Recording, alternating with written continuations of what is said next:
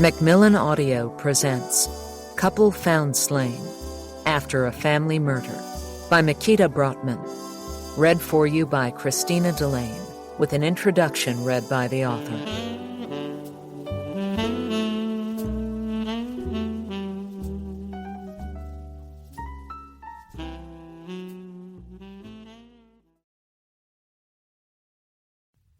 Introduction. Through our many conversations, through his own written recollections, and by providing me with his psychiatric and police records, Brian Bechtold has helped me write this book. I've also relied on other primary documents, court audio and transcripts, police logs, diagrams, photographs, incident reports, and in-person interviews. This is a work of non-fiction. However, some of the dialogue has been recreated based on information from various sources, and some of the names and identifying details have been changed.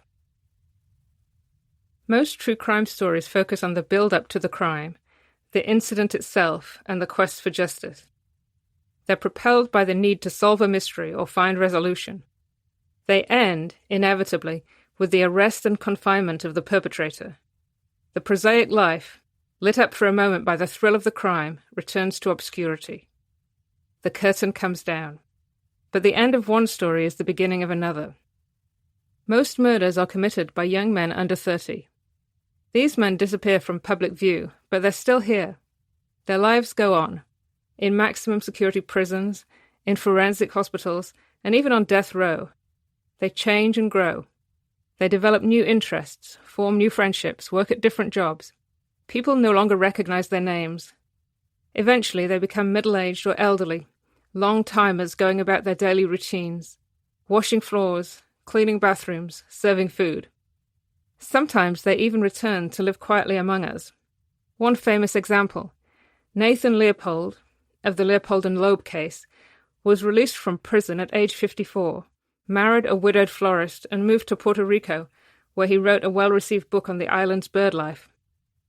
True crime deals with the victims before and after, the community's suffering, the hunt, the cops, the capture, the trial, the verdict.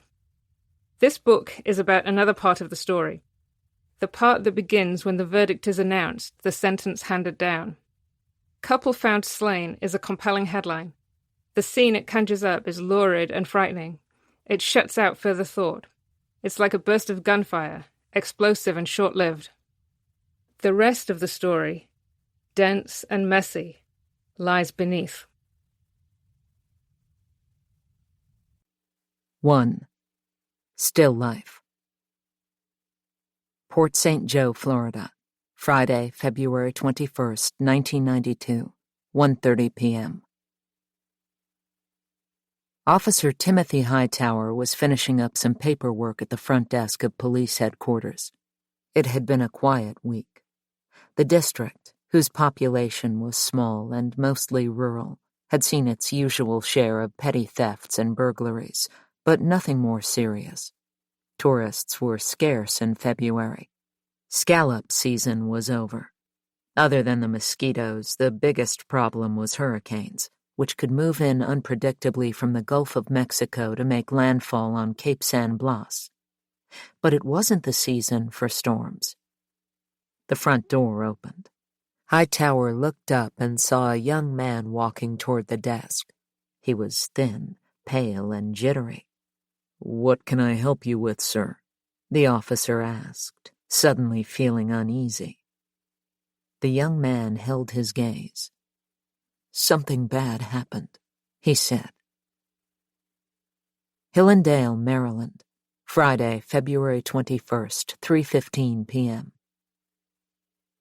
Jim Drury, a homicide detective in the Montgomery County Police Department, was driving home from work when he picked up a dispatch call on the radio, asking for officers to respond to a residence in Hillendale, a suburb of Washington, D.C., just north of Silver Spring, to check on the welfare of the occupants. Because Drury wasn't far from the address given by the dispatcher, he decided to drop by and see if he could help out. He arrived at around 3:30 p.m. The house on Green Forest Drive was a split-level brick home set back about 200 feet from the road on a slight incline. There were signs of neglect. 2 empty trash cans sat out in front of the house. The mailbox was full, and a package sat unclaimed on the front porch. The responding officers told Drury that the house was locked. They'd rung the bell and hammered on the front door, but no one had replied. If the residents were out, Drury reasoned, they couldn't have been gone long, because they'd left the television on. He could hear it playing somewhere inside the house. Yet, according to its postmark, the package on the front porch had arrived almost a week ago, and there was a note on the door from someone named Teresa, expressing her concern about the residents and asking the police to get in touch. Drury went around the back of the house, crossing a small patio, and approached a sliding glass door. Pressing his face against the glass, he could make out what appeared to be a woman sitting in a chair in the living room. Her body was covered by a multicolored quilt. Only her head was visible. It was obvious to Drury that she was dead. He also saw the feet and lower legs of a man lying face down on the kitchen floor. The detective pulled out his radio and called headquarters. They had a double homicide on their hands. The sliding doors at the back were locked, and so were the windows. Not wanting to break the glass, Drury decided to call the fire and rescue team and get them to force the doors open. He also placed a call to John Tauber, the Maryland deputy medical examiner. By the time fire and rescue had arrived, the crime scene technicians were on the scene, along with 4 more detectives from the Homicide/Sex Division of the Montgomery County Police Department. They entered the house at around 4:40 p.m. The odor was almost unbearable. The rear door led into an open-plan dining room, which was separated from the kitchen area by a stone and wood counter. The chandelier in the dining room was on. So were the overhead lights in the kitchen. A man's body lay on the kitchen floor. He appeared to have been killed while preparing a meal.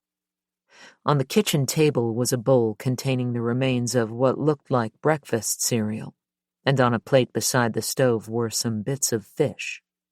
Fish bones lay on a sheet of aluminum foil. The body was fully clothed, the skin bloated and bluish-green. From the state of decomposition, Drury estimated that the man had been dead for at least 10 days.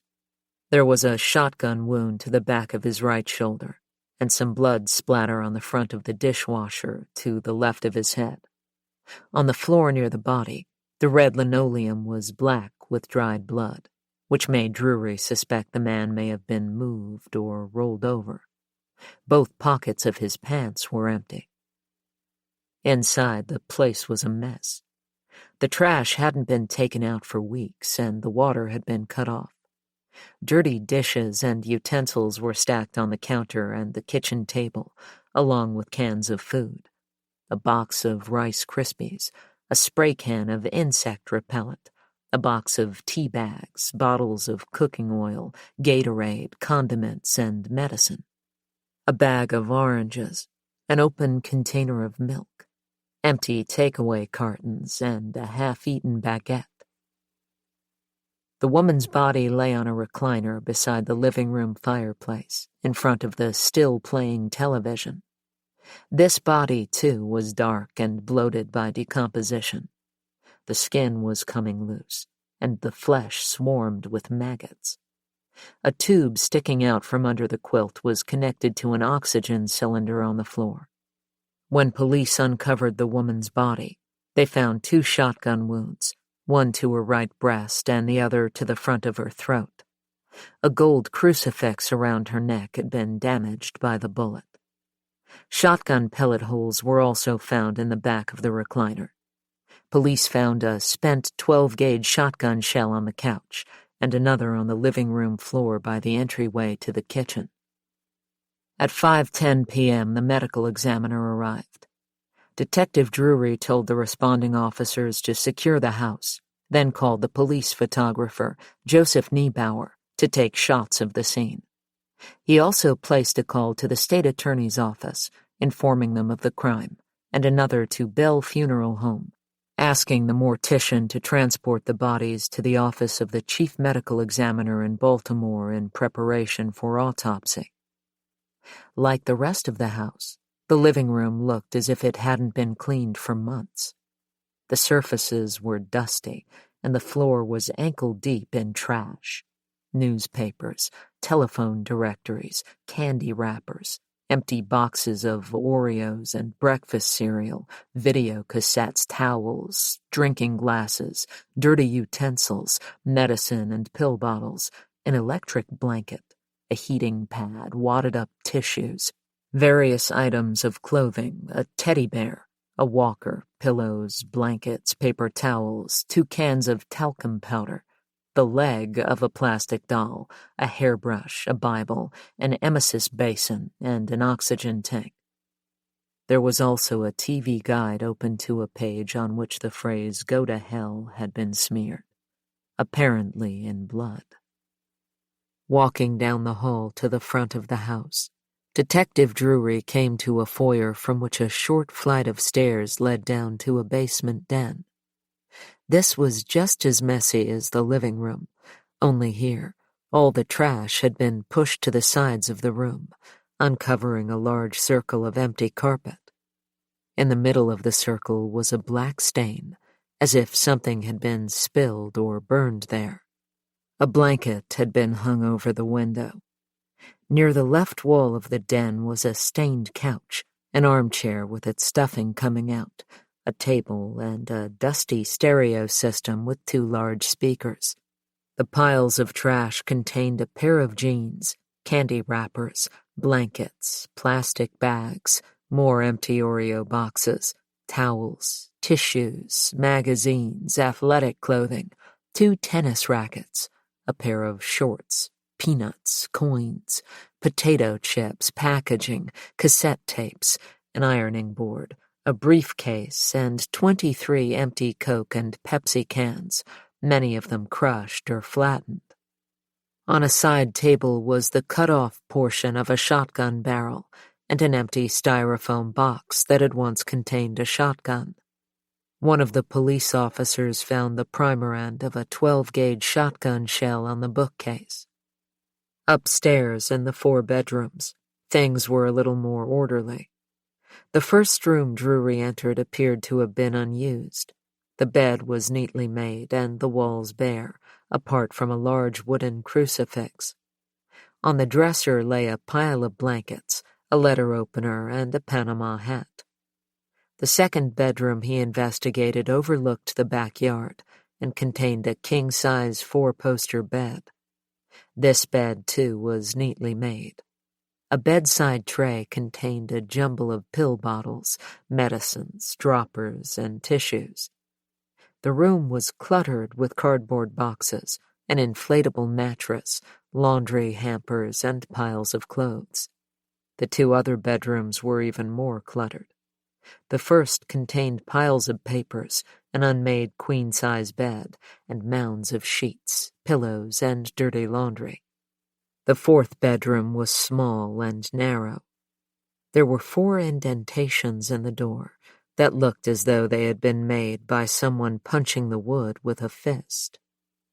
On the floor around the unmade bed were magazines and piles of dirty laundry. A large television set faced the bed. On top of the television set was a bare lamp with no shade, 9 empty Pepsi cans, 2 half-empty 2-liter soda bottles, a glass serving bowl full of quarters, a dish of dried-up used tea bags, an empty bottle of soy sauce, a hairbrush, a stereo, 2 electric heaters, a nasal spray, and a pile of wadded-up tissues. On top of a chest of drawers were 14 martial arts trophies. A shelf on the opposite wall held another 12. To the right of the headboard on the floor, police found a spent 12-gauge shotgun shell. Whatever had happened to this family, Drury realized, had taken place some time ago. The detritus had been accumulating for years. At the same time, the house still contained recognizable signs of ordinary domestic life. Framed baby pictures on the living room wall, dried flower arrangements, Catholic prayer cards attached with magnets to the doors of the fridge. The garage contained a lawnmower, garden tools, and bags of mulch. The valance and tiered curtains in the living room window looked homemade. On a side table in the foyer, clay pots held peace lilies, maidenhair ferns, and fiddle-leaf figs that were growing healthily, oblivious to the surrounding decay. The call for officers to check on the occupants of the house on Green Forest Drive had come from Detective Joseph Madano at Montgomery County Police Department headquarters. About an hour before the bodies were discovered, Madano had received a telephone call from an officer who identified himself as Timothy Hightower of the Port St. Joe Police Department in Florida. Hightower told Madano that a young man had just come into the station and confessed to shooting his parents in Maryland some time ago, perhaps 2 weeks or 10 days. The young man wasn't exactly sure. Hightower told Madano that the man had given his name as Brian Anthony Bechtold. His parents were George and Dorothy. Madano had checked the files. There'd been no murders reported in Hillendale during the last 2 weeks, and no one had reported a retired couple missing. Still, Madano had put in the call to dispatch just to be sure. Now Madano gave Detective Drury information about the decedents for the medical examiner's report. The male victim was George Bechtold, 65, a white male 6 feet tall and weighing 215 pounds. The female was Dorothy Bechtold, 62, a white female 5 feet 6 inches tall and weighing 160 pounds. The suspect in custody in Port St. Joe was their son, Brian Anthony Bechtold, 22, a white male 5 feet 9 inches tall and weighing 150 pounds. At 7:20 that evening, Drury obtained a warrant for the arrest of Brian Bechtold on 2 counts of murder and called Hightower in Port St. Joe with the warrant number. Hightower said he'd secured the car Bechtold had been driving. The suspect had a dog with him, Hightower added, which had been sent to the city pound. By 8:30 p.m., Detective Drury had tracked down 2 of the deceased couple's daughters and called them to break the news. Kathy Bechtold, 36, lived with her family in Pasadena, Maryland, about half an hour from Hillendale, and Carol Prentice, 34, lived in Emmitsburg, about an hour away. Once the immediate shock was over, the sisters provided Drury with some basic information about the suspect. Kathy told the detective that her younger brother was a loner who did not talk much to anyone, had spent time in a psychiatric hospital, and had never been right in the head. She said she was unsure if he'd ever been diagnosed with any particular condition, but she believed that whatever had been done in terms of mental health treatment was too little, too late. Drury also tracked down the author of the note left on the Bechtold's front door. Teresa Rizak, 55, lived in Hyattsville, a nearby suburb, and identified herself as Dorothy's closest friend. Mrs. Rizak told the police that 11 days earlier, on Monday, February 10th, George Bechtold had dropped by to give her an update on Dorothy's health. During the visit, he'd mentioned that the couple was planning a trip to Florida, where they owned a vacation home, but Mrs. Rizak didn't get the impression they were leaving immediately. Over the next few days, she called the Bechtold residence, but got no response. On February 13th or 14th, she stopped by the house and left a note on the front door. She was always upset over Brian, said Mrs. Rizak of her friend Dorothy Bechtold. She didn't know the specifics, she admitted, but she knew he had a history of mental problems. We had prayer groups for him, she said. She added that, according to Dorothy, Brian had recently purchased a gun. Although the Bechtolds had lived on Green Forest Drive for almost 20 years, apparently they kept to themselves. None of the street's residents knew them well. They described Dorothy Bechtold as an invalid who used an oxygen tank and had a nurse come by to visit her every week. George Bechtold was more elusive. There was a rumor that he was some kind of government scientist. Some thought he was a retired engineer. Others said he worked at the U.S. Navy's nearby Naval Surface Warfare Center. The neighbors didn't have much to say about Brian Bechtold either. They described him as a shy, clean-cut young man who, until recently, had spent most of his time alone with his 2 Rottweilers. A few months ago, one of the dogs had died. Brian had been seen burying its body in his backyard. A high school student who lived across the street said Brian used to play basketball with the other boys on the block, but he'd stopped a few years ago, becoming quiet and withdrawn. Another neighbor recalled that Brian had gone away to college, but only for a semester, and since then he'd worked delivering pizza. Everyone agreed that while he had never caused any problems in the neighborhood, he seemed troubled, sullen, and withdrawn. The autopsy showed that George Bechtold was shot from behind while sitting at the dinner table eating a bowl of breakfast cereal. Dorothy Bechtold, who was suffering from advanced heart disease, had been shot once from the front and once from the back.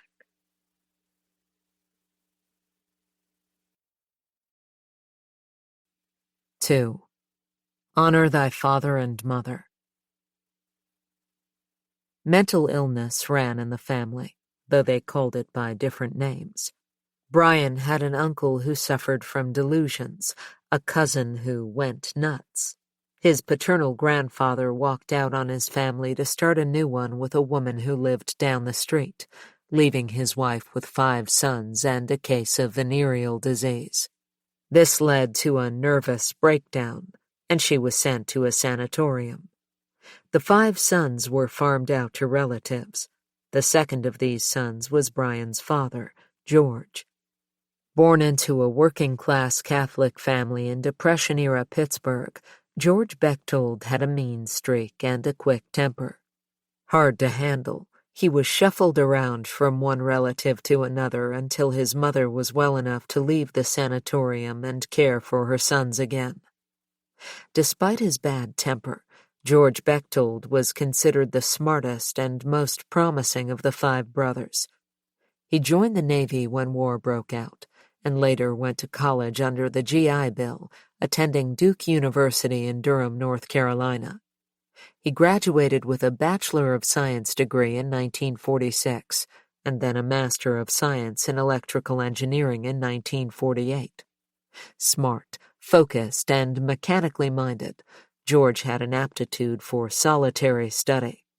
After graduation, he was employed in the Research and Development Laboratory at the Westinghouse Electric Corporation and started work on the project that would later become his doctoral thesis, which involved ultrasonic waves and electromagnetic pulse analysis. It was at Westinghouse that George Bechtold, 24, met Dorothy Eichel, a 23-year-old secretary who operated a CompuType machine, a kind of early electric typewriter designed to process business data. Dorothy was stunning, with dark hair and pale skin. She came from a comfortably middle-class background, and George, who was smart and well-built but socially awkward, admired her poise, refinement, and grace. In this, he wasn't alone. Dorothy was popular, with plenty of suitors to choose from, and George realized that if he wanted to pin her down, he had to make a move. But when he proposed in 1951, Dorothy told him she couldn't marry him, at least not without confessing a painful secret. Dorothy was an only child who was raised by her mother and grandmother. She'd always wanted to have brothers and sisters and couldn't wait to get married and have a large family of her own. She didn't even finish high school, but quit at age 16 to take a secretarial job with the aim of meeting and marrying a handsome businessman. Whoever her future husband might be, Dorothy hoped he didn't plan to keep her in Pittsburgh. She hated the city's cold weather, gloomy skies, and the soot from the coal plants that coated her clothes and dirtied her skin. Charming but naive, Dorothy fell for the first good-looking guy who came along. Bud Eichel was handsome, but he wasn't in business. He was a smooth-talking technical illustrator looking for a steady girl. The deal was clinched when, during the war, Bud was deployed as an airplane gunner and stationed in sunny Miami. Dorothy was thrilled. As soon as she could, she took the bus from Pittsburgh to Florida, chaperoned by her mother and grandmother, and waited for Bud to get leave from the army so they could be married.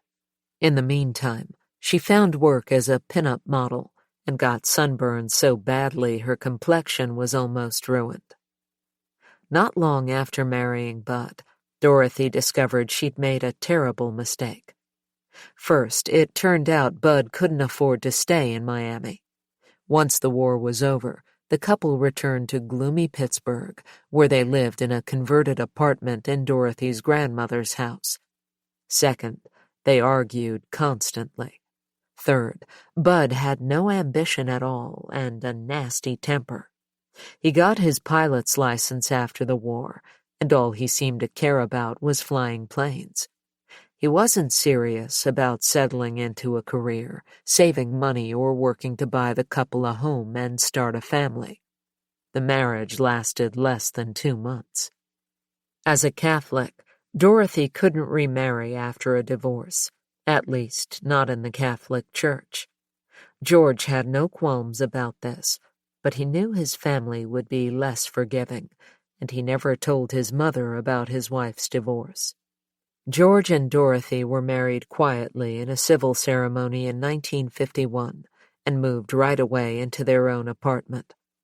But the fact of her previous marriage always weighed heavily on Dorothy, and while she continued to go to church every Sunday, she never took communion or went to confession, not even after her first marriage was annulled 16 years later, when annulments were easier to obtain. Neither she nor George ever spoke of this first marriage to any of their 5 children, who learned about it only after their mother's death. In Pittsburgh, the couple settled into the traditional roles of husband and wife. George went to work every day and attended graduate school at the University of Pittsburgh most evenings. He expected Dorothy to stay home and do the housework. The apartment wasn't especially large, but George had high standards, and Dorothy, who'd led a sheltered life, was overwhelmed by the work. She'd never had to clean before, never had to do the laundry, shop for groceries, or prepare meals. To make matters worse, in 1952, less than a year after her marriage, she became pregnant with her first child. The baby was a girl, and the couple named her Marcia. When George had completed his Master of Science degree in electrical engineering, he got a job at Link Aviation, working on flight simulators and automatic checkout equipment, and the young family moved to New York City. Unlike Dorothy's first husband, Bud Eichel, George Bechtold was intelligent, ambitious, and disciplined. He worked full-time while studying for his Ph.D., but despite his professional success, he was emotionally distant and drank more than was good for him. He also had a bad temper, and although he worked hard in the lab, he didn't believe in helping out around the house. This was unfortunate, because very soon Dorothy once again began to feel overwhelmed. After 2 years in New York, George got a job at the RCA Research Laboratories in New Jersey, where he worked on the development of tracking radar and magnetic video recording systems. George, Dorothy, and 2-year-old Marcia moved to Princeton along with the couple's baby son, George Bechtold Jr., who was born in 1954. Money was tight, as George was traveling to the University of Pittsburgh 2 or 3 evenings a week to work on his Ph.D. at night school, and it got even tighter when Dorothy got pregnant again. Like many Catholic couples in the 1950s, even those who were half-hearted about church-going, The Bechtolds observed the prohibition against contraception. A second daughter, Catherine, was born in 1956, and a third, Carol, in 1958. While Dorothy seemed to enjoy her children when they were infants, her affection appeared to fade as they grew older. Kathy Bechtold remembers her mother saying that she liked babies best because they stayed where you put them. Dorothy seemed to lose her bearings when, rather than extensions of herself, her children became individuals in their own right. George, for his part, was too impatient to deal with babies. Carol's wailing grated on his nerves, and one day, in a moment of cruelty brought on by her crying, he told Dorothy he'd never wanted more than 2 kids. If they hadn't been Catholic, he told her, he'd have made her get rid of the second 2. Dorothy was appalled. She was also taken aback by the fact that, even with 4 young children to look after, she still had to go out to work. She'd always assumed her place in the workforce would be temporary. She'd planned to stay home once she got pregnant and devote herself to taking care of the family. But every month they struggled to meet the mortgage. To shore up the couple's finances, Dorothy modeled clothes in a department store, did a little hairdressing, and learned to upholster furniture. Working part-time outside the home made it even more difficult for her to do the household chores, prepare the family's meals, and take care of 4 children. It was still the age of cloth diapers, and while the Bechtolds had a washing machine, there was no dryer, and laundry had to be hung outside to dry. Dorothy was often driven to tears by the endless household responsibilities and the demands of the children and of a difficult, angry husband. She grew up in a very sheltered situation. She wasn't prepared, her daughter Kathy recalled. She was from a very strange family. Her parents hadn't taught her how to do anything. Despite his wife's struggles, George still refused to lift a finger. Every Sunday morning, he'd sit on the couch and complain about how long it took Dorothy to get herself and the 4 children ready for church, never once offering to help her fasten their coats or tie their shoelaces. For some couples, having children can disguise or displace their incompatibility. For the Bechtolds, it did just the opposite, bringing out their differences. Dorothy had a lively personality. She was chatty and social. As a mother, she could often be delightful, singing and dancing for the children, decorating their bedrooms in colors and patterns designed to stir their imaginations. George, however, was always surly and standoffish. He disliked shows of sentiment and was contemptuous of affection. Even his hugs were mean-spirited, as if he were trying to squeeze the life out of you. People who knew the couple couldn't imagine what kept them together. The only thing they seemed to share was a love of swing dancing to big band music. When they were dancing together, they looked happy. As her husband grew colder and more remote, Dorothy turned to her friends for companionship. She grew close to some of the other neighborhood mothers and, while George was at work, would invite them over for coffee, telling them to bring their children along. The moms would chat and socialize while the kids played together. A couple of these women were in a local bridge club, and they invited Dorothy to join. She also became part of a neighborhood bowling league and proved to have a knack for the game, winning local titles and trophies. Her friends and hobbies provided Dorothy with relief from housework and childcare, which she found stifling and oppressive. She got out of the house as often as she could, and by the time Marcia was 7, Dorothy was regularly leaving her in charge of the younger children. 5-year-old George Jr. was badly behaved, always in trouble, and 6-month-old Carol cried all the time. Marcia was terrified of the enormous responsibility. Left at home with her siblings on one cold winter's night, she became so anxious at the baby's nonstop wailing that she took her sisters and brother out into the snow to knock on a neighbor's door and ask for help.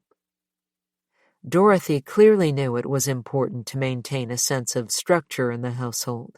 She just wasn't able to keep it up, often growing impatient with everyday chores.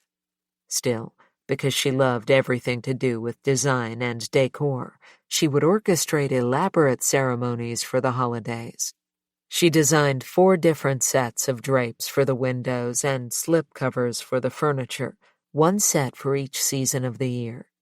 Every Christmas, she'd buy a live tree and keep it on the porch until Christmas Eve, when each child would be presented with a new set of pajamas to sleep in that night. Dorothy would then stay up late to decorate the tree with lights and gifts, setting up a toy train that puffed its way in circles around the room, and bringing out valuable wind-up toys that the children were allowed to play with only once a year. These holiday treats were memorable because most of the time, the family lived frugally. George repeatedly promised Dorothy that when he finished his PhD, he'd get a high-paying job and make up for all the time he'd missed as a husband and father. He was right about the high-paying job, which he was offered even before he'd finished writing his thesis. For a while, it seemed as if all the family's sacrifices were about to pay off. In 1965, avionics was booming. George Bechtold was given a contract to work for the federal government on military technology at Martin Marietta in Orlando, Florida, where he'd be researching applied quantum electronics. With 4 children aged between 7 and 13, the Bechtolds moved to Orlando, where they rented a place to live while looking for a home to buy in the right neighborhood. When George finally finished his PhD, as a treat, he flew the whole family from Orlando to Philadelphia to attend his graduation ceremony and see the Liberty Bell. It was their first time on a plane. It seemed as though, in more than one way, the Bechtolds were finally moving up in the world. In Orlando, the family moved into a ritzy, newly built home surrounded by tall trees covered in Spanish moss. The children had the run of the neighborhood, an idyllic suburb full of lakes, woods, stables, and orange groves. The new house had a swimming pool in an enclosed glass atrium and polished terrazzo floors for which Dorothy, who no longer had to work outside the home, designed brightly colored child-friendly chairs out of glued-together tires with foam and vinyl cushions on top. By this time, the children had developed distinct and separate personalities. Marcia, now 14, had inherited her father's intelligence and her mother's artistic flair, but she exhibited none of Dorothy's exuberance or playfulness. Parental neglect had forced her to become serious beyond her years. As her eldest daughter was growing up, Dorothy had made her into a surrogate partner, and it was Marcia to whom Dorothy would go crying at night after heated arguments with George. Dorothy began relating to Marcia as if she were her spouse, and Marcia not only began to act as her confidant, but also served as her protector against her abusive husband. Mother and daughter became tangled up together in a kind of emotional incest. The quarrels between George and Dorothy were often about George's physical punishment of their 12-year-old son, George Jr., whose bad behavior drove his father wild with rage. Kathy, 10, was a typical middle child, forced to compete for the time, love, and attention of her parents and siblings. She was also turning into the beauty of the family, with high cheekbones and thick waist-length dark hair. Her sister Carol, 8, was small and shy. Kathy recalls that as Dorothy's favorite, Carol was rarely punished for neglecting her chores, while the other children would be reprimanded severely, even beaten. Their mother seemed to get an almost sadistic pleasure from pitting the children against one another and playing favorites. Beatings became more common as time passed, and Dorothy became increasingly inconsistent with the rules. She clearly knew it was important to lay down permissions and injunctions, but she'd uphold them on some days and not on others. When the children went out to play after school, sometimes they had to be back by a certain time, and sometimes it didn't appear to matter. If they were late, sometimes they were beaten. At other times, no one seemed to care. Only one thing was clear. The older the children became, the more aggressively they were punished. Dorothy appeared to think physical punishment was vital to successful parenting. She seemed to believe she ought to be beating us all the time, Kathy recalls. Still, if Dorothy was hard and cruel, she was also, when she wasn't rubbed raw by the burden of caring for 4 young children, loving and affectionate. George, though, had only 2 moods, cold and colder. Unsurprisingly, after finishing his PhD, he didn't change his ways and spend more time helping out at home. He didn't become a loving husband and father. On the contrary, he became increasingly aggressive and abusive. He enforced strict beatings for any infringement of the rules. He'd poke and taunt his children, and couldn't even manage to feign interest in them. He memorized facts about them to recite when strangers or colleagues asked. The children were afraid of him and avoided him whenever possible, doing their best to keep a low profile so they wouldn't attract his attention. In short, the family was falling apart. Then Brian came along.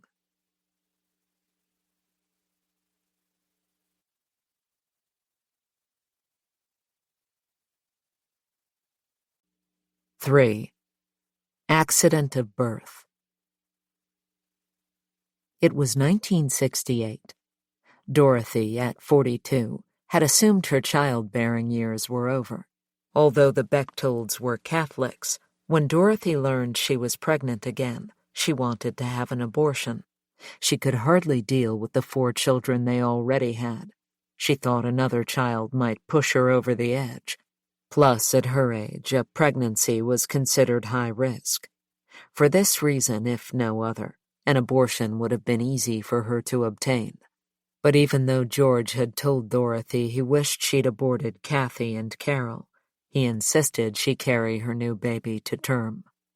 His apparent interest in the child didn't stop him from punching Dorothy in the stomach while she was pregnant, an act of cruelty witnessed by the young Marcia. It was an inauspicious beginning, but Brian Anthony Bechtold arrived in the world intact. He was 17 years younger than his oldest sister and 15 years younger than his brother. However unfavorable the circumstances of his birth, it was widely agreed that Brian was a beautiful baby. His bright blue eyes, golden curls, and happy disposition led the nurses on the maternity ward to christen him Prince Charming. The excitement caused by the new baby lasted a few months at most, at which point his parents lost interest in him. But Marcia and Kathy continued to find him delightful. They treated him like a favorite doll, taking him for walks in his stroller and pulling him around the pool in an inner tube. By the time Brian was born, George Bechtold had grown secure in his position with the federal government. The more his power and salary increased, the less interest he showed in his newborn son. His older son, however, due to his constant misbehavior, got more than his share of George's attention. At 15, George Jr. was tall and strong, and he felt big enough to meet his father blow for blow. The 2 of them would get into fistfights that terrified the other children, once memorably in the front of the house in broad daylight. Even worse, George's violence seemed to make Dorothy feel that the use of force was an acceptable way to exert authority. She, too, physically abused and humiliated the children more and more often, once giving Kathy a black eye by hitting her in the face with a belt buckle. Dorothy was beginning to lose sight of the needs of her children beyond the basics of food, shelter, and clothing. She was too bound up with her own affairs and those of her husband. As problems in the family increased, the Bechtolds became more and more isolated in the community. The children were sent to a Catholic school where, as at home, it wasn't unusual for them to be humiliated. Kathy had a learning disability and was shamed by the nuns for her failure to memorize facts. This didn't help her. Indeed, it made things worse, and when she moved to a large public junior high school, she was unable to keep up with the homework. There were so many students that she felt lost in the crowd, unable to get the attention she craved. One day at the end of the school year, Kathy deliberately missed the school bus and then swallowed an entire bottle of pills that she'd found in her mother's bathroom cabinet. Dorothy, unaware of what her daughter had done, reprimanded her for missing the bus, drove her to school, and left her sitting outside the principal's office, waiting to be reprimanded again. As soon as her mother left, the pills began to take effect. Observers said Kathy suddenly became violent and unruly, yelling, cursing, and banging her head against the wall over and over again. She was taken to the hospital to have her stomach pumped, then admitted to a children's psychiatric ward. She has no memory of being offered any counseling, either during her time in the hospital or afterward when she got home. At school, she was simply passed on to the next grade, no questions asked. This was the first of Kathy's many suicide attempts, one of which left her in a coma from which it seemed, for a while, that she might not recover. In keeping with her unpredictable nature, Dorothy, when she arrived to bring Kathy home from the hospital, was in her most winning mood. Knowing her daughter loved pretty clothes and accessories, she had brought her a beautiful bright yellow dress and a pair of new white sandals to change into. Instead of going straight home, the two went to an upscale French restaurant surrounded by high brick walls and lit by oil-burning torches. Dining with her mother in high style, Kathy was thrilled. Her suicide attempt went unmentioned. Dorothy could be thoughtlessly cruel. She told Kathy about a pediatrician who'd wanted to adopt her. Dorothy said she often wished she'd let him. Later, when Brian was older, Dorothy told him more than once that while pregnant with him, she'd wanted to get an abortion. George's contract at Martin Marietta lasted for 5 years. After leaving, he took an adjunct job teaching engineering at Georgia Tech in Atlanta and moved into the student dorms while the family's house was put on the market. When it sold in 1970, George found a house in Atlanta, and the rest of the family joined him there. Brian was 2 when they moved. His only memories of Orlando are headaches so shocking he'd faint from the pain. The family was already in a state of high tension before the move, and in Atlanta, the tension came to a crisis. George was drinking heavily. He'd constantly get into fistfights with George Jr., now 17, who was getting into trouble with the law. On one occasion, he got involved in a plot to hold up a convenience store. When he got home from the police station, George gave him a dreadful beating, an incident that traumatized Kathy and Carol, both of whom witnessed it. After this, whenever family fights broke out, Kathy would take Brian and hide him in her room, away from the noise and violence. George Jr. was turning into a replica of his father. As Kathy recalls, he began using his size and strength to bully his sisters and threaten his mother, whom he cajoled into giving him money and cooking him special meals. If she resisted or complained, he would respond with profanities and, sometimes, violence. He'd bring his jock buddies over to the house when his father was at work, and they'd sit around drinking, smoking pot, and teasing his sisters. He seemed to have little moral compass or sense of responsibility. Only his prowess at sports stopped him from dropping out of school. Tall and tough like his dad, he was a natural athlete and star of his high school football team. His commitment to sports helped him focus his drive and energy, although his parents had no interest in his successes. a fact that didn't stunt the growth of his already inflated ego. Shortly after the incident with the police, George Jr. was sent away to a Catholic camp for juvenile delinquents. This was the beginning of a pattern for the Bechtolds of turning to therapeutic interventions, camps, day programs, psychiatric clinics, after disturbing incidents with their children. Kathy's role in the family was to display all the feeling and sympathy her parents seemed to lack. While her siblings grew stoical about their beatings, she grew more sensitive, weeping on their behalf. Unconsciously, she took on the burden of the family's emotional well-being, silently absorbing their anger and pain. While Kathy retreated inwardly into suicidal depression, the Bechtolds' youngest daughter, Carol, now in her early teens, rebelled outwardly. From the age of 13, she started to sneak out of the house at night to hang out in downtown Atlanta. George responded by beating her, which made her even more eager to run away. Finally, George and Dorothy committed her to a psychiatric hospital for children in southern Georgia, where she remained for a year before being joined by Kathy after another suicide attempt. The sisters spent another year at the hospital together. When Dorothy's mother died, the Bechtolds moved to Pittsburgh to take care of the estate, leaving the two older siblings behind in Atlanta.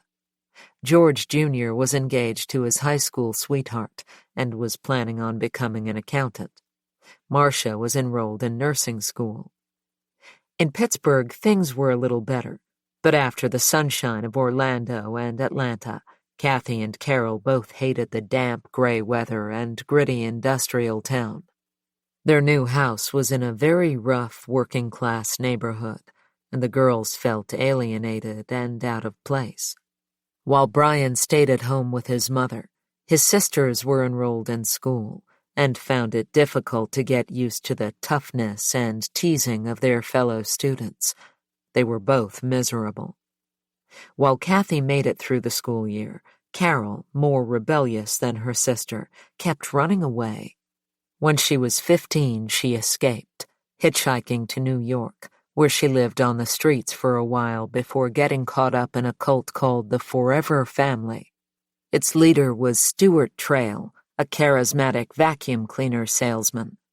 According to Carol, cult members lived in a big warehouse, ate oatmeal served from vats, performed exorcisms, and worked at minimum wage for Trail's carpet cleaning business. It was an unusual life, but it gave Carol a family and a job. Brian was especially fascinated by the cult's exorcisms.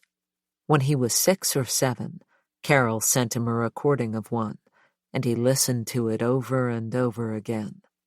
He was gripped by the thought that a person could be possessed by the devil. In 1973, George Bechtold was offered a position at the then-named Naval Surface Weapons Center in White Oak, Maryland, and the family moved to a new home in nearby Hillendale. It was a relief to be settled at last. The previous year had been particularly disruptive. Kathy, now 16, had spent 10th grade in 4 different high schools. Brian, who was not yet 5, had already lived in 3 different states. The Bechtolds' new home was a split-level ranch-style house built in 1957 and set about 200 feet back from the road on a slight incline. It had 2.5 bathrooms, a finished basement, and a shady yard out back. There was a small patio outside the front door, which opened onto a split-level foyer. On the first floor were the living room, kitchen, and dining room, which had sliding glass doors leading out to a paved area beside the backyard. The second floor contained 4 bedrooms.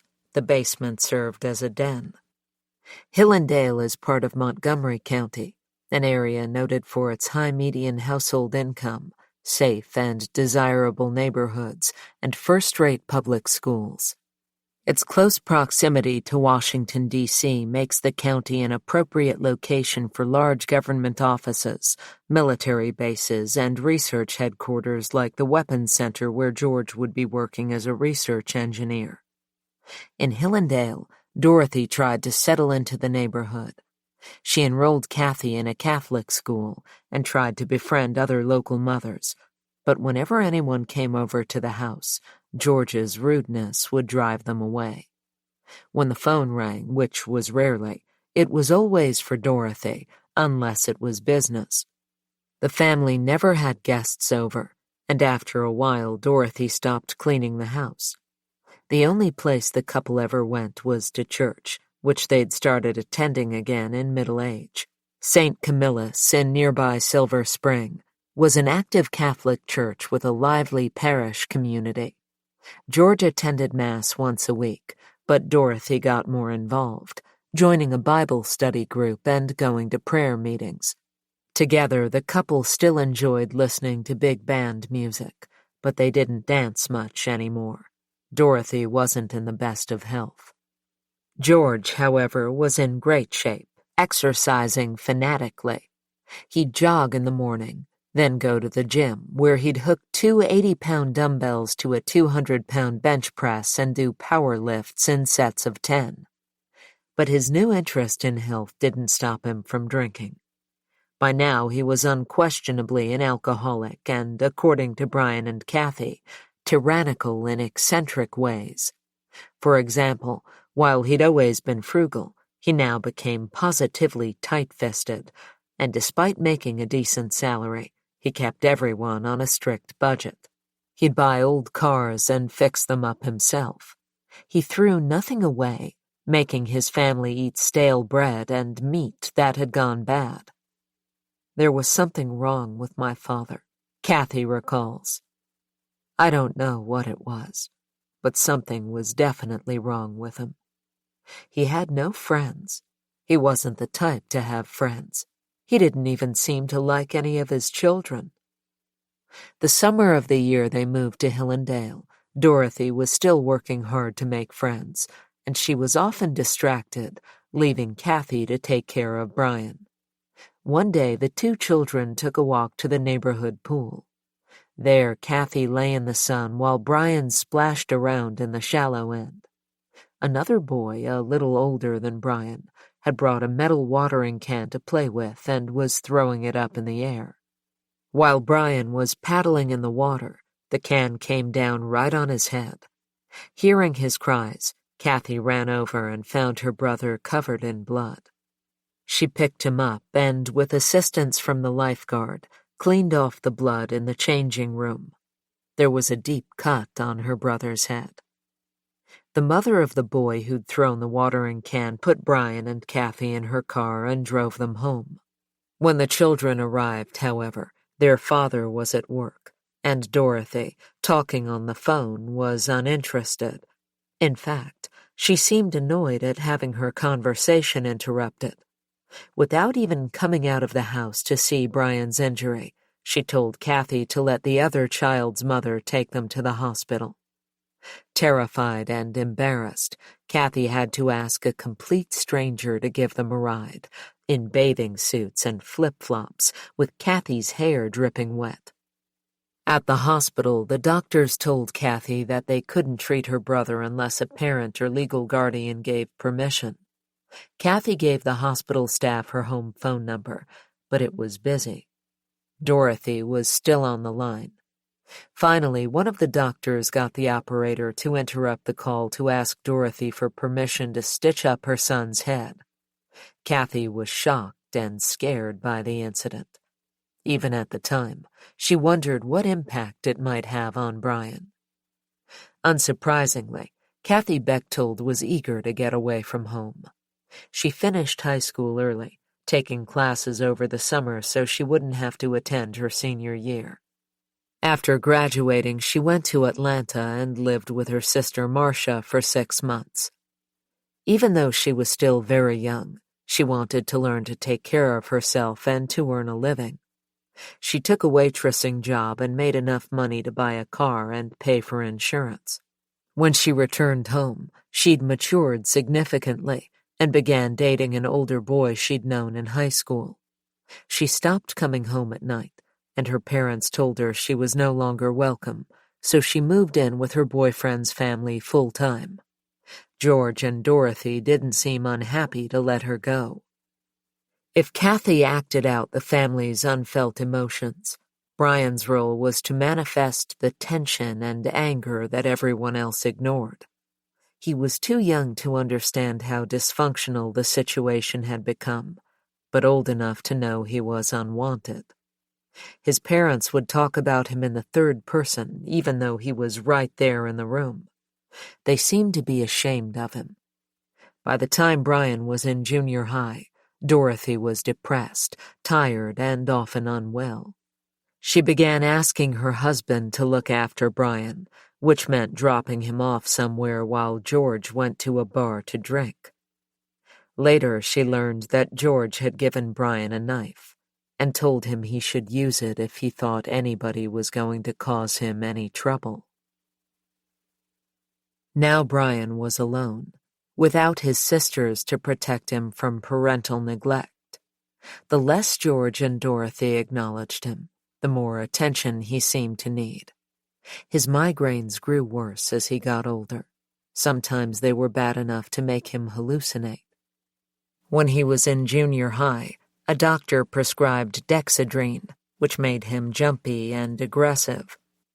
Dorothy thought he should find an outlet for his anger. George thought his son should be encouraged to fight, so Dorothy enrolled him in a martial arts studio in Rockville, a half-hour drive from home. For a time, like Carol with the Forever family cult, Brian had found a home. At the martial arts studio, he fell under the calm, benign influence of Korean Grandmaster and Guru Ki Hwang Kim. Known to his acolytes as Master Kim, he based his tough fitness regime on the lessons he'd learned in Korea, whereas a schoolboy from a wealthy family he was terrorized by less fortunate classmates. Along with martial arts, Master Kim taught honesty, patience, and humility. Brian was a diligent pupil. He'd never liked playing team sports at school, but karate made sense. Everything was up to him. He could train at his own pace, without pressure, on his own terms.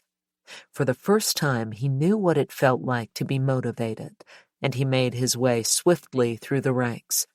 Soon he began asking Dorothy to drive him to the studio every day after class. Brian's most frequent sparring partner was a Korean boy named Q, who was a second-degree black belt and Master Kim's godson.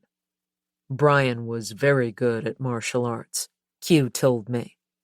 Master Kim, who'd trained in China and Japan, supplemented his students' training in karate and taekwondo with lessons in meditation, which came easily to Brian. He'd always been the silent type. Meditation strengthened his character, and by the time he was 16, he too had a black belt. Brian and Q became close, and Brian would go along with Q to eat after practice with Master Kim. We spent almost every day of the week with him, Q told me.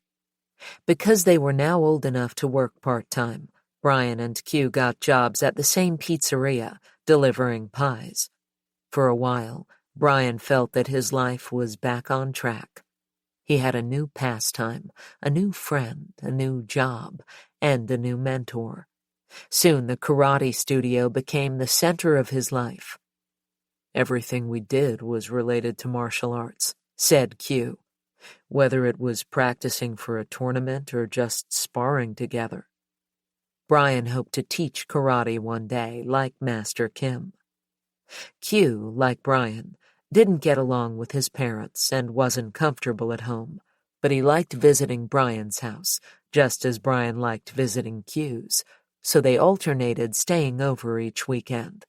Neither of them regarded the other's family as dysfunctional. In fact, each idealized the other's home life, and both sets of parents were friendlier in front of an outsider and put on a show of civility. Q never noticed anything unusual or extraordinary about the Bechtold family, except the fact that their house was untidy. "I was on very good terms with his parents. I thought they were great," said Q. "It was always fun to go over there. I'd spend the holidays there. At Thanksgiving, his sister Kathy would come. At Christmas, there'd be Marcia and Carol and her boyfriend Henry. When I was around, it was usually a happy time."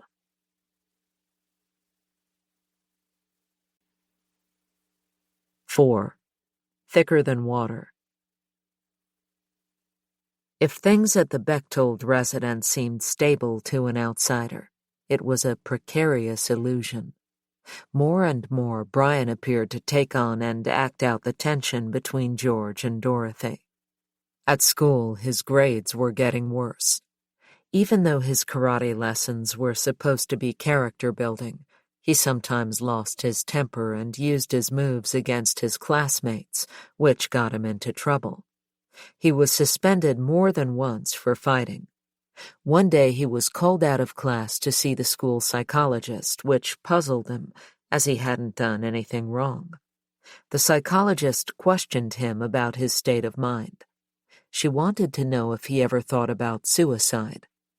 Brian thought the questions must have something to do with his sister Kathy, who was often suicidal. Unguarded, he told her the truth. Of course, he'd thought about suicide. Who hadn't? It was the wrong thing to say. Given Kathy's history of self-harm and Brian's increasing isolation from his family, the psychologist decided that he, too, was a suicide risk, and informed George and Dorothy.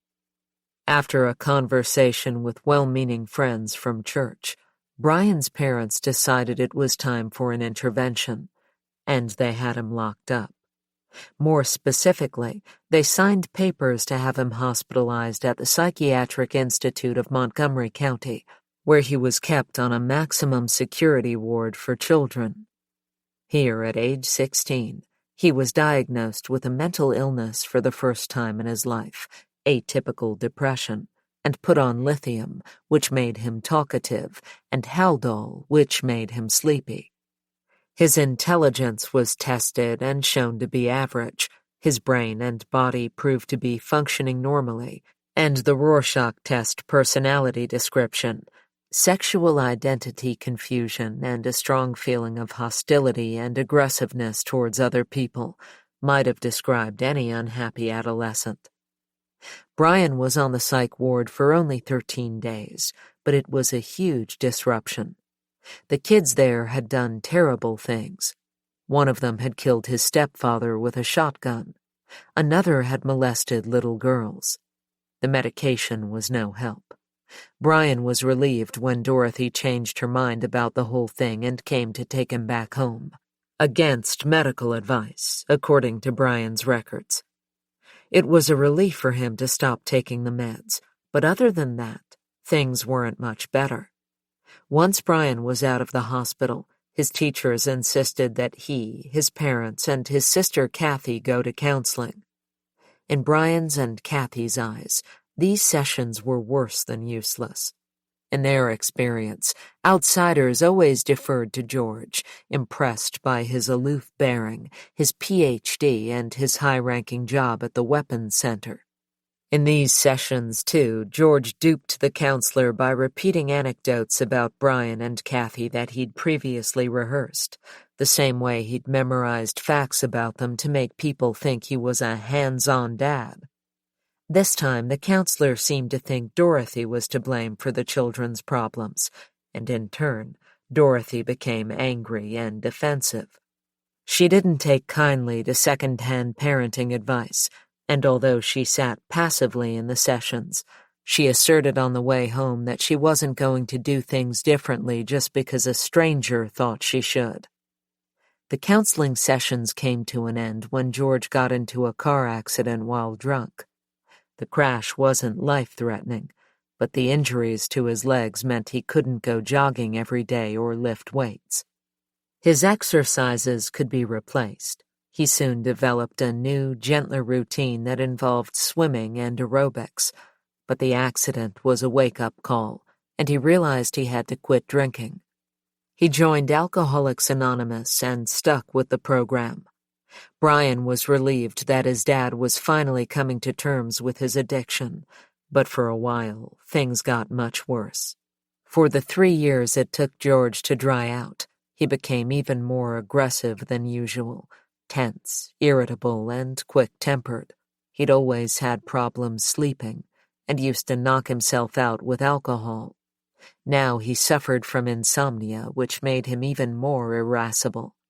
His anger was terrifyingly unpredictable, and as the only child still at home, Brian bore the brunt of it. As George was slowly recovering from alcoholism, his wife's health was rapidly deteriorating.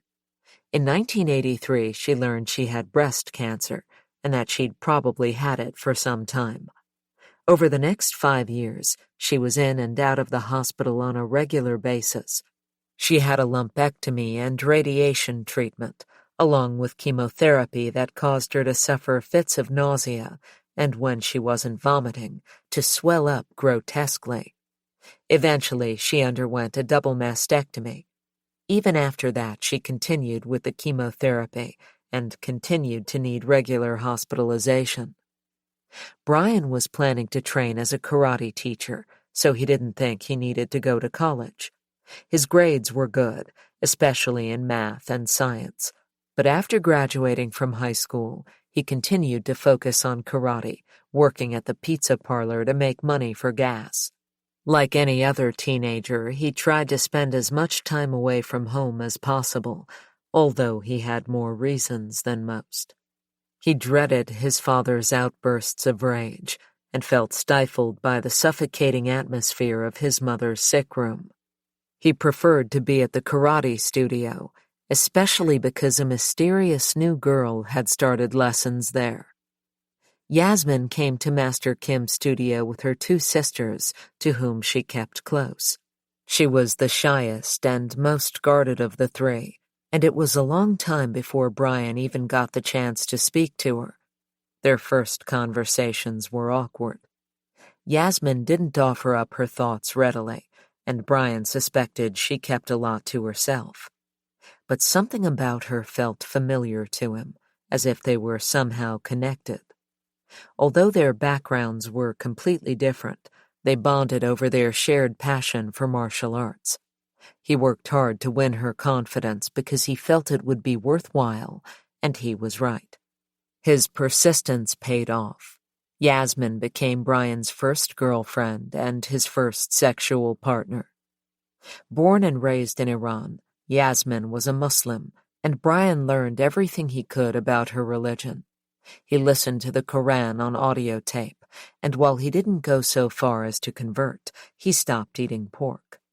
He and Yasmin were a couple for almost 2 years, and even began talking about marriage. Brian liked the idea of marrying Yasmin, but without giving him particular reasons, she was reluctant to commit. At first, Brian thought it was because he wasn't a Muslim, but then Yasmin got a new boyfriend, and he wasn't a Muslim either. When the relationship ended, Brian was heartbroken. For a while, he didn't want to get out of bed. He didn't want to go to work at the pizzeria, and he definitely didn't want to go to the karate studio, where there was a good chance he'd run into Yasmin. Outside the studio, he still hung out with Q, but without the guiding influence of Master Kim, Brian and Q began to drift. Instead of going to karate practice, they spent the evenings drinking and smoking pot. While Brian was suffering, George and Dorothy, at least for a while, seemed almost content. With 4 of their 5 children out of the house and Dorothy's cancer in remission, George, at 60, felt comfortable enough to retire.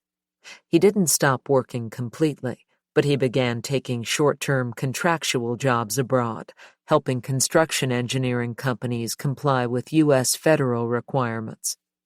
Dorothy was still undergoing chemotherapy, and her doctors warned her against traveling, but she loved to visit new places and ignored their advice, accompanying George on his foreign assignments.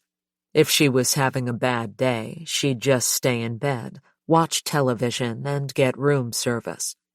3 years after George retired as a tax write-off, the couple purchased a mobile home in Florida, near Daytona, where they planned to spend 5 months of every year. Their decision was made without input from Brian, who learned of it only after the fact, shortly after his breakup with Yasmin. While he was relieved that he'd be spending 5 months of every year free from his father's black moods, he was still hurt not to be included.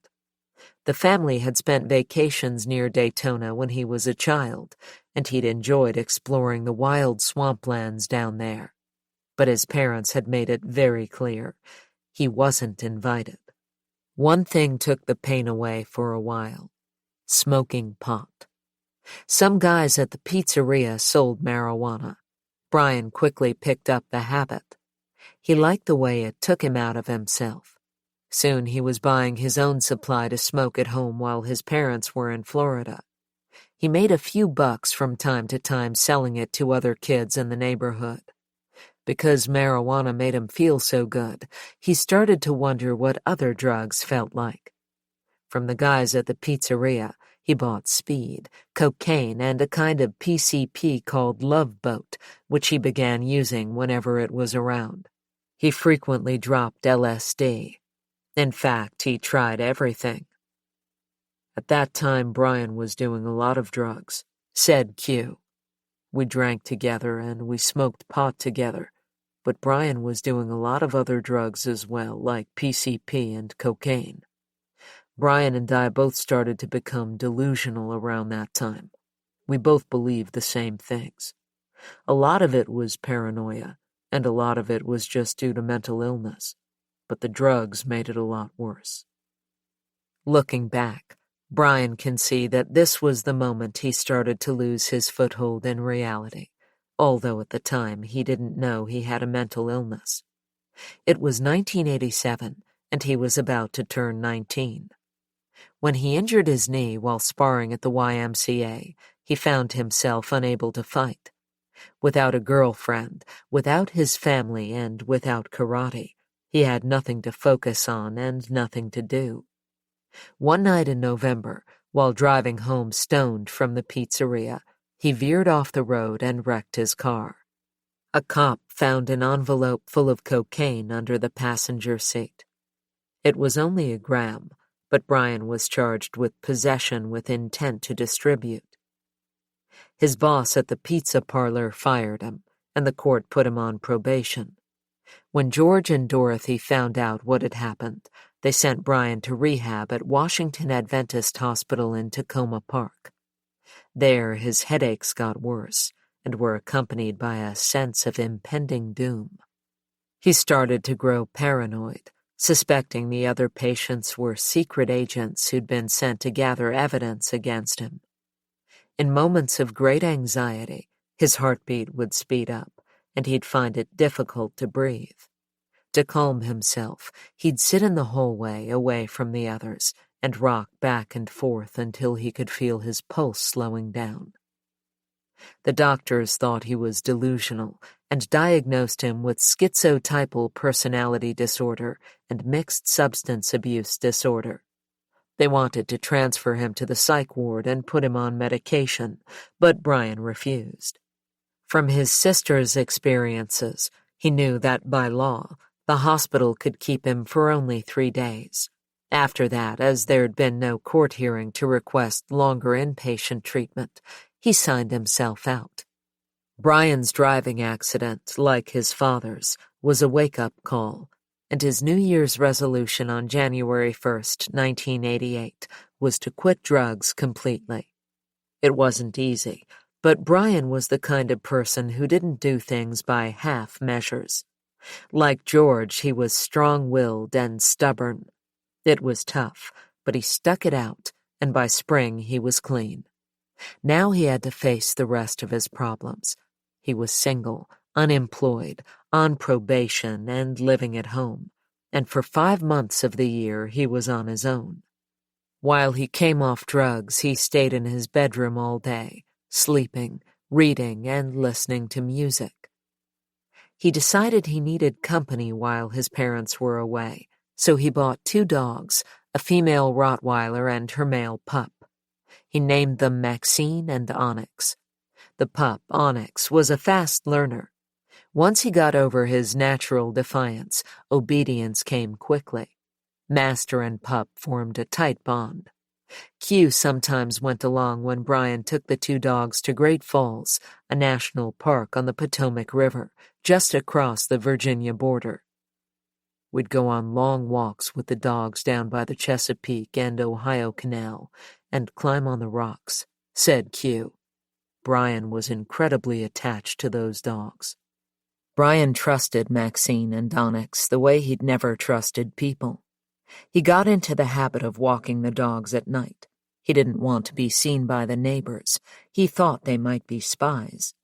Green Forest Drive was a quiet street, populated mainly by families and older couples. It was strictly residential, and there were no sidewalks. It would have been unusual to see someone walking up and down the street during the daytime. These nighttime walks put pressure on his injured knee, and Brian finally realized that it would never be strong enough for him to work as a karate teacher, so he decided to apply to college. He knew he was smart. His grades in school had been above average, even excellent, when he'd applied himself. His father, who'd paid for Marcia and George Jr. to go to college, seemed pleased when, in 1990, Brian was accepted by DeVry University in Decatur, Georgia, to study electrical engineering technology. It was a healthy move, in theory. Brian was away from the family home, away from his father's bullying rages and his mother's suffering, and he could spend time with his older brother, George Jr., who was now married and working as an accountant in Atlanta. It seemed as if George Jr.'s delinquent days were behind him, and he'd settled down into a stable life. But things weren't easy for Brian at DeVry. He was 5 years older than most of the other students and had trouble making friends. His 2 housemates found him strange. He went to class regularly, worked hard, and kept on top of his responsibilities, but his increasing paranoia began to show itself in the form of tension and irritation. He started to find himself intensely annoyed by simple things, such as the price of gas at a particular gas station, or somebody trying to cut in line ahead of him. He thought one of his housemates was a cop because he kept a revolver in his sock drawer. Brian started to think this housemate, who was in fact a computer student from Jacksonville, Florida, was having him followed, and he took to holding a knife behind his back when he answered the door. Adding fuel to the flame was Brian's older brother, George Jr., who was not, it turned out, living the stable life Brian had imagined. In fact, he was regularly hounding Dorothy to send him money, partly to finance his wife's taste for showy furniture. Instead of helping Brian out when he came to Atlanta, George Jr. would use him as an alibi, telling his wife he was spending time with his brother when he was actually seeing other women. Even worse, he gave Brian's address to people from whom he'd borrowed money, and more than once during his second trimester, Brian was woken up by someone pounding on his door looking for his brother. Brian was living off campus by this time, renting a house with 6 other students. He'd brought Maxine and Onyx down from Silver Spring with him, though they had to sleep in the car. His housemates accepted him, and his professors seemed to like him. He challenged himself by taking only the most difficult classes, and despite all his problems, he managed to maintain a 4.0 GPA. Gradually, he felt his anxiety starting to ease, and grew comfortable enough to let his guard down a little, to trust others, feel connected, and begin forming social bonds. The delusions and paranoia started to dissipate. He made friends with another older student, an electrical engineer in his late 30s. Then everything fell apart. Brian was still on probation from the drug charge, and when he returned to Maryland after his second trimester at DeVry, his probation officer told him he'd violated the terms of his probation by moving out of state. Instead of helping work things out with the court so Brian could finish college, George simply stopped paying his tuition. Brian knew it wasn't because his parents were broke. They had recently bought the mobile home in Daytona to offset their taxes. He didn't qualify for a loan, so he had no alternative. He dropped out of college and moved back into the family home. Once he realized he wasn't going to be able to get a college degree, Brian started to fall apart. His parents were in no state to look after him.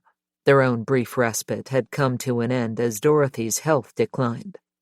Her breast cancer had returned, she was overweight, and her heart was weak. She used an oxygen tank to help her breathe, and a nurse paid weekly visits. Some days Dorothy seemed to be barely alive, croaking and gasping for air. Brian noticed that she was in the habit of drinking a bottle of cough syrup every day to knock herself out every evening. He could understand why. The sicker she got, the worse George treated her. In the face of his wife's suffering, he resorted to his default mode of mocking cruelty. At one point, Dorothy was in the hospital for a long stretch of time, and whenever George went to visit her, Brian went along. One day, Brian was shocked to hear his father telling Dorothy he'd never loved her and he wished he'd never married her. "You've ruined my life," he said. Dorothy's condition got worse. She was in a great deal of pain. Her voice got so weak that she couldn't be heard when she tried to speak on the phone. Her own deteriorating condition and her attempts to numb the pain meant she was unable to provide a safe environment for Brian or attend to his emotional needs. At this stage, in fact, Dorothy was no longer able to take care of her own needs. Things got so bad that she would sometimes ask Brian to help kill herself. When Kathy, Carol, and Marcia visited Dorothy in the hospital, she'd ask them the same thing. She put Marcia, who was a nurse, under special pressure. On some days, Dorothy would have such difficulty breathing, she'd be in agony all day. Her suffering dragged on and on. Whenever she could manage it, after finishing work, Kathy, who was now married, would drive to the hospital to visit her mother. When she arrived, she was often surprised to find her father sitting reading a book or gazing absently out the window, ignoring his wife. Dorothy would tell her daughter she was cold, and Kathy would go find a blanket for her, then get her something to drink and find her doctor for an update. She realized her father had no idea what was involved in looking after another human being, and didn't seem to care that others were disturbed by his indifference. That winter, Maxine died. Brian buried her in the backyard. After that, his headaches got worse, and with them came a feeling that he couldn't name. It wasn't exactly depression, but more like a thick fog of boredom that crept over him, taking away all his curiosity, his motivation, his sense of humor, his interest in life. It was like a gas that you can barely smell before it hits you, causing you to drift passively into oblivion. He felt inert and apathetic. He lost his appetite. At night, his sleep was disturbed by bad dreams. He would awaken drained and exhausted. He began staying up all night and slept only when the sun came up. When his parents went to Florida, Brian left the house during the daytime only to buy groceries, and every time he did, the same car would follow him. Sometimes he'd see it parked outside the house. He installed 3 locks on his bedroom door and hung blankets over the windows. At night, walking Onyx, he'd notice strange shadows moving under the trees. People seemed to be watching him. He tried to figure out who they were. He'd heard a rumor that one of his German ancestors had been a Nazi, or so he'd been told. Joseph Bechtold had been the first leader of Hitler's stormtroopers, although Brian didn't know whether they were related, since the name was slightly different. But if they were, he thought, then maybe the people following him were relatives of Jews Joseph Bechtold had killed in the Holocaust. Whenever he caught a glimpse of them, they seemed to be wearing a different disguise. Sometimes they looked like ordinary people. Sometimes they were dressed as cops, and sometimes like soldiers. One night in March, he saw witches on broomsticks flying through his backyard. By the end of the summer of 1991, the people who were following him had gotten inside his head. They gate-crashed his dreams. They set up a device in the attic, a machine with a microphone that picked up his thoughts, and a speaker system that sent him subliminal messages. When he realized they were using him as a human guinea pig for mind control experiments, he knew it was time to fight back. He drove around the back streets of D.C. looking for someone on a street corner who'd sell him a gun. He found people dealing in drugs, but not firearms. One of them asked him why he didn't just go buy a gun from a store. Brian hadn't even thought about it. In November, he went to the Kmart on Connecticut Avenue in Silver Spring and bought a Mossberg 500 pump-action shotgun and a box of Remington buckshot for just over $200. He sawed off the end of the gun so he could hide it under his clothes and took it everywhere with him, even into the shower. He put it down only when he was locked in his bedroom, and even then, he'd position it on his dresser, loaded, with its barrel pointing toward the door. When his parents returned from Florida, they seemed more bemused than concerned about Brian's behavior. Kathy remembers her father telling her that Brian had been acting oddly and was growing paranoid. He told her Brian had constructed a dummy, dressed it in his own clothes, and propped it up in the window of his room, so that from outside the house it looked as if he were always home. He also told her that Brian would sometimes talk on the phone without dialing a number, and that he'd bought a gun and was patrolling the house with it. George seemed unconcerned with his own safety.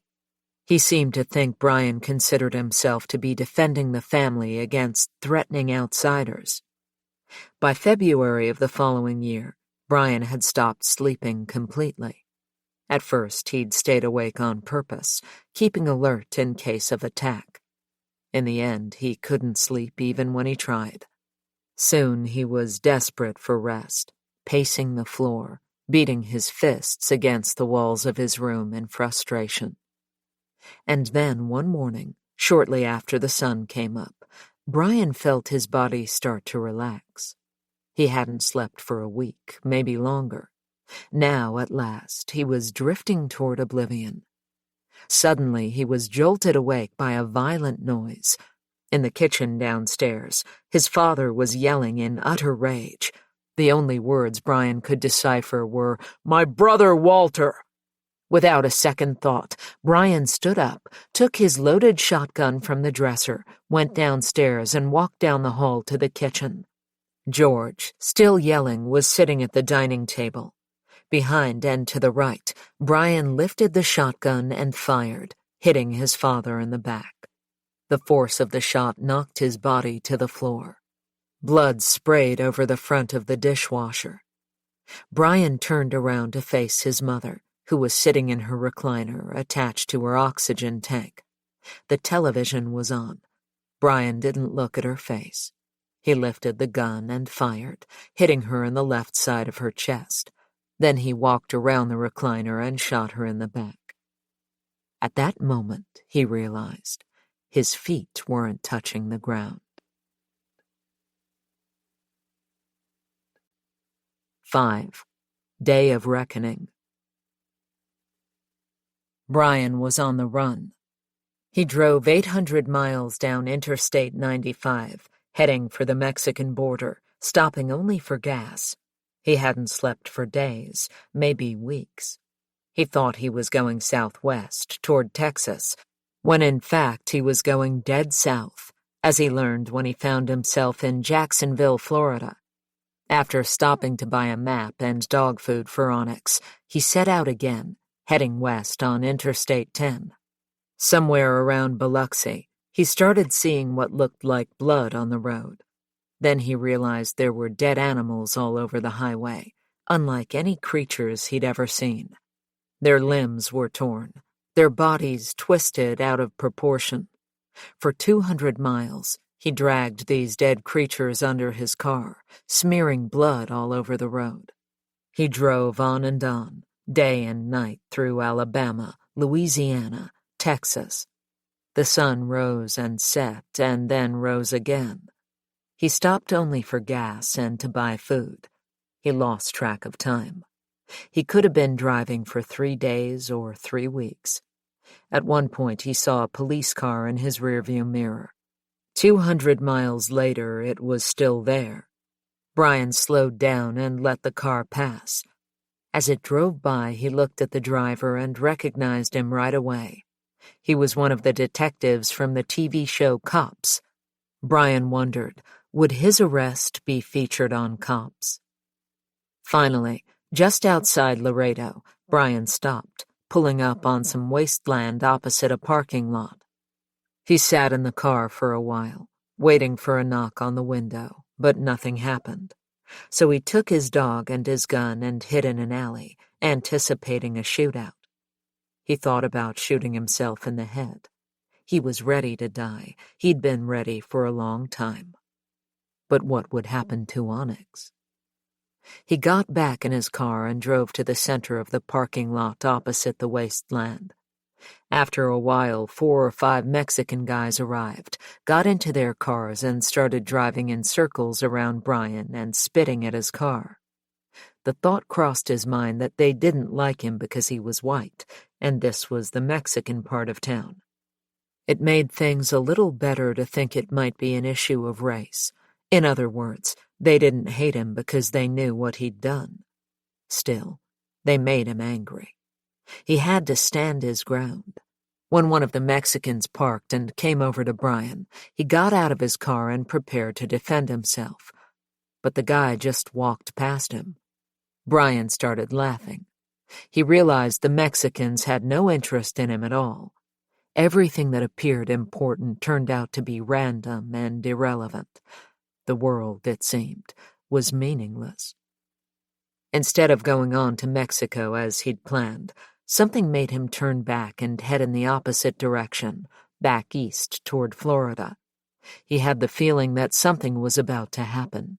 He prayed to Jesus for forgiveness. He asked for a sign. On the outskirts of San Antonio, Brian picked up a hitchhiker, a guy who'd been living on the streets. He said he was going to Houston. He had the address of a mission there. As Brian was driving, the hitchhiker began to talk.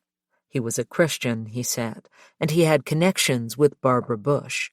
If Brian was interested, the hitchhiker would take him to the mission in Houston. Maybe they'd give him a room, help him find work.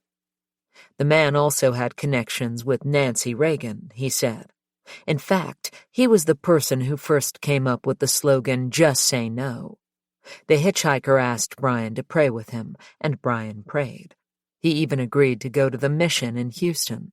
But when they got to the city and the guy was directing him to the mission, Brian saw him give a secret signal to a man in a passing car who looked like a detective.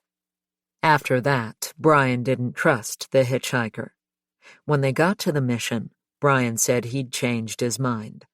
He didn't want to go inside, he said, because he didn't have a Social Security card, and anyway, he didn't want to leave his dog.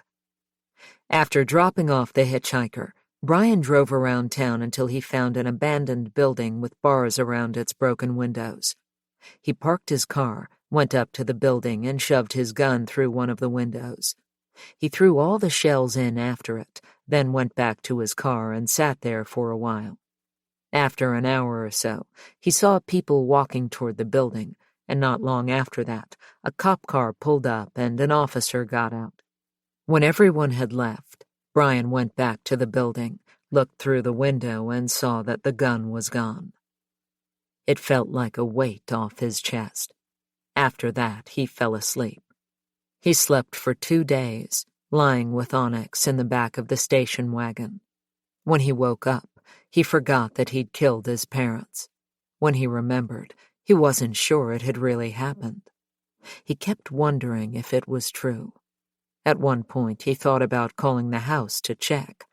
He thought it might have been a delusion, a hallucination, or a nightmare. When he replayed the scene in his head, his actions seemed strangely mechanical. as if he'd been sleepwalking or repeating something that had happened before.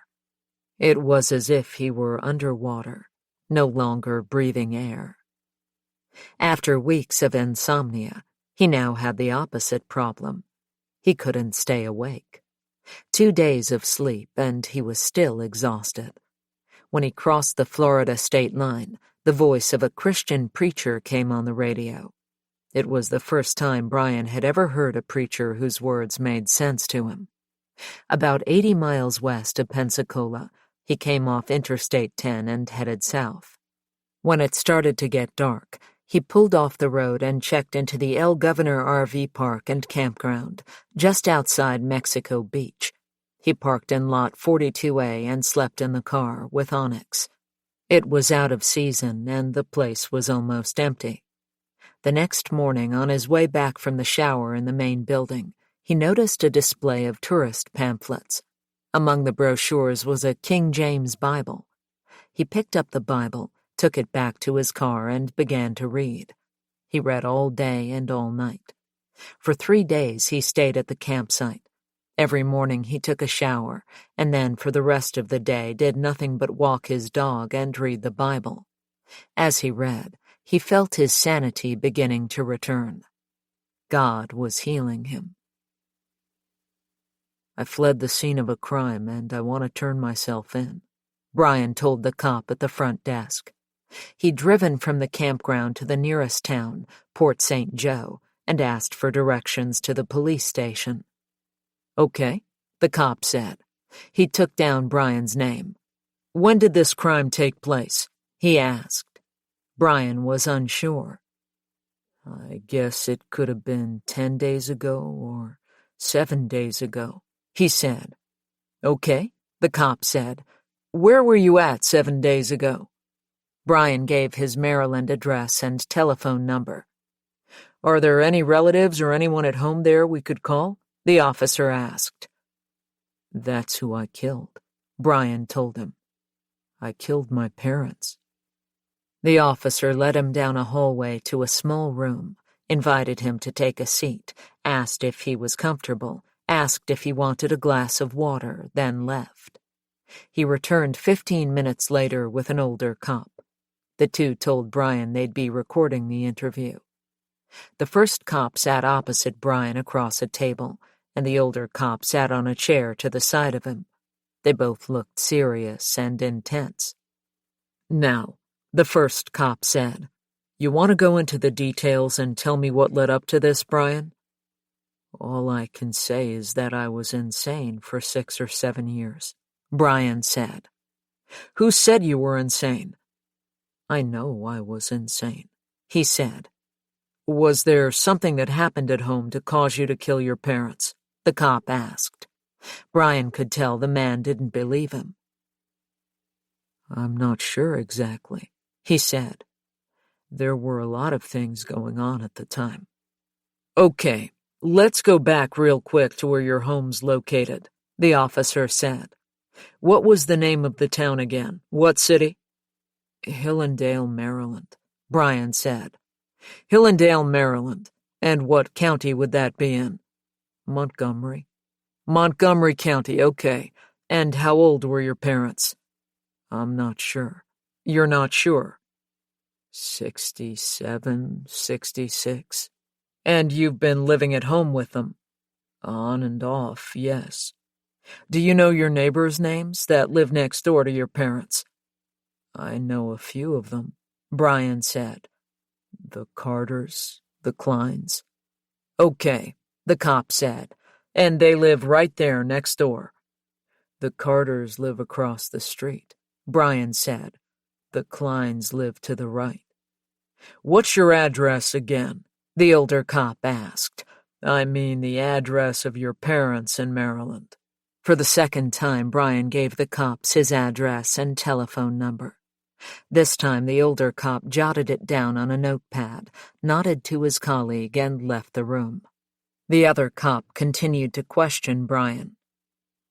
"You want to tell me how you committed the offense? How you committed the act?" he asked. "I shot them," Brian said. "You shot both your parents?" Yes, sir, he said. The officer asked Brian what kind of weapon he'd used, 12-gauge shotgun, and what kind of shot, double-aught buckshot. He asked where Brian's parents were when he killed them. My father was eating breakfast. My mother was sitting down in a recliner chair. The officer kept asking him to repeat the same details. He seemed to think Brian was on drugs and hallucinating.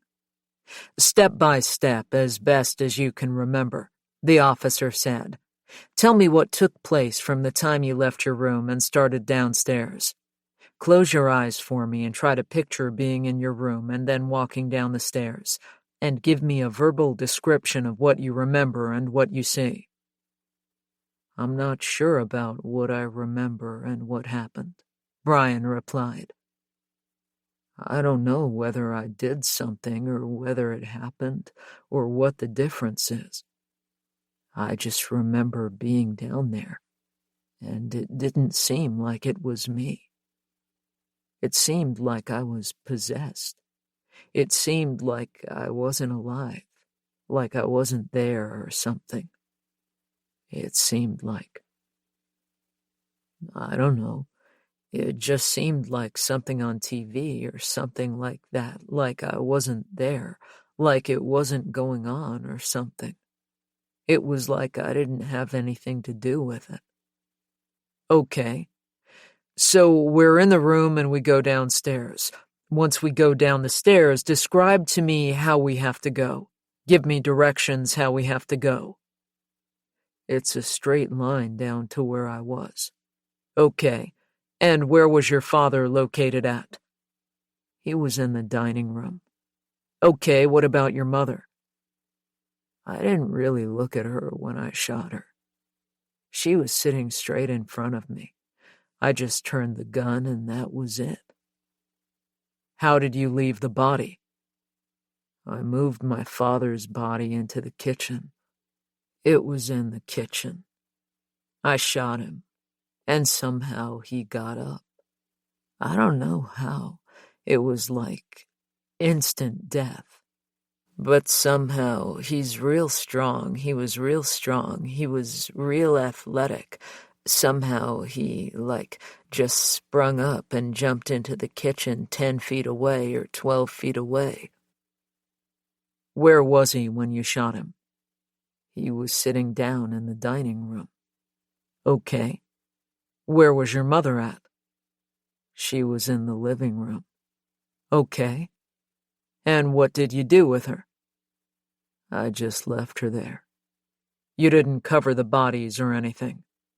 No, I moved my father. His legs were sticking out. Do your mother and father work? My father is retired. Do they normally stay at home or do they travel, go out? Do they go on vacation? They vacation a lot. My father has got a mobile home in Florida. A mobile home where in Florida? DeLand. Can I ask you a question, Brian? Yes. Are you sure you killed them? Or did they make it to the mobile home in Florida? I'm sure. I'm sure it happened.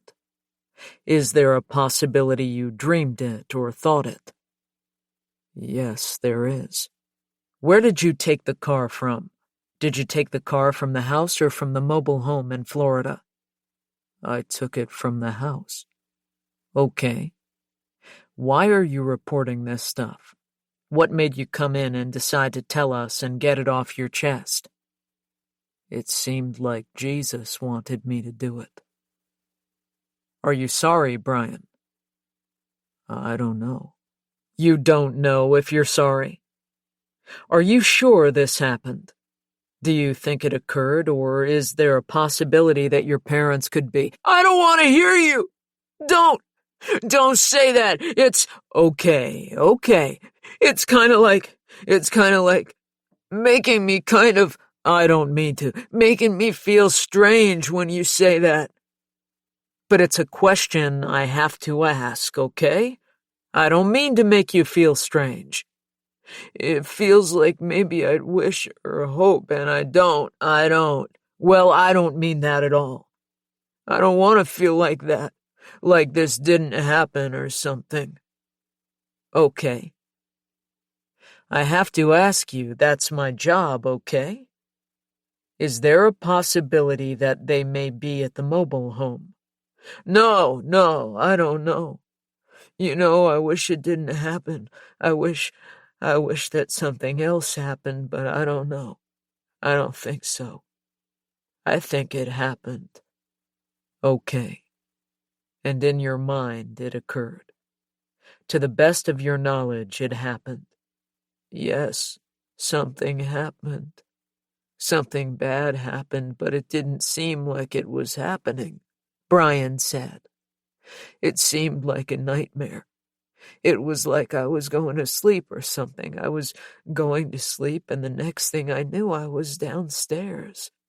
It didn't seem like it was me doing anything. Had Brian been using drugs? The officer wondered. Brian said he'd quit drugs 5 years ago and hadn't used any since then.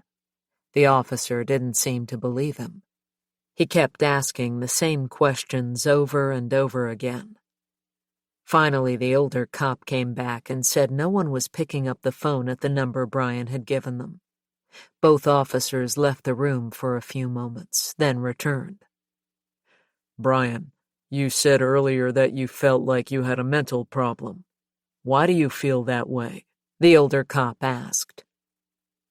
Up until I guess about 5 days ago, I thought people were following me, Brian said. I thought the community was out to persecute me or something. I felt that wherever I went, people were following me. I thought that no matter what I did, I was going to be put down for some reason. Society was out to get me. It was some kind of group of people that were watching me. Did you feel that your parents were part of this society that was persecuting you? No, Brian said. The younger officer asked him what kind of car he was driving, and Brian said he was driving his father's car, a blue Subaru station wagon. It was parked outside the police station, he told them, adding that his dog was in the car. The cop then asked him whether he thought anyone had found his parents' bodies, whether anybody knew about the crime. Brian said the bodies must have been found by now. He thought the police had probably come not long after he left. Their neighbors must have heard the gunshots, he said, because their house was only 25 feet away, and he knew they were home because their car was in the driveway. It would have taken the police only 2 or 3 minutes to get there.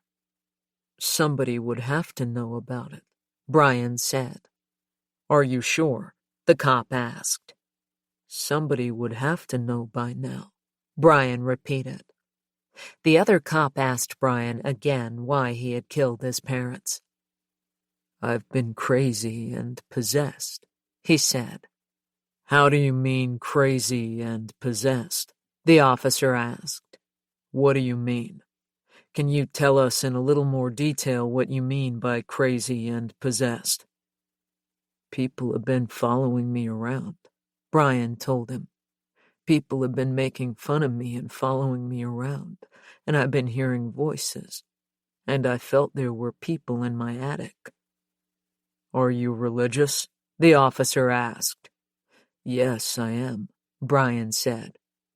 It was about 5 days ago that I realized it was the devil in my life. Later in his incident report, Officer Timothy Hightower wrote, he could not stand it anymore and had to tell someone that he had killed his parents. He could offer no explanation as to why he shot his parents, other than that the devil made him do it, and Jesus made him confess. He further reported that he believed he had been followed by a group of conspirators who were agents of the devil. He believed the incident took place about 2 weeks ago. He said he used a shotgun loaded with 12-gauge buckshot. He said he had been possessed by the devil. He noted he believes that he has committed a sin by killing his parents, but now he believes that he had received forgiveness by the angel who speaks to him. Hightower placed a call to the Maryland police. Within the hour, Maryland returned the call. They asked Port St. Joe to hold the suspect until they could get a warrant for extradition. Brian's car was secured in the fire station, and a dog handler came for Onyx. Their separation was traumatic for Brian. Onyx had bonded to him at a very young age and was his closest friend. The dog had been with Brian through everything. At the time, Officer Hightower wrote in his report, "It was noted that he was more upset that police officers were taking the dog to the pound than the fact that he had killed his parents." Brian spent 4 days in the jail at Port St. Joe. On the 4th day, because Maryland, like most states, outsources its long-distance transport of prisoners and fugitives, Officer Hightower handed Brian over to 2 representatives of a private for-profit extradition company. After leading him outside, the 2 men handcuffed Brian, shackled him by the waist and ankles, and made him climb up into a cage in the back of a van with darkened windows. There were 5 other prisoners in the van already, sitting tightly packed in the suffocating heat.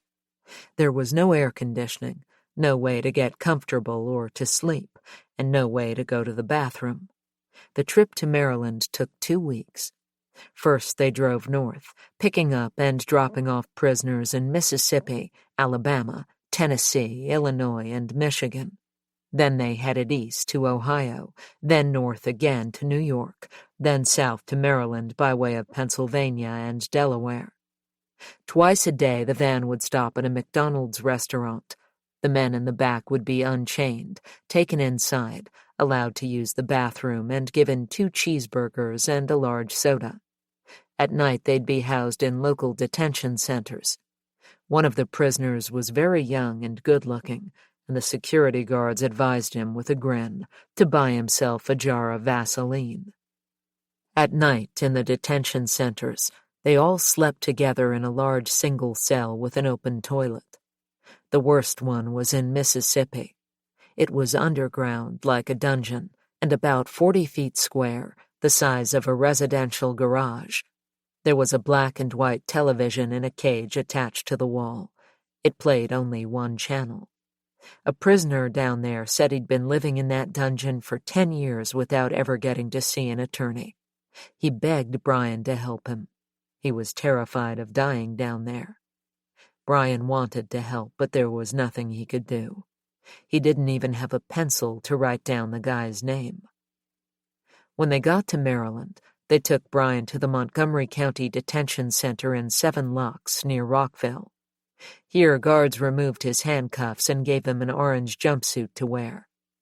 As he was led down a long row of prison cells, the news was playing on a television. Brian heard the announcer mention his name. He looked up and saw his face on the screen.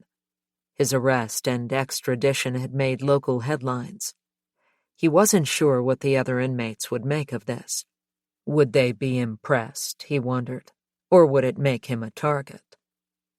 In the end, it made little difference. Prisoners arrived at the detention center so regularly and were taken away so often that he didn't get the chance to make either enemies or friends.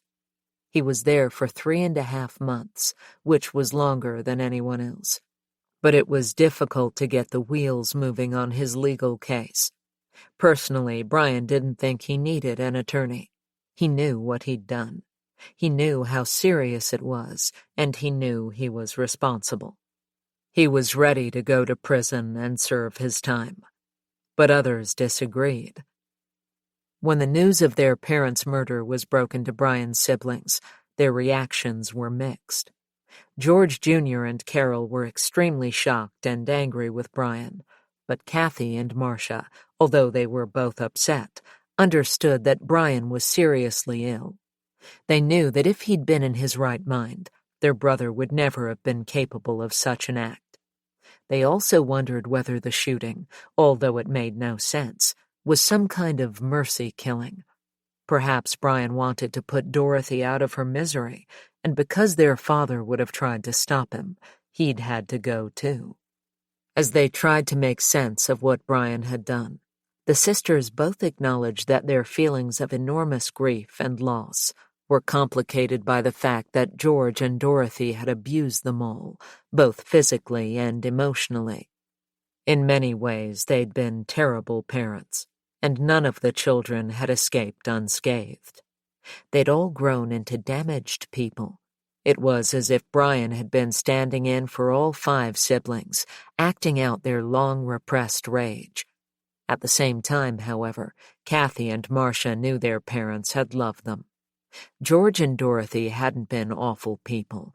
They'd just been confused, overwhelmed, and ill-equipped to deal with the demands of parenthood. It wasn't a simple question of good versus evil. It was more complicated than that.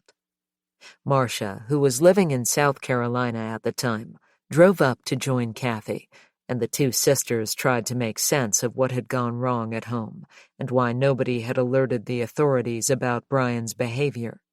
They discussed how Brian's crime had been an acting out of the 4 older siblings' joint anguish growing up.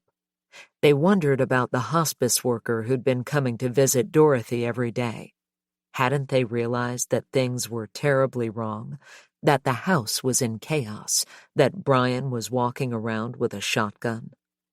The sisters hired a seasoned defense attorney, Mark Van Bavel, who remembers Brian when they first met as being a very pleasant young man, but obviously insane.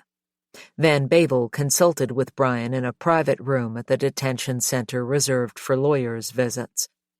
"He told me he'd killed his parents because he'd been possessed by the devil," Van Bavel said. "He'd been behaving bizarrely, walking around the house with a shotgun. I couldn't imagine why his parents didn't see this as a terrible crisis on the verge of exploding. At the detention center, I was able to have a conversation with him, but I remember he was constantly aware of sounds and noises in the building and gave them sinister motivations. Air conditioning, doors closing, and things like that. He thought they were people watching him or devices that had been set up to observe him." Brian's friend Q was working in his father's restaurant when Master Kim came into the kitchen to tell him what Brian had done.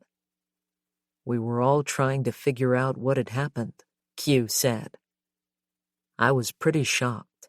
I didn't believe it at first. I thought there must have been some kind of mistake. The guy I knew couldn't carry out this act." Statistics show that children who kill their parents almost never kill again. The objects of their fear and anger are dead. The research of criminologist Kathleen M. Heide, who has undertaken extensive empirical analysis of homicides in which adolescents killed their parents, shows that Brian's crime was an archetypal parricide. Murder in the family, Heide writes, although shocking and unsettling, is not uncommon. In the United States alone, there are at least 300 cases of parricide every year. Almost all occur in dysfunctional and codependent families like Brian's, after years of physical, verbal, and sometimes sexual abuse on the part of one or both parents. Parricide usually occurs when a child feels cornered, engulfed, desperate, or lost, pushed beyond their limits. It's a desperate reaction to an unendurable situation. Typically, the perpetrator is a male in his late teens or early 20s, is from a white middle-class family, and may be acting out of the unconscious wishes of his siblings or, in cases where only one parent is killed, of the surviving parent. Most are of above-average intelligence. They tend to be isolated, without many friends, and the typical weapon is a gun kept in the home. In such cases, people will often wonder whether the perpetrator was a victim of abuse or is mentally ill, as if the two can't exist simultaneously. In many of the examples Heide studied, the child's attempts to get help or to escape from the situation failed or were ignored. Most perpetrators of parricide are isolated from other individuals and have few, if any, friends. There's usually a history of alcoholism or drug abuse in the family, and in most cases, the victim's deaths come as a relief to the perpetrator, at least initially. Often after the fact, the perpetrator will be diagnosed with a mental illness, most often schizophrenia. In fact, the two are so intertwined that parricide used to be known as the schizophrenic crime. Though some children murder their parents during an episode of brutal abuse, Heidi has shown that most such killings occur when parents are in a vulnerable position, coming in the door, watching television, cooking dinner with their back turned, or asleep in bed. The average age of the parents in such cases is mid-50s. In most cases, when the murder occurs, the perpetrator reports being in a dissociative state. Afterward, if they can remember the crime at all, it seems unreal, dreamlike, or vague, as though it happened to someone else. They often express the belief that the parent isn't really dead, and they either remain afraid of the parent or are unwilling to speak about their act. This is a symptom of PTSD, often mistakenly interpreted as a lack of remorse or an indication of callousness. The state's attorney for Montgomery County, John J. McCarthy, requested that Brian submit to a psychiatric evaluation, and Mark Van Bavel agreed. The evaluation was performed by psychiatrist Lawrence Raifman in July 1992. It consisted of a 3-hour structured interview followed by a number of psychological tests. Dr. Raifman's final report, written on July 29, 1992, contained the following observations. Mr. Bechtold noted that agents had infiltrated the attic of his parents' home. He commented that beings from other planets could analyze people's thoughts and take control. He was spending much of his time in his room. He seldom came out. He lived in filth and practiced bizarre rituals such as surrounding himself with containers of urine to ward off evil. He reported his beliefs that his parents became aware of the content of his dreams. He considered himself to be in conflict with the devil, who was continually playing tricks on him. There were rituals involving water and placing wax on the mirror to avoid voodoo. He recalled in the days following his arrest, he believed that something bad would happen to him if he did not remain awake. According to Dr. Raifman's report, Brian was suffering from a psychotic illness, namely schizophrenia, paranoid type, which at the time of the alleged offenses substantially impaired his ability to appreciate the criminality of his conduct and his ability to conform his conduct to the requirements of the law. In 1992, being diagnosed with schizophrenia was a little like being diagnosed with cancer. It was regarded as a chronic brain disease that reduced life expectancy by at least 20 years. Over time, however, researchers have realized that schizophrenia is not a single disease, but a clustering of several different malfunctions in the brain, genetic glitches that are unlikely to produce schizophrenia unless stimulated by environmental conditions, particularly stress during early childhood and adolescence, when the brain is still developing. More recently, researchers in the field have begun to question the idea of schizophrenia as a distinct disease, reframing it as a psychotic spectrum disorder. From this perspective, milder forms of the condition are characterized by confused thoughts and pressured speech. Severe forms, like Brian's, usually involve delusions, hallucinations, and mania. More recently, the usefulness and validity of schizophrenia as a diagnosis have been strongly challenged by patient activists and mental health professionals who've argued that the concept is neither valid nor reliable, and that schizophrenia is simply a catch-all term for serious mental disorders that don't fit into any other category. As far as Brian was aware, none of his siblings or parents had ever been diagnosed with a psychotic disorder, although there was a history of mental illness on both sides of the family. But although heredity can play a role, schizophrenia isn't caused solely by genetics. It can have any number of causes, including birth complications, childhood viral infections of the nervous system, trauma, habitual cannabis use, high levels of stress, and even exposure to a parasite found in cat feces. For Brian, as for most people diagnosed with schizophrenia, the cause remained unclear. In light of his diagnosis and Dr. Raifman's report, Brian was found not criminally responsible at the time of the commission of the offense. As a result, there was no need for Mark Van Bavel to hire a private psychiatrist. The state psychiatrist found Brian NCR, and we just proceeded on those grounds because it was pretty obvious that was the situation, Van Bavel recalls. The hearing took place on October 8, 1992, in the Circuit Court for Montgomery County. Brian voluntarily waived his right to a jury trial. On November 30th, the judge, James McKenna, issued a court order committing Brian Bechtold to the Maryland Department of Health and Mental Hygiene at Clifton T. Perkins Hospital Center, Maryland's only maximum security forensic psychiatry facility, for institutional inpatient care and treatment. 6. Focus on fiction. Named after an influential psychiatrist who helped bring about the desegregation of Maryland's psychiatric hospitals, the Clifton T. Perkins Hospital Center, usually known simply as Perkins, has beds for 350 patients and is usually at capacity. Some of the hospital's patients have committed serious felonies and are being held for competency evaluations to see if they have the capacity to stand trial, and some are inmates who have been sent to Perkins from prisons or other psychiatric facilities in Maryland because their behavior has been violent or aggressive, and they meet the criteria for involuntary commitment. Most, however, have been found incompetent to stand trial or have been convicted of a crime committed when they were under the influence of a mental illness.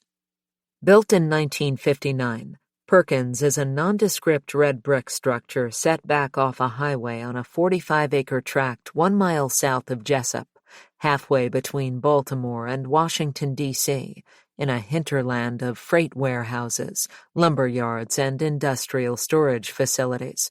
Like all maximum security psychiatric hospitals, Perkins was designed so that staff are able to constantly observe all activity everywhere, except for in the patient's rooms, which are built to minimize the risk of suicide by hanging. The threat of escape requires a well-designed perimeter and a limited number of entrance and exit points. In April 2013, as a volunteer, I began to lead a reading group for patients at Perkins. The group was called Focus on Fiction, invariably misheard as addiction. Designed for patients with a medium to high level of functioning and intended to normalize patient life, help promote a calming atmosphere and reduce boredom and violence, Focus on Fiction ran every other week from early 2013 until mid-2016. Focus on Fiction was a non-clinical group, and participation was voluntary. Still, many of the patients were convinced that I had the ability to, as someone put it, drop a note in our files. I assured them I did not, but I wasn't convinced they believed me. When, for example, I suggested that Peter, a smart and imaginative young man, write a short story for us to discuss the following week, he was appalled.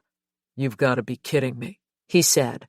"If I did something like that, I promise you it can and will be used against me. You don't get it.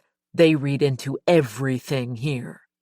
Others also admitted to me that they stayed out of the group's discussions because they were afraid to say things that might get them into trouble, no matter how often I promised them I wasn't taking notes. Some of the patients in my group had been college students when their crisis occurred and were obviously intelligent and articulate. At the other end of the spectrum were patients who sat with vacant eyes and slack jaws, never saying a word. I was never sure why these patients kept coming back to the group, but most of them did. Nonetheless, participation was inconsistent. The group changed its members over time. Even the most enthusiastic participants sometimes had to drop out for a while, depending on their work assignments, ward groups, court dates, medications, and other variables. Every week I'd hand out photocopies of a short story for the patients to read in preparation for our next meeting, but out of the 15 or so members of the group, only 3 or 4 would do the reading. The rest would either forget, tell me they didn't have time, or lose the photocopies, not as implausible as it sounds, as I wasn't allowed to staple the pages together. Ordinary writing instruments weren't permitted, although we were allowed to use small, flexible ballpoints known as shorties. As a result of these and other impediments, we did not, in the end, focus very much on fiction. Brian was a member of the group from its very first meeting. He struck me as smart, well-spoken, and politely deferential. Although he was friendly, I got the impression that, given the choice, he would have preferred to stay in the background. In his late 40s at the time, he was solidly built, with thick brown hair parted down the middle and shaved cleanly above the ears. His eyes were bright blue and engaging, his gaze level and serious. I was drawn to his enthusiasm, his intelligence, and his sense of humor. I also admired the way he encouraged the participation of other, less confident patients in the group. He was especially kind to Tia, a 19-year-old Hispanic woman who'd been brought to Perkins for a competency evaluation. Tia was a delight. She always did the reading and always had things to say. Chatty and bouncy, she seemed younger than her age, partly because she could be disarmingly open. She talked about struggling with her weight, her looks, and the hospital's clothing restrictions. She was particularly indignant when told she couldn't have her favorite Ugg boots. Despite all constraints, Tia kept up her appearance. She wore her hair in a different style every time we met, explaining the ingenious method she'd developed of wrapping it in wet paper towels at night to make it curl. On the surface, Tia was optimistic, lively, and gregarious, but this was obviously not the whole picture. Her bubbly disposition was real, but it was also clearly a cover for pain.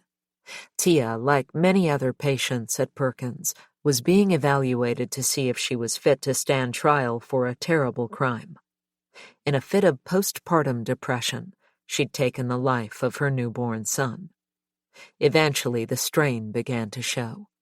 One day, she was accompanied to Focus on Fiction by a nurse, whom she introduced as my one-on-one, referring to an arrangement in which a patient is monitored every hour of the day. I also heard of 2-on-1s and even a 3-on-1. In other words, Tia was effectively on suicide watch. Still, her one-on-one was no hard-liner. When class began, Tia's chaperone pulled out a celebrity gossip magazine and a stick of gum, swung back in her seat, and made herself at home. In one meeting of the group, after we'd been discussing a short story in the form of a fictional memoir, I asked each of the patients to write a memoir of their own. There was a catch. They only had 6 words. Tia's was poignant and revealing. Dream big. Dancer. Actress. Cosmetologist. Nurse. A few weeks later, she was found competent to stand trial for murder. She was sentenced to 50 years in prison. One day after Tia had left, I stayed behind at the end of Focus on Fiction and chatted for a while with Brian. At this point, all I knew about him was his name and his ward. We talked about Tia and how much we both missed her. She'd brought so much energy to the group. It wasn't the same without her. Brian admitted that he'd had a crush on her. In fact, he said he was going to ask her if she was interested in being his girlfriend, until he learned she was only 19. Brian was 48 at the time. She was way too young for me, he concluded with regret. She was born in 1994. That's hard to believe. Where were you in 1994? I asked him. I was here at Perkins, Brian said. and closer to being released than I am today. What this meant, I realized, was that Brian had been at Perkins for over 20 years. I was surprised, because he seemed so stable, sensible, and intelligent. I wondered what he'd done that had caused him to be kept locked up for over 2 decades, but I was hesitant to ask. Patients rarely discussed their crimes, even with one another. They'd talk about what ward they were on, their security level, the medication they were taking, and how long they'd been at Perkins. But I never heard a patient ask another patient about their crime. For most, the subject was too perilous to be broached except in the vaguest of terms. Nor were their offenses even mentioned in therapy sessions, I gathered, which were focused mostly on current symptoms and medication adjustments. This confused me at first, given that some of the patients at the hospital, even those in my group, had committed high-profile crimes that had been covered extensively in the local and sometimes national media, and that watching television seemed to be everyone's main activity. Perhaps the other patients simply hadn't connected the events described in the media to the newcomers on the ward. This wasn't impossible. It was often difficult for me to connect the police mugshots I saw online of mad-eyed, disheveled, dangerous-looking berserkers with the quiet, polite, good-natured patients in my group. At first, when I talked to patients in private before or after Focus on Fiction, I'd sometimes ask what brought them to the hospital, but I quickly discovered this wasn't the best way of finding out. They'd answer in shorthand, in a few brief words that encapsulated their story without particulars. I had a serious drug problem. I had a psychotic break. I was suffering from postpartum syndrome. My father tried to kill me. I went off my meds and got arrested by the cops. These summaries, I learned, were a way of warding off further questions. Like Tia's optimistic 6-word memoir, these abridgments were alternate versions of their psychiatric case files, in which they were described as dangerously sick, or the arguments of prosecutors, which depicted them as evil monsters. In the patient's revised narratives, their once promising life was interrupted by the onset of a terrible illness. At first, I was taken off guard by these censored and self-justifying accounts, but I later came to understand they were a natural, even a healthy way of looking at things. Don't we all construct a picture of ourselves, especially of our past behavior, that selects, abstracts, and distorts in order to minimize our failures and foreground our achievements? And once we've constructed this image, we have a strong interest in defending it, even if other people don't see us in quite so favorable a light. In fact, the further our situation from the social consensus on what constitutes a successful life, the more pressure we may feel to defend our self-image. Which makes it all the more unusual that when I asked Brian about his crime, he told the flat, simple truth. I killed my parents, he said. After a year or so, Brian got a job working in Clifton's Corner, a communal area in the hospital where patients could hang out, drink coffee, watch television, and play board games. His work hours meant he could no longer attend Focus on Fiction, so I'd go and find him in Clifton's Corner after the group meeting was over. He'd make coffee, and we'd hang out and chat for a while. My impression of Brian never changed. He never said or did anything to suggest he was less mentally stable than anyone else I knew, either inside or outside the hospital. Later, we began talking on the phone, and when I was no longer running the group, I'd continue coming to see Brian as a visitor. We talked mostly about his current situation, his friends and fellow patients, the absurdities of hospital life. Sometimes I'd tell him what was going on with me. Sometimes we'd talk about his childhood and memories of the past. His conversation was always focused and rational, and he had an amazing memory for names and details. He was always lucid. He had a strong sense of irony and a lively, fertile mind.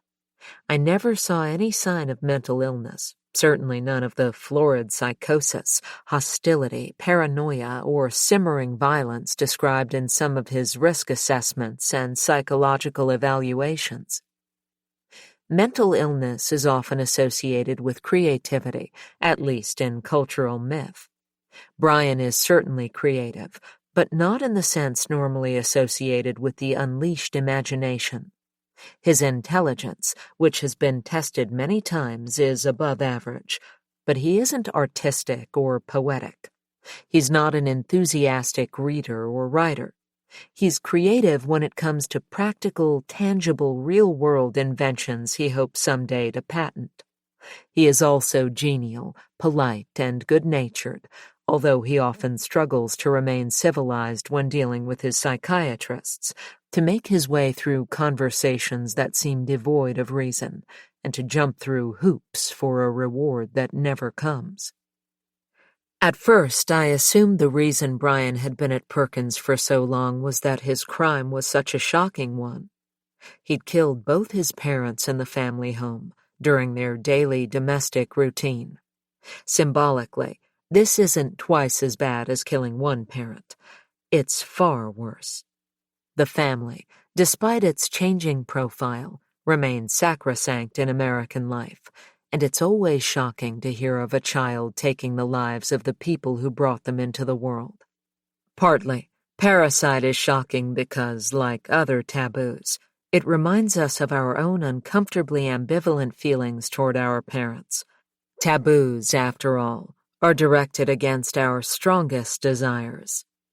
But I soon learned that Brian was far from the only patient at Perkins who'd killed members of his family. In fact, it was a pretty common crime among patients in the hospital. In 1982, H.H., 21, diagnosed as a paranoid schizophrenic, killed his mother, aunt, uncle, and grandmother, then went to the movies. He was released from Perkins 9 years later. In 1990, R.S., 19, killed his father with a rifle. He was released after 10 years. In 1991, also in Montgomery County, J.K., 20, killed his father and stepmother, both prominent physicians, while they were making dinner in the family home. He was released after 14 years. 22-year-old T.S. bludgeoned his mother to death in January 1994 and was released from Perkins after only 3 years. In 1996, D.L., 49, shot and killed his elderly parents in their Bethesda home, an act that led to an 8-hour standoff with police. He was released from Perkins 6 years later. In 2003, G.O., 25, killed his stepfather with a handgun and was released after 13 years.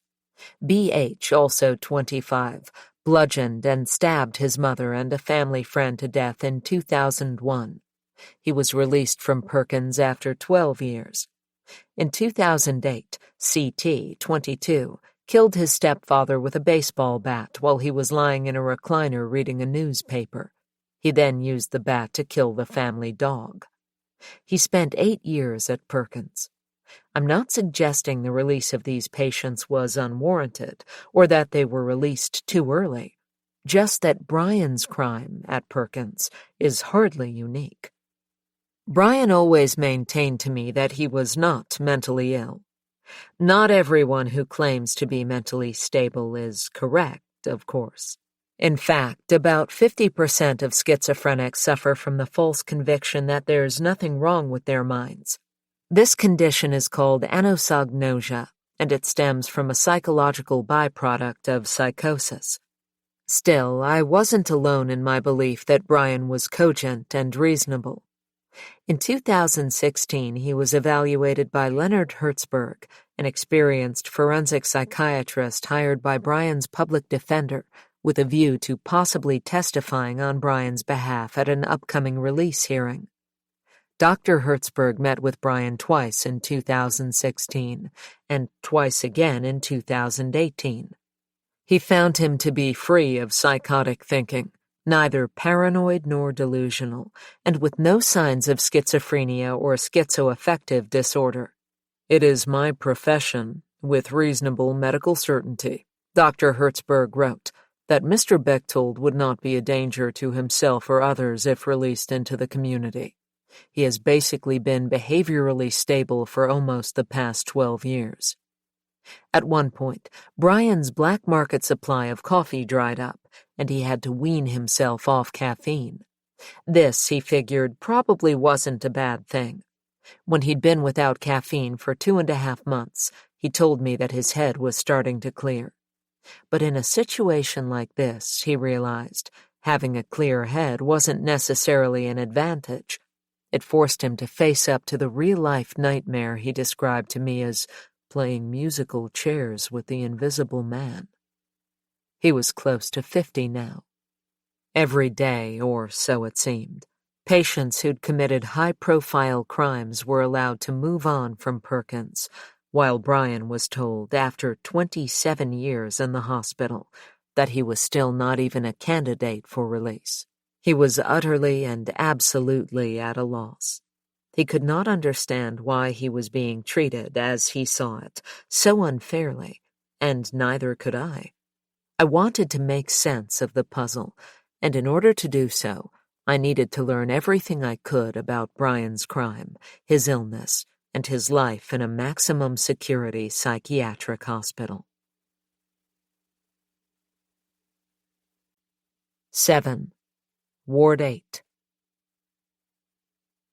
Contrary to popular opinion, the insanity defense is rarely used, and it definitely isn't an easy way to get out of going to prison. According to an 8-state study, it's used in less than 1% of all court cases, and when used, it has only a 26% success rate. Also, of those cases that are successful, 90% of the defendants have been previously diagnosed with a mental illness.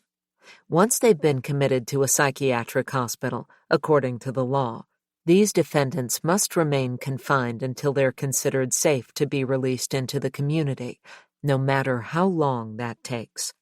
Many remain in forensic psychiatric hospitals indefinitely. No federal agency is charged with monitoring them. No registry or organization tracks how long they've been incarcerated or why. "The worst thing about this place is that you're here indefinitely," a patient named Dean told me. "You don't know when you'll get out, if ever." Although people still talk about the insanity defense, most states no longer use the phrase criminally insane. As a general rule, the word insane has fallen into disuse. A person who once would have been found not guilty by reason of insanity is now, in Maryland and many other states, referred to as not criminally responsible, or simply NCR. But being found not responsible for a crime isn't the same as being found not guilty. The latter suggests exoneration. The former does not. In effect, not criminally responsible implies that a person is culpable of the crime in some other way, morally perhaps, or literally. Even if a court has resolved that the concept of guilt doesn't apply to those who commit a crime while in the grips of a mental disease, out of their mind is a good way of putting it. Most people still think in terms of good and evil, right and wrong. We can't help judging people on the evidence of their actions, both present and past. If they've committed a crime of violence, we can't help thinking, when will it happen again? In other words, crime contaminates. Perkins, then, at least symbolically, is a place of quarantine, confounding physical and psychological health. It's regulated by a body that, until 2017, was known as the Maryland Department of Health and Mental Hygiene. The old name is still in use on court documents and websites, and in logos and letterheads.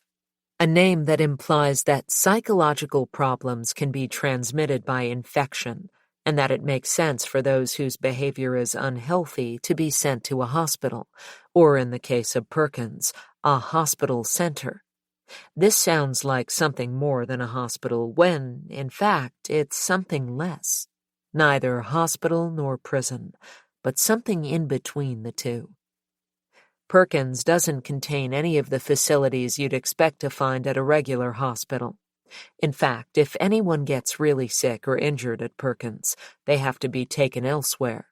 It has a medical ward and a small medical clinic for physical illnesses, which is staffed by family practice physicians, but contains no equipment for X-rays, ultrasounds, or CT scans, and no operating theater.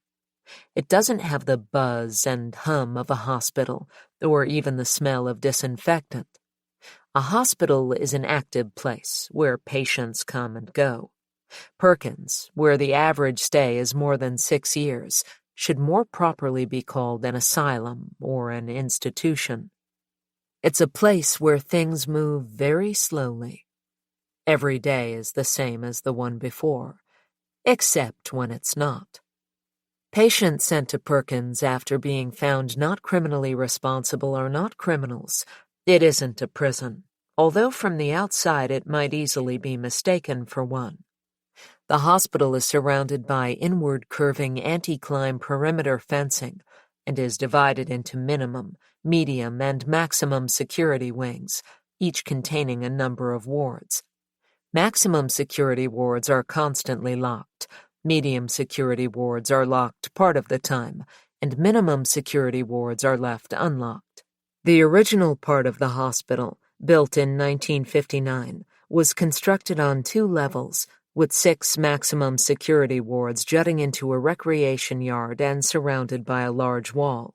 Between 1972 and 1984, more buildings were added: an administration center, a rehabilitation ward, and an 80-bed medium security wing.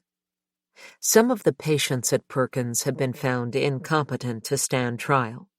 Jeremy, a patient in my group who was born and raised in Puerto Rico and who worked as a gardener before his arrest on 2 counts of murder, explained to me what that means.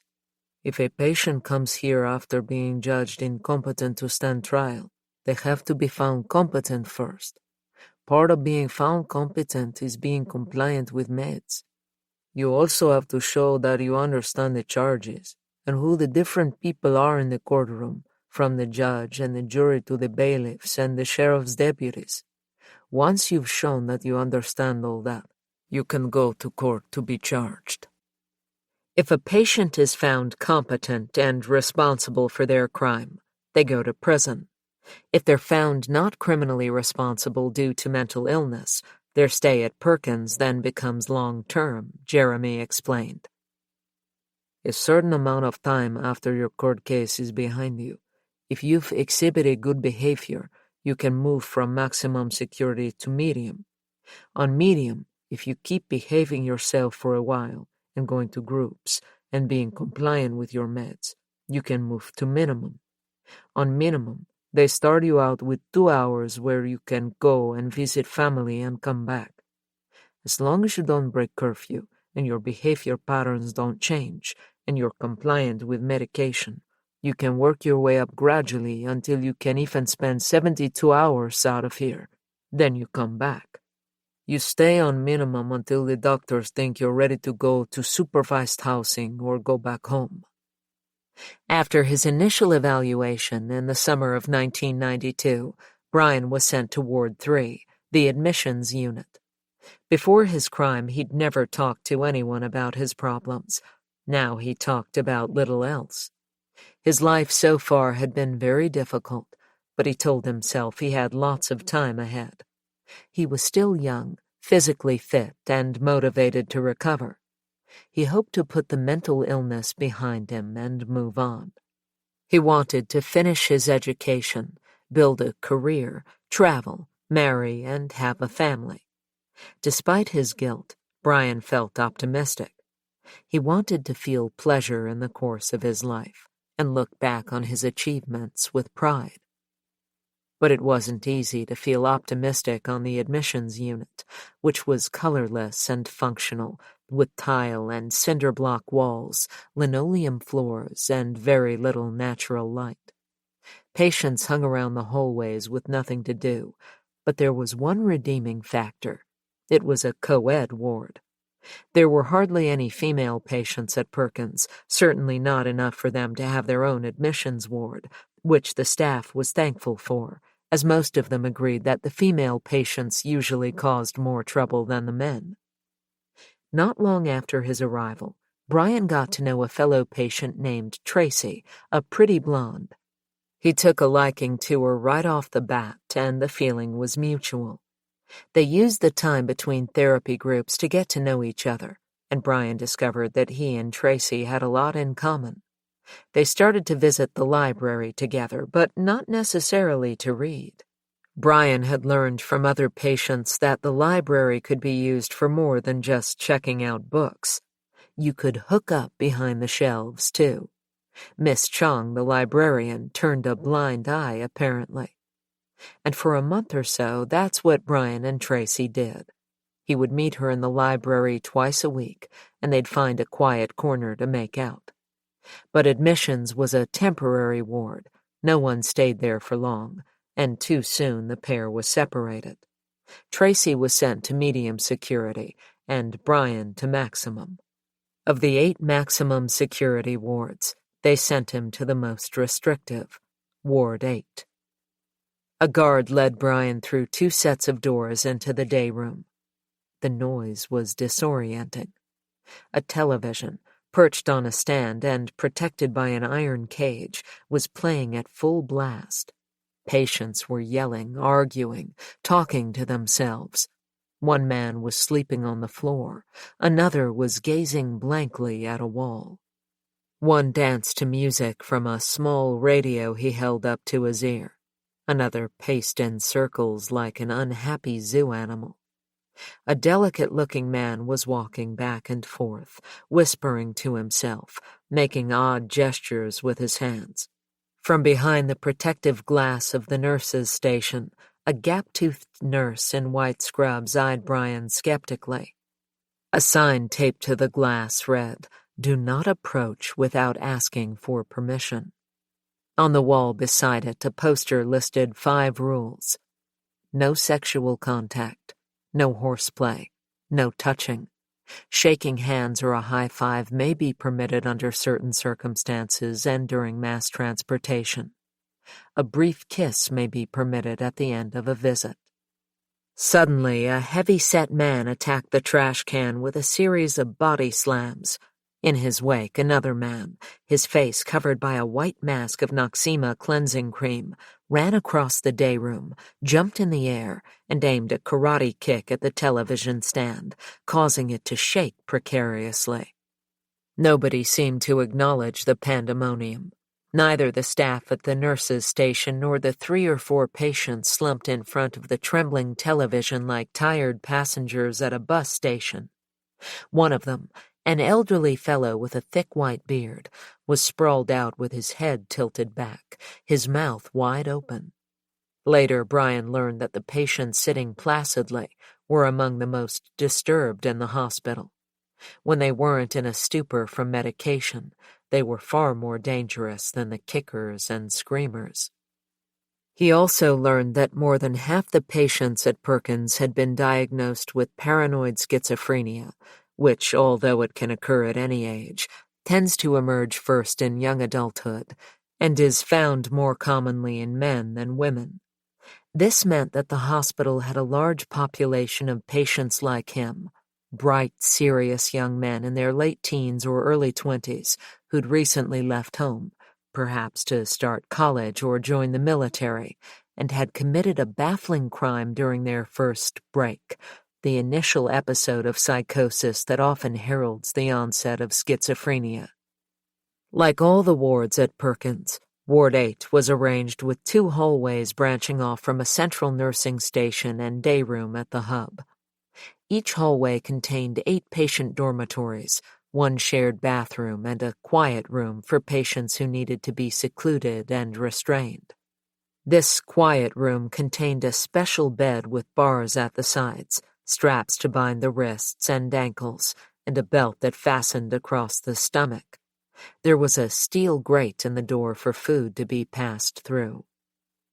A guard led Brian down one of the 2 corridors, whose vinyl tiles were soiled with ancient stains, and showed him to his dorm, which was shared with 7 other patients. Each patient had a bed, a small chest of drawers, and a locker that didn't lock. The walls were bare cinder block. It was early summer, and the heat was stifling. The only air conditioning was a small window unit in the day room, and 2 giant standing fans, one at each end of the 2 hallways. Brian put his things down on his bed and went to use the bathroom. Under the door of a toilet stall, a man was lying asleep on the floor in a puddle of piss. The daily routine wasn't complicated. Patients were woken at 6 by a guard, or psychiatric service technician, as they were known at Perkins, who walked up and down the hallways rapping on the doors with his keys. They had to be up and out of their rooms by 6:30 a.m., even though there was nothing to do until goals group an hour later, in which they had to set a goal for themselves for the day. Typical goals set by the other patients included not losing my temper, writing to Mother, reading a chapter of a book, writing in my journal, and trying not to cry.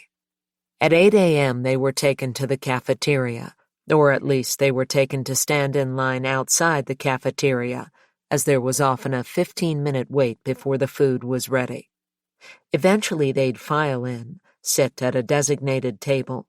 Socializing with patients from other wards wasn't permitted during mealtimes, and receive a small box of cereal, a carton of milk, and some toast or scrambled eggs. The tableware was plastic, and so were the utensils, or, to be more precise, the utensil. Neither knives nor forks were permitted for safety reasons, and everything had to be eaten with a plastic spoon.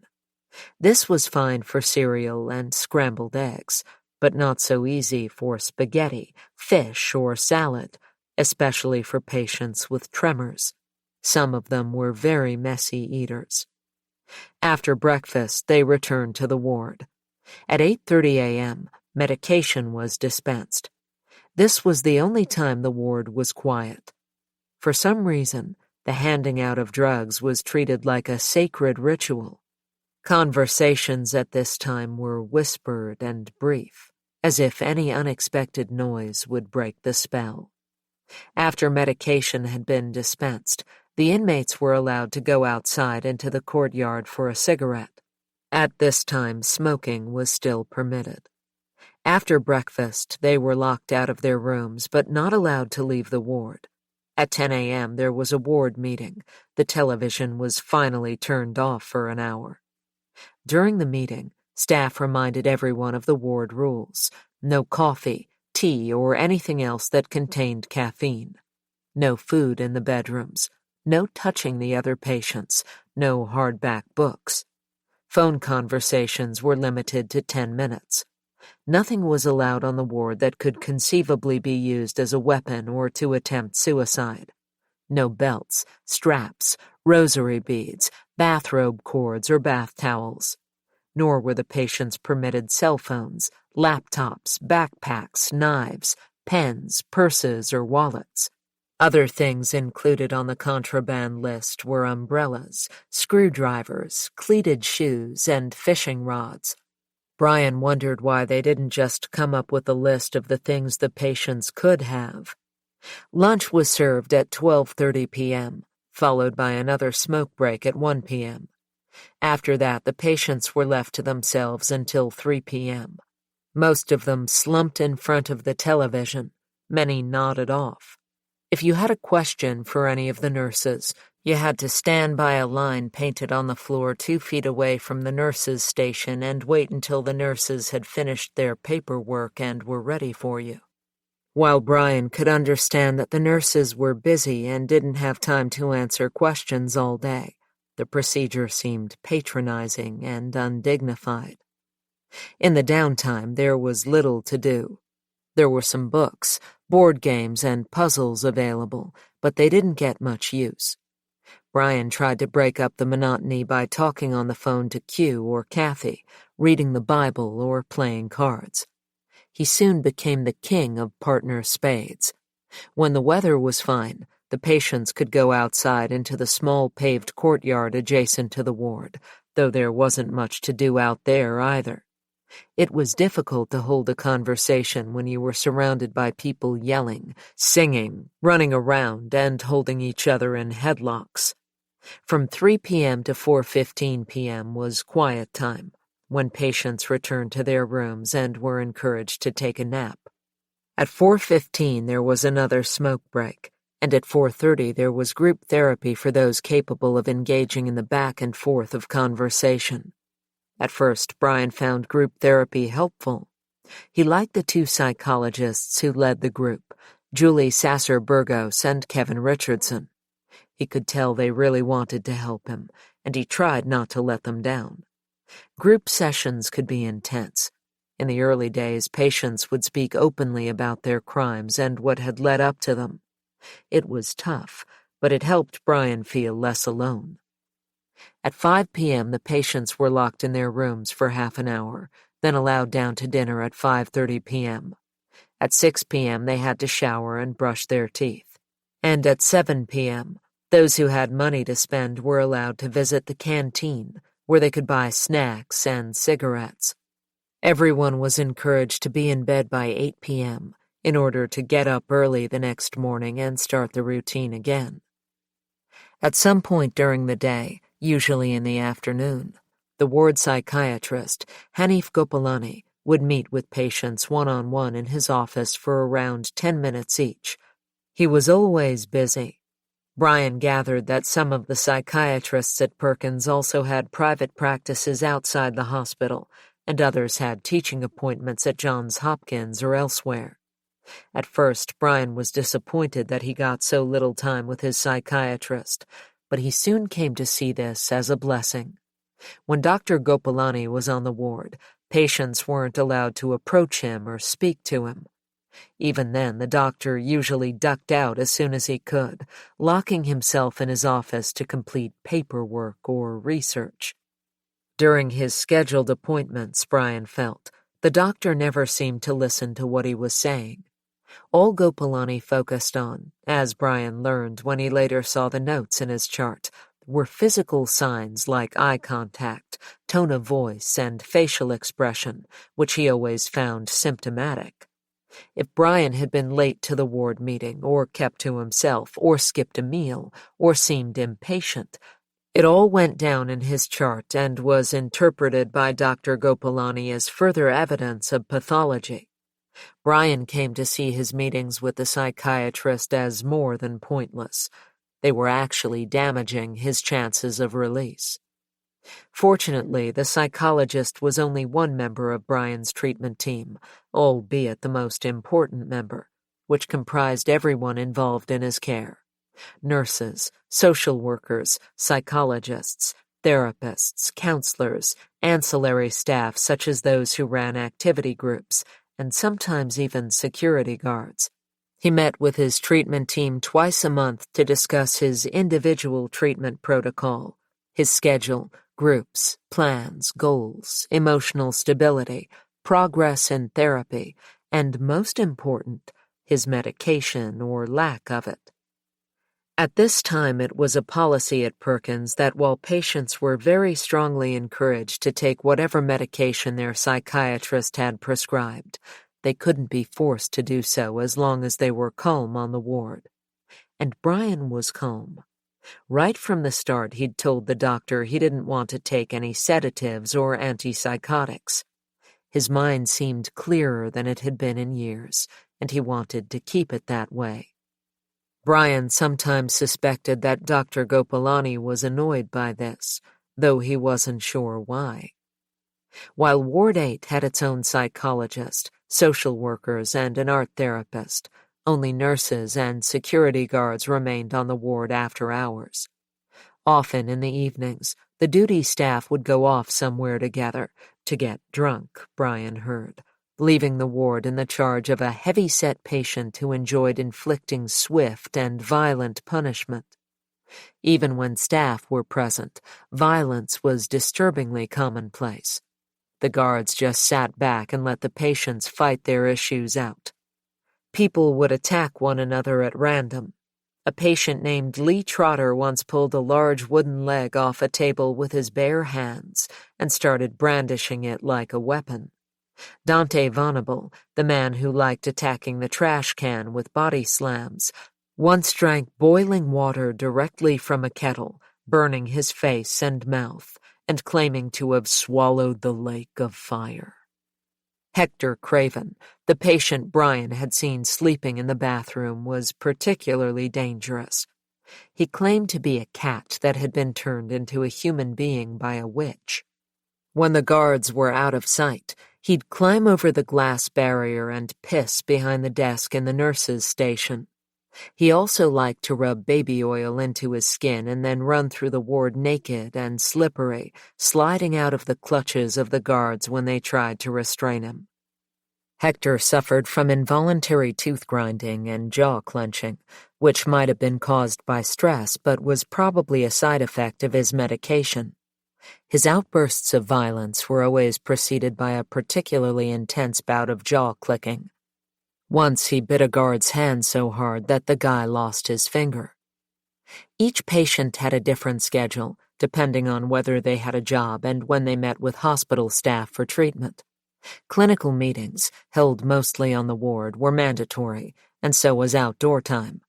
Other non-clinical groups, choir, cooking, art, debate, music, and Tai Chi, were voluntary, but these were offered only when staff or volunteers were available to lead them, and even then they were available only to certain patients. The rest of the time was spent on the ward but out of bedrooms, which meant the patients could watch television, sleep in a chair, play cards, talk on the phone, or read. Although, in principle, they were supposed to be occupied with some activity most of the time, in practice, there were long stretches of empty time when they had nothing to do except sleep in a chair or slump in front of the television.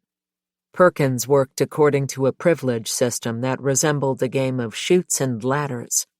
Being admitted to the hospital meant sliding down a long chute that took you from person to patient. Your task was to work your way back up from patient to person. As your security level decreased, you gradually acquired more privileges. How long this took depended on a number of factors, including your diagnosis, the seriousness of your crime, your age, your risk assessment level, and your connections to family and friends outside the hospital. It could take just a few months, or it could be upward of 30 years. Some people never got out. Privileges that could be lost or acquired along the way included the opportunity to receive visitors, order takeout food, attend off-ward groups, go to the gym, go outdoors, and get a hospital job. If you did well, you could look forward to the eventual prospect of supervised trips outside the hospital, then unsupervised home visits, and finally conditional release. Brian was surprised to learn that most of the patients on Ward 8 had plenty of money, too much, really, but there was nothing to spend it on except junk food from the canteen or the weekly takeout meals. One of the big differences between Perkins and prison was that at Perkins, almost everyone got Social Security checks of between $400 and $900 a month. Some also got checks from the Veterans Benefits Administration. Many received another $5 or $10 a week from home, sent to assuage the guilt of family members who'd stopped visiting long ago. Some patients saved their money until they had enough to hire a lawyer who specialized in competence and mental capacity, who could then pay a private psychiatrist for an evaluation. Once you had the thumbs up from a shrink, getting out of Perkins was a lot easier, though it was always a gamble. In some ways, the lack of supervision had benefits. Every week, all 150 patients from the maximum security ward shared outdoor time together, along with staff and guards. This weekly recess was held not in the small courtyard adjacent to the ward, But on the grass inside the hospital fences, a giant space the size of 3 football fields. Here you could practice basketball shots, take a walk or a jog, play volleyball, baseball, pinochle, or backgammon, or work on your dance moves. Even patients in restraints would be taken out for some fresh air. The shared breaks from routine led to a feeling of togetherness, even if what brought them all together was their suffering. At the end of each week, a list was pinned to the notice board naming patients on the ward in order of their readiness for promotion. Eager to make progress, Brian followed the rules. A psychiatrist named Dr. Joanna Brandt observed at the time that he asks about being allowed to participate in programs. He expresses interest in mental health class and all the groups he can. He'd also like the ward cleaning program as long as it doesn't interfere with group attendance. He asks intelligent questions. As a result of Brian's positive adjustment, his name moved slowly up the ranks. In August 1993, when he'd been at Perkins for just over a year, he was moved to a medium security ward. For many months, medium security had been the promised land, and it didn't disappoint. Brian's new ward had air conditioning, real mirrors, soft beds, and clean bathrooms. Now he could drink coffee and wear street clothes. Right away, he made some close friends. One of them was Roland Drumgold, a Vietnam veteran with a genius IQ who loved to play board games. Another was Curtis Belton, a guy who'd tried to kill an unpopular coworker with a handgun. He missed. One day, Curtis called his former boss from the hospital ward and asked if he could get his job back when he got out. According to a doubtful story going around Perkins, his boss not only agreed, but offered to give Curtis money to pay for shooting lessons. There was a female ward across the hall, and Brian got to know some of the patients there as well. While they couldn't leave their wards unescorted, patients could chat briefly in the library, at church, and during activity groups. Brian had been on the lookout for a new girlfriend ever since Tracy left him after hooking up with another patient. Her rejection had come as a blow for Brian. His unhappiness increased when he learned from Q that their former mentor, Master Kim, had passed away. To help Brian through his depression, his new psychiatrist, Faramars Mokhtari, put him on a low dose of an antidepressant. For a new girlfriend, Brian had his eye on Hattie Cramblett, a slim, red-haired ex-prostitute who'd set her mother's house on fire. Hattie gave Brian chilling accounts of being molested by her father, a big-deal editor for a major magazine. Hattie was unabashed, turning everything into a big joke. She thought of Brian as a friend, even though she'd flirt with him constantly. He got into mock fights with her all the time. Hattie would aim blows while Brian ducked and dodged. They had the same sense of humor. Brian cared about her and wanted to reach her, but she never let him get serious. I think everybody has some kind of pathology when it comes to relationships, Brian told me. I think most of it's based on your family. After Hattie was released, he got to know her friend Eloise Dixon, another ex-prostitute.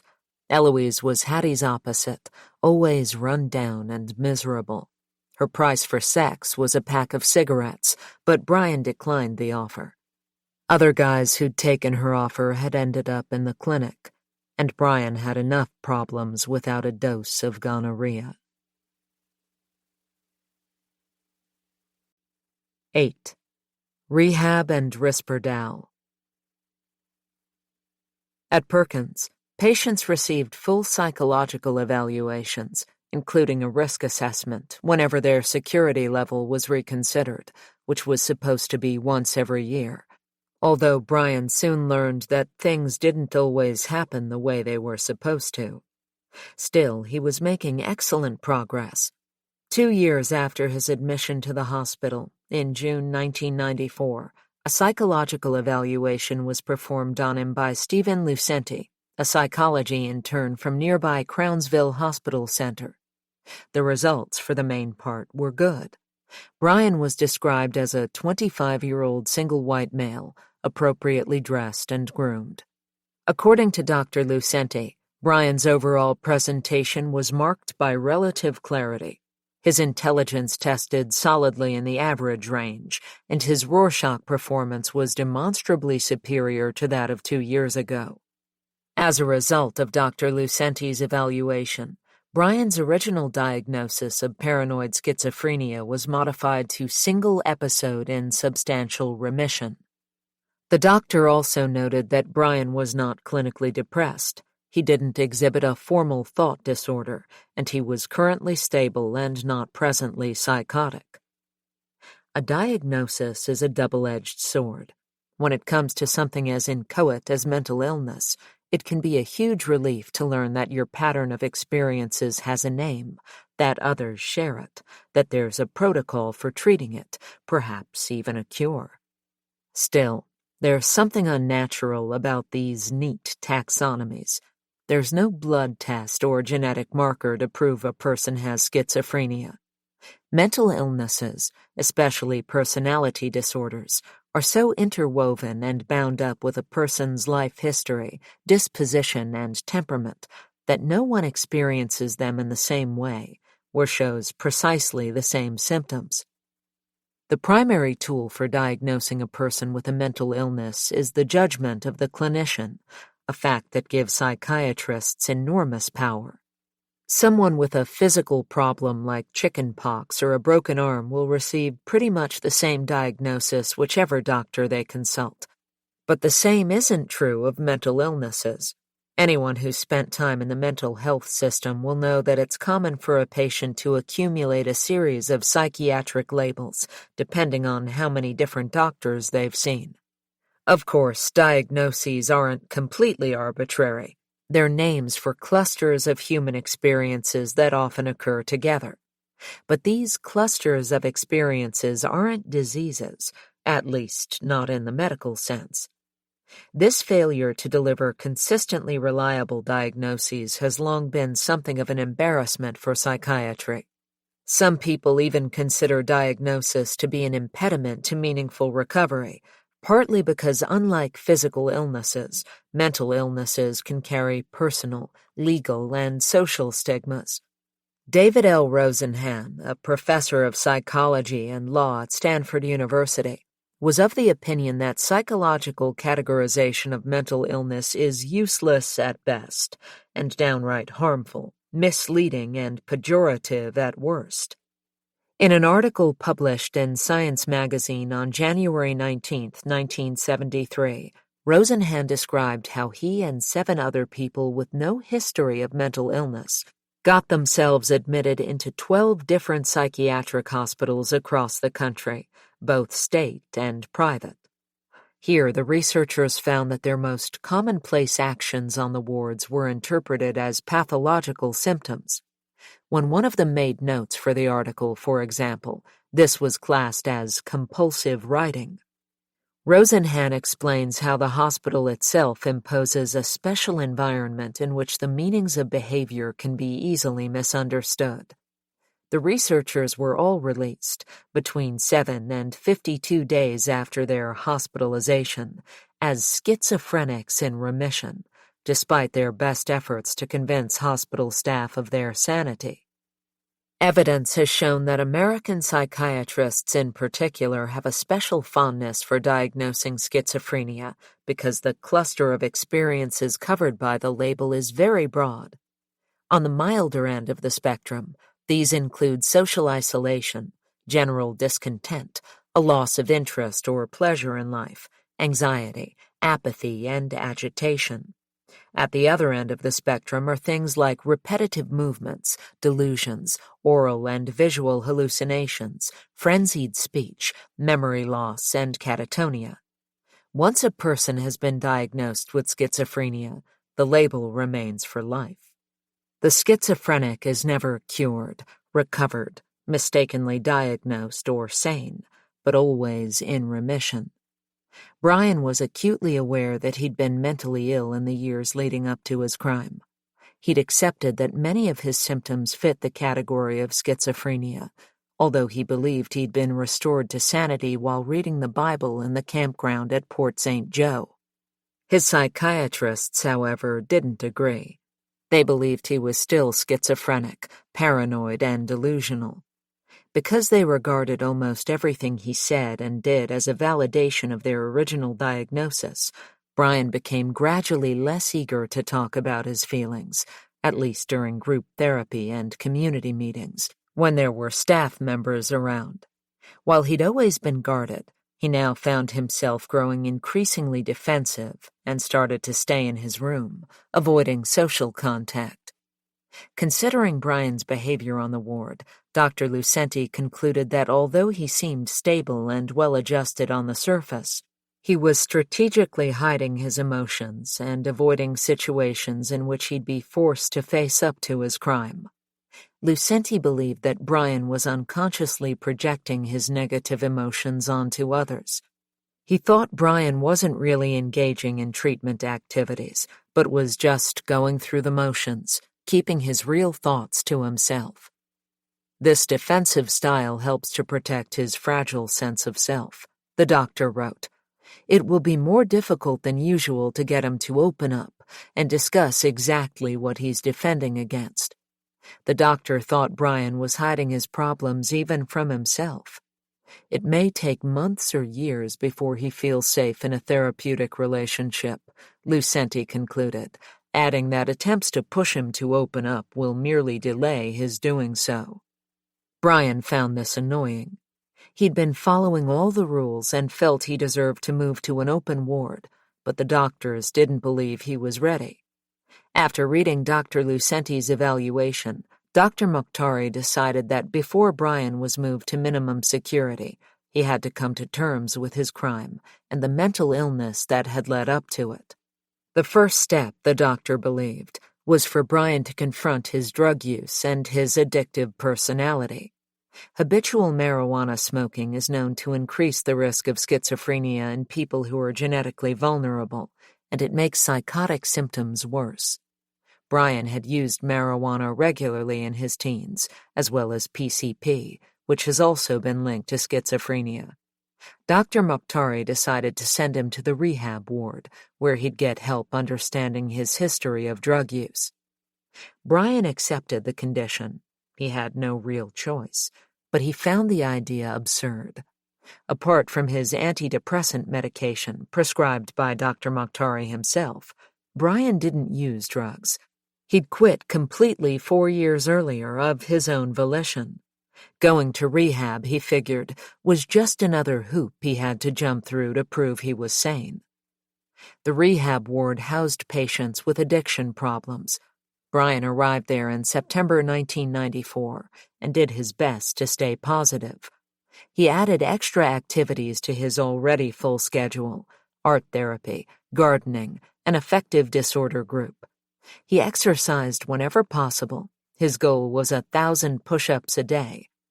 As always, he drew strength from the camaraderie of fellow patients who shared tales of their own frustrations and setbacks. The gardening group was especially close. Along with Kenny Ross, another patient from rehab, Brian was given a little plot of land to cultivate.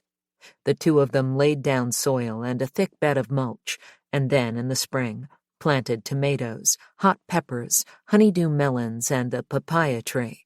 That summer was hot and wet. All their seeds grew. The papaya was over a foot tall when Hector Craven stepped on it by accident. It was a time of upheaval at Perkins. Ever since Brian arrived, the hospital had been undergoing construction, and finally, in October 1996, the new building was completed. Named the Silver Wing after Stewart B. Silver, a past director of the Maryland State Mental Hygiene Administration and a former superintendent of Perkins, it contained a 20-bed admission ward, 5 30-bed maximum security wards, a medical clinic, a dining facility, a chapel, a library, a conference center, family visiting rooms, and even a small gym. The Silver Wing was open and welcoming. A plant-lined hallway, its walls hung with framed patient artwork, opened onto a glass-roofed atrium 2 stories high. The place had an airy spaciousness reminiscent of a shopping center. It was, in fact, referred to as the Treatment Mall. While Brian spent plenty of time in the Silver Wing, he didn't live there, as he was no longer a maximum security patient. In fact, by October 1995, he'd completed his stint in rehab and was finally recommended for minimum. He was elated. The next step would be a release back into the community, and he figured his chances were excellent, as his record at Perkins was clean.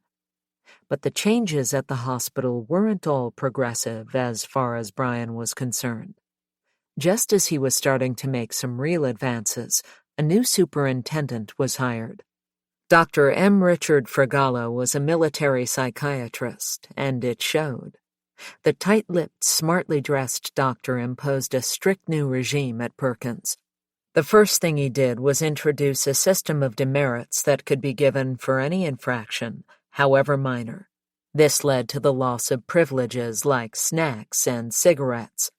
Demerits could also be given for not being redirectable, in other words, for not joining in the day's activities with a positive attitude.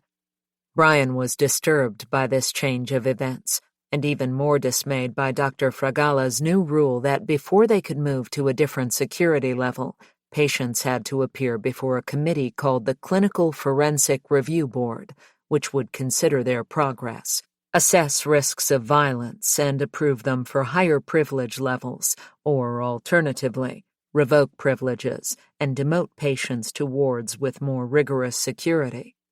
The CFRB wasn't a particular group of people, but a panel made up of everyone at the hospital involved in a patient's case, plus any other members of staff who wanted to be there. Dr. Fragala said that every patient would be assessed by the CFRB each year on the anniversary of their admission to the hospital. Membership of the board wasn't made public, but Brian assumed it included all the hospital's top players: the head of social work, the head of psychology, the director of forensic psychiatry, and, of course, Dr. Fragala himself. Another unhappy change was the end of meaningful group therapy, fallout from the 1996 Health Insurance Portability and Accountability Act, HIPAA, regulations on patient confidentiality. On Ward 8, Brian had found these sessions surprisingly helpful. Now, under the new HIPAA climate, this kind of open discussion no longer occurred. It was all about present-day symptom reduction. Therapists and psychologists no longer seemed interested in talking about a patient's background and upbringing. The family dynamic model of mental illness had been replaced by the idea of mental illness as an organic disease. Origins were no longer considered relevant. Consequently, patients were no longer encouraged to talk about their childhood, their history, their parents, or their crime. Group therapy continued, but in name only. Discussions never went below the surface. It was just small talk. Others disagreed. Jeremy, one of the patients in Focus on Fiction, said he thought group therapy was still useful even if it didn't necessarily get very far beneath the surface. "It's helpful to know other people are feeling the way you're feeling," he told me. "If I'm hearing voices, or if I think I've been dealt a bad hand in life, or I think there's some kind of conspiracy against me, when I hear other people saying the same thing, I realize it's not only me. I can find out how they cope, how they deal with it, how they move on." Brian felt differently. He noticed that individual therapy, too, involved less digging into the past. Mostly, the focus was on tweaking the patient's medications. The Diagnostic and Statistical Manual of Mental Disorders had recently been revised, and now, to be diagnosed with a mental illness, a patient had to display a certain number of symptoms. This meant therapy could be streamlined and standardized for every patient, its success or failure measured in charts, graphs, and statistics. At the same time, various symptom-targeted medications hit the market that were safer than earlier ones, with fewer side effects. First came the SSRIs, new antidepressants like Prozac, Zoloft, and Wellbutrin. Next came a new generation of atypical antipsychotics, medications like Risperdal, Clozaril, and Zyprexa. These were particularly useful at forensic hospitals like Perkins, where large numbers of patients had been diagnosed as psychotic. This increasing reliance on pharmaceuticals and the new focus on symptom reduction brought psychiatry into line with other branches of medicine, disguising the turmoil of mental illness as something that could be managed, even cured, with the right course of drugs. When the new antipsychotics hit the market, they were advertised to psychiatrists as inducing a twilight state in patients. In fact, their main effect was to reduce sensitivity to external stimuli. Under the influence of these medications, patients' conscious awareness and intellectual faculties remained intact, but they lost initiative and agency. Patients who'd been preoccupied by delusions and hallucinations became calmer and less tense, but they also became emotionally flatter and less responsive. Essentially, these medications were like a blunt instrument that dulled all mental activity. And while patients often resisted them at first, one of the effects of the drugs was to soften the edges of resistance until the patient no longer realized, or didn't care, that their emotions had been flattened out. Then there were the side effects: anxiety, sleepiness, blurred vision, tremors, sweating, nausea, dizziness, depression, headache, vomiting, drooling, hunger, restlessness, rash, stomach pain, insomnia, weight gain, and, most disturbingly, cerebral atrophy. Dean, who'd been a student at Johns Hopkins University before his arrest, believed that although there were positive things about Perkins, taking medication wasn't one of them. "The people have been awesome," he said. "The best thing about being here is that you get lots of time to heal." Like Brian, Dean had been diagnosed with paranoid schizophrenia. "The worst thing about being here," he said, "is having to take medication that affects you in ways that you can't control. I'm taking about 6 medications now. They gave me Bell's palsy. One side of my face went numb, and I couldn't open one side of my mouth or open one of my eyes.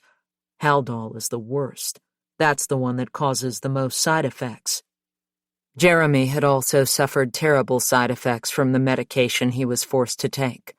He was on a high dose of Seroquel, an antipsychotic, and Depakote to prevent mania, as well as Cogentin to combat tremors. "There's a range of medication levels they can give you, from the minimum to the maximum, and anywhere in between is on staff discretion, based on your behavior," he said. "I've had times when they gave me so much medication that my hands were shaking. I couldn't open a book. I was constantly distracted by the fact that I couldn't keep my hands from moving. It's difficult for me to feel like that when, on the outside and in society, I was so functional and normal." Cliff, another of the patients in my group, was a former teacher in his early 50s who seemed healthy and smart. When I first met him, he'd been at Perkins less than a year, and I could easily imagine him in front of a classroom. But Cliff, who had a diagnosis of bipolar disorder, went rapidly downhill. He had all kinds of problems with the medication he was taking. "They were trying to get me to take Klonopin, which is a Valium type of drug that's highly addictive," he told me. "I disagreed completely. That's a drug that I used to pay for on the street." Cliff had been an alcoholic, and his reluctance to take an addictive drug was one complication with his treatment. Another was his heart condition. The doctors were trying to get him stabilized on a medication that didn't cause him debilitating side effects. When I returned to Perkins one summer after a vacation, I was shocked to see how much worse Cliff's illness had become. I asked him to read aloud from a short story. He'd done this readily in the past, but now his speech was slurred, his eyes unfocused. The following week he arrived late, sat beside me, and shifted in his seat restlessly. The last time I saw him, he was walking on crutches, and one of his front teeth was missing. He told me he'd lost his balance, a side effect of his latest drug, Depakote, fallen and broken some toes. He couldn't remember what had happened to his tooth. Brian had witnessed similar changes in his fellow patients: clumsy movements, sedation, incontinence, and weight gain. Taking antipsychotics caused them to slump on the sofa all day in front of the television, mumbling and drooling. To Brian, these patients had crossed over from consensus reality into a spirit world. Their bodies were here, but their minds were elsewhere. He didn't want to join them. His head felt clear. He didn't understand why he needed medication. He'd been at Perkins for 3 years now. At the time, this was the average length of a patient's stay, and he'd managed to remain stable. When he'd agreed to take Zoloft, he'd stayed on a very low dose. But while Brian considered this a sign of strength, Dr. Mokhtari believed it increased his level of risk, and the psychiatrist regularly talked about sending him back to the most restrictive, maximum security ward.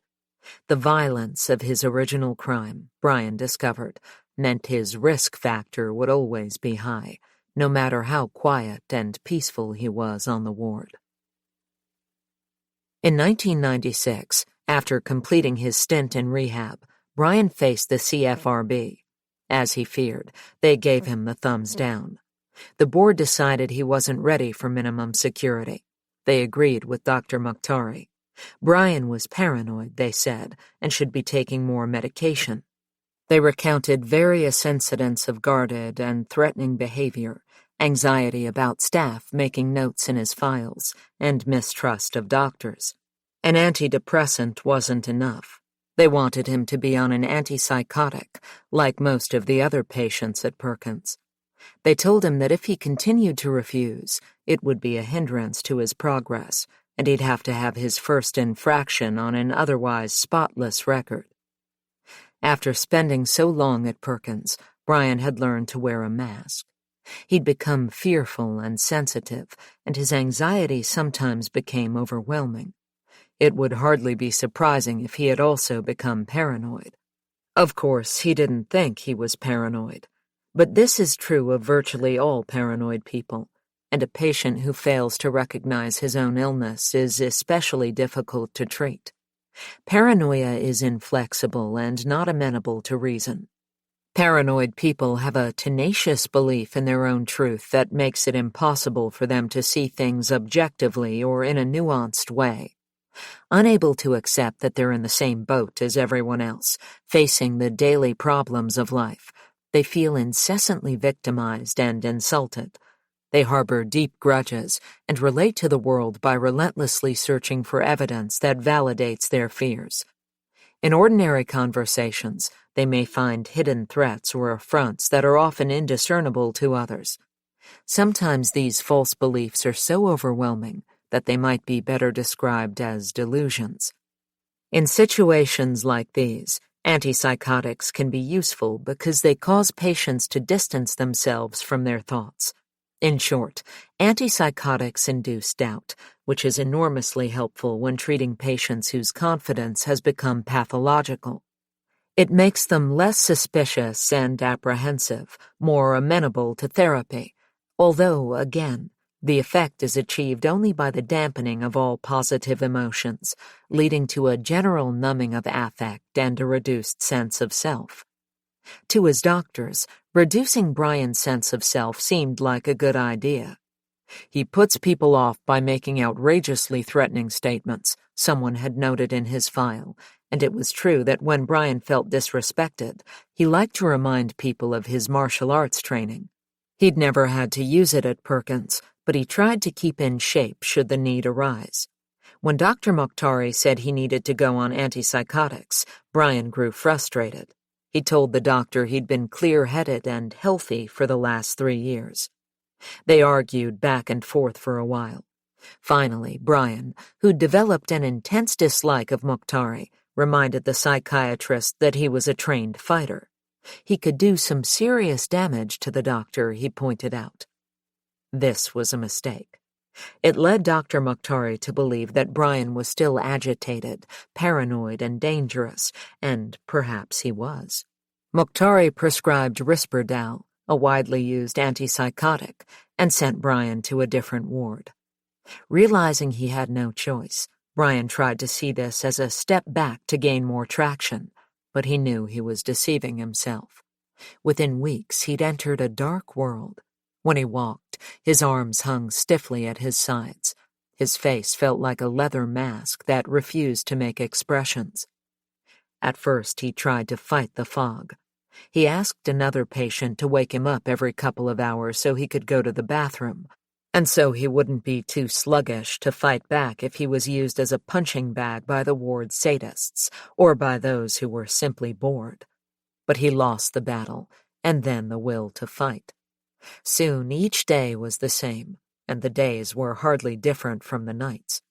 He'd sleep in a chair until breakfast, go back to bed, get up again briefly for lunch, then sleep in a chair again from lunch until dinner. He'd manage to stay awake after dinner until 8 o'clock, when it was time for evening meds. Then he'd be knocked out again. His body betrayed him. He became impotent, then incontinent. He'd turned into a shuffling beast, half man, half corpse. Brian hated being on Risperdal.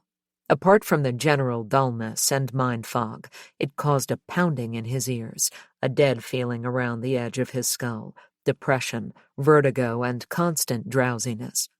Sometimes late at night, he'd start to think that pleading not criminally responsible had been a terrible mistake.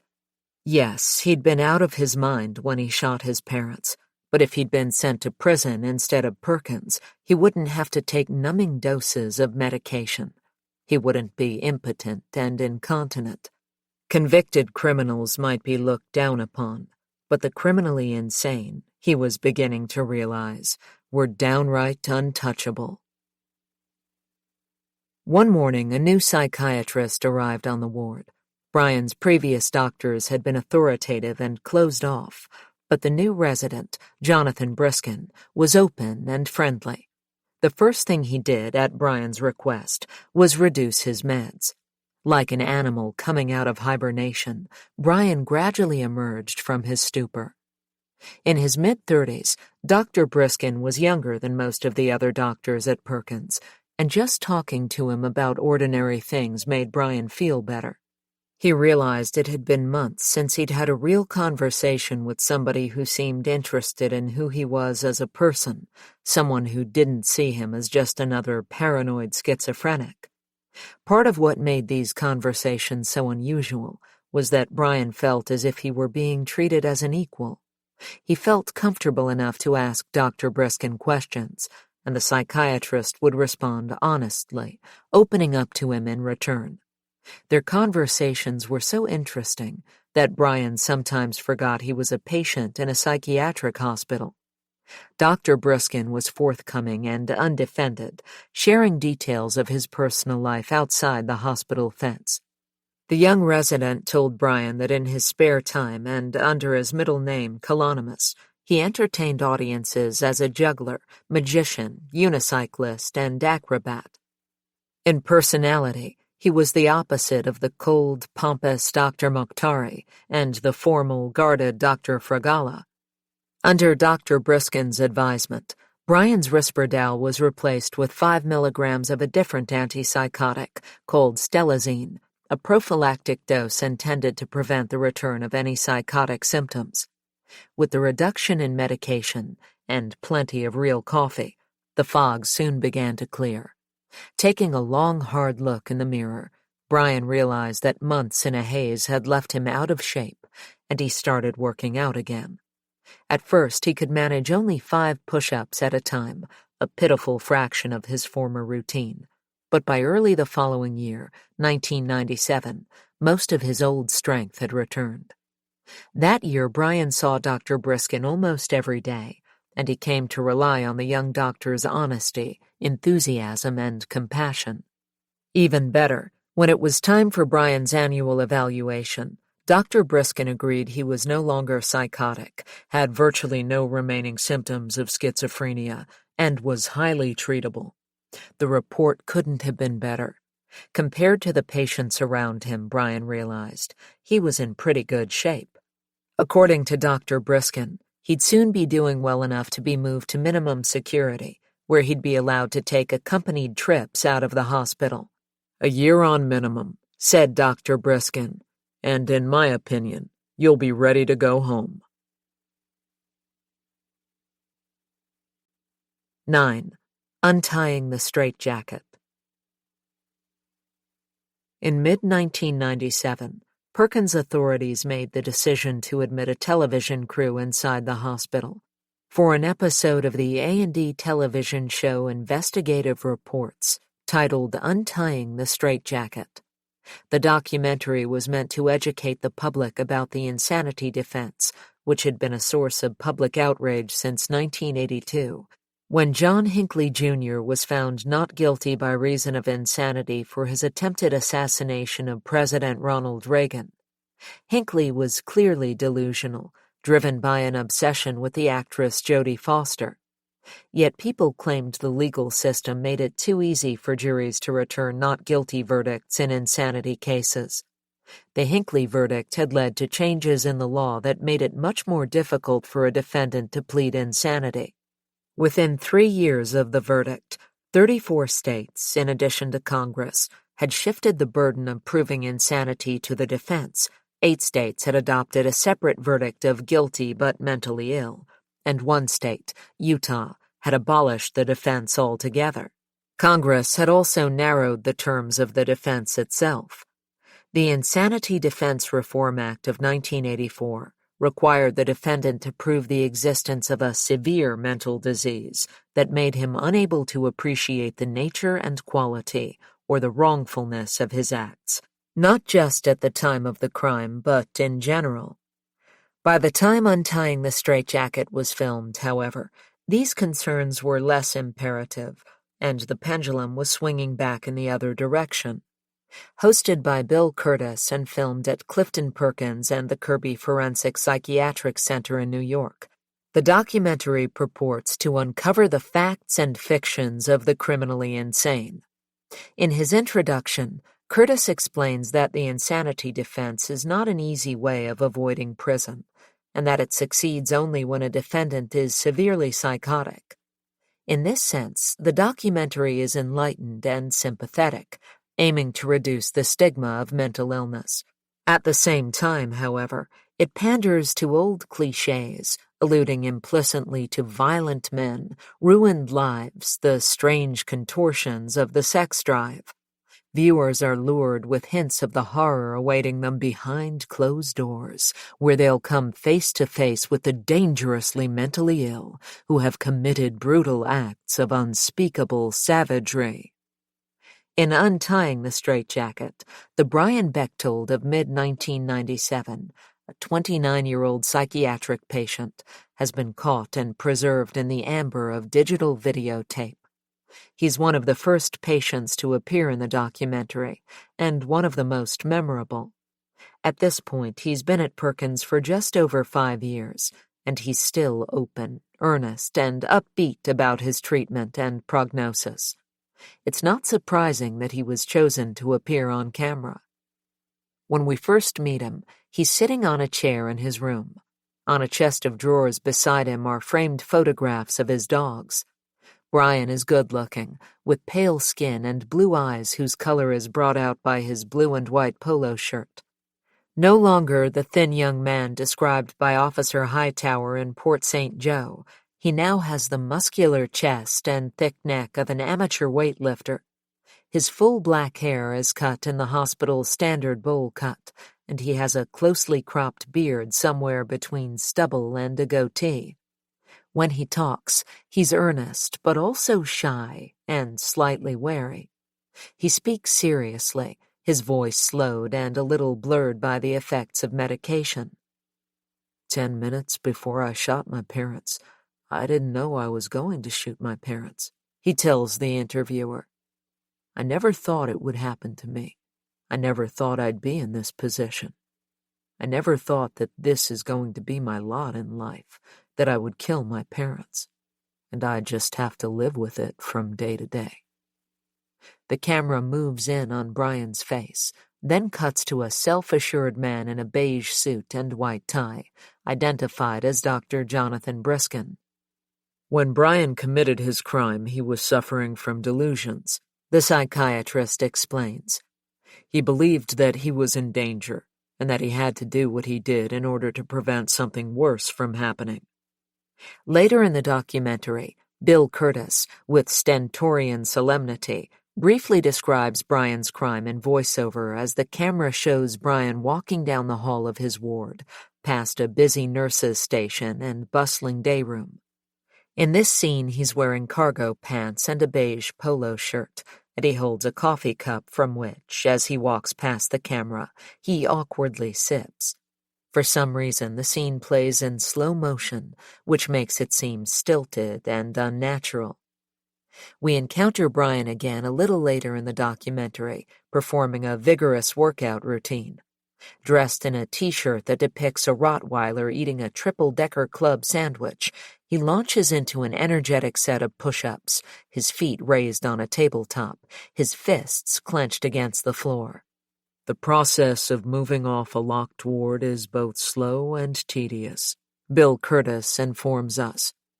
Brian Bechtold has never acted out in the 5 years since he arrived at Perkins after murdering his parents, but because of his extremely violent crime, doctors are still reluctant to give him more degrees of freedom. By the fall of that year, however, based on Brian's good behavior and his responsiveness to therapy, he'd been recommended for minimum security. In November, he was allowed to take a 2-hour trip outside the hospital, accompanied by an aide. He chose to visit an upscale barber shop. It was an unforgettable experience. That morning, he walked down the hallway of the hospital toward the exit, past the security doors, and into a lobby that contained storage lockers, a metal detector, and a waiting area. A television was playing at low volume. On a low table were a few copies of magazines, Good Housekeeping, Parent and Child. A vertical glass case displayed patients' artwork. Accompanied by a psychiatric service technician, Brian walked out through the hospital's front doors. There was a chill in the air. The grated surface of the parking lot felt strange and precarious under his feet. For the last 5 years, he'd been walking on level ground. At the barber shop, his hair was washed, cut, and dried by a beautiful young woman, an experience that he found unpredictably and wonderfully sensual. Outside Perkins, he realized, no one knew he'd killed his parents or that he lived in a mental hospital. To them, he was just another young guy who needed a haircut. All in all, Brian took 14 supervised trips outside the hospital while he was on minimum security. Because he had no problem navigating the world outside the hospital fence, he assumed the success of these trips would strengthen his case for release. By now, he'd been at Perkins 2 years longer than the average stay. In that time, he'd seen plenty of patients come and go, including ones who'd committed crimes as serious as his and far worse. But whenever he asked his treatment team if it was time for him to apply for a discharge hearing, they always said he wasn't ready. Brian suspected this was due to his reluctance to take medication. Still, now that he was allowed out of the hospital on community visits, it was difficult to know what other privileges he could earn, short of a conditional release. At Perkins, the granting and withdrawing of privileges was the chief way of building up and breaking down a patient's self-image, a system that functioned at an institutional as well as an individual level. Patients' behavior was constantly monitored, so no one could let their guard down. There were only 2 days a year when everyone could relax, on Family Day in August, and at the annual Christmas party in December. The ordinary routine of hospital life was set aside for a few hours. Patients were allowed to invite up to 3 friends or family members to share a buffet-style meal with staff, other patients, and their guests. At these parties, you could enjoy a feast of ribs and shrimp, take part in a prize raffle, have your photograph taken, sit outside in the summer, chat, mingle freely, and even dance. In the weeks leading up to the Christmas party, a contest was held for the best decorated ward. Over time, this tradition became so fiercely competitive that it had to be discontinued. In 1997, the prize was $150, a large sum compared to the patient's wages, but because it had to be split among everyone on the ward, each person's payout was relatively small. More important than the cash was the thrill of battling against other wards with equally aggressive teams.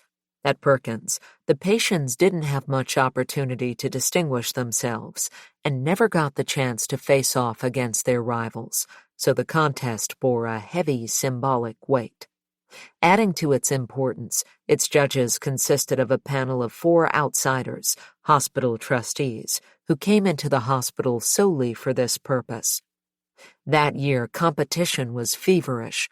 On Brian's ward, the patients fashioned their own unique display of snowflakes, reindeer, candy canes, angels, and elves. The walls and windows were adorned with cotton ball snowflakes. The television set was disguised as a cozy fireplace, and the words happiness and joy were spelled out in letters taped to the back of each plastic chair. The letters couldn't get jumbled up. The chairs were bolted to the floor. The decorations were vivid, even flamboyant. But as he stood back to look at them, Brian couldn't help thinking that there was very little happiness or joy displayed by the men slumped in those chairs, most of them semi-conscious, one with a set of reindeer antlers perched incongruously atop his head. His ward didn't win the competition, but Brian remained grateful to be on minimum security. He was less excited about the ward psychiatrist, a Puerto Rican doctor named Paulo Negro, a short, middle-aged man with a pugnacious bearing and a heavy accent, and disappointed by his therapist Jason Farley, a young social worker who, despite his prematurely graying hair, appeared to be fresh out of college. At first, Brian hoped that because he was young, Mr. Farley would be willing to take risks and think outside the box like Dr. Briskin. But while Dr. Briskin's youth had been an asset, Mr. Farley's was a liability. From Brian's perspective, he was like a big-headed frat boy. He recalls the social worker boasting that he played in a rock band and that he was the only one strong enough to lift the amplifier. Brian found this hard to believe, given that Farley was thin as a weasel. Brian also recalls that Farley bragged about his courage, telling Brian that if the two of them were in the army, he'd have made the better soldier. Brian concluded that Farley was embarrassed by his lack of experience, which he was obviously trying to disguise through bluffing, bragging, and refusing to bend the rules. The worst display of his petty tyranny took place whenever Brian got a migraine. The nurses were under strict orders from Mr. Farley to give Brian nothing but 2 regular Tylenols. This might have been enough for an ordinary headache, but Brian's migraines were different. He'd suffered from them for as long as he could remember, and they were agonizing. The pounding pain would last all day. Every light, sound, and smell assaulted his senses.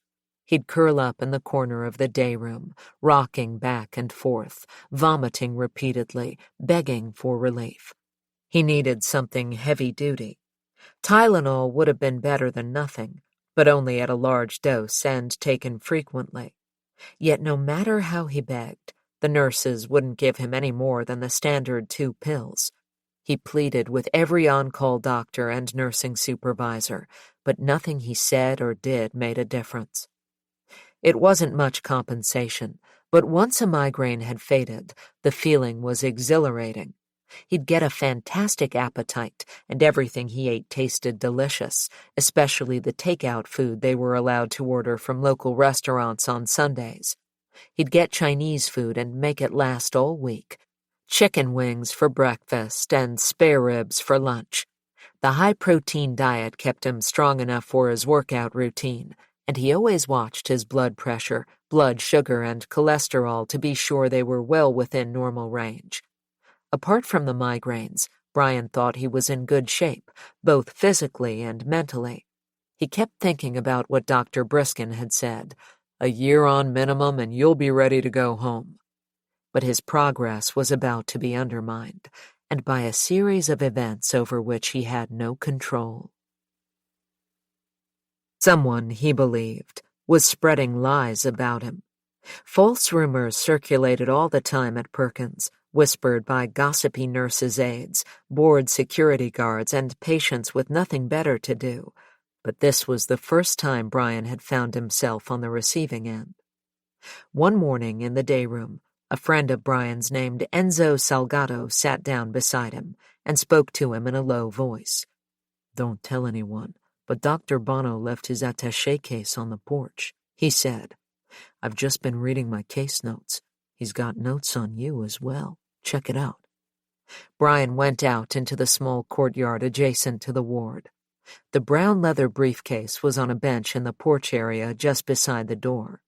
It was unlocked and bulging with manila folders. One of them had his name on it. There were only a few documents in the folder. Brian had seen Dr. Bono only once or twice, and he didn't have time to read them thoroughly. Instead, he glanced through the case notes and then swiftly returned the documents to the folder. He recalled only a few phrases, but they were all baffling. Anti-Semitic, racist, possible ties to the Aryan nation and similar neo-Nazi groups. Brian was stunned. "That guy must be a nut," he told Enzo. "He says I'm a racist with ties to the Aryan nation. That's crazy. I grew up with black kids. My best friend is Korean. My first girlfriend was Middle Eastern." Enzo said, "Somebody must be out to get you." "It's total bullshit," Brian repeated. "I still listen to black go-go music from D.C. "It doesn't matter," Enzo said. "They believe what they want to believe." Later, when Brian thought about Dr. Bono's notes, things started to fall into place. He'd noticed the African-American staff members would speak to him more harshly than they did to other patients, and they sometimes forgot to call him for the evening snack. Back then, there were no cameras on the wards, and while many of the guards were helpful and reasonable, others, especially those who came to Perkins after working in the prison system, could be cruel and unscrupulous. Everybody knew the security guards were badly paid, bored, and resentful. Brian had seen them teasing, slapping, and pinching patients for no reason at all. In the evenings, if there was nothing to amuse them on television, the guards would turn to the patients to provide them with entertainment. They'd try to get a rise out of them, hitting them with pillows and calling them names. In the Perkins hierarchy, the guards were only one step above the patients. Belittling the crazies helped to shore up their frail egos, emphasizing the difference between them and those beneath them.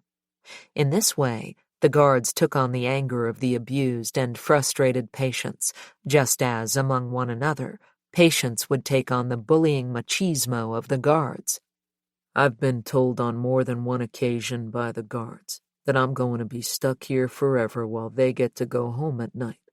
They make it very petty," Cliff told me one day after a Focus on Fiction meeting. "This one nurse, he wouldn't give me my medication. He wouldn't give me food for my diabetes when my blood sugar got dangerously low. They want to pick on you and see if they can make you lose your temper. They push and push. I used to let it get to me. That's why I'm still on maximum security." In a way, Brian understood the tension between the inmates and their attendants. After all, the guards came to know the patients better than anyone else. Unlike the doctors or nurses, they were with them 8 hours a day or more. They were familiar with all their states of mind. They knew when individual patients were upset, when they were happy, when they were anxious, when they were about to panic. The guards bore the brunt of their unpredictable moods. But they weren't doctors. They weren't even medical professionals. In fact, most were ill-equipped to administer care to anyone. It was never clear to me whether Brian was actually paranoid or whether the African-American staff really were hostile toward him, but I knew from my own experience that Perkins could be a hothouse of suspicion and mistrust. It wouldn't have surprised me if, after 6 years of having his everyday words and actions scrutinized and analyzed for evidence to validate his diagnosis, Brian had grown suspicious, guarded, and tense. Staff were constantly watching, taking notes, and analyzing. What in anyone else would be an individual choice or personality traits, a preference for isolation, for example, or a love of cleanliness, becomes in a psychiatric patient a symptom of mental illness. Problems in the family, even before the patient was born, may be read as an early taint or a sign. On the ward, ordinary behavior has pathological connotations. Missing breakfast becomes acting out. Because patients are considered to have little insight into their illnesses, doctors will often gather collateral information about them from other sources, things they've said, for example, or books they've checked out from the library. Everything and anything can become a potential symptom of pathology, and there's something very unbalanced about this lack of reciprocity. I was dubious, then, about the validity of the therapy notes in Brian's files that referred to his unkempt appearance, grievances, nominal compliance, and guardedness. To me, these seemed like natural reactions to being confined in a maximum security hospital. Brian's psychiatrists, however, considered them to be symptoms of his mental illness. Their reaction, in turn, made him even more fearful and guarded, and so the cycle continued, and he never knew if people were suspicious of him because they thought he was paranoid, or if he didn't trust people because they were suspicious of him. Eventually, Brian came to the conclusion that it wasn't the guards, but another patient on the ward who'd been spreading stories about him. He never discovered who it was, but he had his suspicions. One contender was a dark, surly guy in his 30s named Jeff Paget. Like Brian, Paget was athletic and very strong. He had a hostile, defensive attitude that made Brian wonder what his problem was. Brian had heard that Paget had attacked and beaten his abusive stepfather, a crime for which he'd served a prison sentence. When he got out of jail, he bombed a building. Sometimes, even at Perkins, Paget seemed about to explode. Another candidate was Mark Elliott, a healthy guy with a good sense of humor. Before coming to Perkins, Elliott had graduated from college and recently settled into a well-paying job when he suddenly snapped, quit his job, and killed his mother. At first, because he was intelligent and caused no trouble, he flew through the hospital system to minimum security. But when, like Brian, he refused to take medication, he was bounced straight back to maximum, where he was forcibly tranquilized. Now his mind was clouded by a high dose of antipsychotics. Brian wondered if Elliot might be unhinged enough to be confusing fantasy with reality. Sometimes Brian wondered if his own thoughts weren't equally irrational, but he was pretty sure he knew the difference between reality and illusion. He knew that 6 years ago, he'd undergone a psychotic break that had caused him to experience terrible hallucinations. And while he knew that people with psychiatric illnesses don't always recognize that they're not normal, he was sure that now, in contrast to 6 years ago, he was back to his old self again. But despite Dr. Briskin's belief that he had virtually no remaining symptoms of schizophrenia, Brian's Axis 1 diagnosis, a grouping of the DSM psychological diagnostic categories that comprises major clinical disorders, was still paranoid schizophrenia. This, he realized, was because most of the time, when a new doctor picked up his last chart, they merely copied the original diagnosis from his previous evaluation or his commitment papers, rarely stopping to weigh the evidence for themselves. An opinion endorsed by psychiatrist and advocate Dr. Morton Birnbaum, who came to believe that state doctors just copy over from year to year what is on one's commitment papers. Psychiatrists, Brian had noticed, seemed to believe they were infallible, and their faith was contagious. Nobody seemed to accept that a doctor could get something wrong. Brian was starting to realize that most people had only the vaguest idea what went on in the confines of a maximum security psychiatric hospital. They had no idea that Perkins, like many other state-funded institutions, was struggling with budget cuts, excessive paperwork, and bureaucratic dysfunction. Most people preferred to imagine it as a dungeon full of madmen in straitjackets, like Hannibal Lecter. The rumors were another stain on Brian's record, making it hard for him to enjoy the privileges he'd worked so hard for. What's more, they showed no sign of going away. After a disagreement with a kitchen worker about the best way to clean cookie sheets, he was written up for acting bizarrely. As far as he could tell, his offense had been to let the sheets soak because they had cheese stuck on them. The kitchen worker had told him to scrub them to get the cheese off, but Brian had held dishwashing jobs in the past, and he'd learned that when a pan or cookie sheet got burned, no amount of scrubbing would do any good. You left it to soak. It wasn't complicated.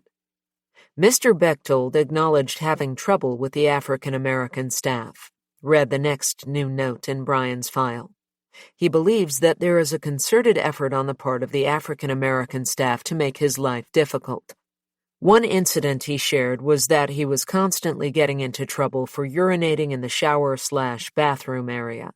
He emphatically maintains that it was not him, but it was an African-American staff member who did it in order to get him into trouble. Reading this, Brian rolled his eyes in exasperation. What had happened was that one morning, when he had a cold, he went to get a can of Coke to soothe his throat. Only the can was freezing, so he held it under a bathroom faucet to warm it up before drinking it. A janitor who'd been cleaning the bathroom floor at the time claimed that Brian had been urinating in the sink. To complain about this error in his file, Brian went to the clinical director's office. He knocked and waited, but no one came. Unaware that she was on vacation, Brian knocked a little more loudly. Someone accused him of pounding on the door. Another black mark. Brian felt as if he'd become the ward's scapegoat overnight, and that everybody was taking out their frustrations on him. He started to grow vigilant, wary of rumors and false accusations, leery of other patients, especially well-known troublemakers like Bert Fenn, who'd sneak into Brian's room at night to dig around for loose change in his pants pockets. If Brian woke up and caught him in the act, Fenn would claim that Brian had a phone call and scuttle away like a rat. Another patient Brian tried to avoid was Leroy Jones, a rich kid who'd killed his mother with a hammer. Jones, who said he was heir to his family's shampoo fortune, looked down on the other patients and called them trash. No one lost any sleep when his petition for release was rejected and he had a breakdown. He started keeping his piss in a special cup and submerging batteries in the urine as part of a complicated experiment. He'd go to the gym and ride the exercise bike in super slow motion for hours. He once spent an entire afternoon instructing everyone on the ward how to tenderize meat with a mallet. If you were smart, you gave him a wide berth. For Brian, the final kick in the teeth came during one of his therapy sessions with Jason Farley. The social worker said he wanted to try something new. He'd been taking lessons in hypnosis, he told Brian, and he thought Brian might benefit from being hypnotized. "I want you to lie down," Farley said to Brian. "Are you serious?" Brian said. "No way." Because Mr. Farley didn't seem to know what he was doing even in therapy sessions, which he was presumably trained to give, Brian certainly didn't trust him to mess around with hypnosis. The note in his chart reported that Brian had refused therapy, an infraction whose penalty was a mandatory transfer of ward. He was sent back to medium security. It was a blow, but at least he'd be getting away from all the lies and rumors and back to Dr. Briskin's ward. 10. Hyper-religious. Back on medium security, everything had changed. Dr. Briskin had left the hospital. His replacement was a psychiatrist named Stephen Stoltzberg. Because Brian had consistently refused to take more than the minimum dose of stelazine, a drug used to treat schizophrenia, Dr. Stoltzberg thought he might benefit from shock treatment. Brian refused. Later that week, he asked to withdraw $150 from his account to buy 2 pairs of shoes. Now it was Dr. Stoltzberg's turn to refuse. His reason, according to Brian? You could hire a hitman with that kind of money. What hitman, Brian wondered, would work for the price of 2 pairs of shoes? To add insult to injury, at his next appointment, Dr. Stoltzberg told Brian that his medication had to be increased. It was true that he was taking only 5 milligrams of stelazine. The recommended daily dose was 20. But as before, Brian was under the impression that the low dose worked for him. His head was clear and he had plenty of energy. He hadn't been in trouble, although for some reason Dr. Stoltzberg seemed suspicious. Brian wondered if he'd heard the rumors about him. If that was the reason for the medication increase, it hardly seemed fair to him. He'd seen other patients who were taking 20 milligrams, and it made them fat, slow, and miserable, not to mention increased the risk of diabetes and heart disease. Most of them felt the same way Brian did about taking meds. If I didn't have to interact with anybody, I'd be so much better without taking drugs, Cliff told me. I take drugs so that other people can deal with me. The prospect of being medicated into a daze again depressed Brian, and his anxiety dragged him down. When he heard there was a new maximum security ward opening up in June 1998, he asked to be sent there instead. True, it would be more restrictive, but at least he'd get a different psychiatrist and, he hoped, avoid being drugged into oblivion. Life on the new ward got off to a shaky start. The staff was a tight-knit group of nurses who all came from the same Baltimore suburb, Edmondson Village, and they reigned unchallenged. Their first mandate was to deny the patients their weekly takeout order. No reason was given. There was none to give. To Brian, it looked like a power play. The new ward housed a lot of IDD, or intellectually and developmentally disabled patients, many of whom were unable to follow an argument or express themselves clearly. Brian, more functional and articulate than the others, stepped up and took the lead. It didn't hurt that he was in fighting shape. Muscular, tough, and angry. He no longer had any qualms about speaking aggressively to staff. At the next ward meeting, he stood up and told them they were out of line. "We have rights," he said.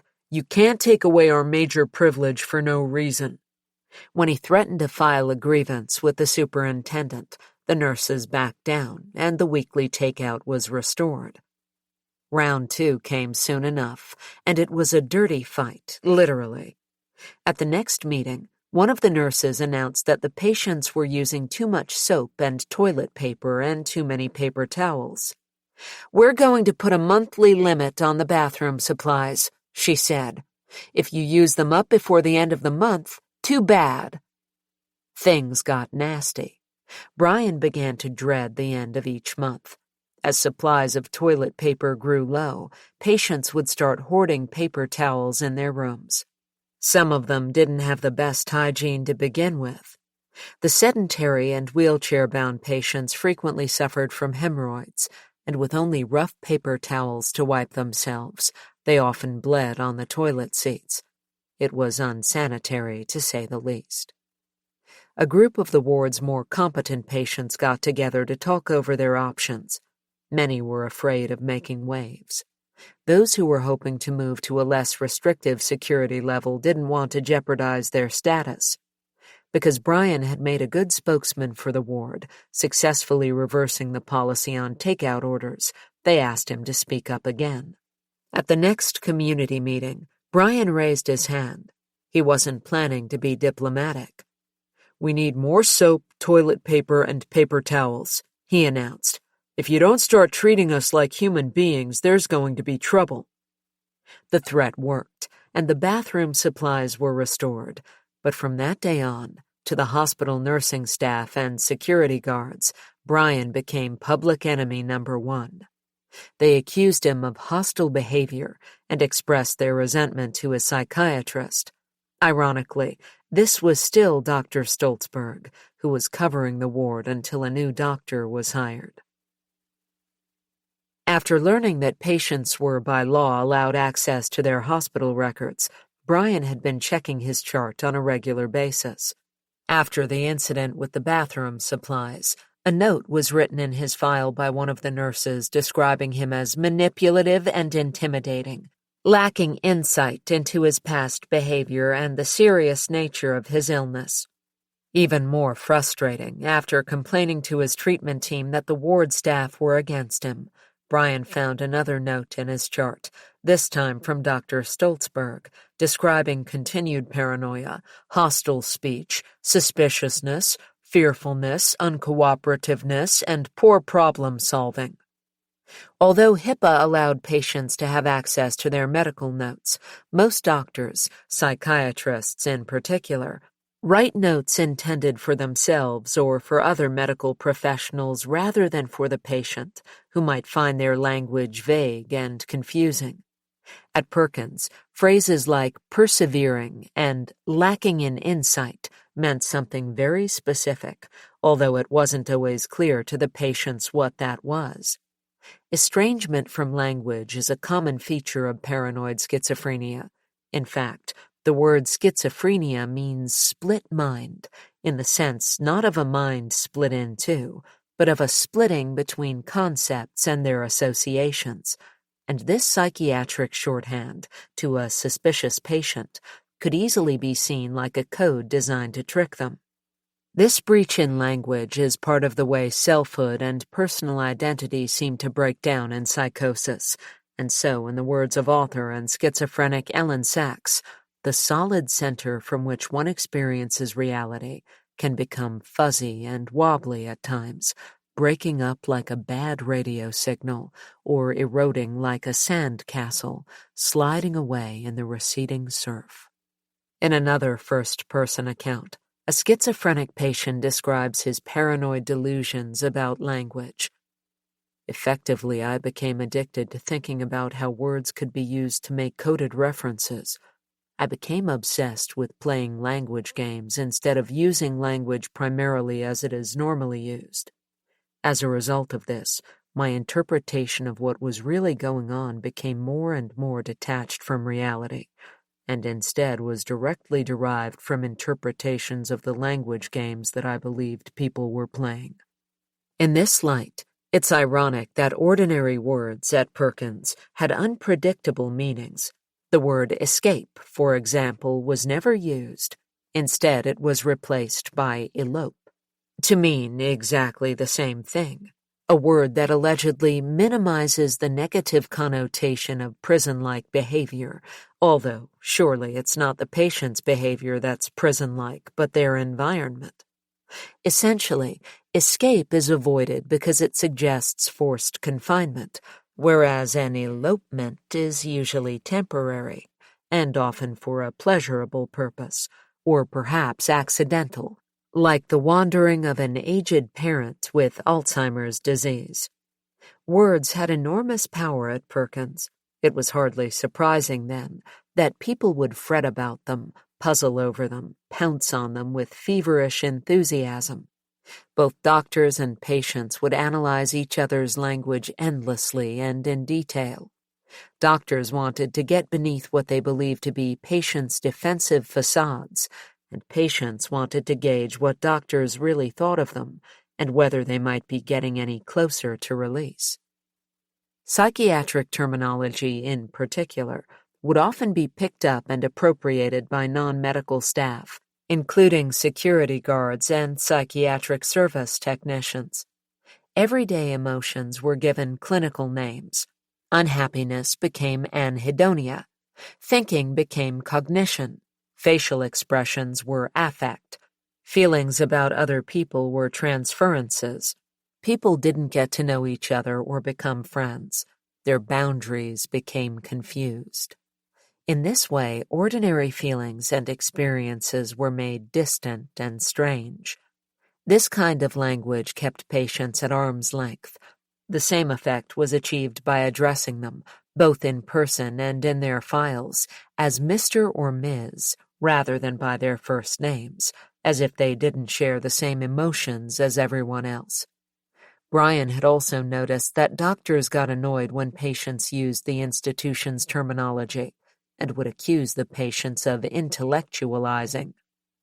Discharge was a sacred word, the holy grail toward which everything reached. Support was another. It meant everything and nothing. You could bring it up in any situation. It always fit. Having insight into your illness meant you accepted your psychiatrist's diagnosis, and compliance meant you took your medication without having to be forced. Unsafe was code for suicidal. It was important to be well-adjusted, which meant you complied with your support system. In other words, you followed the rules. Compliance, in fact, was the way out of the hospital. If a patient was compliant enough, they were discharged, which didn't necessarily mean their symptoms had gone away, but that they'd learned to repeat the magic words that led the doors to open. Brian knew what he was supposed to say, but either he couldn't say it or he couldn't say it convincingly enough. Because the rules made no sense, he thought, resistance was a healthier response than compliance. In addition to paranoia, he was also accused of setting himself unattainable treatment goals. This was especially depressing for him, as his only treatment goal was to one day leave Perkins and support himself in the outside world. Achieving this would be much easier, he thought, if the goalposts didn't keep moving. During his first years at the hospital, everyone had been concerned with how well he understood himself. Now his insight seemed irrelevant. What mattered now was his compliance in taking medication and how much support he had. Those patients lucky enough to get regular visits from friends and family, people on the outside who cared about their well-being, were considered well-supported, which, rather than self-reliance, seemed to be the new criterion for release. Like most patients, Brian, through no fault of his own, wasn't so fortunate.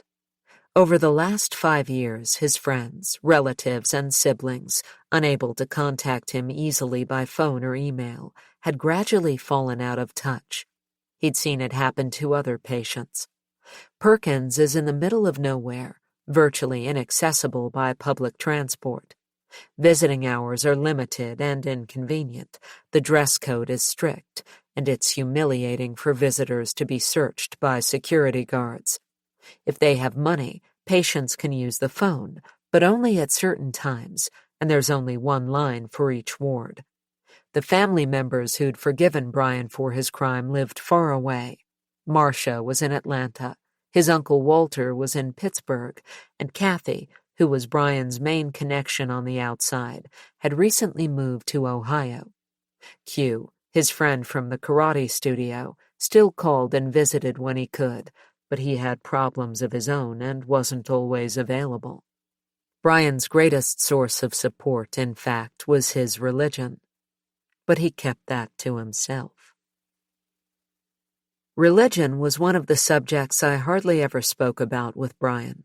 I sensed we were both afraid it might expose a fault line in our friendship. I told Brian I didn't practice any particular religion, and he'd told me he believed in a kind of charismatic Christianity similar to Pentecostalism. He didn't like to discuss it at any length, he said, because when he'd done so in the past, his psychiatrists had always seen it as a symptom of mental illness. As much as I sympathized with Brian, I could see their point.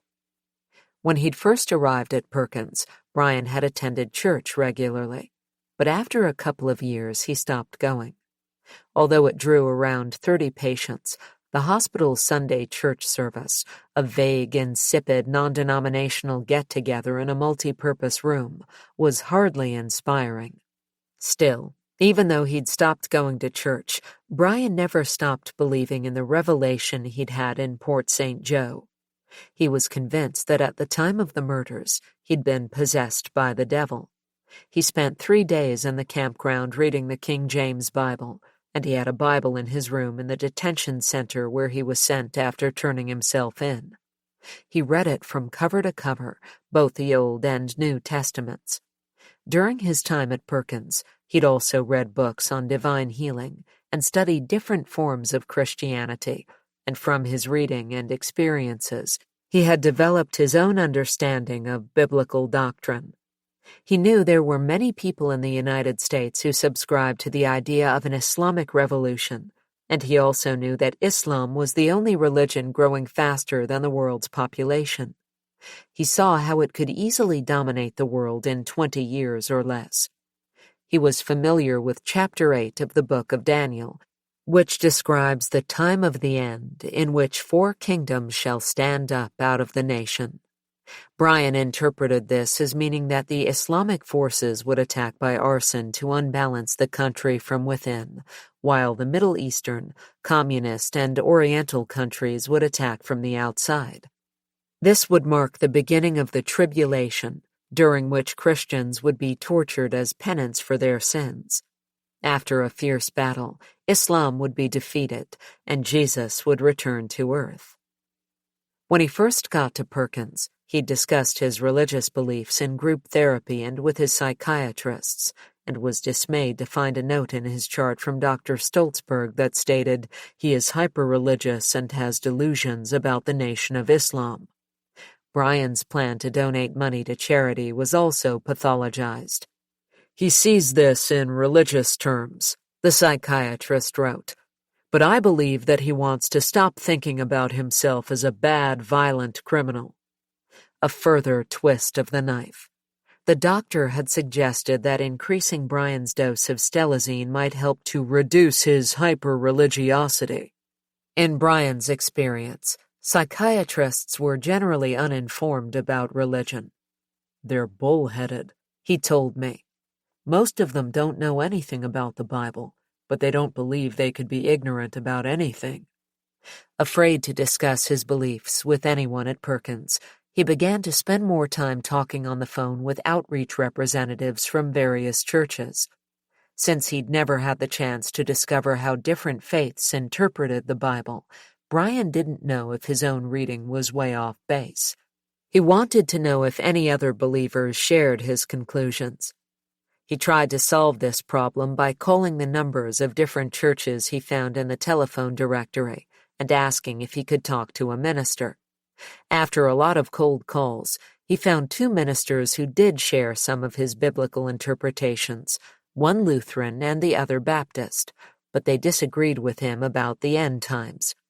Both ministers believed NATO would conquer the earth, instituting a one-world government that would bring about the final days, and although interested, Brian was unconvinced. He believed this version of the apocalypse had originated with the Jehovah's Witnesses. Other churches had adapted it to fit their own beliefs. Unable to find a minister by phone, Brian tried the mail. He wrote a 10-page letter that he characterized as a plea for help, and sent it to various church leaders whose addresses he found in the phone book. He wrote, "Many years ago I lost my mind. After 5 years of torment, I committed a very serious crime for which I am truly sorry. For the past 11 years I have been in an institution. I have not had access to any denominational doctrine. Recently, however, my beliefs have come under serious scrutiny.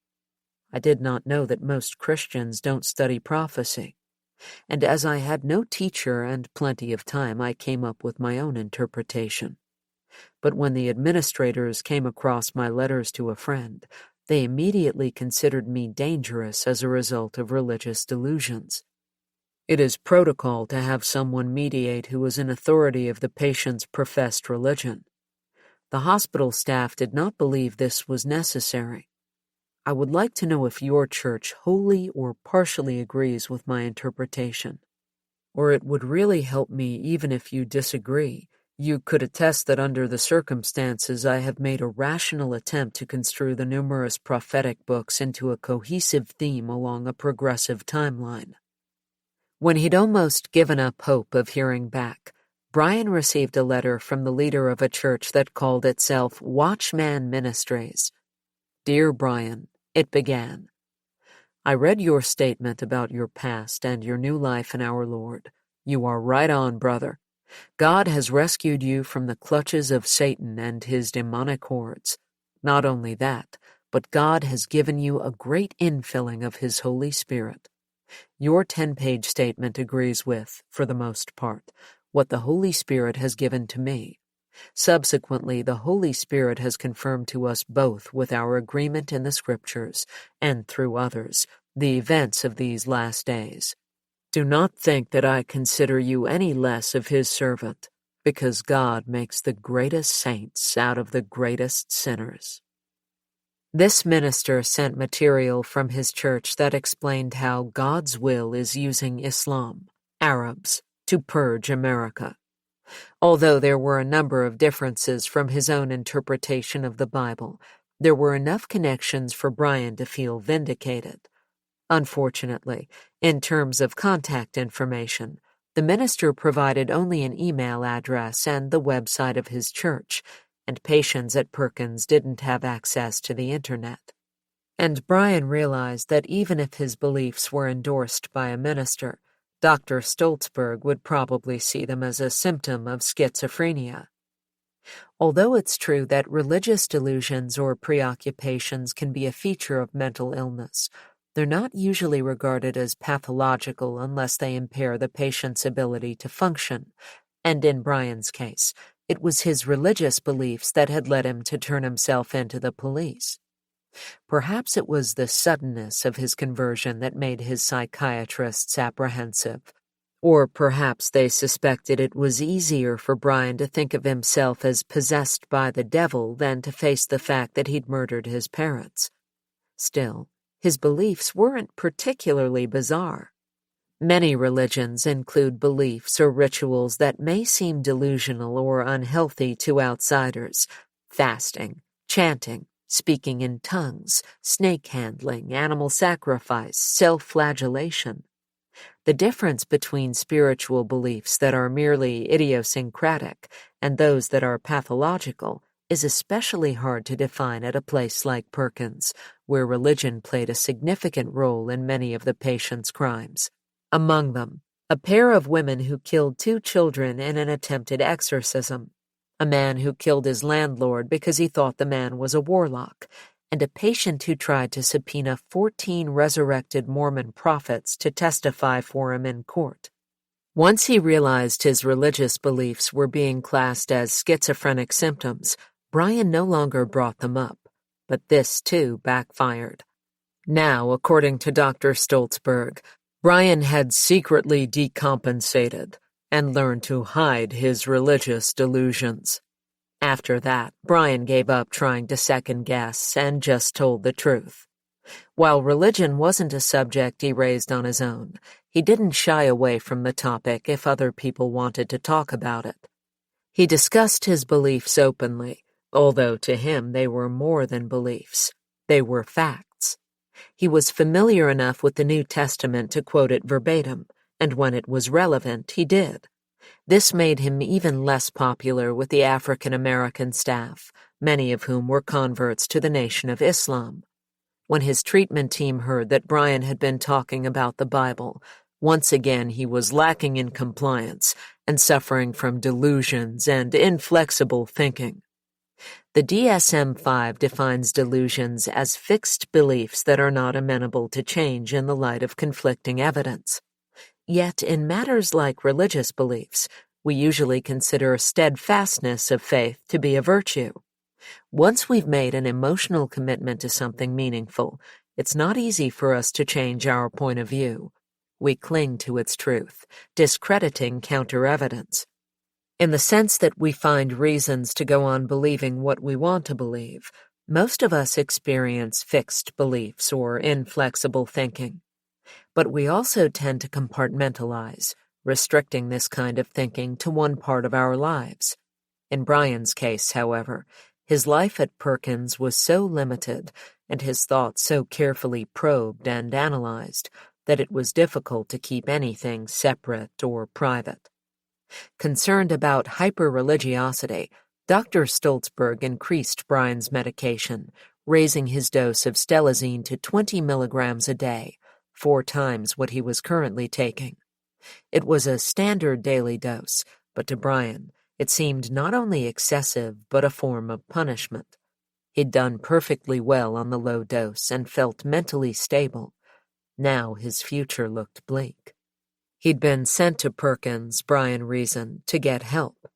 Now he felt as if he were in court, being judged 7 days a week. People watched him all the time, questioning the meaning of his every word. He was tired of having no control over his life, of having to do whatever staff told him to do, when to get up in the morning, when to eat, when to take a nap, when to go outside, when to watch television, when to go to sleep at night. He felt robbed of his identity. No longer a student, a karate teacher, a brother, or a boyfriend. He was now a mental patient, nothing more. To make matters worse, there was no end in sight. His commitment was indefinite. As long as the doctors believed a patient could still be a danger to the community, they weren't released. And judging by his risk evaluations, Brian was still considered a threat. The only way this would change was for him to exhibit more compliance, which meant accepting a higher dose of stelazine. Once again, he had no choice. He knew the high dose would obliterate him, and he was right. Before long, he was slurring his words when he spoke. He found it hard to carry on an ordinary conversation, and he had difficulty thinking and focusing. Walking across the day room became a major event. Eventually, he was unable even to stay awake.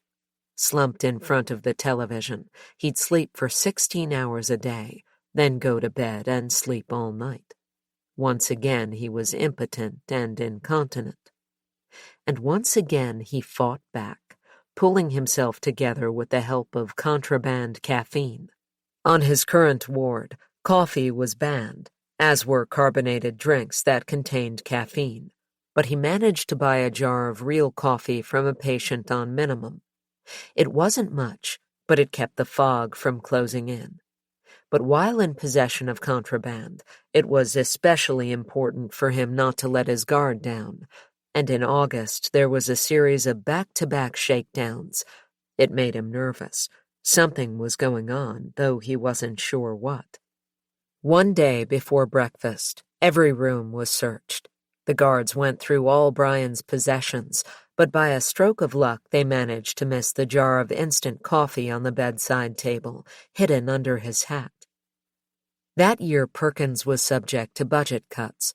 As usual, the patients paid the price. After a lot of hand-wringing and paper shuffling, Dr. Fragala, the superintendent, announced he'd be closing down Hamilton House, a semi-restricted transitional community where patients could gradually prepare for release.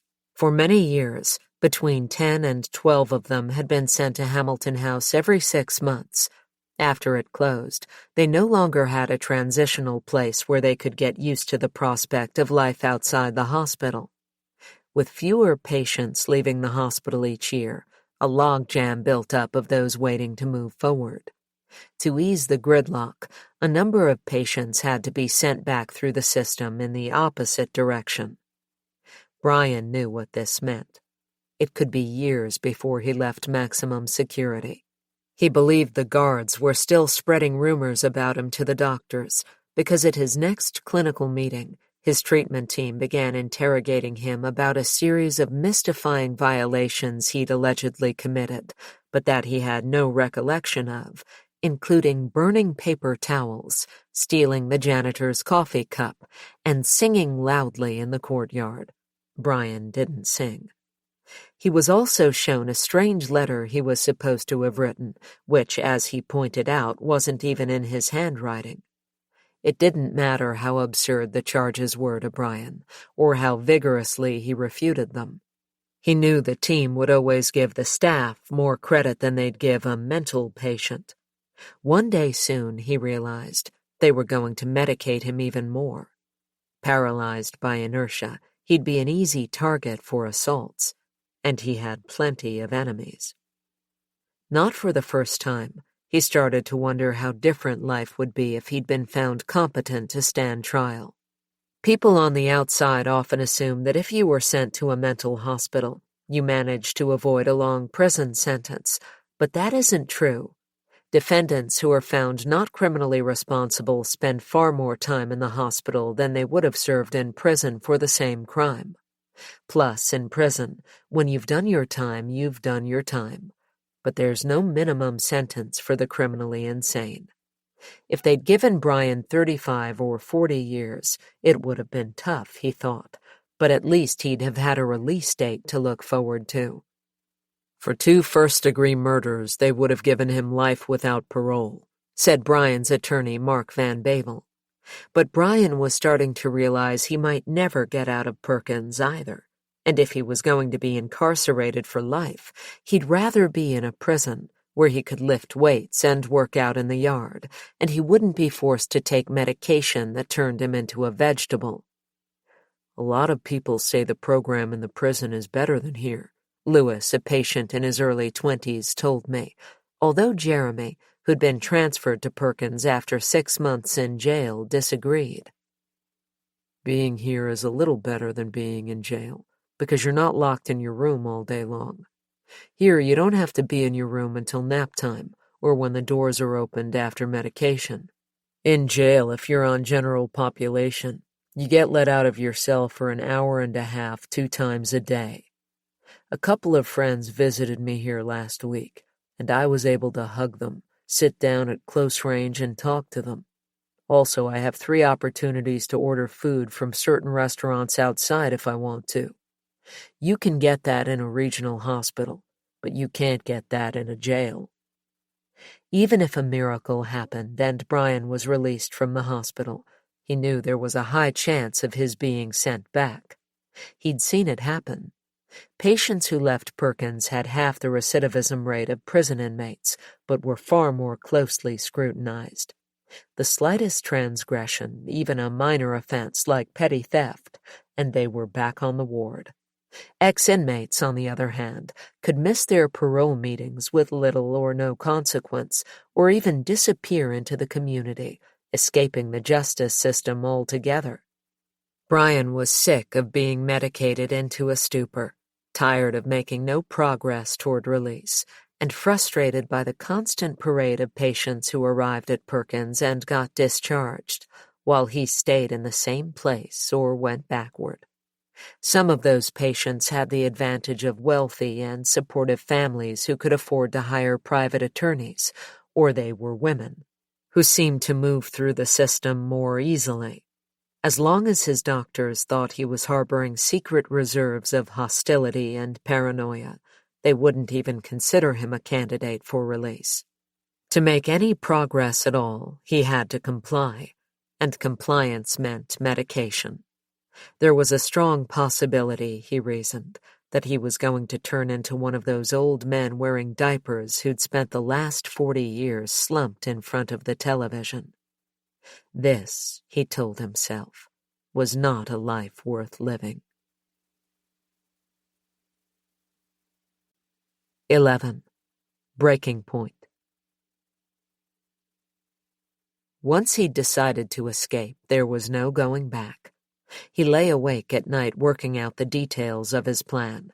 He'd enlist the help of an old friend of his named Richard Phillips, who lived in Pittsburgh. Richard was terminally ill, so he had little to lose. Brian remembered Richard telling him about the abandoned copper mines in the hills of Pennsylvania and Virginia, both within a day's drive of Perkins.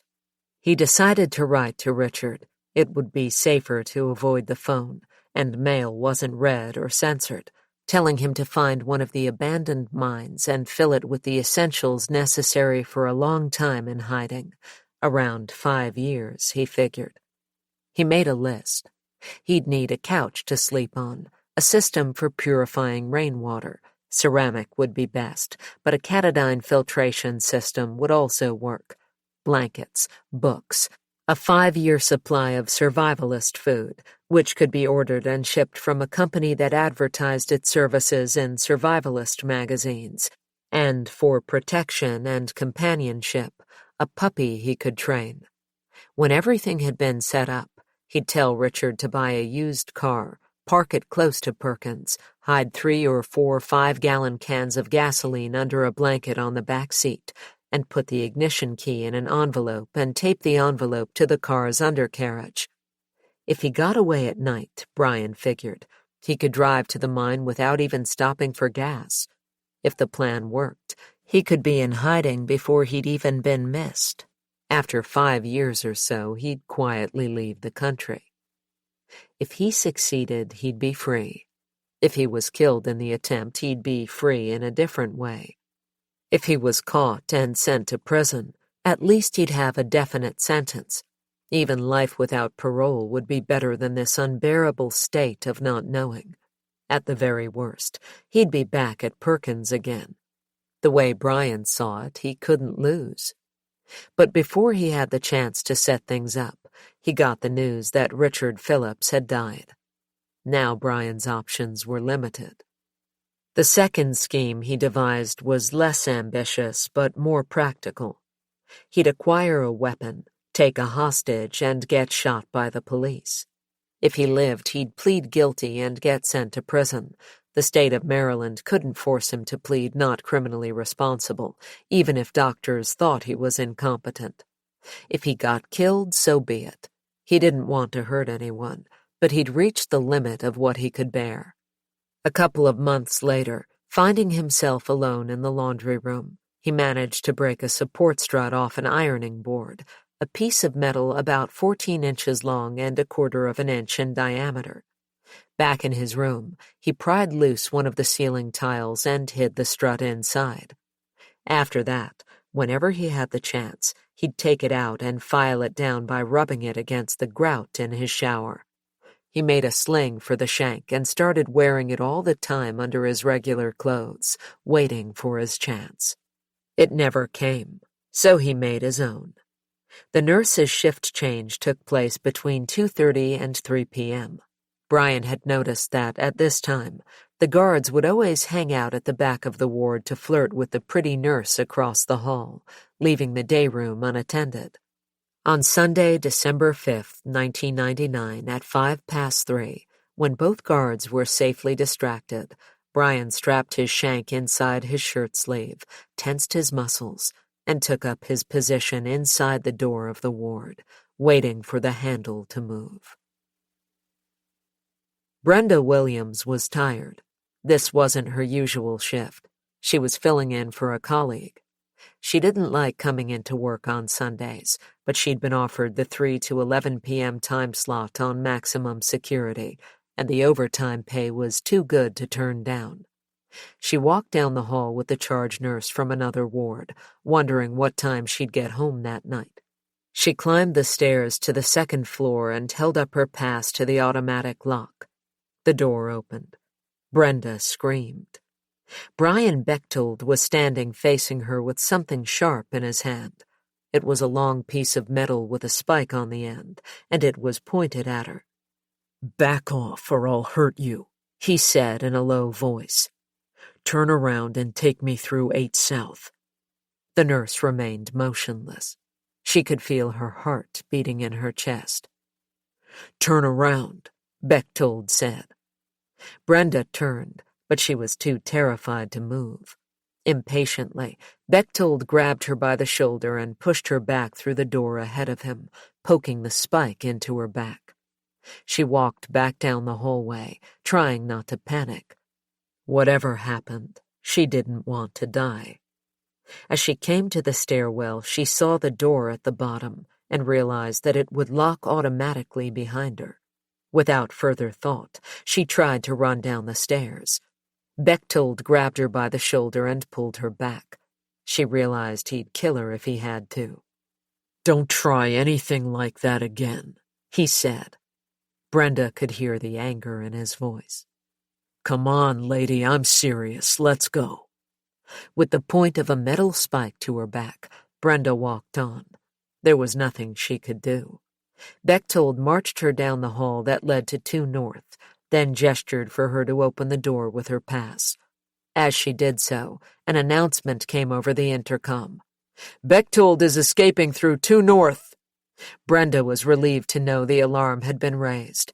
At the same time, it crossed her mind that once they'd passed through the ward, they'd be in the minimum security area. The door at the other end of the ward was unlocked. Once they got through that door, there was nothing to stop Bechtold from getting out of the hospital.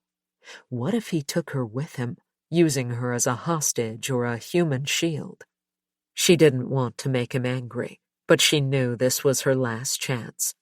She tried talking to him like a mom. "Listen, honey, I don't know you, but I've got to tell you this is a bad idea," she said.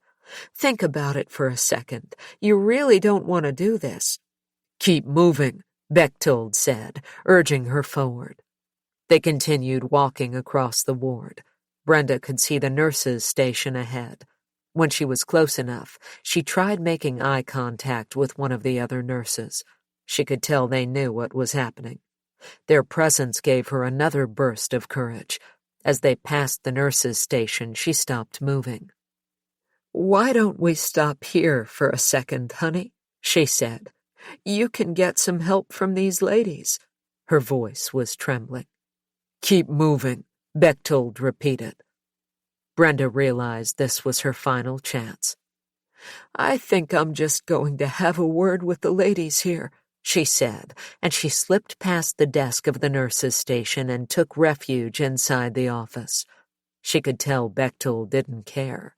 He didn't need her anymore. That afternoon, Sergeant Herbert McKethan was working in the control center at Perkins, sitting in front of a set of small television monitors that showed what was going on in different parts of the hospital. Like most Sundays, the day had been calm and quiet. But just after 3 p.m., the phone rang. It was the duty nurse on 2 North, and she sounded frantic. Brian Bechtold had just escaped through the ward, she said. McKethan ran out of the control center and, along with Officer Gary Adair, who'd been conducting bag checks in the lobby, he ran down the hall toward medium security. The 2 security guards turned a corner, and there was Brian Bechtold, walking toward them holding a long metal spike in his right hand and pointing it in front of him. "What's going on, Mr. Bechtold?" McKethan asked. Even though the patient looked threatening, McKethan thought maybe he could talk some sense into him, get him to change his mind. "Is everything okay?" "Back off or I'll kill you," Bechtold said flatly. Neither McKethan nor Adair wanted to put him to the test. Most of the patients at Perkins had committed violent crimes, and attacks on staff were commonplace. The guards didn't carry weapons, and Bechtold looked deadly serious. McKethan and Adair both raised their hands and let him go by, through the next set of sliding doors. He might get into the lobby, McKethan thought, but somebody will surely lock the doors before he gets outside. McKethan was wrong. Brian walked straight into the lobby where a young woman with dark hair was retrieving her winter coat and keys from a locker. She saw the shank but played it cool, smiling nervously. Brian approached slowly. He didn't want to frighten her. Too late. He'd been seen. Someone screamed. A heavily pregnant woman fell to her knees and began to pray. A guard ran into the lobby, lunged toward Brian, and tried to grab the shank. Brian switched the weapon to his other hand and turned to face his attacker, who immediately surrendered, assuming the fetal position at his feet. Brian felt strangely calm. He walked out of the hospital and into the parking lot. It was colder than he'd expected. He wished he'd worn long pants. Psychiatric nurse Cassandra Mayfield had just finished work for the day and was sitting in her silver-gray Mercury Cougar in the parking lot of Clifton T. Perkins Hospital Center. She was looking down, checking that she had her lipstick in her purse, when someone banged hard on the driver's side window. Cassandra's heart leapt in shock. She turned and saw a crazy-looking man holding a huge metal spike. Again, he banged his fist against the car window. Terrified, Cassandra fumbled for her keys and, with shaking hands, managed to start the engine. She took off the handbrake and put her foot on the gas. The car hurtled forward, leaving the patient behind, clutching his spike like a caveman. Brian ran half a mile or so, heading east, and didn't leave the woods until he came to a path with no traffic. He followed the path, wandering through a no-man's land of factories and loading docks, keeping out of sight behind buildings. He crossed a railroad track and continued on the other side until he came to a main road. He followed it for a time, but it had no sidewalk, and although he'd hidden the shank up his shirt sleeve, he felt vulnerable and conspicuous out in the open. A car passed, then two more. At around 3:15 that afternoon, Toby Fulton, an officer with the Howard County Police Department, was driving south down New Ridge Road when he got a call on his car radio informing him that a patient had escaped from Clifton T. Perkins State Hospital. The radio operator added that the patient had been sent to Perkins for murdering his parents. Fulton checked his gun, then put his foot on the gas. The patient was described as a white male of medium height and weight, wearing red shorts and a dark blue or black pullover. While driving eastbound on Patuxent Range Road, about a mile from Perkins, right by the Carvel ice cream warehouse, Fulton saw ahead of him a man in red shorts and a blue pullover walking along the side of the road. At the same moment, a white van heading westbound pulled over, and a Perkins security guard jumped out. The guard saw Fulton and gestured toward the man in the red shorts, indicating that he was the escapee. Fulton took out his radio and called for backup, then pulled up alongside the patient and got out of his patrol car. "Hey, stop!" he yelled. Brian turned to face him. "Fuck you!" he said. Fulton reached for his holster, drew his 9mm Sig Sauer, and shouted, "Get down on the ground!" Brian stopped walking, turned toward Fulton, and opened his arms. "Come on, shoot me," he said. "You're going to have to shoot me. I'm not going back. You'd better shoot me in the head." "Get down on the ground right now," Fulton yelled again. Brian, still standing in the middle of the road, ignored him. "Someone's going to die tonight," he said. His words raised the hairs on the back of the officer's neck. Holding his gun in front of him, Fulton moved closer. He really didn't want to shoot anyone if he could avoid it, especially not if they were unarmed. "Has he got a weapon?" Fulton shouted over to the Perkins guard. The guard misheard him. "We don't carry weapons," he shouted back. Fulton relaxed his stance, returned his gun to its holster, and took out his pepper spray. He shook the cylinder, unsnapped the top, and moved closer, so the patient could see he was going to get sprayed. "You'd better draw your gun and shoot me," Brian repeated. He then reached into the sleeve of his sweater, pulled out the foot-long metal spike, and pointed it at Fulton. "Someone's going to die tonight," he said again. "And if it's not you," he gestured toward the security guard, "it'll be him." Fulton replaced the canister of pepper spray on his belt and took out his gun again.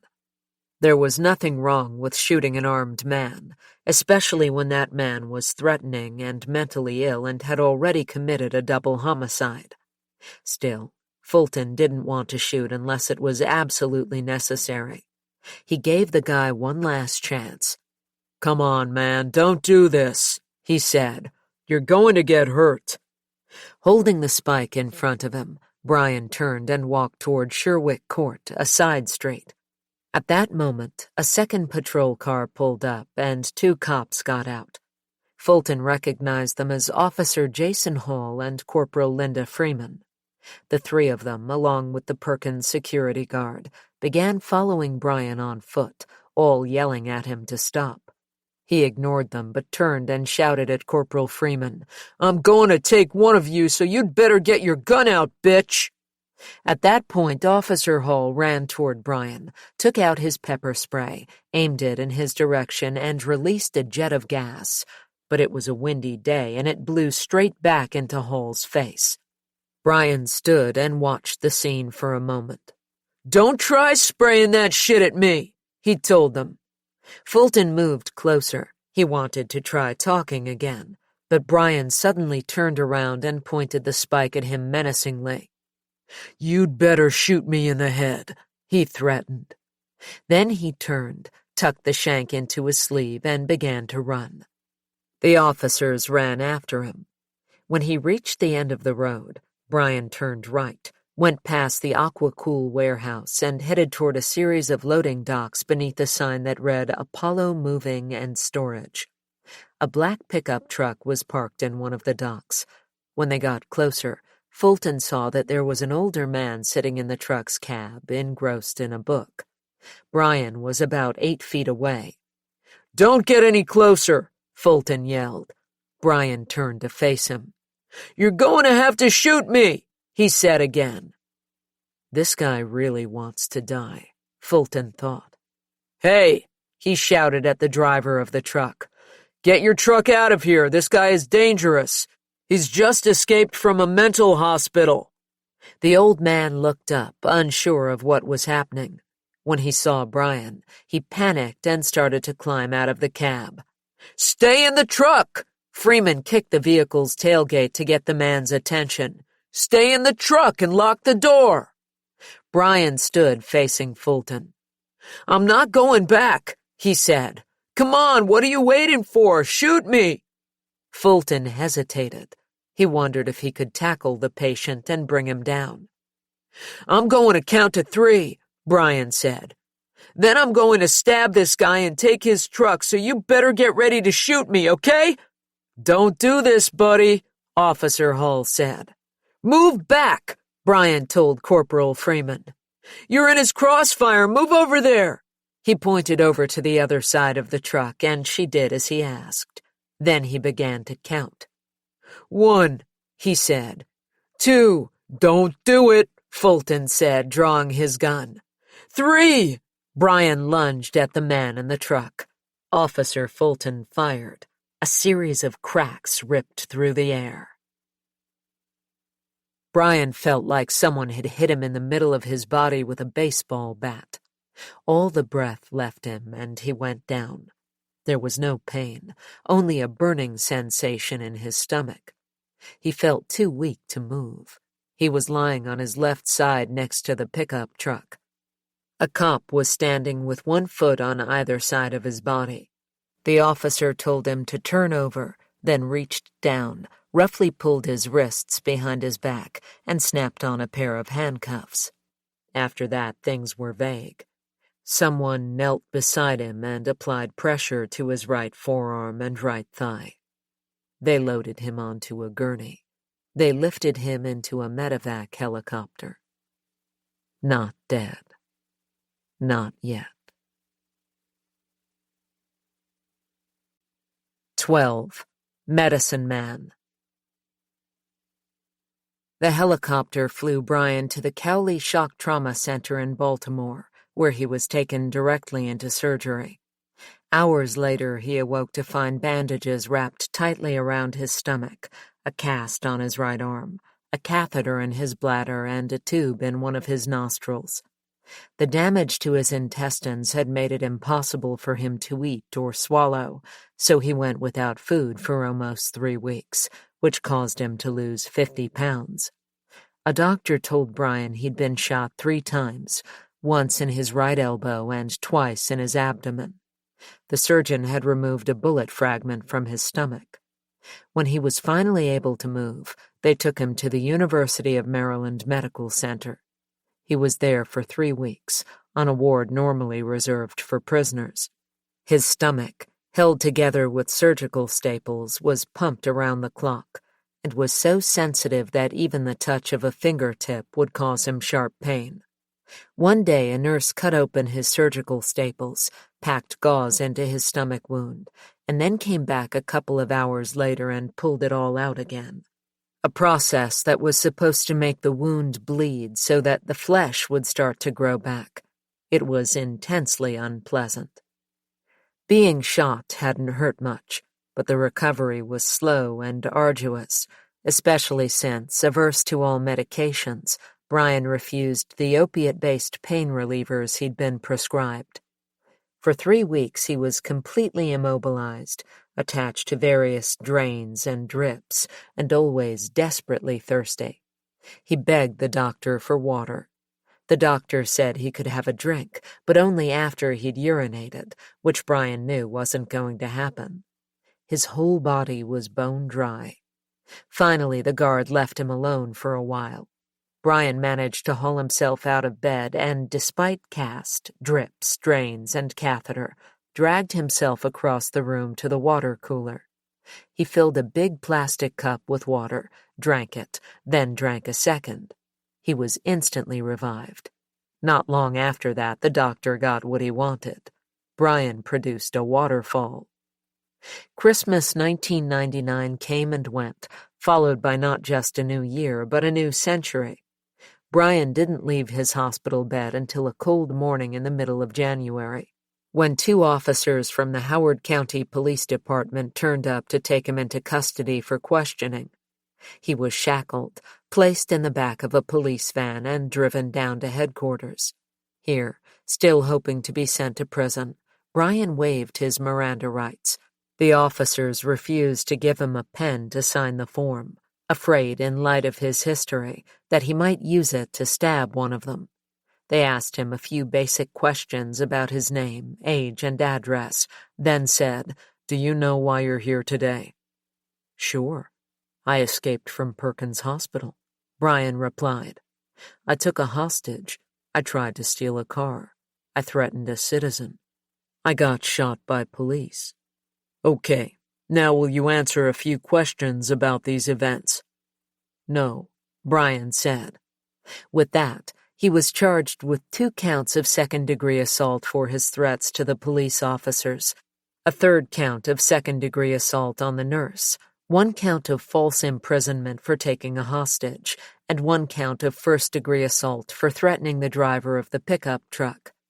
He was also charged with carrying a weapon with the intent to injure and escaping from confinement.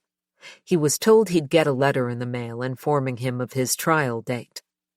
Not too many patients had actually managed to escape from Perkins, and those who did were usually sent to prison rather than back to the hospital, as if fighting back against the indignities and restrictions of the hospital were adequate proof of their sanity. But Brian was sent back to Perkins, where the public defender told him that it could be as long as 2 years before his case was heard, and not just because there was a backlog. Before he went to court, Brian was informed they'd have to find him competent to stand trial. If things had been bad for Brian before his escape attempt, they were now far worse. He was sent all the way back to admissions, the ward he'd been in 8 years ago when he first arrived, the ward for patients who ran the gravest risk of suicide and attempted escape. Everybody seemed to think he'd try to elope again, and as a compromise he was kept in restraints, which, while permitted at Perkins, were to be used only in emergency situations and when other forms of restriction had failed. "Once you get tied down in a restraint bed, your rights go out the window," Cliff told me. Jeremy said he'd been put in restraints for doing pirouettes on the ward. "I was joking around, acting like a ballerina," he said. "They gave me an intramuscular medication and put me in 4-point restraints. I was like, are you guys serious? I was just kidding around." Tied down to a bed, Brian was bullied and harassed without fear of reprisal. He says the nurses ignored his requests, paying cursory attention to his injuries. When he asked for the kind of bandages they'd used to wrap his stomach at UMMC, strong, flexible, adhesive dressings that could be changed easily. Later he learned these were called Montgomery straps. They said he had no idea what he was talking about. He wondered if they were feigning ignorance just to anger him or get him in trouble. If so, it worked. He got into power struggles with the staff about his dressing changes, Dr. Stoltzberg wrote in Brian's chart. For security staff, working at Perkins was no picnic. Patients could be eccentric, irritable, paranoid, and dangerous. They'd get restless, pace up and down the halls, howl, spit, and kick. The guards were supposed to de-escalate troublesome situations without using physical force. They weren't even allowed to lose their temper. It was hardly surprising some of them grew to hate the patients and expressed their resentment by refusing requests to use the phone, go outside, or get a snack. While the hospital rules looked good on paper, carrying them out on the ward was simply unfeasible. You can't calm a violent schizophrenic with gentle phrases. The guards sometimes had to use force just to save themselves from serious injury. The patients' schedules, too, looked good on paper. There were lots of activities available, but the reality was rather different. On our ward, there are supposed to be maybe 52 groups throughout the week, Cliff told me. The last time I counted, there were 26 groups that didn't occur on a weekly basis. We're supposed to go outside in the morning, but we never go outside in the morning. It just never happens. There's an exercise class that a doctor is supposed to run, but he never seems to have the time. Some nurses and guards had been at Perkins for decades and truly cared about the patients, but there were also staff members who were hostile, fearful, or just incompetent. Cliff told me he'd been given the wrong medication on 4 or 5 occasions. They don't know what they're doing, he said. They're rushing. Nobody wants to address it. Nobody wants to say, this is a problem. No one gets penalized for it. Nothing gets done. I think that's absolutely atrocious. While recovering from his gunshot wounds, Brian had to deal with some of the most unpleasant of the nursing and security staff. Their mistreatment of him continued even after his restraints were finally removed. He was forced to double up with another patient in a small single room fitted with 2 beds. Everyone else got individual and group therapy. Brian got group only. He was put back on antipsychotic medication, though he rarely laid eyes on Dr. Stoltzberg, who was still his psychiatrist. When the patients went outside for their fresh air break, Brian wasn't allowed to wear a winter coat. It could be used to hide a weapon, the nurses said. Doctors at UMMC had given him a compression belt to support his abdomen. At Perkins, he wasn't allowed to wear it. He was also told that because he was now a high security risk, he couldn't take part in voluntary activities such as cooking and gardening. To Brian, this seemed counterproductive. These were things he enjoyed. They were therapeutic. They helped build social bonds and were looked on favorably by the treatment teams. Now, because they rarely saw him off the ward, and because he'd used a weapon to take a hostage, even veteran staff members started to grow afraid of him. To recent employees, he was dangerous and frightening. He felt that new staff had been indoctrinated into believing he was a terrible menace who was ready to attack anybody at any moment. Beside himself with frustration, Brian made a vow. Instead of relying on Perkins' staff, he was going to take charge of his own recovery. After 8 years at the hospital, he'd come to realize that the majority of the Perkins staff didn't have his best interests at heart. Their first priority was not making waves. He certainly couldn't rely on the hospital food, which was scarcely edible. To rebuild his stamina, he depended on the weekly carry-out meals and started to exercise as soon as he could. With his stomach tightly bandaged, he began with safe and gentle movements. Then, as his vigor returned, he progressed to a more strenuous routine involving push-ups, squats, and curls. He was well on his way to recovering his former strength when, one day, a guard saw him doing pull-ups on a toilet door frame and filed a report. If anyone caught him exercising again, Brian was told, he'd be back in restraints. Period. As usual, no reason was given for the sanction. He thought they must have been afraid of what he might do if he got strong again. Or maybe it was just an arbitrary punishment. Either way, the result was the same. He got sick. Exercise, as Brian knew from his martial arts training, promotes blood flow. When he stopped working out, the scar tissue in his arm hardened. His blood couldn't get to it, and the wound became infected. He awoke one morning shivering and feverish. At the Perkins Medical Clinic, the physician gave him some antibiotics and told him the infection would probably go away over the weekend. Brian refused to take the pills. He knew his condition was serious. He insisted on going to a real hospital. It took days for him to get the Perkins staff to take his situation seriously and make him an appointment with an outside doctor. By the time the appointment arrived, the infection had spread through his torso and into his right arm. "You've got blood poisoning. We'll have to operate on you to open up the scar," the doctor at UMMC told him matter-of-factly. By the time Brian reached the operating table, he was told that if the infection had reached the artery, they'd have to amputate. As he slipped into unconsciousness, he wondered what it would be like to wake up and find himself with only one arm.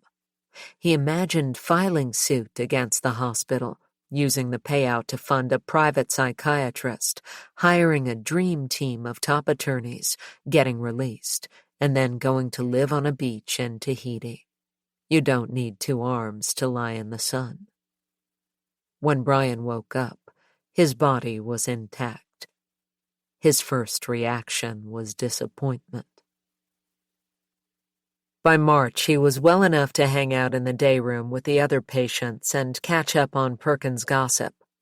Most of the talk was about Hanif Gopalani, Brian's old psychiatrist from Ward 8. Rumor had it the doctor had been exhibiting some odd behavior.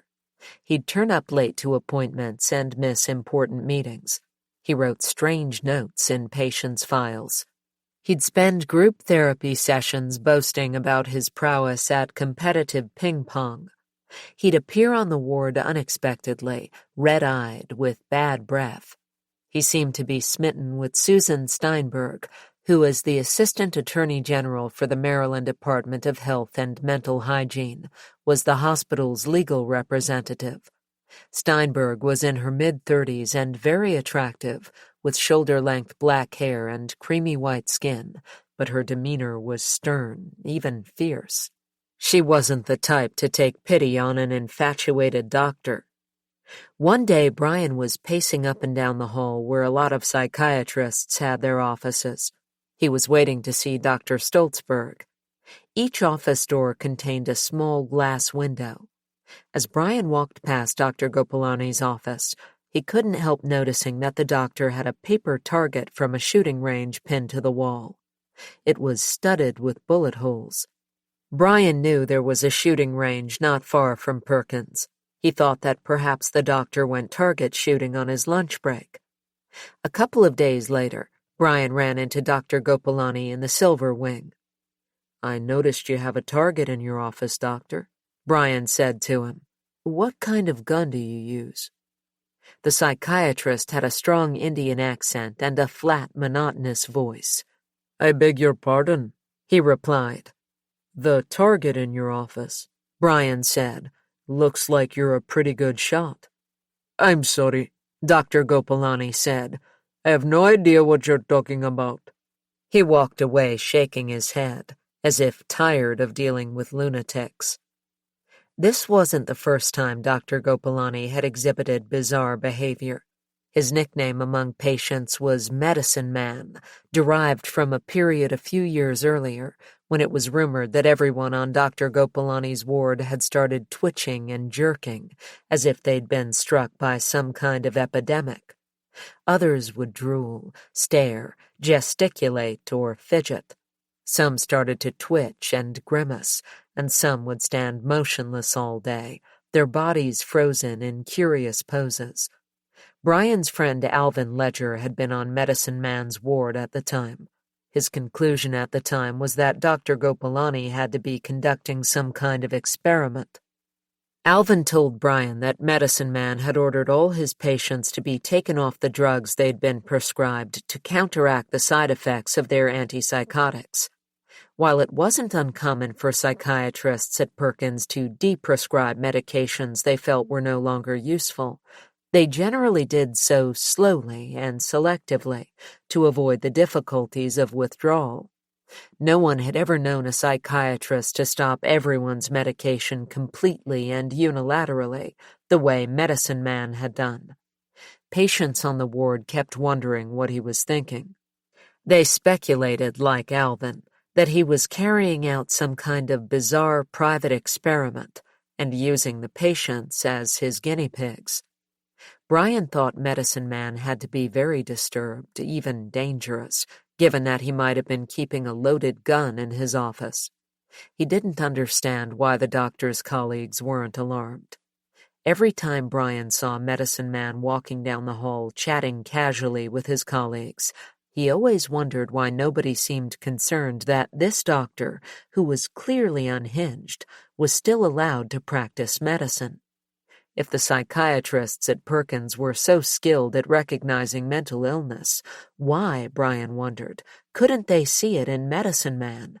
Or did they know he was nuts and just not care? Ironically, as Dr. Gopalani was taking his patients off their medications, Dr. Stoltzberg wanted Brian to take more. When he refused, Brian, for the first time, was paneled, which meant that his case was assessed by the hospital's Clinical Forensic Review Board. The board ruled that Brian could be medicated against his will. Brian was hardly surprised, but he wasn't going to submit without a fight. He filed an appeal of the decision with the Howard County Circuit Court. His resistance to medication wasn't arbitrary. No matter how many different antipsychotics they put him on, Brian never felt the medications helped him at all. They only seemed to cloud his brain and knock him out. His psychiatrists disagreed, arguing that the medications helped to calm his symptoms, although it was never clear to Brian what those symptoms were supposed to be. Antipsychotics are invariably prescribed, often for a lifetime, to anyone with a diagnosis of schizophrenia, even if their illness took the form of a single episode, like Brian's, but was now in remission. But not all psychiatrists agree that antipsychotics are useful, even for those showing signs of psychosis. Dr. Thomas Insel, former director of the National Institute of Mental Health, has publicly stated that in his experience, some individuals with schizophrenia do better with less medication over the long run, and schizophrenia researcher Dr. Nancy Andreasen has claimed that antipsychotic medication does little to help psychosis and may even cause brain atrophy. The psychiatric researchers Germán Iberios, Rogelio Luque, and José M. Villagran, in their 2003 paper Schizophrenia, A Conceptual History, point out that when it comes to schizophrenia, the latest form of treatment is always assumed to be the most appropriate, but there's no reason for this to be the case. They remind us that no crucial experiment has ever been carried out to demonstrate that latest means truest, or that high usage constitutes adequate evidence for validity. Brian realized that, for many patients at Perkins, antipsychotics were vital. He'd talked to patients there who said that medication had definitely helped them get better, but for most, what really helped them was simply being around other people. For most of the day, you can be let in and out of your room, but you can't stay in there, Jeremy told me. It gets you used to being around other people and interacting with them on a long-term basis. The company of others is usually a grounding influence, helping us keep up a relationship with the objective, external world. Too much isolation can be self-destructive. If we're always alone, even if we like it that way, we can start to lose perspective. Being around other people is a constant reminder that we're human beings just like everybody else, neither irrelevant nor exceptional, and that we're all in it together.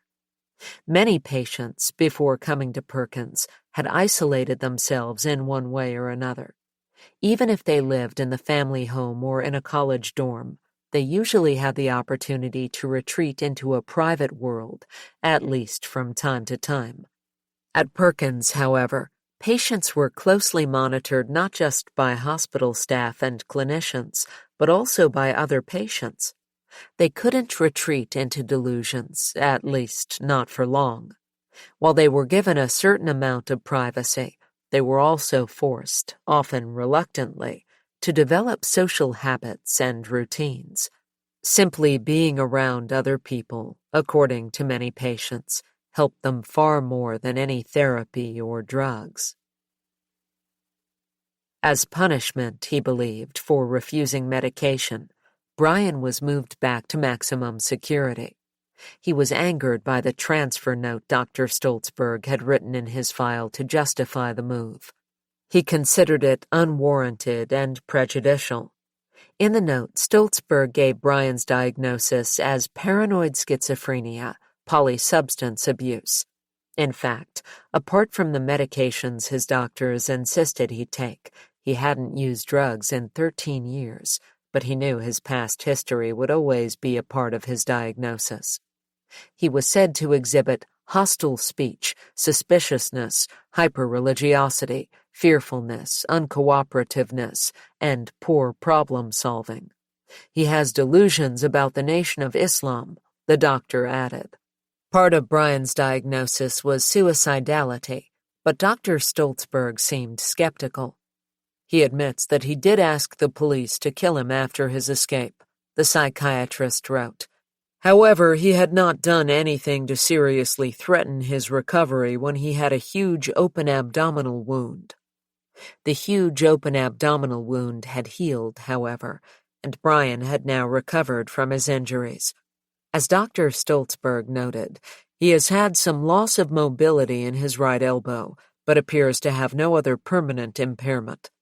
The doctor also added, without referring to evidence, that I have no reason to doubt that he has the most violent fantasies of homicide and suicide, but he is unable to discuss them. Perhaps the deepest cut was the final sentence. He has had one migraine that responded after several hours to 4 Tylenol tabs. Those quotation marks around the word migraine made Brian feel that Dr. Stoltzberg was belittling his condition, making it seem like merely griping or whining, possibly even malingering. Putting those quotes around something he'd said was a kind of implicit judgment, an example of the word juggling that went on all the time at Perkins. What irritated Brian the most about Dr. Stoltzberg's report, however, was its patronizing tone, as if the doctor understood Brian's motives and desires much better than he understood them himself. From Dr. Stoltzberg's perspective, suspiciousness and fearfulness weren't natural reactions to being locked on a psych ward for 8 years, but symptoms of a mental illness. And Brian knew that once something had been noted in his file, it was permanently on the record. There was no arguing with it. Moreover, he had no control over who got to look at his chart, as the HIPAA laws allowed doctors to share patient information and records with other doctors. As a result, Brian had no idea what kind of symptomatic language and behavior people involved in his case might be looking out for. In addition, those who made the most crucial judgments and had the most power at Perkins, the psychiatrists, were those who spent the least amount of time with patients. For patients, your importance in the hierarchy could be determined by the length of time you had to wait to see your doctor compared to the duration of time you were seen. The longest waits were for the 10-minute visits with the psychiatrists, each of whom had around 30 patients on their ward.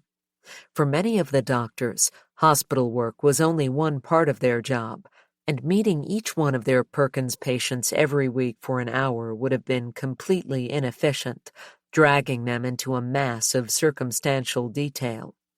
Instead, they'd quickly glance at the patient's chart in a 10-minute meeting, or perhaps they'd get a quick debriefing from a nurse, therapist, or social worker. At Perkins, patient contact was not a significant priority. Over the 8 years he'd been at the hospital, Brian had learned that the insights contained in medical notes, psychiatric evaluations, and risk assessments were limited and could be skewed in the direction of whatever the doctors wanted to prove. True, interviews and tests could give the psychiatrist a sense of someone's mental capabilities, an idea of how clear their thoughts were, and even how they were feeling, whether they were angry, depressed, irrational, obsessed, or resentful. What tests couldn't show was why someone was feeling that way, whether they'd felt the same yesterday or whether they'd feel the same way tomorrow.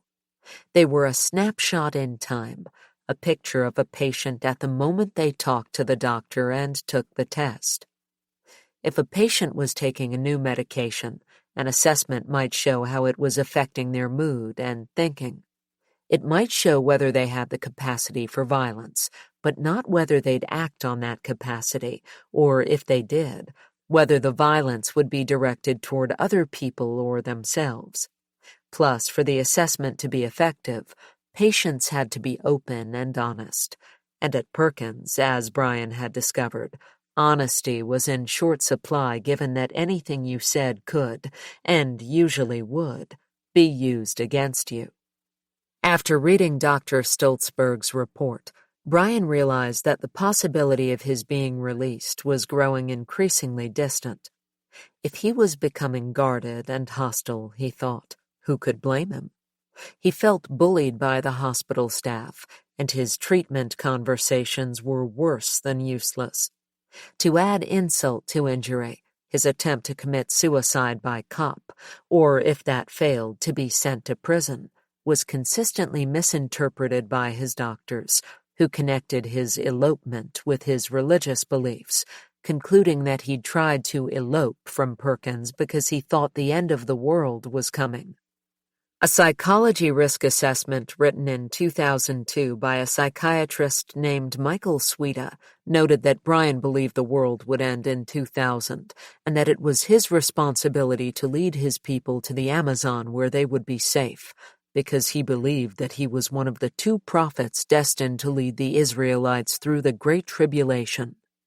This information, Dr. Sweda added, had been obtained from a peer, meaning another patient on Brian's ward, whose second-hand account of hearsay was apparently deemed reliable evidence.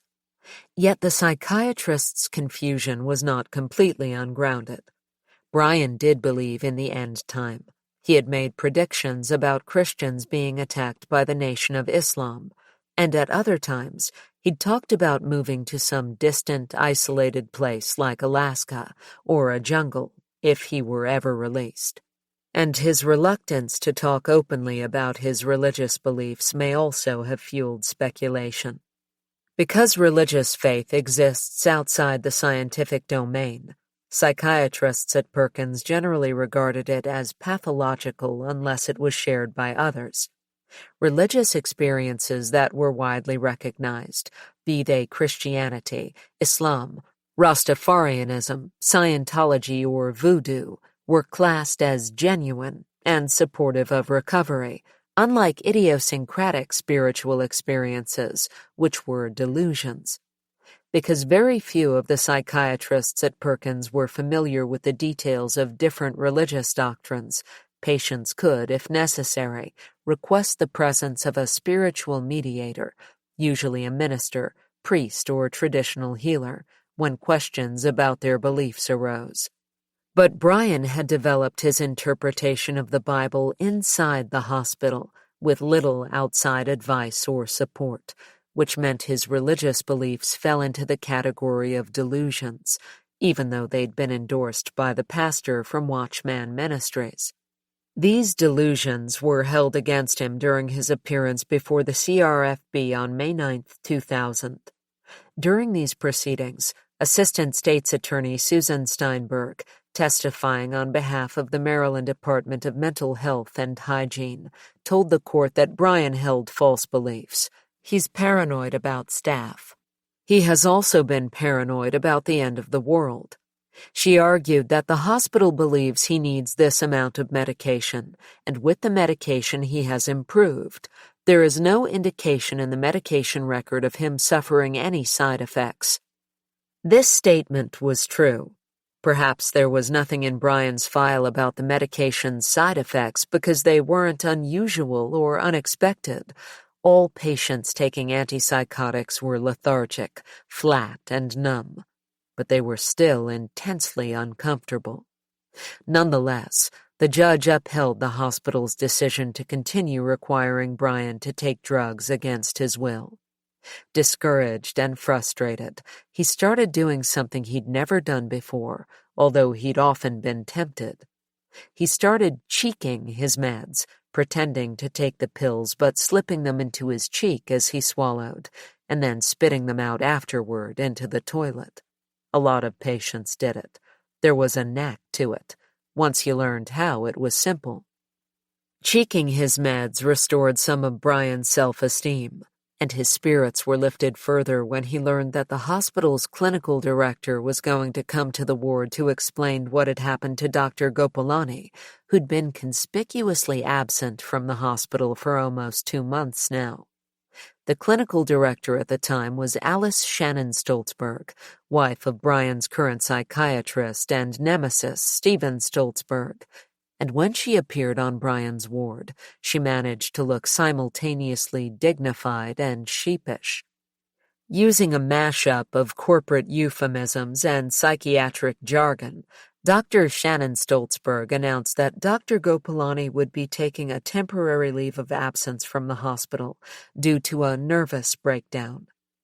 A handful of patients, including Brian, had trouble keeping a straight face. They already knew what had happened to Dr. Gopalani.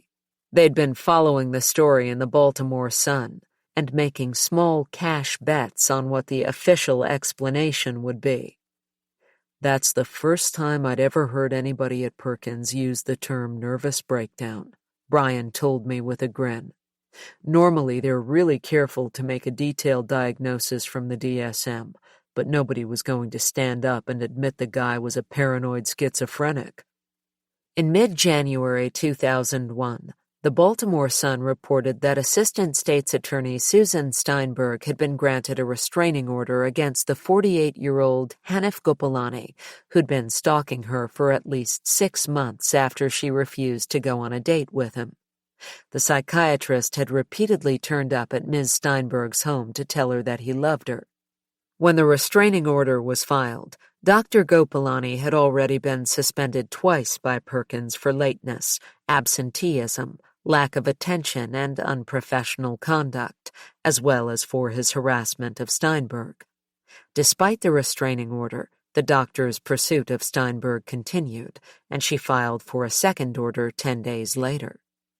According to the Sun, between the date the second restraining order was filed and the date on which Dr. Gopalani was finally arrested, he contacted Steinberg at least 22 times. On February 9, 2001, he was charged with stalking, harassment, and the violation of a protective order. And still he didn't stop. Between his release on bail and his next arrest on March 19th, he tried to contact Ms. Steinberg an additional 31 times. He was finally arrested when Steinberg's mother called the police to complain about Dr. Gopalani constantly ringing the doorbell of the home where she lived with her husband, the former lieutenant governor of Maryland. When officers got to the scene, they discovered the psychiatrist hiding in Mrs. Steinberg's shrubbery. He was held on $100,000 bail and charged with harassment, violating a protective order, and trespassing. The Baltimore Sun also revealed that, according to court records, Hanif Gopalani had a history of mental illness long before he began working at Clifton T. Perkins Hospital. In 1995, psychiatrist Larry B. Silver testified that Gopalani suffered from a serious psychiatric disorder. In 1997, he was described as delusional. In September 1998, he was reported to be paranoid in his thinking. And by October, according to Gopalani's own psychiatrist, he had begun to experience loss of reality in his personal life. Brian's suspicions were confirmed. The doctor had been dangerous and unhinged. After his 2001 arrest, Gopalani was examined by a psychiatrist who found that he had a serious mental disorder, was incompetent to practice medicine, and needed around-the-clock supervision and long-term psychiatric treatment. His impaired cognition raised serious questions about his accumulated knowledge and skills in psychiatry, the evaluator's report concluded. He needs to be incarcerated and kept away from the public. As for the stalking charges, Gopalani was found not criminally responsible. The psychiatrists at Perkins are supposed to be these great experts in recognizing and understanding mental illness, Brian said, and they couldn't even tell that one of their own doctors was a paranoid schizophrenic. He was working here for years, and he was clinically insane. If he hadn't been a Perkins psychiatrist, he'd have been sent to the admissions ward, his own ward. That's where they should have sent him. But they sent him to a regional hospital instead. Still, as Brian observed, even at the regional hospital, Dr. Gopalani would surely run into patients he himself had originally declared mentally incompetent. It was satisfying for Brian to think that the doctor would be getting a taste of his own medicine. That, at least, was a small dose of justice. 13. Shadow of a Doubt. Brian's next psych evaluation was conducted by a doctor named Timothy Wisniewski. Brian had never met him before, but that was normal for evaluations of this kind, which, to be completely objective, were often administered by a doctor brought in from outside the hospital. Again, Brian was put through a series of structured interviews and a battery of tests to determine his level of intellectual functioning and the degree to which he is currently experiencing active psychoses, and to determine whether there was any evidence of the presence of a personality disorder. Because Brian had been cheeking his meds for the last 6 months, he was especially curious to see his test results. The evaluation consisted of an interview followed by a series of tests: the Minnesota Multiphasic Personality Inventory, the Wechsler Adult Intelligence Scale, the Wide Range Achievement Test, the Bender Visual Motor Gestalt Test, and the Rorschach Inkblot Test. The ordeal took all day. Brian felt relieved when it was over. He was exhausted, but the evaluation had gone well, he thought, and to an extent, Dr. Wisniewski agreed. In his report, the psychiatrist described Brian as always very cooperative with the examiner, adding that he displayed high levels of motivation towards the completion of tests administered. The doctor also noted appreciatively that Brian maintained a sense of humor, but always took the assessment tasks, per se, very seriously. The final score on Brian's IQ test was 113, which was considered high average and higher than 81% of test takers. He had a significant strength in long-term memory, which was something I had noticed on many occasions. On the IQ test he'd taken 7 years earlier, when he first arrived at Perkins, he'd scored a 94. His new score was a significant improvement. In his report, Dr. Wisniewski attributed this change to the cognitive restoration that had occurred during Brian's treatment regime, returning him to his former level of functioning. His Rorschach Inkblot test profile was also positive. In fact, according to Dr. Wisniewski, it contained nothing other than what one might expect to find in the RIT profiles of most people.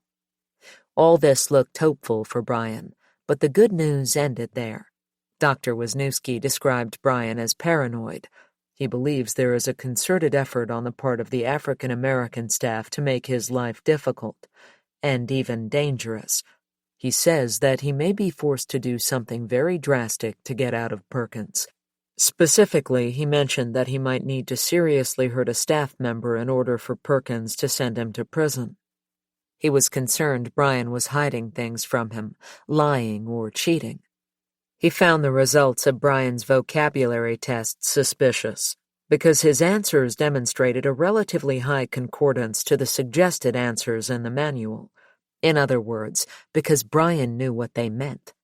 As a result, in an attempt to test for the presence of coaching, the doctor had decided to examine Brian further by administering to him 3 additional words judged to be in the moderate to difficult range: grandeur, epitaph, and efficacious. Brian knew the first 2, but not the third.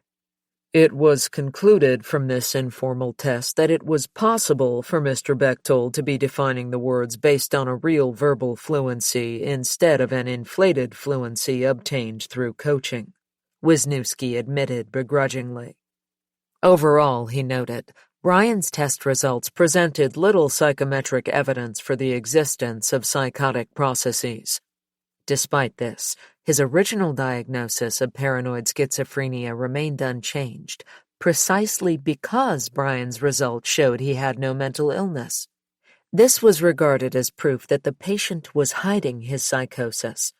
From talking to staff members and other patients about Brian, Dr. Wisniewski had found it reasonable to conclude that Mr. Bechtold was sufficiently defended and practiced during the testing to produce the observed muted responses. He admitted that he gave more weight to what other patients had said privately about Brian, which he called clinical evidence, than to Brian's own answers and test results. Additional validity is given to the clinical evidence because it was garnered in a surreptitious manner. Based on the history described in Brian's assessment from 6 years earlier, Dr. Wisniewski gave him an Axis II diagnosis of antisocial personality disorder. Rather than mental illnesses like schizophrenia, which can be regulated with medication, personality disorders are believed to be innate, present from birth or a very young age, and therefore incurable. But Brian's evaluation from 1994 hadn't contained an Axis II diagnosis. If he had antisocial personality disorder, which meant essentially that he was a psychopath, why had no one noticed it 7 years earlier, or when he was sent to the psych hospital as a teenager? Was his diagnosis based on the fact that he sometimes questioned the ward rules, and because of his reluctance to take medication? Brian suspected that Dr. Wisniewski's idea that he was antisocial was somehow related to his religious convictions.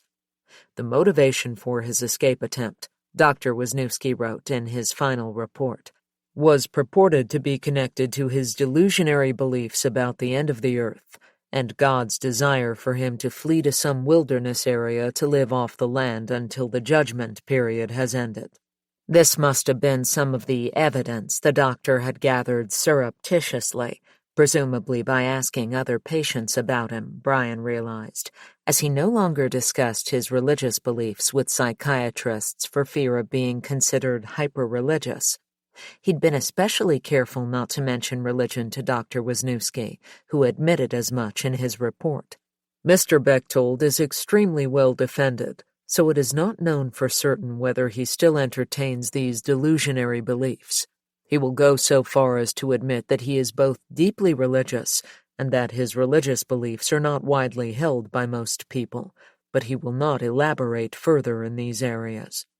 It could have been the books he liked to read, Brian thought, that had given Dr. Wisniewski the idea that he'd wanted to escape from Perkins to flee to the wilderness. When asked what specific book titles he would be interested in reading, the doctor noted, he specifically mentioned titles that involved the topics of the Great Tribulation and homesteading. These 2 subject areas deal with the end of the earth and how to live off the land. This information is consistent with the content of his aforementioned delusionary beliefs and might be an indicator these delusions remain prominent. Brian's current book selection interests, Dr. Wisniewski concluded, were in fact subclinical manifestations of his previously florid psychotic symptoms. This seemed a stretch. Plenty of people were deeply religious and interested in living off the land, Brian thought. He wondered, would Dr. Wisniewski have regarded all them as delusional? On the bright side, Brian finally got a new doctor that year. She came from Calcutta, and her name was Sri Rupa Goshtagore. While she had her drawbacks, Dr. Goshtagore was a vast improvement over Dr. Stoltzberg. Brian was still on maximum security. Nonetheless, Dr. Goshtagore allowed him to taper down his antipsychotic medication. Although he hadn't been swallowing his pills for some time, it made him feel a little better to realize he was no longer considered psychotic. By August 2002, he didn't even have to cheek his meds anymore. He was officially no longer required to take them. That same month, Brian left Perkins for the first time since his escape attempt. He was taken to Howard County Circuit Court in the suburb of Ellicott City, about half an hour's drive from the hospital, to stand trial for his escape attempt. The case was covered by Lisa Goldberg in the Baltimore Sun. Brian told Judge Diane Leisure that he'd tried to escape because he wanted to force the hospital authorities to send him to prison, Goldberg wrote. He compared his situation to the mental patients in Ken Kesey's One Flew Over the Cuckoo's Nest. She described Brian as subdued and matter-of-fact, although she noted that he also issued threats, telling the judge that doctors at the institution do not treat his migraine headaches, and that he may one day become irrational as a result of the suffering. Perkins staff and security guards who were called to testify at the hearing also described Brian as quiet and subdued. They called him taciturn and introverted, adding that he'd shown no signs of violence during the 7 years leading up to the escape, although the hospital's clinical director, Alice Shannon Stoltzberg, saw this as evidence of Brian's latent dangerousness. "This man obviously has a desperation going on that he kept from us," she said. After hearing all the evidence, Judge Leisure found Brian guilty of second-degree assault and a weapons violation. She did not, however, send him to prison. "In this particular case," she said, "I fear that by imposing a prison sentence, I am rewarding Mr. Bechtold." Instead, she sentenced him to 13 years probation and sent him back to Perkins. Brian was disappointed but resigned. He'd been at Perkins for over 10 years now. He assumed things couldn't possibly get worse. He was wrong. Nothing changed. That was the problem. The stasis became unbearable. Every day was the same. It finally started to grind him down. Every day he woke up to the same cinder-block walls, institutional gray paint, fluorescent lights, and stackable plastic chairs. He could no longer stand breathing stale air, facing deliberate unkindness. He lost interest in going outside. Everything had become endless and pointless. Being on maximum security at that time was, Brian told me, like being in hell. Not in the noble sense, as in war, but an insidious, monotonous hell, where the battles were fought with words. Stalling tactics in the form of court proceedings, psychiatric reports, and risk assessments. When, in 2002, Brian asked to be moved onto medium security again, another assessment was filed, this time by a doctor named Mark J. Tabachman, who gave Brian the worst report he'd ever had since coming to Perkins 13 years earlier. Dr. Tabachman concluded his findings with a list of all the ways Brian had exhibited poor clinical functioning. These included anti-authority attitude, derision of hospital staff and psychiatry, poor social skills and psychosocial adjustment, disruptive in groups, lack of insight into illness, denies mental illness, projects blame for his lengthy hospital stay onto others. Poor institutional adjustment, maladaptive, rule-breaking, testing limits. Guardedness with treatment team. Poor treatment compliance, refuses psychiatric and somatic medications. Poor response to stress, copes by maladaptive plan to live in isolation. Impulsivity, poor planning for future, poor symptomatic remission of major psychiatric disorder, schizophrenia, threat control override symptoms, delusional perception that staff provoke him, Pathologically deviant thoughts and fantasies, homicidal, suicidal, hyper-religious, staff is afraid of me, games have elements of magic. Escape/elopement risk, attempted escape, preoccupation with leaving hospital. Reading over this list, Brian was baffled. To him, it didn't seem unreasonable that after spending over a decade on a psychiatric ward, he planned to live in isolation when, if ever, he was released. And because it had been almost 10 years since he'd exhibited any signs of schizophrenia, he saw no reason to accept that he displayed major psychosis when there was no evidence for it, especially when he was totally functional without medication. It also seemed natural that he blamed others for his continued incarceration. After all, it wasn't his choice to be a patient at Perkins. He'd never been one to give up a fight, but now Brian found himself thinking seriously about suicide. It seemed to be the only way out, and while he didn't want to die in Perkins, what was death but a form of escape? Adding to his misery, he was afflicted by an unexplained physical malady. He got tired easily. He lost his appetite. His vision was blurred and his eyes itched. In April 2005, he was taken to the University of Maryland Medical Center, where he was diagnosed with a type of persistent eye inflammation called granulomatous uveitis. While he was at the hospital, he also had a routine chest X-ray, and the results, which came a few days later, showed something unexpected. What appeared to Brian to be a tiny smudge on the X-ray film was, according to the doctor, a shadow on his lung. It could be cancer, they told him. Brian hoped they were right. It wouldn't be an easy death, he realized, but he couldn't see any other way out. After being returned to Perkins following his escape attempt, he'd lost hope of ever being released. Even a painful death from lung cancer would be better than the slow death he was currently going through. If he had cancer, he decided, he'd refuse treatment. He was scheduled for an MRI, but he told Dr. Goshtagor he wasn't going. He had cancer or he didn't. Either way, he'd know soon enough.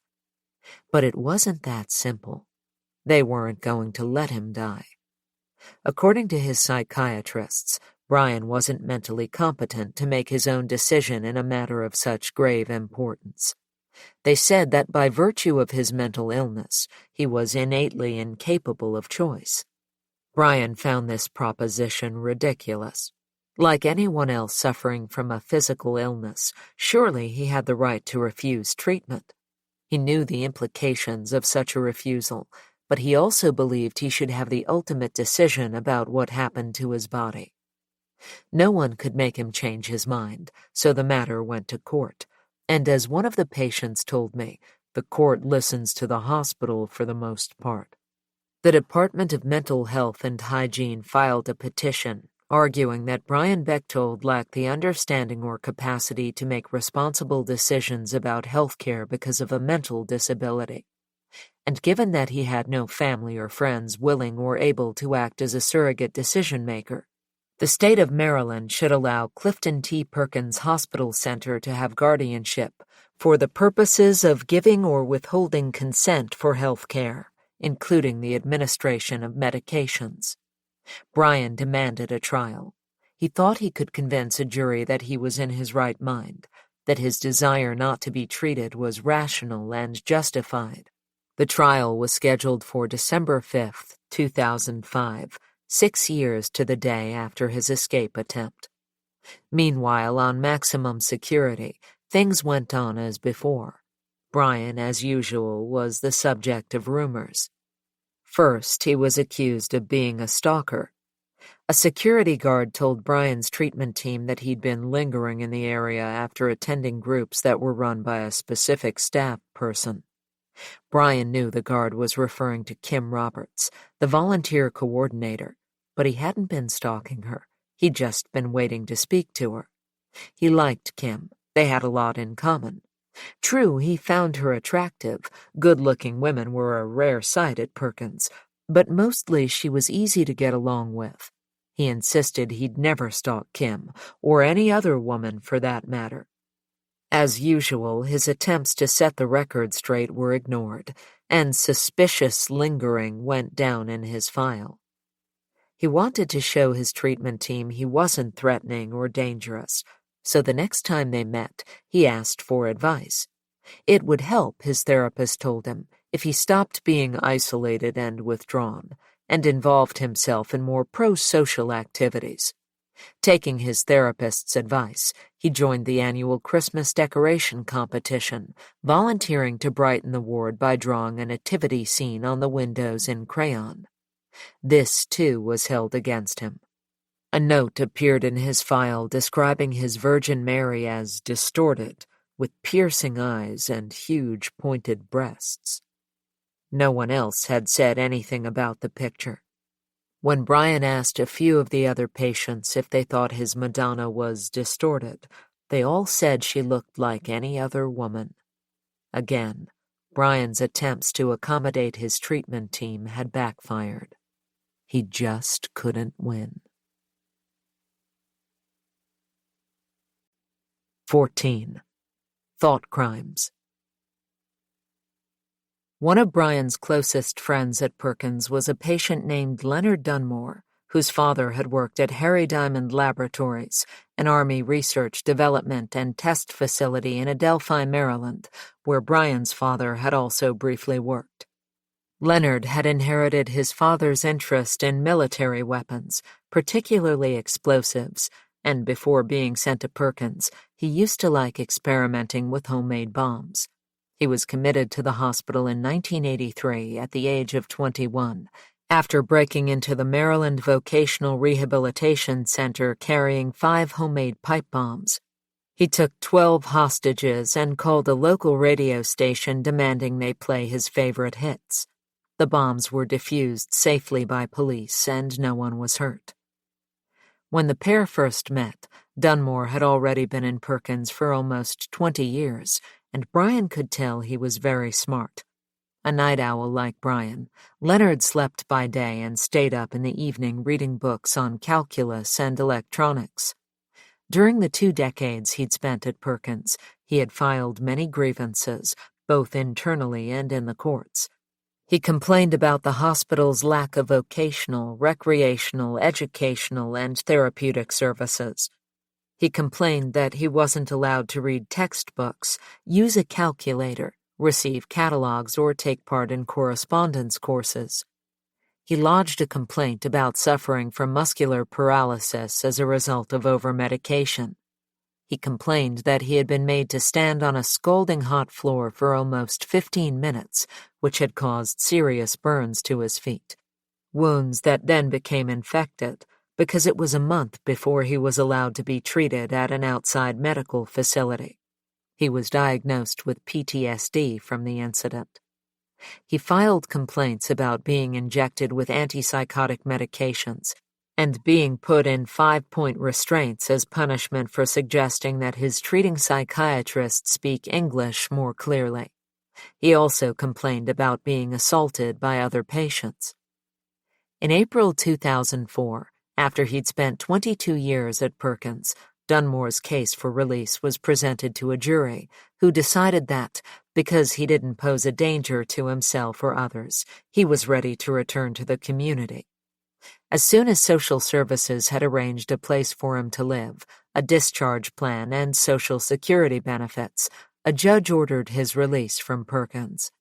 But he wasn't released from Perkins. In fact, he remained on maximum security.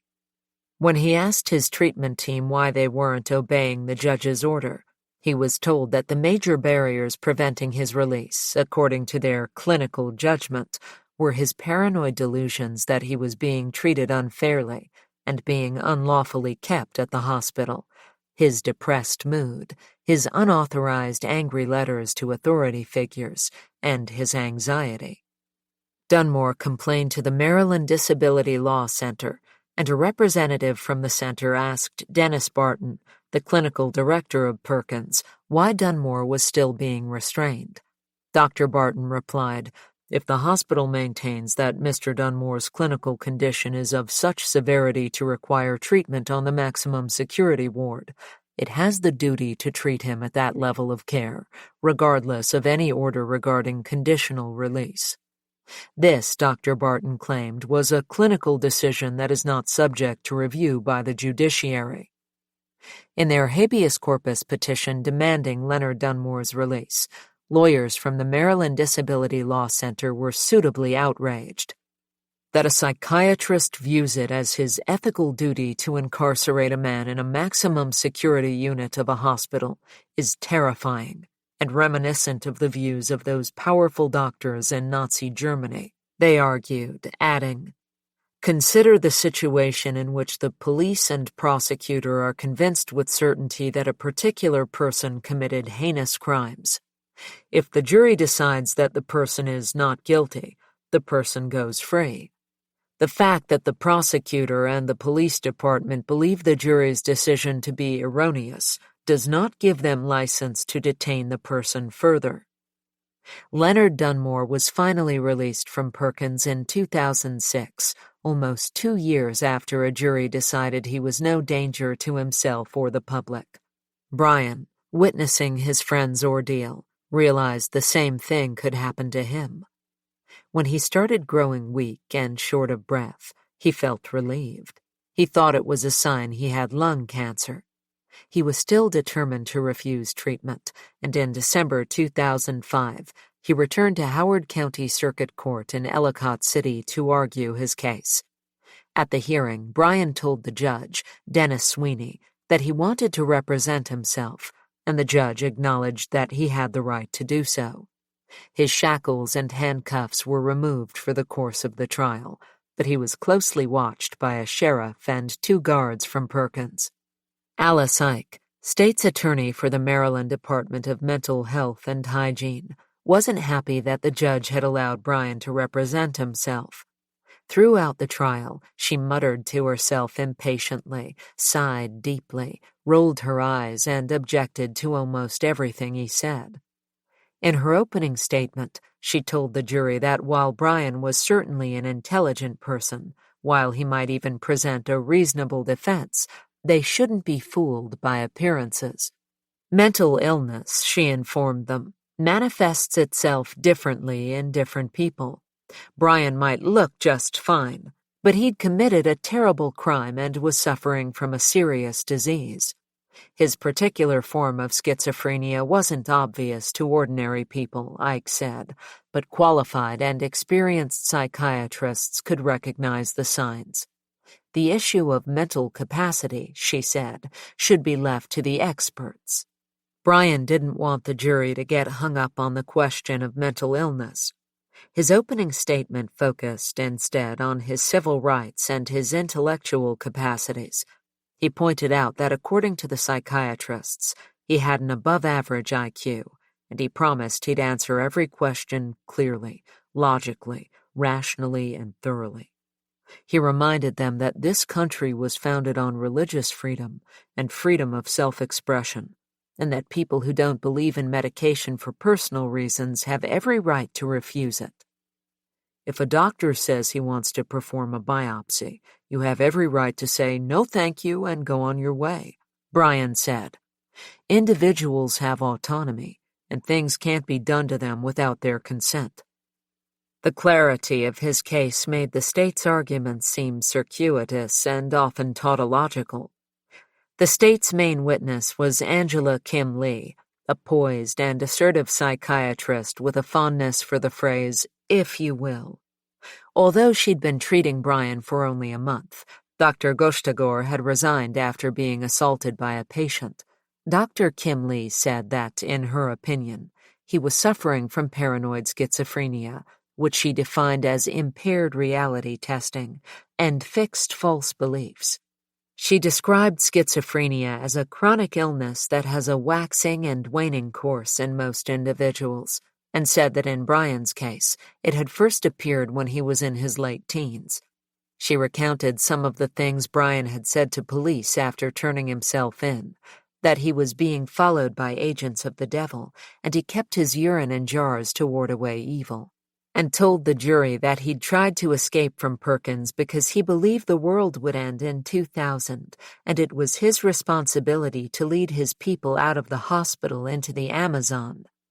Currently, he held a number of paranoid delusional beliefs, she said, which included the following: that the staff are harassing him, targeting him, dominate him, that no matter how well he does, staff will continue to illegally hold him in the hospital forever, that he does not have a mental illness and does not need medication. She also described him as suffering from chronic denial about his diagnosis and said he was non-compliant and will only accept medication in limited doses. She characterized Brian as guarded, paranoid, and not forthcoming, adding that he has periods where he is extremely irritable, rambles in a disorganized fashion when under stress, and once stuffed his ears with toilet paper for an unknown reason. Brian was indignant. As usual, the source of his behavior was his mental illness and not the environment around him. He'd stuffed his ears with toilet paper because he couldn't sleep. 2 patients at the other end of the hall wouldn't stop talking, laughing, and slamming doors, and he wasn't allowed to have earplugs or cotton balls. Asking the other patients to be quiet had made no difference. In Brian's view, cramming his ears with paper had been a desperate measure. The toilet paper at Perkins wasn't exactly soft, and in his frustration, he'd pushed it so far into his ears that it had become impacted. He had to be taken to an outside hospital to have it removed. In his cross-examination of Dr. Kim Lee, Brian questioned her statement that paranoid schizophrenics wax and wane in their illness. Privately, he was shocked that a psychiatrist could look at him and see simply another schizophrenic, no different from the others at Perkins. In Brian's experience, the other schizophrenic patients at Perkins were, for the most part, seriously ill. Some were catatonic, others incoherent and delusional, unable to take part in the ordinary back and forth of rational conversation. But Dr. Kim Lee insisted that a patient could have a very severe case of schizophrenia while appearing unimpaired to the average person. She continued, "There are some schizophrenics who appear very disorganized, very disheveled, and behave inappropriately outwardly. They may be laughing. They may be talking to themselves or acting in a bizarre manner.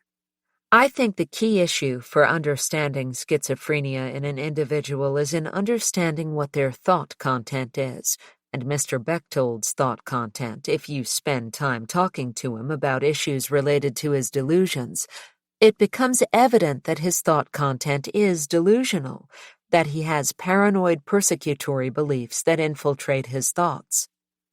Brian grilled the doctor on her claim that what made someone mentally ill was their thought content, even if it had no effect on their behavior. He asked how she knew that a person had inappropriate thought content, and Dr. Kim Lee replied that this would be obvious from their words and behavior. "Brian, would you say, then, that the only way to confirm somebody has schizophrenia is by their actions and communications?" Dr. Kim Lee: "No." "Brian, how would you test somebody outside of their actions and communications to determine if they had schizophrenia?" Dr. Kim Lee: "As I mentioned, there are a number of things that go into diagnosing a patient or an individual with schizophrenia. In addition to observing their actions and speaking to the individual about their thought content, also, a prudent psychiatric physician would also refer to or utilize collateral sources of information, family members, friends, prior records, and so forth."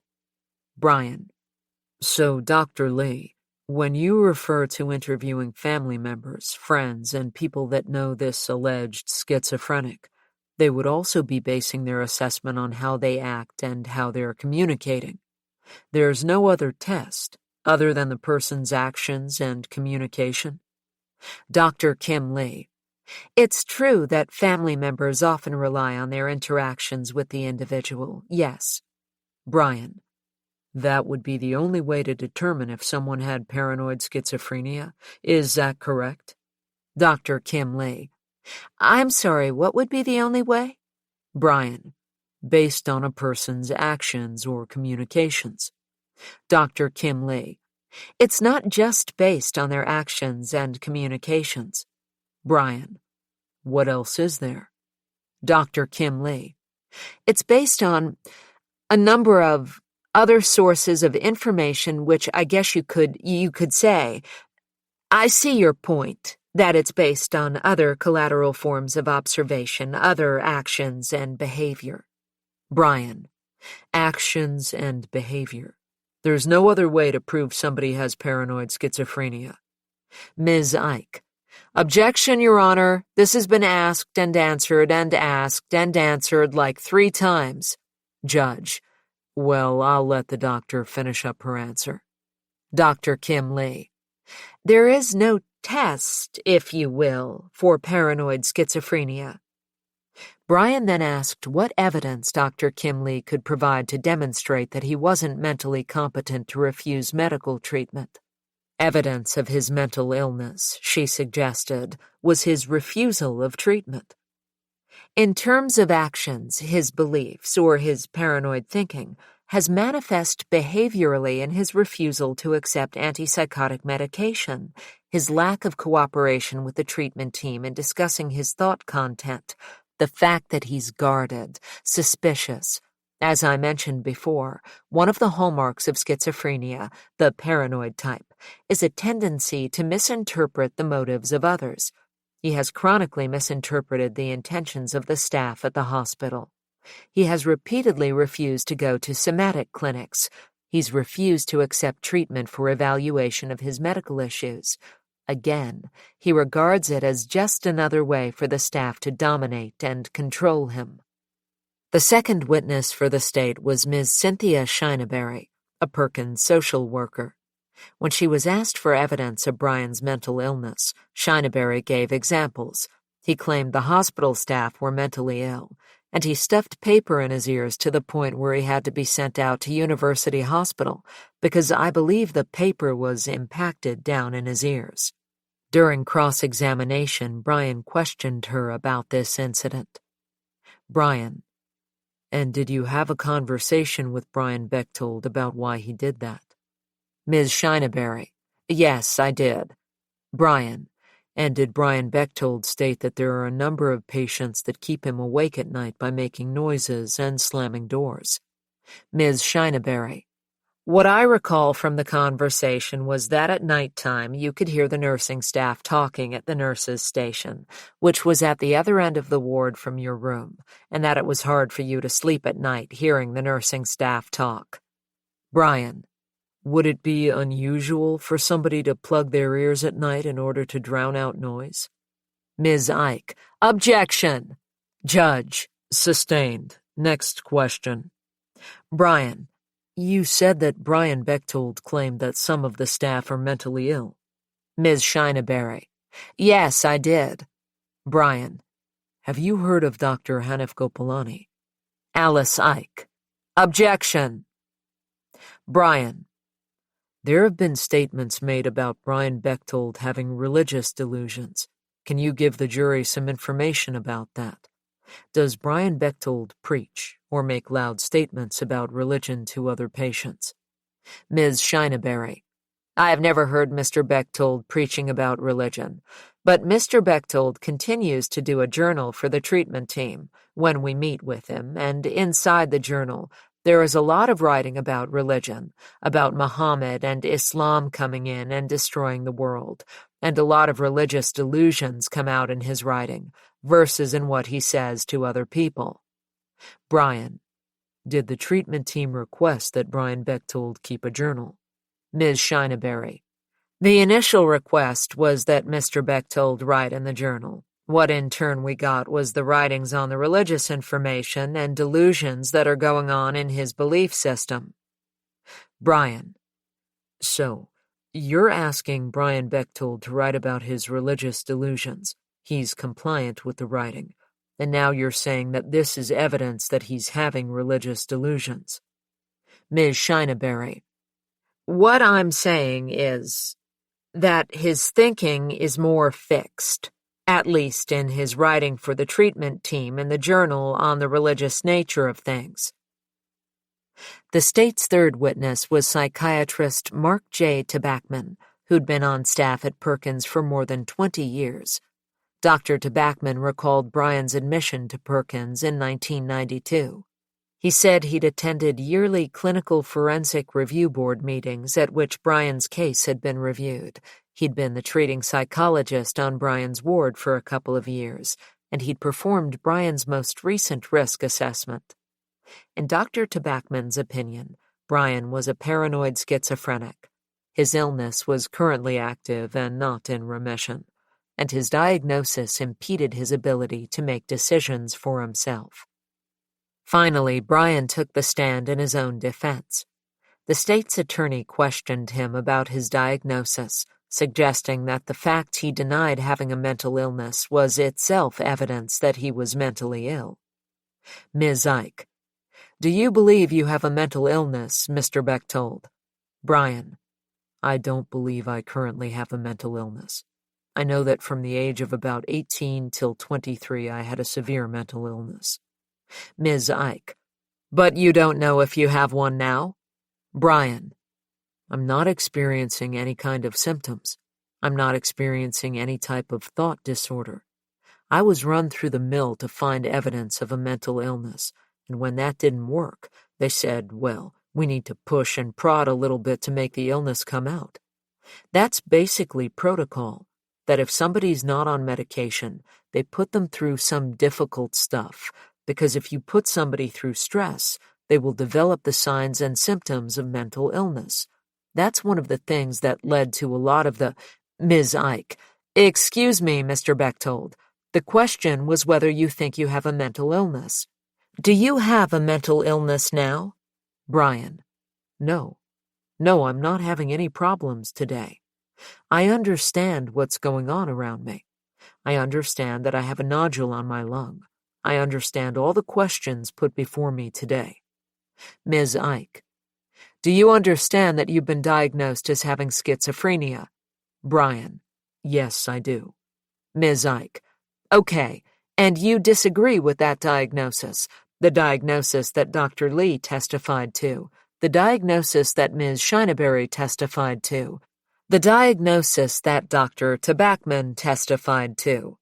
Do you have schizophrenia paranoid type? Brian: No, I do not. Ms. Ike: Did you ever have that? Brian: I had an illness. What it was, what caused it, what made it go away, all those things are beyond anybody's comprehension. Nobody can say what was wrong with me and why it's not wrong with me now. Ms. Ike: And you were in the courtroom the whole time of this trial, correct? Brian: Yes. Ms. Ike: And you heard Dr. Lee testify? Brian: Yes. Ms. Ike: And you heard Ms. Shineberry testify? Brian: Yes. Ms. Ike: And you heard Dr. Tabachman testify? Brian: Yes. Ms. Ike: But you do not believe you have schizophrenia, paranoid type today, correct? Brian: No. I'm not out of touch with reality today. I understand what's going on around me. Ms. Ike: So you don't believe you have that illness? Brian: No, definitely not. Finally, the judge announced it was time for Brian to present his closing arguments, at which point Alice Ike, loudly enough for it to be picked up by the court audio recording, muttered, "Man, this is going to take all day." Addressing himself to the jury, Brian once again explained that while he had a mental illness when he was younger, he'd recovered many years ago, and since then he'd been sane and rational.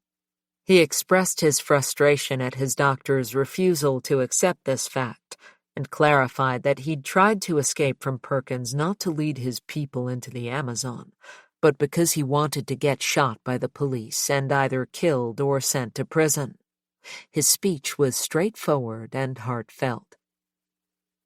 I think it's clear that I do understand these medical problems. I understand what a nodule on my lung may or may not be, and the various diseases associated with it. We don't appoint guardians to everybody that's a habitual drunk or drug addict. We don't raid a crack house and say, all you crackheads need guardians. If you choose to be a drunk, you take that blame upon yourself. If you choose to be a drunk, this society says, we don't like it, we don't agree with it, but you're only hurting yourself. And in this context, I am only hurting myself. If something goes wrong, I suffer the consequences, not the state of Maryland, not the hospital, not the jury. If I die of cancer, I'm the one that pays the price. We have a different standard for a child or an elderly person with Alzheimer's disease. If someone with dementia gives away their savings to somebody they don't know because they're out of touch with reality, it affects other people. If I have cancer, it only affects me. If you listen to the state's witnesses, they were very hesitant to answer basic questions about mental illness. They've given you an inaccurate assessment of what paranoid schizophrenia is and what's wrong with me. Anybody could put earplugs in their ears just to get a good night's sleep.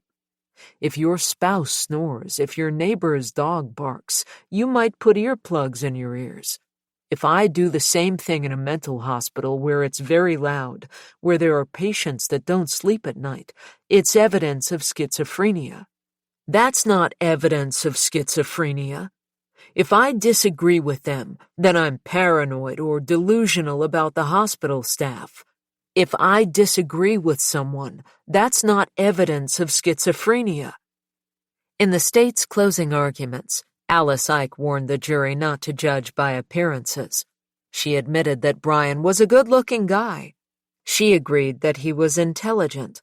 She affirmed that he didn't appear to show any signs of mental illness, but she reminded them of Dr. Kimley's point that not all mental illnesses are obvious to ordinary people. In fact, she said, many aspects of Brian's behavior were indicative of mental illness, including his reluctance to admit there was anything wrong with him, his mistrust of his treatment team, his refusal to take medication, and his attempt to escape. Refusing to have his lungs examined wasn't a reasonable decision, she argued. Finally, she reminded the jury that some years earlier, Brian took a shotgun and murdered his parents, and the mental health professionals who testified all agree that he suffers from paranoid schizophrenia. And they couldn't all be wrong. The jury then retired to decide, first, whether Brian suffered from a mental disability, second, if so, whether he lacked the understanding or capacity to make responsible decisions about his health care because of his mental disability, and if so, whether appointing Perkins Hospital as his guardian was less restrictive than any other form of intervention that would be consistent with his welfare and safety. The last part of the question was very confusing. After deliberating for an hour, the jury foreman handed a question to the judge. We don't understand a lesser form of intervention. It read, what are the other forms of intervention? Well, I guess that's the question, said Judge Sweeney, who didn't seem to know any more than the jury did. I'm happy to hear both parties on this. Does anybody have a suggestion? There aren't many other alternatives, said Alice Ike. I don't think they understand it because no one's explained it to them. In fact, lesser forms of intervention could easily have been used in Brian's case. They included things like asking the patient in detail to explain his own plan of action, asking family members to get involved, assigning a court-appointed guardian ad litem, or referring the case to a state ethics committee. But it had been a long day, and no one wanted to bring up another complicated issue that might keep them in the courtroom longer. The jury was getting restless. The hearing had gone on all afternoon, and a big winter storm was coming in. There was talk about driving conditions and the possibility of heavy traffic. Alice Ike excused herself due to child care obligations. Nobody wanted to hang around puzzling out the meaning of an ambiguous clause in state law. Maybe it's a matter for summary judgment, Judge Sweeney resolved. The evidence is extraordinarily sketchy in this case.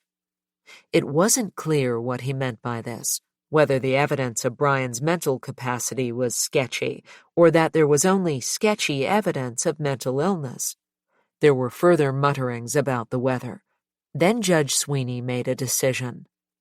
With this snowstorm coming in, he said, I'm not inclined to keep this jury much longer. The jury was recalled. All right, the judge said. Ladies and gentlemen, your question to me was that you don't understand less restrictive than any other form of intervention. Your focus on that question after my discussions led me to conclude that I thought the record on the case on that issue is sufficiently undeveloped that it's not really fair to ask you to make that decision on that based on the information presented at this trial. On that note, a mistrial was announced. It's starting to snow, the judge concluded, but the roads are still very good, so you don't have to worry about getting home. There was nothing for Brian to do except let the guards drive him back to Perkins and wait for the paperwork to be processed and a new trial date set. Meanwhile, the court granted the hospital temporary authority to make medical decisions on his behalf. Ever since he'd been judged not criminally responsible, Brian felt as though he'd been treated like a child who didn't understand the implications of his actions. If he'd been sent to the Department of Corrections rather than the Department of Mental Health, although he'd be serving a long prison sentence, at least he'd be treated like an adult, his choices and rights taken seriously. Now he'd tried taking his case to court, and the court essentially had deferred to the doctors, handing over authority to the hospital rather than thinking things through for themselves. Maybe the jury felt he couldn't have it both ways. He couldn't claim that he wasn't responsible for the murder of his parents, and then claim to be responsible enough to make his own decisions when it came to his health. Maybe they felt a person was either mentally ill or sane, and that they couldn't go from one to the other when it happened to suit them. Still, people recovered from physical illness, so why shouldn't they recover from mental illnesses too? The problem, Brian realized, was that nobody was prepared to challenge the opinions of the psychiatrists, who kept emphasizing the point that mental illness wasn't always visible, and after all, Brian had killed his parents.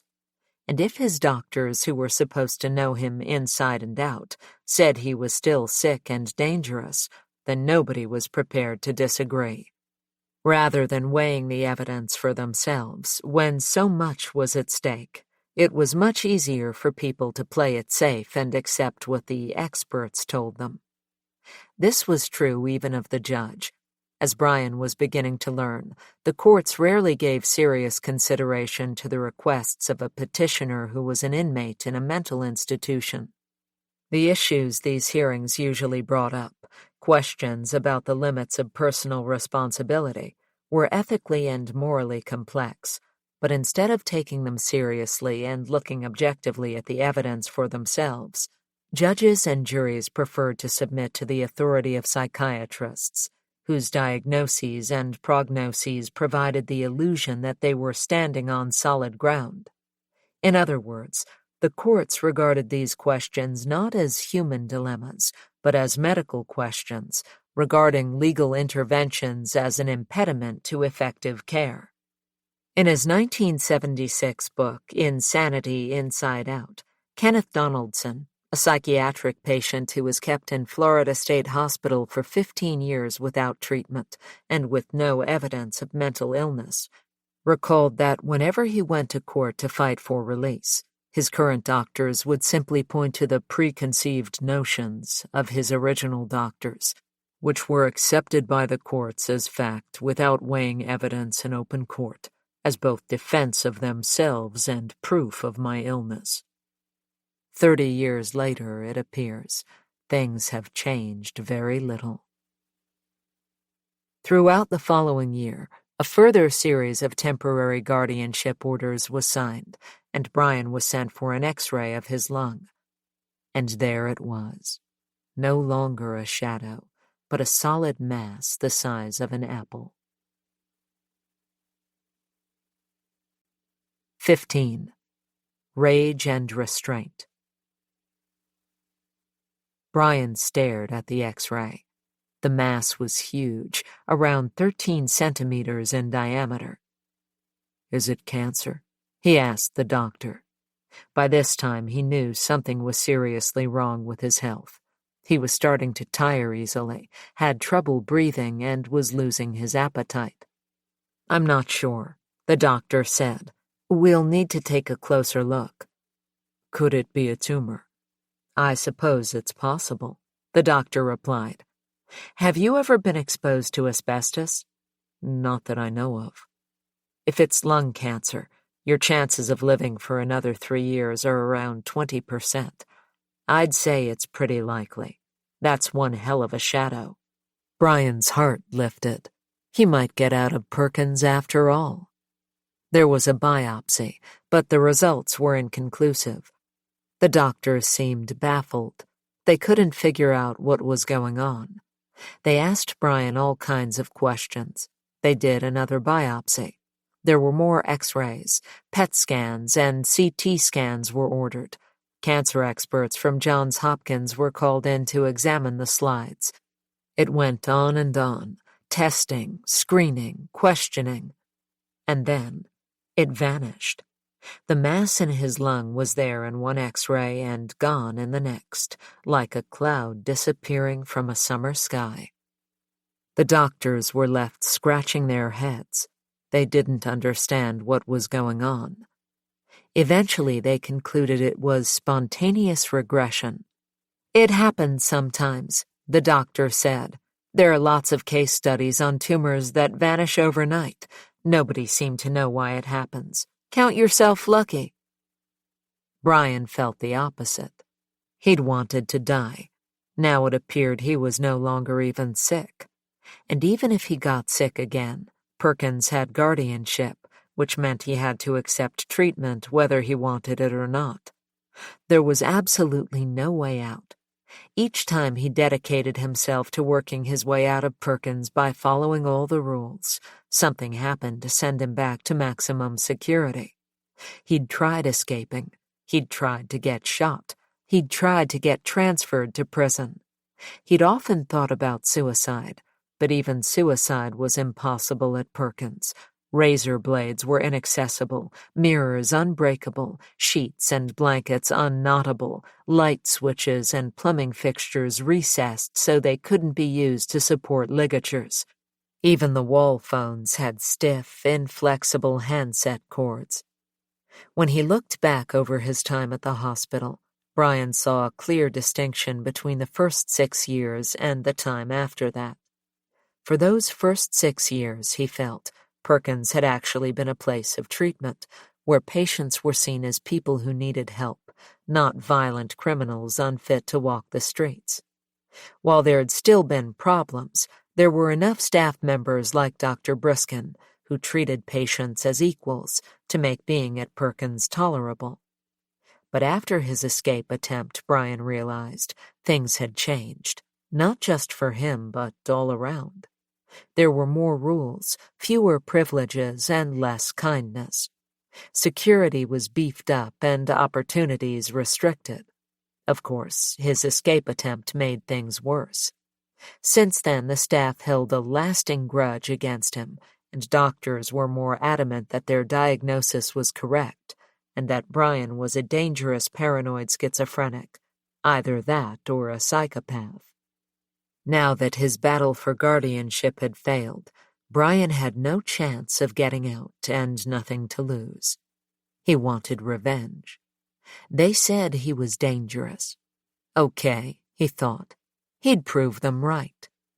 He turned his anger against his new enemies, those who'd testified against him in court. It wasn't the judge's lack of sympathy or the state's attorney's stubbornness that had bothered him most about the trial. After all, they'd never met him before and were only doing their jobs. It was what Brian saw as the blind, self-satisfied superiority of Dr. Kim Lee Ms. Shineberry and Dr. Tabachman.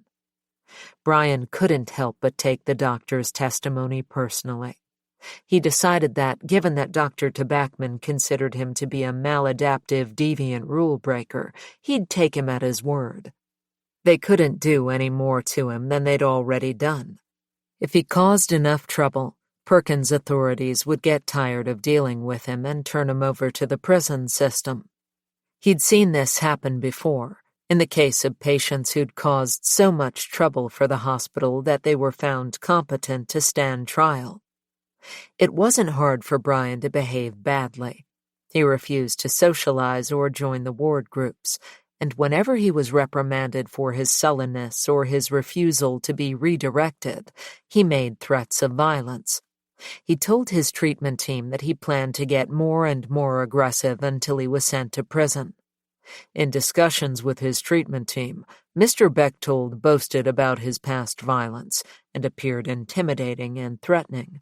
His doctor wrote, he could not assure them that he would not become violent. On maximum security, Brian had a bedroom to himself and a lot of time to spend there. There were no cameras in patients' bedrooms.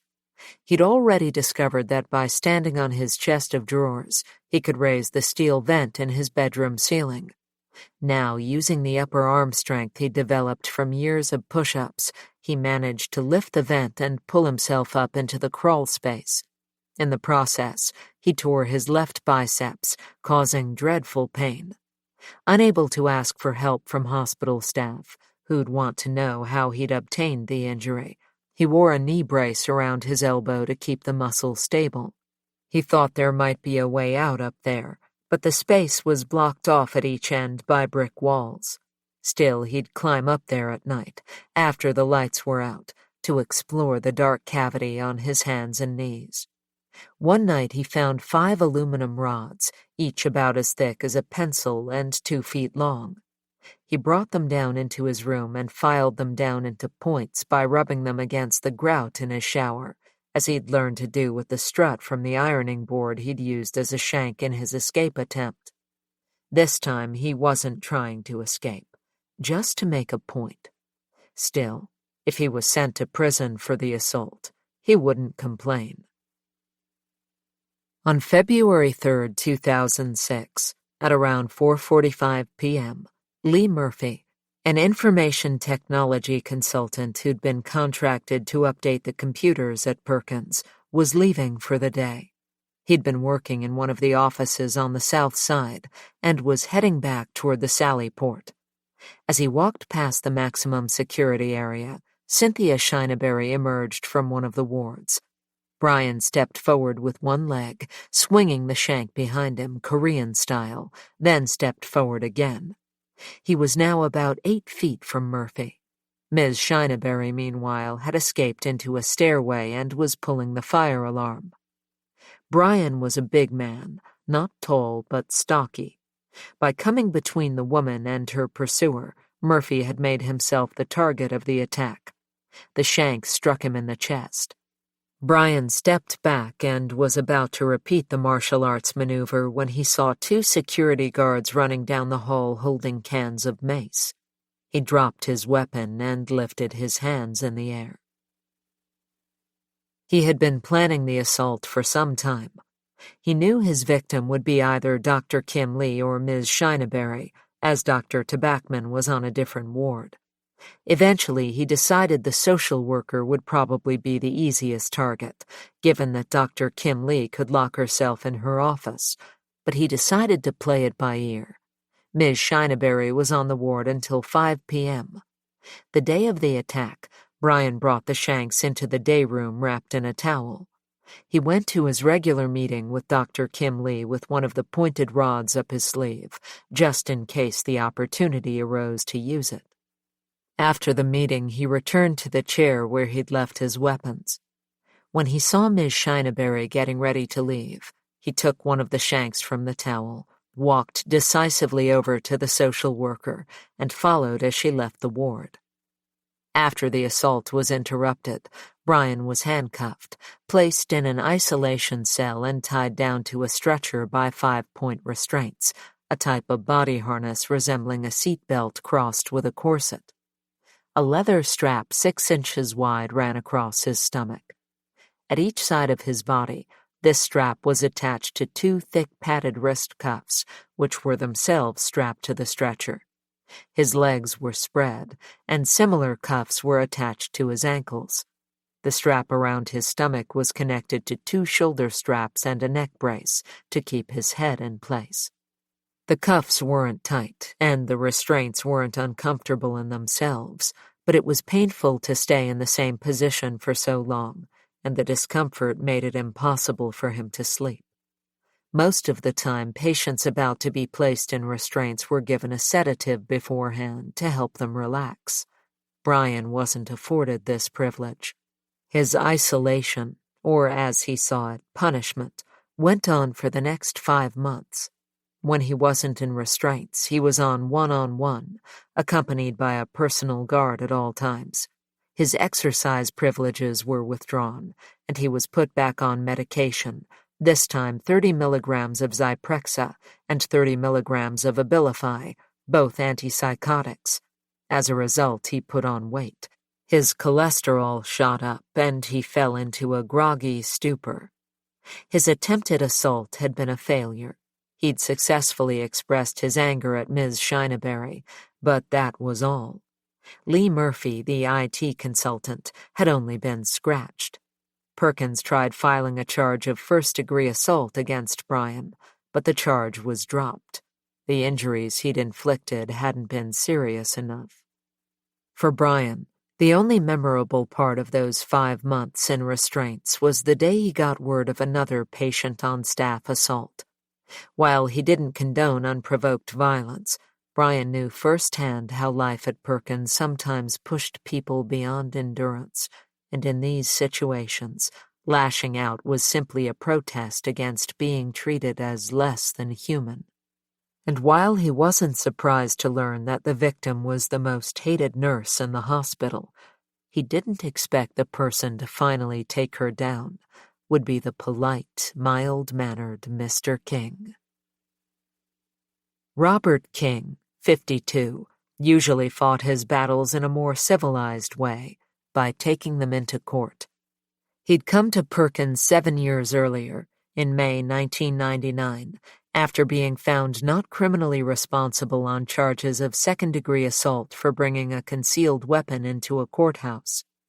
During his stay at the hospital, King had become a prolific litigant, filing numerous lawsuits against Perkins, the clinical director, the CEO, and many of the doctors. His suits were taken seriously by the courts, and some were even successful. A significant achievement given that filing a legal motion from Perkins was no easy matter. There's only one public defender for the entire hospital, and most patients are indigent, so non-essential cases like King's have to be filed pro se, that is, on his own behalf. Patients have no internet access, no law library, no typewriters, no computers, and no photocopier, which means all motions are written out by hand. Because the court usually requires multiple copies of each document to be filed, sometimes as many as 8, the work required can be overwhelming. While the hospital had plenty of hard-working and compassionate nurses, budget cuts and chronic understaffing meant that even the most dedicated were exhausted and miserable much of the time, and bureaucratic demands meant that administrative tasks such as the filling out of forms were put before the needs of patients. Undervalued and often underpaid, nursing staff were ordered to monitor patients in highly structured, quantifiable ways that could be easily charted, and that didn't allow for any deviation from the treatment plan. The trend in mental health was to measure illnesses with checkboxes and scales, rather than actually sitting down and listening to people's stories, which would have taken too much time. In addition, the pressure to maintain appropriate boundaries meant that nursing staff were discouraged from getting to know patients on a human level. In places like Perkins, nurses who care too much are quickly broken down. They become emotionally, spiritually, and physically fatigued from the human suffering they witness every day. They developed different ways of coping. Some became distanced and robotic. Some learned to compartmentalize. Others turned into slackers. Some, especially the senior nurses, developed a sense of entitlement, and this was the case with Nurse Gloria Holt, or as the patients knew her, the worst nurse. Holt, who'd been at Perkins for over 20 years, was seen by many patients as arrogant, rude, and condescending, treating patients as underlings, even appearing to take pleasure in making them suffer. And in May 2006, her chosen victim was Robert King. Over time, partly due to all the legal cases he was involved in, King had accumulated a lot of paperwork, and Nurse Holt was a neat freak. His room was a fire hazard, she told him. In his file, she described him as a serious hoarder. After weeks of asking him to clean his room, she said if he didn't tidy up his piles of paperwork, she'd take everything out and dump it in the trash. King was furious that the nurse saw his writing as just another example of pathological behavior. What to her might have looked like random piles was, to him, a carefully organized filing system. He knew exactly where everything was. His paperwork was divided into separate categories: legal, religious, business, education, and foreign languages. His legal pile was particularly substantial because he happened to be composing a brief for the Court of Special Appeals asking for a writ of habeas corpus and a request for judicial release. This long and complicated document had originally been due in the middle of January, but because he had to write all 3 copies out by hand, King had asked for an extension. He finally submitted the brief in late February 2006, but the clerk had written to tell him that it didn't comport with the Maryland rules, which required that 9 copies be filed. They needed another 6 copies of the brief, and the cost of photocopying would be $183. Because King was indigent, he had to write another 6 copies out by hand using a 3-inch-long bendy plastic ballpoint pen. Every time he made a mistake, he started the page again from scratch. By the time he'd finished, he'd written more than 300 pages in small, neat handwriting. The ordeal was particularly tedious because the medication he was taking gave him tremors in his hands. But he kept on writing, and because, like Brian, he'd been diagnosed with schizophrenia, his constant writing was regarded by Nurse Holt as a manifestation of his mental illness, a pathological compulsion. In May, in an attempt to keep the nurse off his back, King took a break from his Herculean writ of habeas corpus to file a request for a protective order against Gloria Holt. The following week, when the nurse received her copy of the court papers, all hell broke loose. She didn't wait for the judge to decide whether the restraining order was justified. She didn't care. As King recalls it, she stormed into his room flanked by 2 security officers and told him he had 10 minutes to set aside 4 sets of clothes. Everything else, she told him, was going to be destroyed. King didn't believe she'd do it. Still, he was worried enough to find a bag and fill it with clothes. "Now stand aside," Nurse Holt said. She ordered the 2 security officers to empty out the contents of King's locker, then told them to get rid of everything in the room. King stood there and watched, mortified, as all his worldly possessions, the rest of his clothes, his paperwork, years of books, photographs, the 9 copies of his handwritten brief to the Court of Special Appeals, and the last straw, his Bible, in which he kept the in memoriam card from the funeral of a beloved aunt who'd recently passed away. All were unceremoniously dumped into black trash bags. King stared at Nurse Holt in horror. "Now, take everything outside and dump it in the green garbage can labeled disposables," Nurse Holt said, throwing a smile in Mr. King's direction. That night he planned her murder.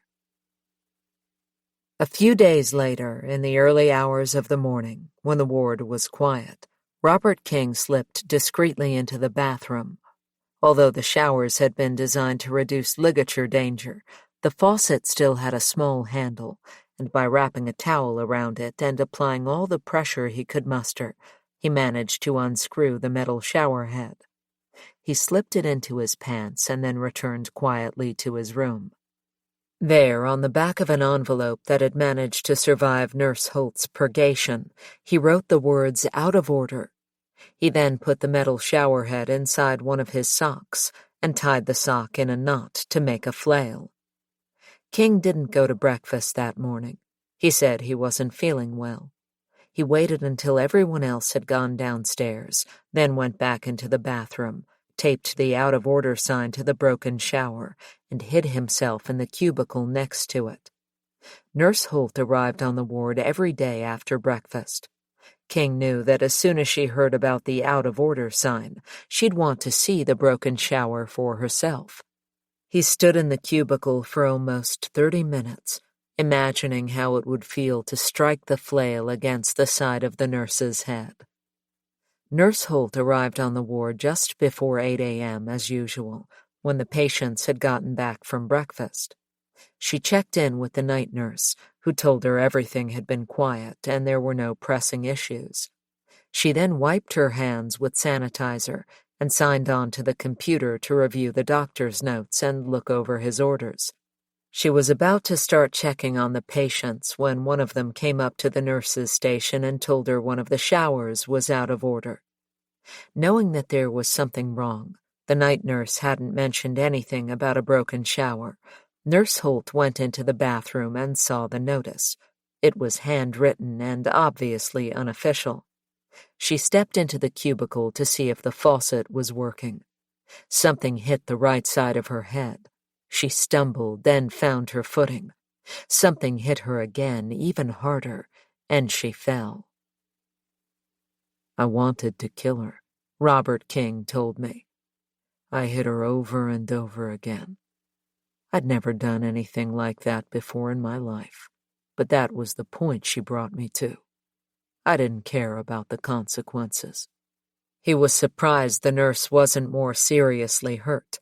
In fact, she survived the attack with no permanent injuries, and then retired from Perkins after filing a lawsuit against the hospital that was eventually settled out of court. King was found guilty of second-degree assault, sentenced to 3 years in prison, and transferred to Eastern Correctional Institution, a medium-security facility on Maryland's Eastern Shore. Compared to Perkins, he found life in prison surprisingly liberating. He was still inside a fence, but other than that, he could spend his time as he liked, and he wasn't constantly being judged or analyzed for symptoms of mental illness. "In prison, I felt free," he told me. "I didn't have to do what people told me to. I could go to lunch or not go to lunch. I could stay in my cell all day. I could go to the gym. I could go to the library. I could go and lift weights." At Perkins, he'd been infantilized because of his purported incompetence, which, as an educated man, he found demeaning. But in prison, he was treated with respect because of his age. He kept to himself, and nobody interfered with him. After 3 years, when his custodial sentence had been served, King was so reluctant to return to Perkins that he even petitioned the court to be allowed to stay in prison, but his request was denied. Against his will, he was sent back to Perkins to continue being restored to competence. "Perkins is supposed to be a hospital," he said, "but it's worse than a prison. In prison, you have some control over your life, some independence. It's not a lot, but it's enough to make you feel human." A month after the attack on Nurse Holt, Brian went for another medical checkup and got some bad news. He had cancer, not in his lung, but in his left testicle. Could the shadow on his lung a year ago have been related? Possibly, the doctor said, but they didn't know for sure. They took him back to the University of Maryland Medical Center for tests, and it turned out his testicular cancer was already at stage 3, which meant they'd have to remove his testicle. The guardianship order was still in place, so if he refused treatment, they'd treat him against his will. The matter was out of his hands. In July 2006, Brian underwent a radical inguinal orchiectomy, followed by 4 cycles of chemotherapy. He was tired and miserable all the time. For months, he was in bed with a fever. When he wasn't feeling nauseated, he was frail, dehydrated, and depressed. Going through chemotherapy seemed absurd. What was the point of recovering from cancer, he wondered, to return to a life that wasn't worth living? 16. Purgatory. When Brian was finally let out of restraints, it was on the condition that he take a high dose of meds, which were given by injection rather than by mouth, so there could be no more cheeking. The drugs hypnotized him. He was always tired. When he wasn't sleeping, he tried not to draw attention to himself. At the same time, he struggled to stay alert, to keep his eyes and ears open. He hated to let his guard down. That ward was a God-forsaken place, and its patients the scum of the earth. Duquan Peoples, for example, was not only violent, but also unpredictable. Brian didn't know why Peoples had been sent to Perkins, just that everybody avoided him. Well, almost everybody. One day, an elderly patient, Mr. Adler, was on his way to the medical clinic when he heard grunting noises coming from the stairwell. Looking down, he saw Duquan Peoples and a female patient, Tanika Pierce, going at it hot and heavy. Concerned, Mr. Adler reported the incident to security staff, and Peoples was put in restraints, where he lay brooding on revenge. The first day he was back on the ward, he stabbed Mr. Adler in the face with a broken pool cue, causing so much damage that the victim's jaw had to be held together with metal plates. Meanwhile, news of the hookup had reached the female ward, and Brianna Hobelman, who considered herself Duquan's girl, was far from happy. Brianna, who'd been sent to Perkins for killing her daughter, attacked Tanika with the Perkins weapon of choice, a flail made from a sock. Brianna stuffed hers with dominoes. Another dangerous character was Anthony Kelly, 39, who'd been found incompetent to stand trial after committing a series of high-profile crimes in Silver Spring, Maryland. 5 years earlier, in March 2002, he'd beaten and raped a 61-year-old woman in a quiet neighborhood. 3 months after that, he'd forced a 20-year-old woman into a stolen car at knife point, driven her to a wooded area, and raped her repeatedly. A few days later, wearing a wig and false beard, he'd broken into a house in Silver Spring, fatally shot a 9-year-old girl, then shot and killed her father, escaping from the scene with a Bible and a few dollar bills. 3 nights later, he killed a tourist in a metro station in Washington, D.C. Kelly had been sent to Perkins in June 2004 to be restored to mental health, and he wasn't happy about it. Perhaps he, too, wanted to be sent to prison. Acting as his own attorney, he filed a civil action objecting to his competency evaluation and arguing that the doctor who had found him incompetent to stand trial was guilty of libel.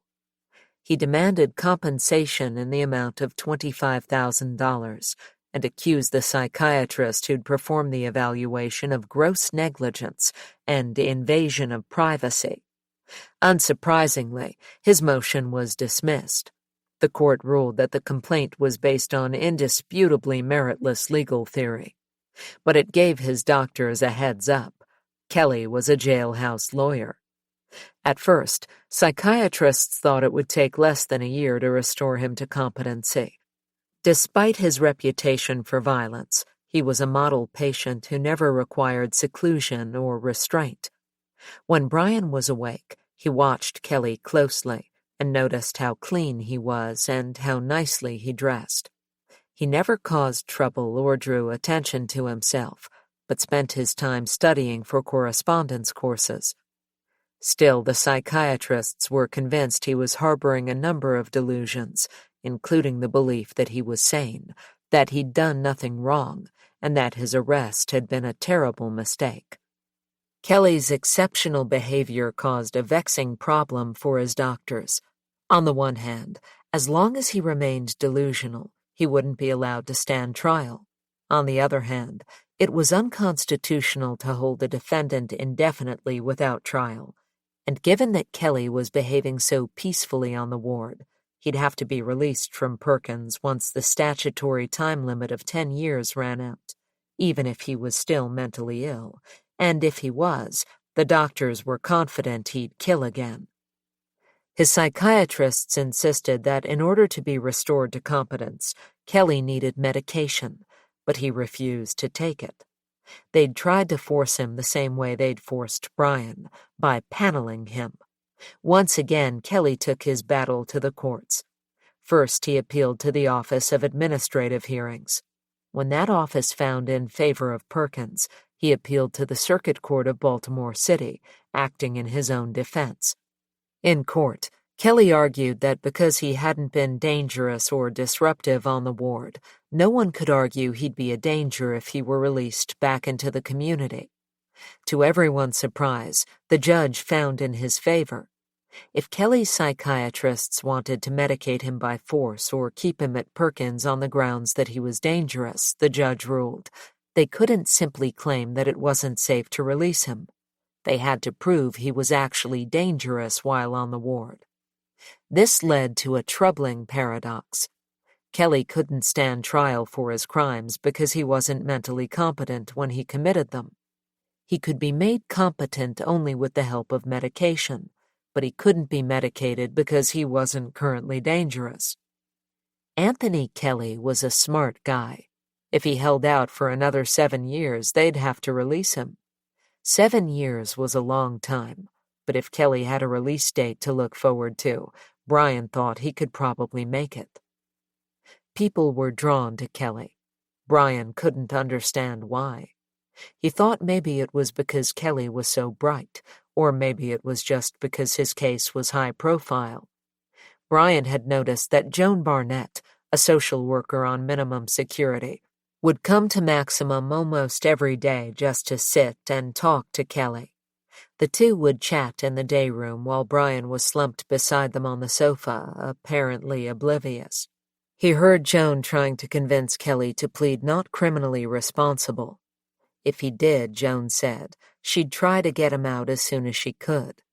But Kelly, wary of being railroaded, made no promises. He continued to file lawsuits against the public defender who represented him in court, against his doctors, against Perkins' staff, against the CEO, Sheila Davenport. His motions were always dismissed, but Kelly didn't let this deter him. Finally, in 2008, the psychiatrists signed off on Kelly's competency to stand trial, no doubt to ensure he wouldn't be released, as he was still unmedicated and apparently delusional. In court, against all advice, Kelly acted as his own attorney. Because he'd been judged competent to stand trial, he could hardly be disqualified from defending himself on the grounds of his mental illness. Brian suspected Kelly was grandiose about his belief that he could represent himself at trial. He did know a little about the law, Brian thought, but not enough to know he was out of his depth. Brian was right. Kelly won little sympathy from the jury, especially when he badgered his rape victims during cross-examination. The jury found him guilty of first-degree murder, and he was sentenced to 4 life sentences plus 100 years in a maximum security prison. However, Anthony Kelly left behind an important legacy at Perkins. In 2007, the state of Maryland passed the Kelly Law. According to Maryland Department of Health and Mental Hygiene versus Anthony Kelly, a patient couldn't be medicated against his will unless he displayed signs of dangerousness within the hospital. Kelly wasn't the only unusual case on maximum security at the time, though he was perhaps the most high profile. Another was Norman Bell, whose bizarre diet made Brian rethink everything he'd been taught about germs and hygiene.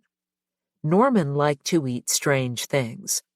This might seem like an odd habit, but it wasn't unheard of at Perkins, where patients had been known to swallow buttons, razor blades, batteries, and broken glass in order to get taken to a real hospital. In some cases, the act of swallowing inedible objects was symbolic, suggesting an unwillingness to let go of things, an illogical but instinctive response to the anonymity of institutional life. In a way, it made sense. When everything a person owned belonged to the institution, from their shirt and shoes to their comb and toothbrush, personal possessions were sacred. In these circumstances, collecting, hoarding, and even swallowing forbidden objects was a way to own things, to keep them private, to be different from others. But Norman Bell took the habit to a new level. He ate feces on a regular basis, not only fresh feces, but feces from toilets that had been clogged for a week. He also ate bugs, baby snakes, and, on one occasion, a large dead bird. To everyone's surprise, he never got sick. He never once had nausea or a stomachache. He never caught a cold in winter or got even so much as a runny nose. Characters like Anthony Kelly and Norman Bell provided a short-lived distraction from the dull misery of life on the ward. The other thing that made this 3-year stretch bearable for Brian was the allegiance of those who were suffering along with him, engaged in the same Sisyphean struggles. 2 men in particular kept his spirits up, giving him legal advice and sharing their own battles against forced medication and their clashes with the court. Brian's card partner, John Wesley Ray Jr., had come to Perkins in 2002 after allegedly trying to murder his ex-girlfriend. Ray, like Brian, had refused medication for his first 2 years at the hospital, taking it only after the court appointed his brother as his legal guardian. During the hearing, Assistant State's Attorney Lisa Martz testified that she'd received hundreds of letters from Ray, some threatening in tone, others offering clues to unsolved crimes. According to his doctors, Ray was a paranoid schizophrenic who refused medication because he believed it impeded his psychic powers. He had, they said, delusional beliefs that he was a psychic, and wrote to government agencies claiming that he was helping to solve crimes. This was the kind of conclusion Brian recognized from his own guardianship hearing, when Dr. Kim Lee claimed that he had tried to escape from Perkins because he thought the world was going to end, and it was his responsibility to lead his people out of the hospital into the Amazon. In saying this, she'd conflated 3 things Brian had mentioned at different times and to different people: his plan to get sent to prison, his decoding of the Gospels, and his belief in the end time. In Brian's view, the way Dr. Kim Lee had added them together, putting her own twist on it, made him seem truly deluded. The same was true in the case of John Ray Jr. Brian knew Ray's psychiatrist's claims were exaggerated versions of a fact, which was that Ray had actually worked from time to time as a police informant. There's no clear line between hyperbole and delusions. All fixed beliefs, even psychotic ones, have their roots in lived experience. In fact, in the DSM-5, the definition of delusion no longer refers to false beliefs. Delusions are now defined by the quality of a person's belief rather than its content. It's tempting to separate the material of a person's madness from the rest of that person, to see the mental illness, like physical illness, as something that takes over a person who was previously just like anyone else. In this way, we try to separate a person's malady from their character, motives, and life experiences. But that's not how it works. Delusions and real life are tangled together and comprised of the same material. They're part of who we are. They draw from our reservoir of lived experience, and in consequence, they're always meaningful. If taken seriously, They can shed light on what's most important to us and why. But few psychiatrists have the time or inclination to analyze the meaning of a patient's delusions. Instead, they're generally seen as symptomatic, the product of misfiring neurons in a broken brain. Leonard Dunmore was another friend who helped buoy Brian's spirits at this arduous time. Brian and Leonard had a lot in common. They were both mechanically minded and liked to design and invent things. Both had been at Perkins for longer than they believed necessary, and both wanted desperately to get out. Both were very smart, and both found it difficult to contain their contempt for the staff and administrators who kept them confined. When something made them angry, neither was able to contain himself. Their anger was triggered by the same thing, getting news that someone who'd committed a crime more serious than theirs had just been released. Their frustration was especially acute when these patients had been at Perkins for less than 5 years, like the petite Latina who was sent home just 6 months after killing her baby, or Leroy Jones, who left Perkins less than 3 years after murdering his mother with a sledgehammer. But if either Brian or Leonard expressed his frustration in therapy, it would go down in their file, causing them to sink more deeply into the quicksand. Brian, Leonard, and John Ray Jr. would help one another with their legal research, drafting documents and editing motions, as well as giving advice and moral support, reminding one another of the absurdity of things. More than any of the treatments he was offered at Perkins, Brian's friendship sustained his sense of self. They helped him look at things from an outside point of view. The three men would often talk about mental illness, what it was, whether it existed, and how it was connected to dangerousness. They wondered what the state had achieved by keeping them in Perkins for so long and restricting their lives so profoundly. They talked about how the law had defined them into oblivion, how their incapacity was never questioned, how they'd been dumped at Perkins and left to rot. Ultimately, the cases of John Ray Jr. and Leonard Dunmore renewed Brian's hopes, because both men managed to win their release through the courts and eventually lived lives on the outside that, while not always ideal, at least were of their own choosing. In 2009, Brian received another risk assessment to see, yet again, if he was ready to move back to medium security. The psychiatrist administering the tests was Paulo Negro.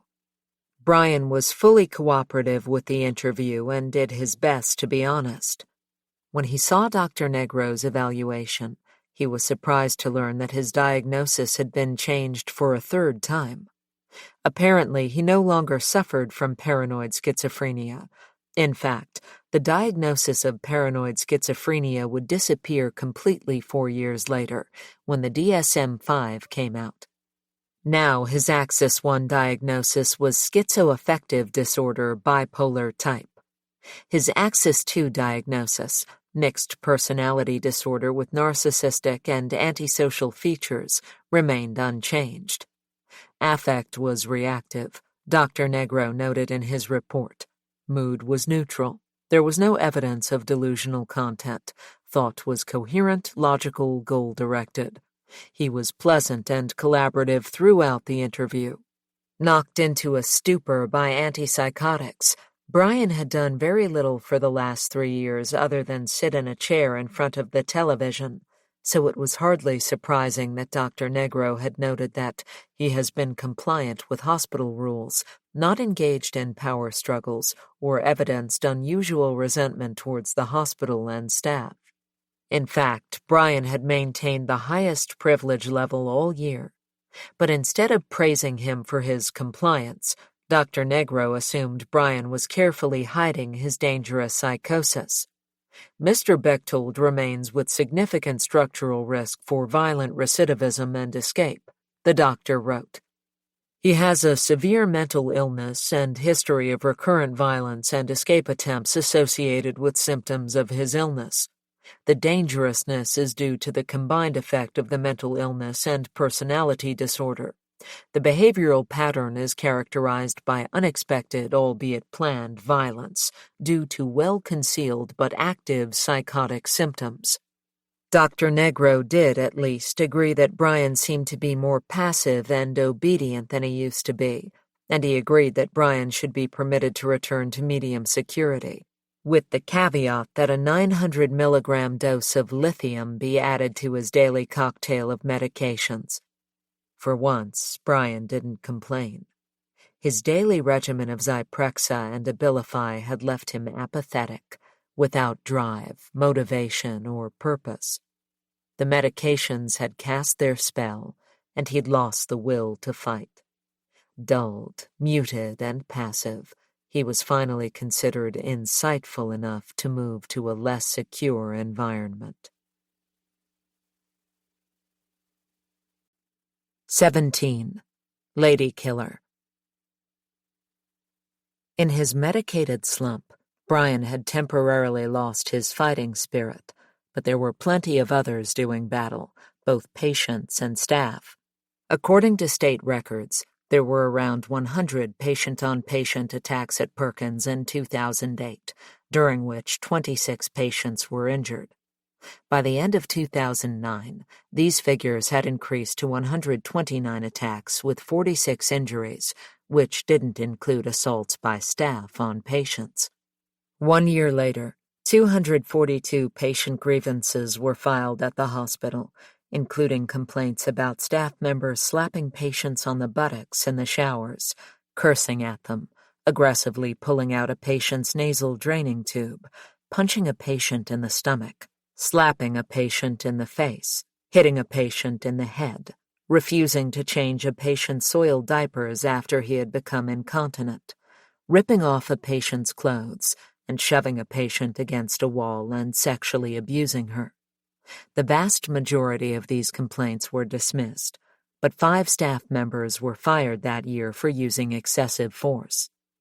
This rise in violence created a feverish atmosphere on the wards, and the tension was made worse by inconsistent leadership, a shortage of therapists, and shared rooms even among patients with violent histories. Boredom also played a role.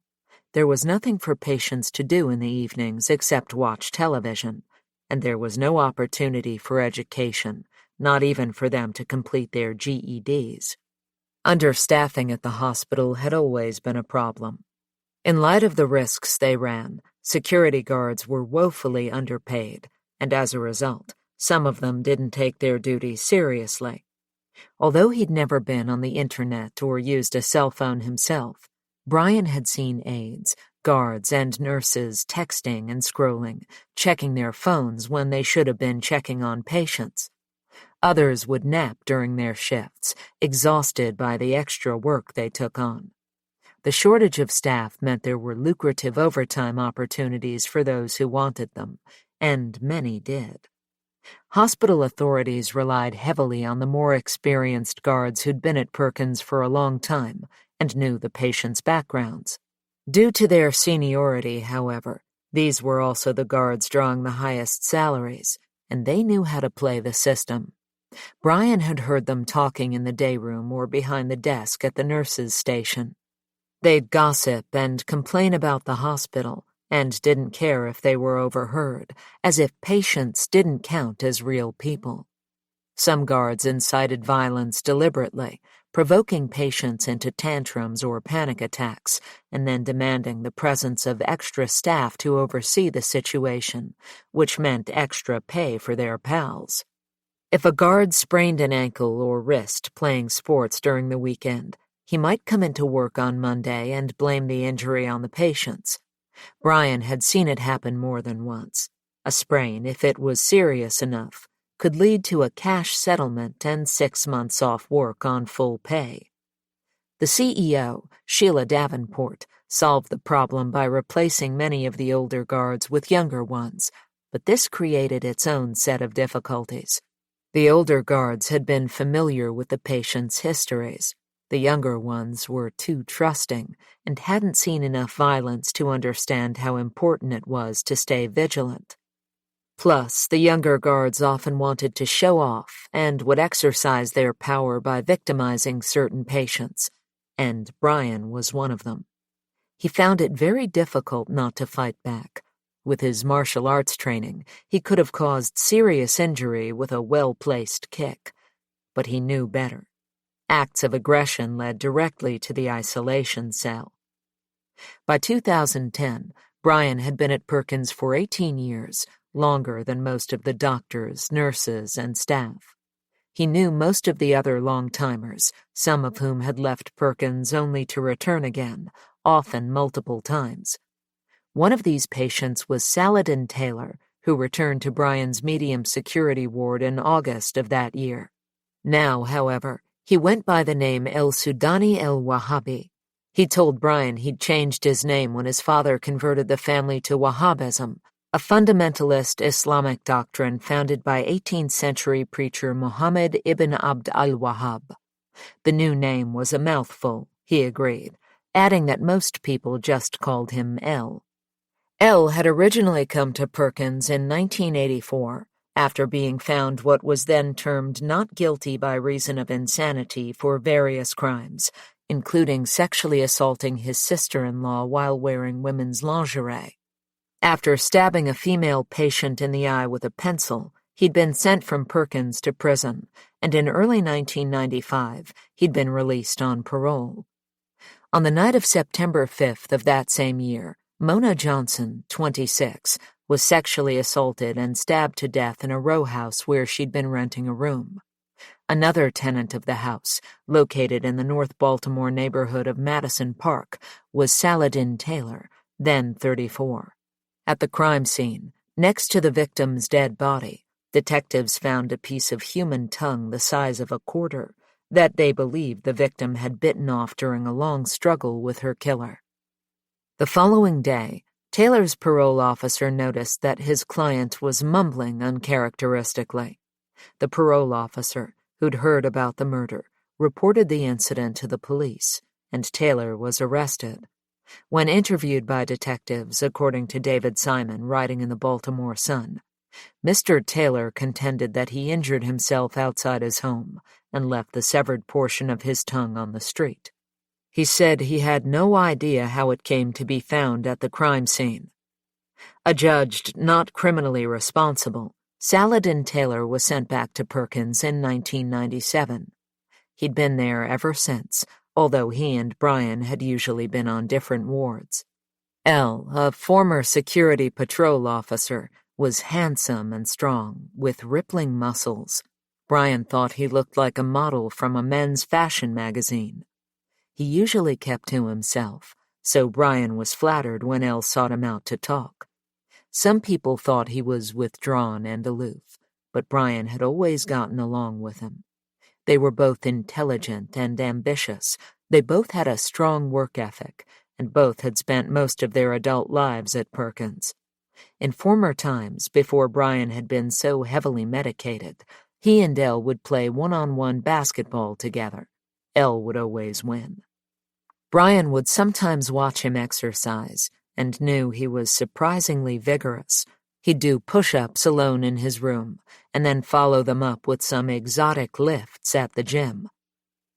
When he wasn't working out, El could often be found quietly reading religious literature in a corner of the day room, a habit that led some of his fellow patients to regard him as a gentle, spiritual type.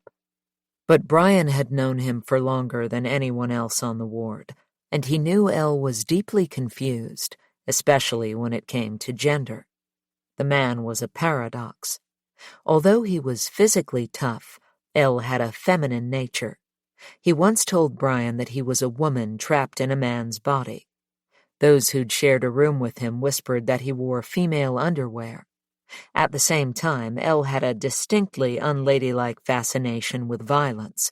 His favorite television shows were Criminal Minds, Law and Order, and Conspiracy Theory with Jesse Ventura. But if El was a woman trapped in a man's body, he was the kind of woman who had no sexual interest in men. Brian had been at Perkins long enough to know there was plenty of action available for gay men. In fact, The hospital had a reputation in Maryland for being the state's most gay-friendly facility, as many of the guards and staff were gay. Elle certainly had plenty of admirers in that regard, but he was never interested. On the contrary, whenever a woman was transferred to the ward, Elle was the first to check her out. He was also obsessed with germs and bacteria, and was convinced that HIV could be spread through flatulence. He'd launch into diatribes on the subject of inoculations. He believed bodily fluids had a magic power, and he was horrified if anyone close to him sneezed, blew their nose, wept, or drooled.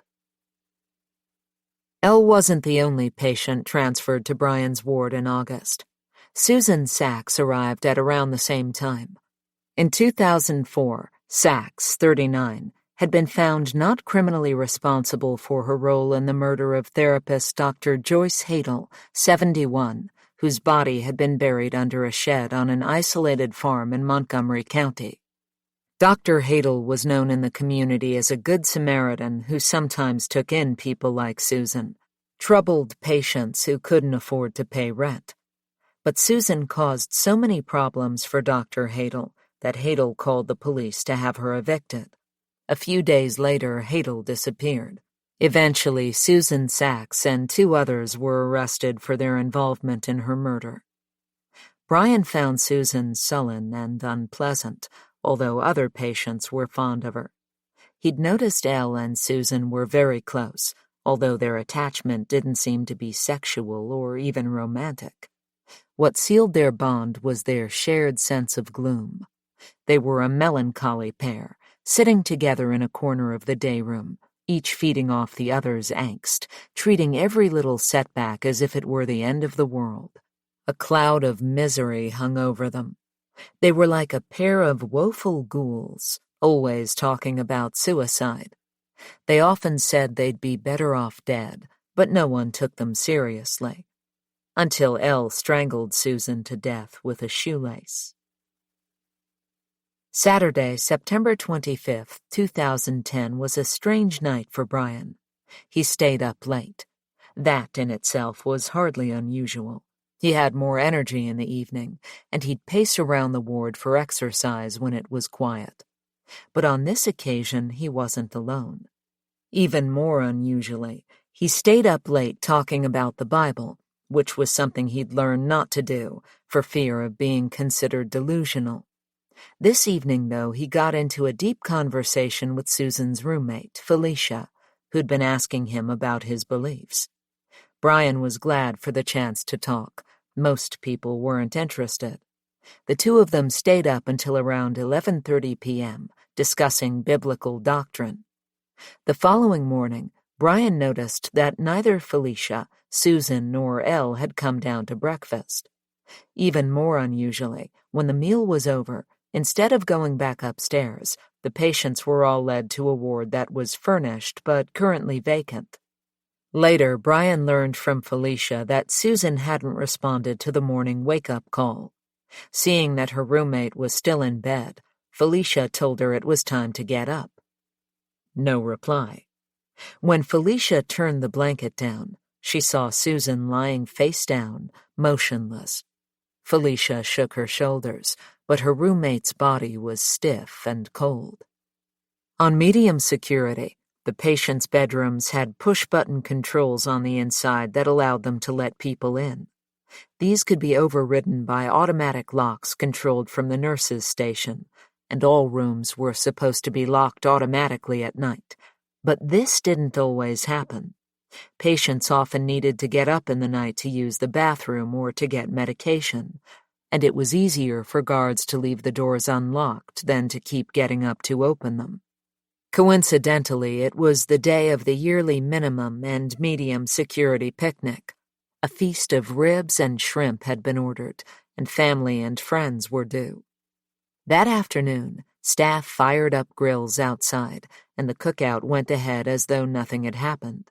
But because the police investigation was still in progress, patients on Brian's ward weren't allowed to attend the picnic. They were kept in the vacant ward and had their ribs and shrimp brought up to them. It was one of the strangest days of Brian's life. The get-together could hardly have been described as a party. There was a lot of hushed talk and whispered speculation. After the meal, the hospital CEO, Sheila Davenport, came to the vacant ward to speak to the patients. Dr. Davenport asked everyone to be quiet. She said she had an announcement to make. A very serious crime was committed last night against a female patient on 4 South, she said. Some of you may be called to give interviews to the police. Is Susan okay? Someone asked. Sadly, no, Dr. Davenport said. Patients, she added, would no longer be permitted to have shoelaces. Everyone had heard Susan saying she wanted to die. Still, it didn't seem right that her body was being taken to the morgue while everyone else was feasting on ribs and shrimp.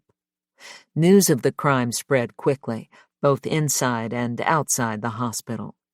As with Dr. Gopalani's nervous breakdown, Perkins authorities tried to keep patients from seeing media coverage of the crime, but the embargo was pointless.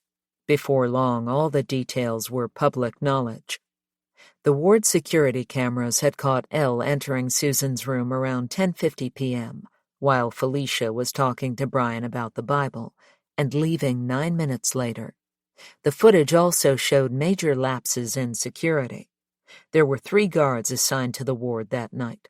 They were supposed to check on patients every half hour, but at the time of the murder, one guard was sitting on a couch watching television.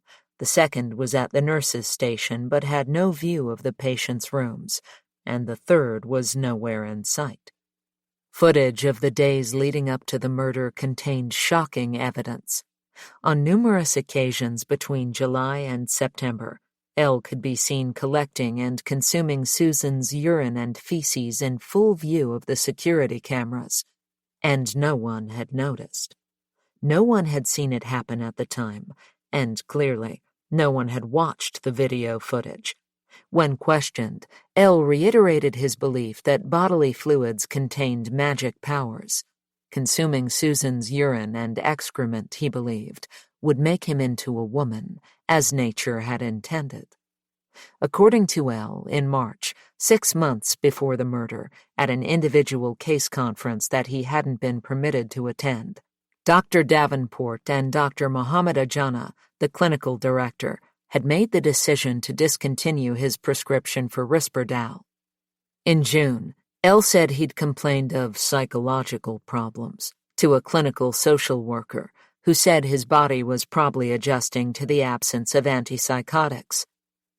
On September 27, 2010, the Baltimore Sun published an interview with Robert Cure, a retired Perkins security sergeant, who testified that Elle would order bras and panties in the mail.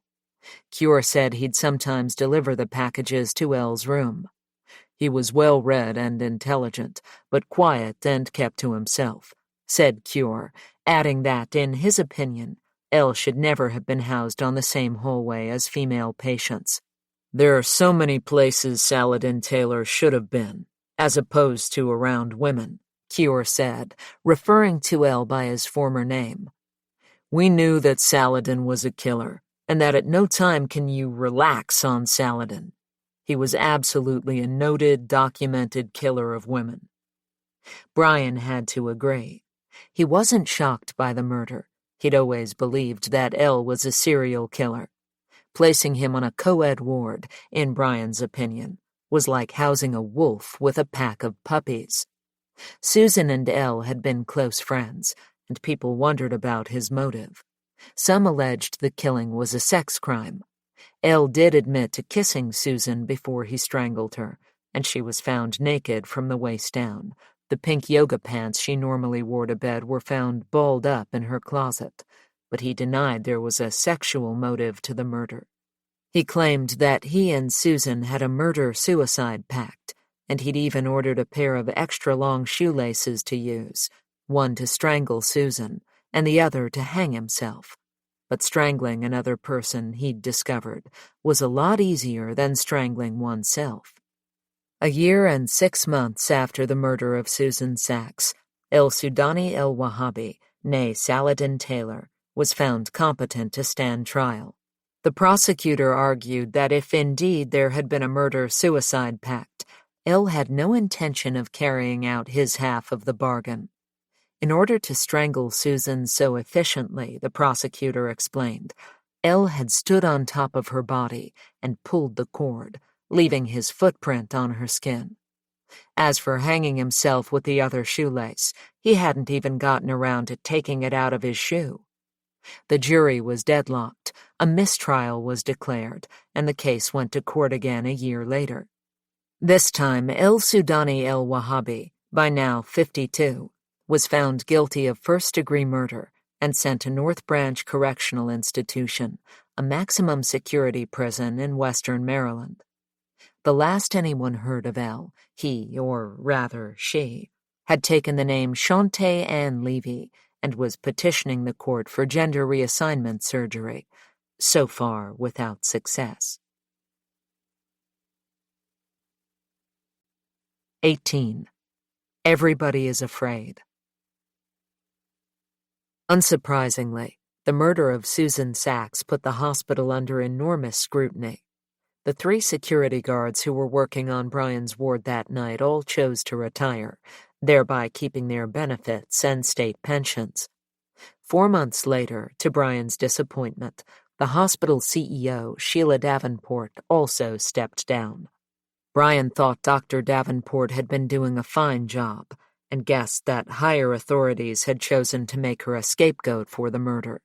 In response to the crime, extra guards were hired, night employees were watched more closely, additional security cameras were installed, a new female ward was created, and the state's attorney for the Department of Health and Mental Hygiene, Susan Steinberg, briefly took over as interim CEO until a new one was appointed.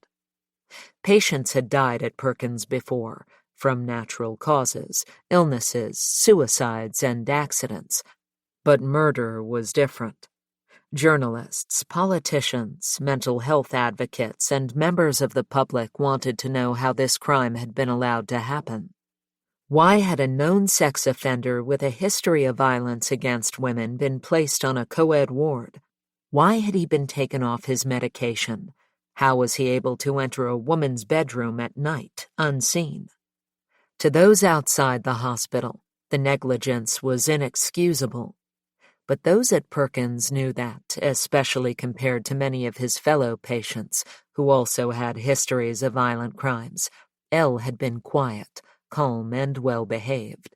He'd caused no trouble for years, and had been found well-adjusted enough to be moved to medium security. His preoccupations were certainly unusual, but no more so than those of other patients, some of whom, before the incident leading to their committal, had been successful, high-functioning individuals.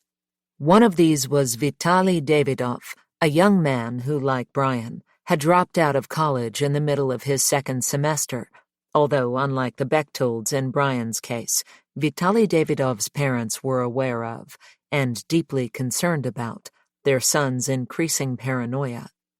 A student at the University of Tennessee at Knoxville, where he roomed with his twin brother, Vitaly began calling home confused and agitated. Each time, his anxious parents drove down to Knoxville from Maryland in the middle of the night. But although he seemed restless at first, after a couple of days, Vitaly was his old self again. Still, the Davidovs could tell something was wrong. Unlike the Bechtolds, they were a close-knit family, and Vitaly's parents could recognize uncharacteristic behavior. At the beginning of August 2006, Vitaly appeared to be back to his old self, relaxed and easygoing. But as the month drew to a close, his symptoms returned, and so his father, Albert, made an appointment with Dr. Wayne Fenton, a prominent expert in schizophrenia with a private practice in Bethesda, Maryland. Fenton was an associate director of the National Institute of Mental Health and a psychiatrist well known for his courage in dealing with severely psychotic and often dangerous patients. Fenton generously agreed to see Vitaly at 4 p.m. on the Sunday of Labor Day weekend, September 3, 2006. and Albert dropped him off at the doctor's office and then went to run some errands. When he returned to pick Vitaly up, Albert saw with horror that his son's hands, shirt, and pants were dark with blood. Albert ran over to the psychiatrist's office and looked through the window. Dr. Fenton was lying face down on a bloodied oriental rug. Vitaly Davidov was sent to Perkins in April 2007 at the age of 19, after he was found not criminally responsible for the murder of Dr. Fenton. Smart and personable, Vitaly had a huge advantage in the support of a close and loving family who visited him whenever they could, bringing him food, clothes, and treats. When patients had such strong connections outside the hospital, they usually found it easier to obtain a release, especially if their friends or family could pay for the services of a private attorney. In some cases, of course, an early release was simply not possible. Vitaly Davidov, for example, had committed a very high-profile crime. Ironically, Dr. Fenton was one of the world's foremost experts on schizophrenia. Vitaly's attorney set up a release hearing after his client had been at Perkins for only 3 years. But even though a psychiatrist hired by the defense conducted an evaluation and concluded that Vitaly was ready to be released, the jury disagreed. Still, Vitaly had done well at Perkins, well enough, in fact, to be moved to a medium security ward, then to minimum security. There he was given open ward privileges, which meant he could come and go as he pleased, and was trusted to follow the hospital rules of his own accord. He was doing so well, in fact, that he'd been on supervised trips outside the hospital and was permitted to lower his dose of antipsychotic medication. Before long, however, as with Elle, Vitaly became unstable again and found it hard to regain his equilibrium. His psychiatrist tried out various combinations of drugs, but nothing seemed to restore his self-possession. Vitaly became obsessive, paranoid, and delusional. He said Dr. Fenton had wanted to die, had asked to be killed. Sometimes Vitaly said his father had killed Dr. Fenton. At other times, he said his father wasn't actually his father, but an identical imposter, a delusion known as Capgras syndrome. Eventually, he was sent back to maximum security. The most pervasive theme of Vitaly's obsessions was anal rape. Sometimes he said he'd been anally raped by his father, and sometimes he'd say by his brother. Sometimes he claimed his father had anally raped his brother. He even said that Dr. Fenton had been anally raped. In light of Vitaly's odd preoccupation, Brian found it disconcerting to learn that, in the fall of 2011, Vitaly's roommate was David Rico Noyola, a convicted sex offender. This 22-year-old patient, known as Rico, had been sent to Perkins after being found not criminally responsible for murdering his mother 3 years earlier. Brian had always found Rico sneaky and devious. He didn't speak much English, got into a lot of fistfights, and was rumored to be a member of MS-13, a criminal gang of Salvadoran immigrants. Rico was openly gay, and on 2 separate occasions when they were on the same ward, Brian had witnessed him trying to rape a patient named Delmas Kimball in the day room. Both times, Kimball had punched him in the stomach, but instead of fighting back, Rico would either try to kiss Kimball or grab hold of his underwear. By October of that year, Rico and Vitaly Davidov had apparently been at odds for months, and staff knew it.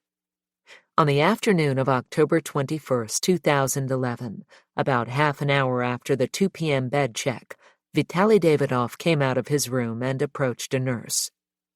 "My roommate tried to rape me, so I beat him up," he told her.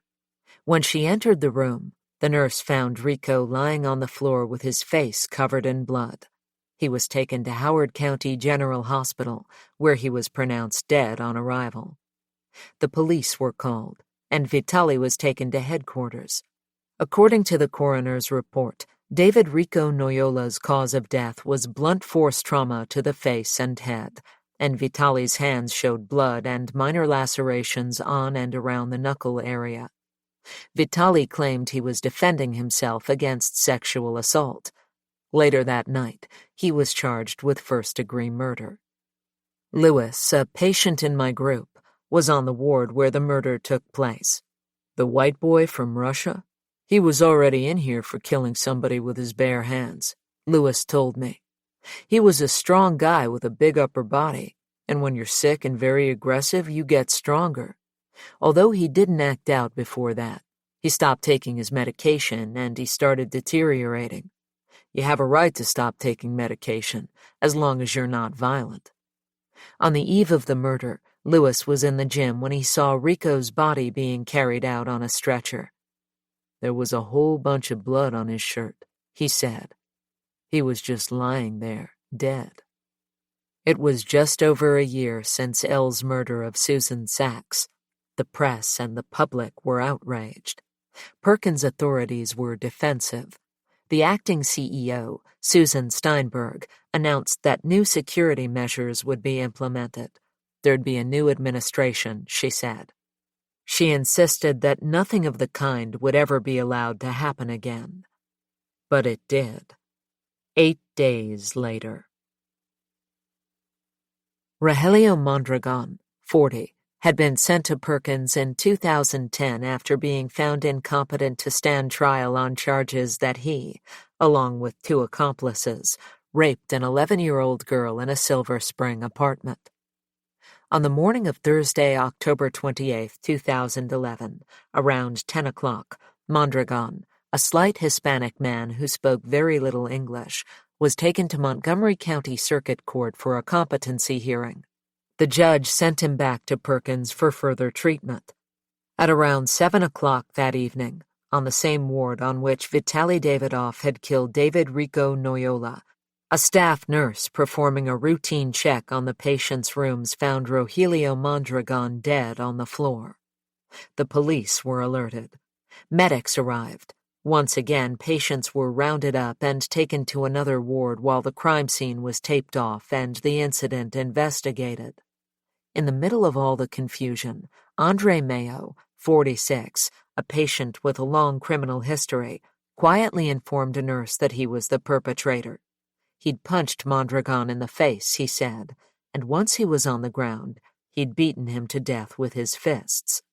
Mayo was kept on the ward in handcuffs and interviewed by the police, who stayed at Perkins all night, talking to patients and reviewing the evidence. Mayo, it turned out, was telling the truth. Video surveillance tape showed him entering and leaving Mondragon's room twice in half an hour. According to the autopsy report, death was caused by multiple blunt force injuries to the face and neck. In the press, the murder of Rogelio Mondragon was described as a mystery. He just killed the dude for no reason, Lewis told me. But the crime was no mystery to Brian.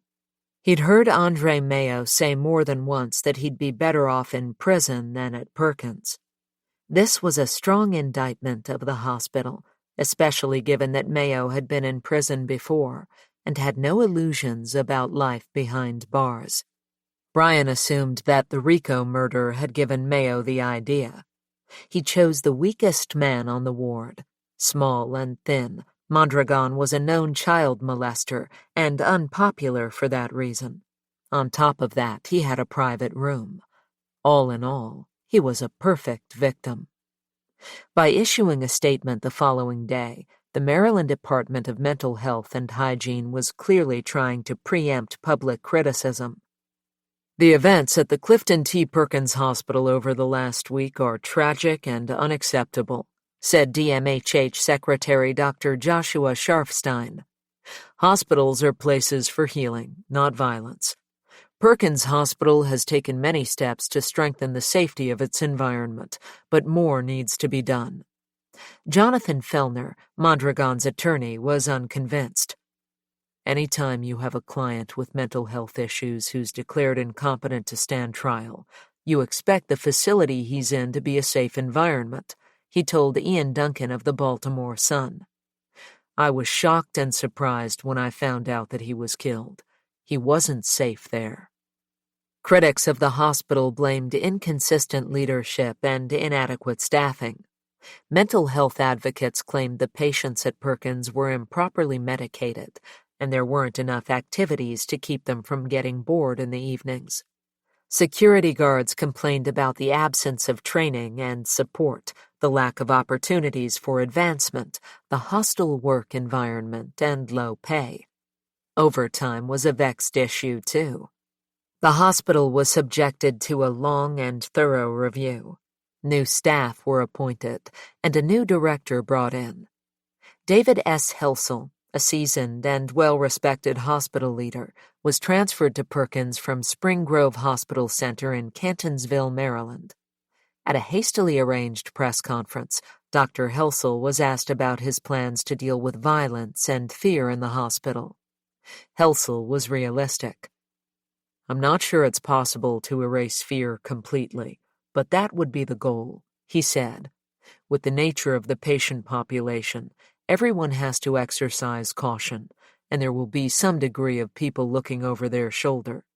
While he admitted the murders were disturbing, Dr. Helsel reminded everyone that people suffering from mental illness, including those in forensic hospitals, are rarely violent, and those who do commit a violent act rarely do so again.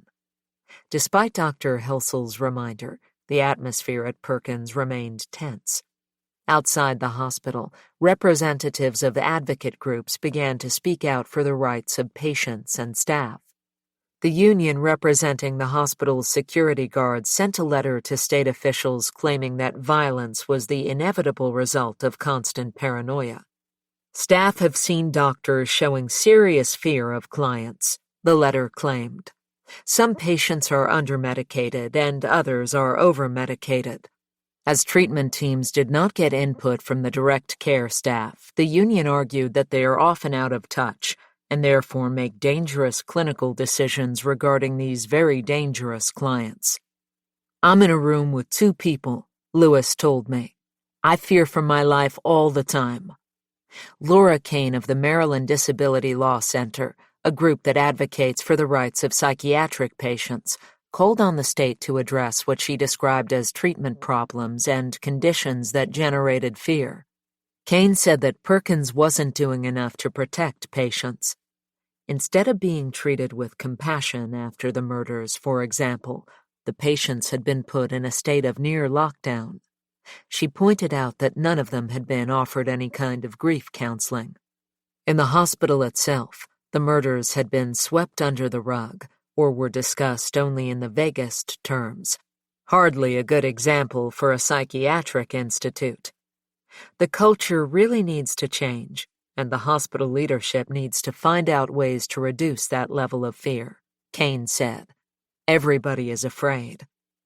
Dr. Helsel's theory, which made sense to Brian, was that miserable people are dangerous and happy people are safe. Consequently, Helsel ended the no food trading rule.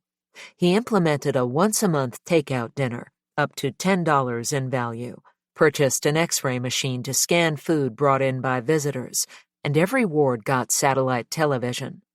The improvements made a difference.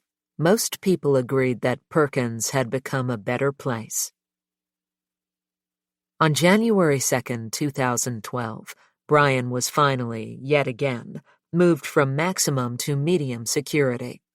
Escorted by 5 guards and wheeling a cart containing his few worldly goods, he walked the short distance down the hospital corridors to his new ward. His stigma, he felt, had been lifted. The path to freedom was no longer blocked. Now he'd have access to caffeine, money, food, and individual therapy. Things quickly improved. He began therapy with a new psychologist he liked, Chelsea Howe. In June, he was evaluated by a psychiatrist named David Chandran, who concluded that there was no evidence of any paranoia or any bizarre behavior or thinking. His thought process is very well organized at present. His mood has been stable. He has been compliant with treatment. The patient has not exhibited any mania, depression, suicidal ideation, or thoughts of hurting other people. Later that year, Brian got a new psychologist, Angela Onwanabe, who had a good reputation. Other patients had told him that if he ever got on to Dr. Onwanabe's ward, it would be smooth sailing from there. She was definitely known for getting patients out of the hospital quickly and efficiently.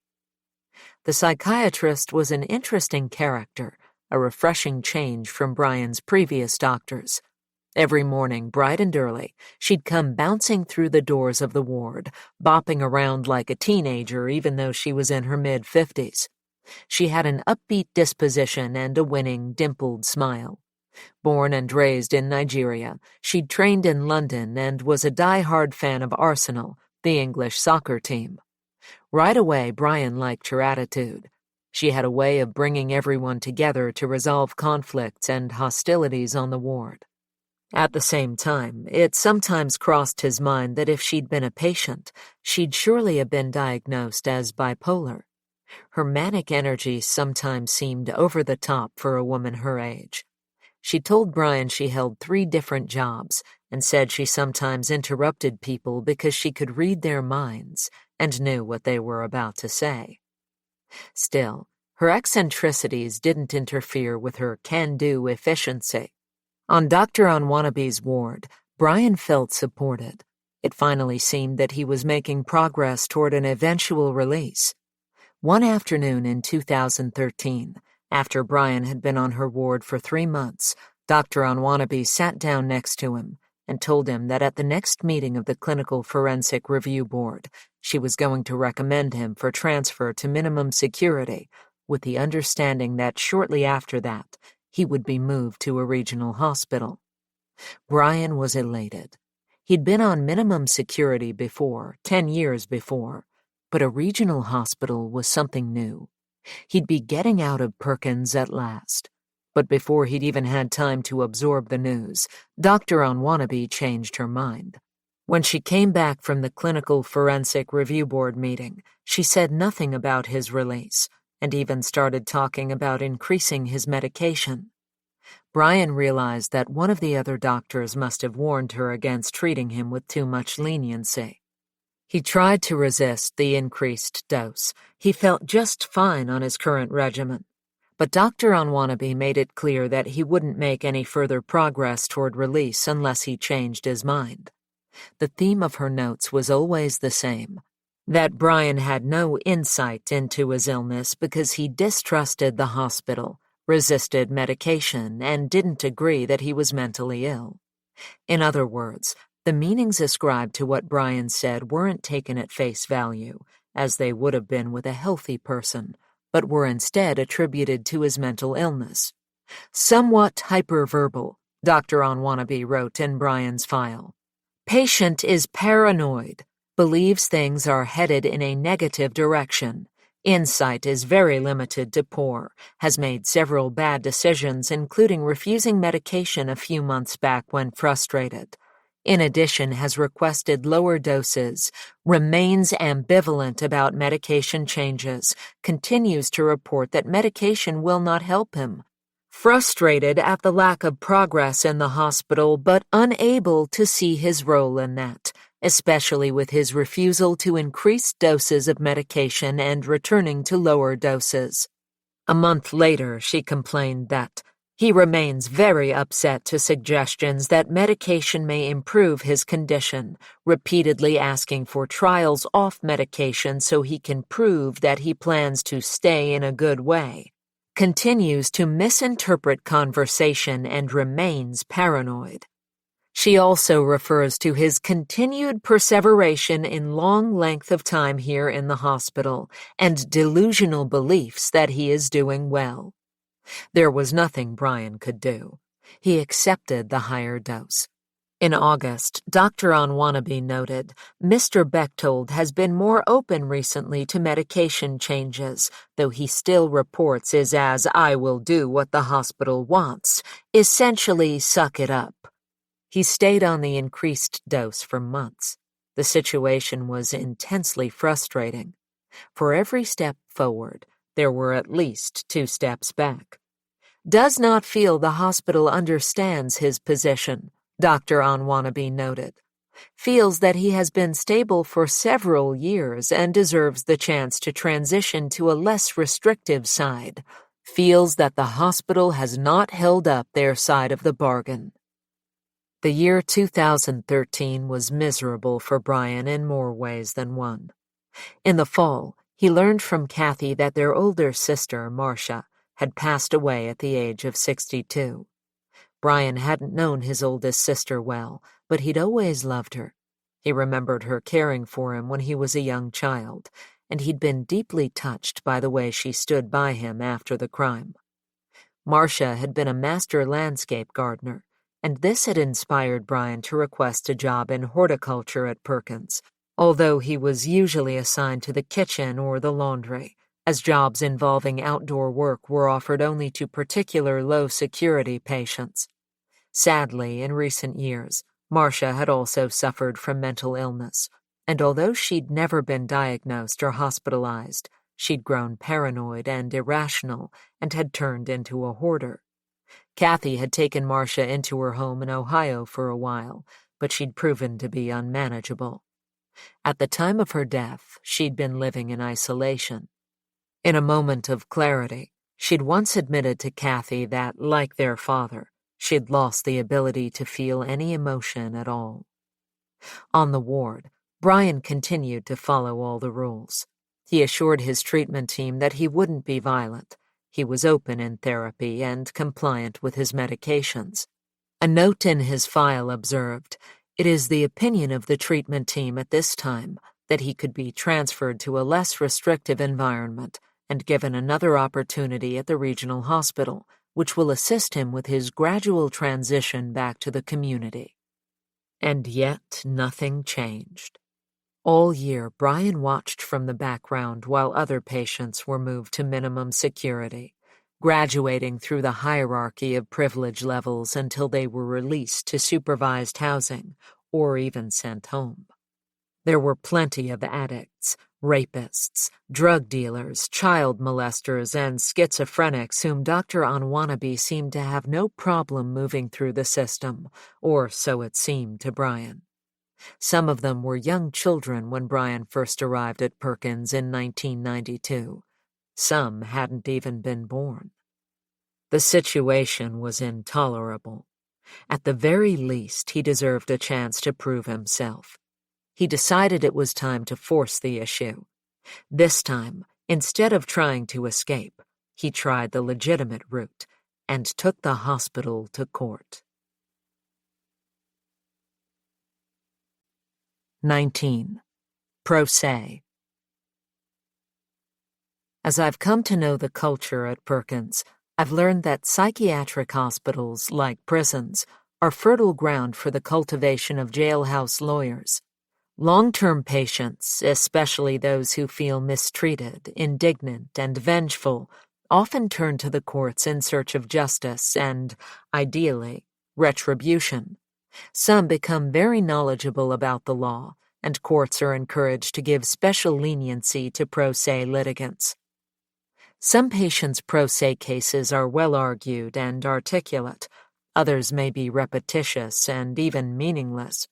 In psychiatric literature, those who turn obsessively to the courts are known as querulous patients, in legal discourse as vexatious litigants. These personalities, according to those familiar with them, are usually well-educated males between 40 and 60 years of age, of above-average intelligence, often coldly rational and abnormally difficult and disputatious in character. They generally have an impressive, albeit superficial, working knowledge of the law and of legal terminology. They may be slightly unkempt. They sometimes carry around a bag or briefcase bulging with documents. They may be blindly obsessed by personal vindication. To their doctors, this constant litigation is proof of their paranoia. Robert Weisner Carlson, one of the Perkins psychiatrists treating Anthony Kelly, described his patient in court as argumentative, litigious, peevish. He will often file numerous complaints, lawsuits, grievances, this sort of thing, and will do so when there doesn't seem to be merit. Judges, as well as psychiatrists, may find themselves growing impatient with litigants like Anthony Kelly and Robert King. Patients at hospitals like Perkins file pro se petitions all the time. Their documents are usually handwritten and may be incomplete or difficult to understand.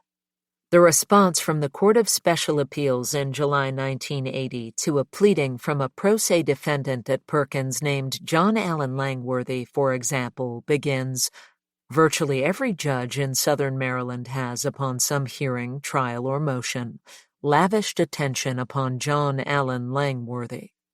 The court goes on to complain, "This record is choked with scores of variegated pleadings, hundreds upon hundreds of tightly scripted pages of pro se letters.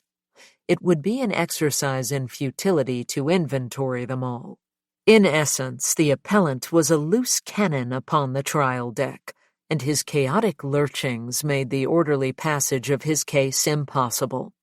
Every constituent element of the criminal justice system extended itself commendably to move this case forward, but was continuously frustrated by the appellant's strewing of procedural obstacles in the path, compounded by his obstreperous and truculent disruptiveness at every turn. As this response indicates, members of the judiciary may grow frustrated by their obligation to respond to such unruly petitions, which may be unhinged or abusive in tone, even personally derogatory to the judge, and designed to stir his or her anger. In May 2016, for example, Donald Gary Rembold, a patient at Spring Grove Hospital Center, filed a civil rights action in the U.S. Court for the District of Maryland challenging his confinement on the grounds that he had been unlawfully admitted, and he demanded monetary damages for 202 days of ignominy. The case was assigned to Maryland District Court Judge Paul Grimm, who, in his response, described Rembold's petition as rife with language that a Billingsgate fishmonger would think twice before using.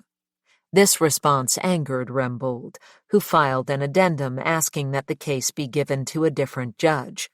The addendum, addressed to Grimm, began, "Hey, asshole," and concluded, "Get off my case, asshole." While courts are encouraged to grant special leeway to pro se litigants, they're clearly under no obligation to ignore this kind of contempt. Petitions like Rembold's are part of the reason judges, in general, don't get involved with the mental health system. They're especially reluctant to act against the decisions of those working in the day-to-day environment of the clinic, who are, presumably, the people most familiar with the patients and their case histories. Rarely will a judge release a patient from a psychiatric hospital when their treatment team doesn't believe they're ready, especially if they've committed violent crimes in the past. The prevailing judicial attitude is that, as with the Department of Corrections, state authorities should have autonomy over their own fiefdoms. Still, when judges refuse to get involved in the question of whether someone should be committed, restrained, or medicated against their will, they give psychiatrists the power to decide not only medical questions, but legal and ethical ones too. And psychiatrists, however good their intentions, tend to find what they've been trained to look for. Litigious mania is widely considered a symptom of paranoid or delusional disorders, and no doubt this is often the case. At the same time, however, anyone who's been incarcerated for more than 20 years, whether they have a mental illness or not, might naturally experience a keen desire for moral vindication. If querulous litigants are paranoid and unstable personalities, it's possible they've become that way because their rights have been violated many times in egregious ways. Their complaints may be neither unfounded nor unreasonable. It may be difficult for members of the judiciary to overcome their prejudices against persistent pro se petitioners, especially those who are incarcerated or clearly unhinged. In this light, it would hardly be unusual if Montgomery County Circuit Court Judge Richard Jordan, who presided over Brian Bechtold v. Maryland Department of Health and Mental Hygiene, already had misgivings about the plaintiff's state of mind.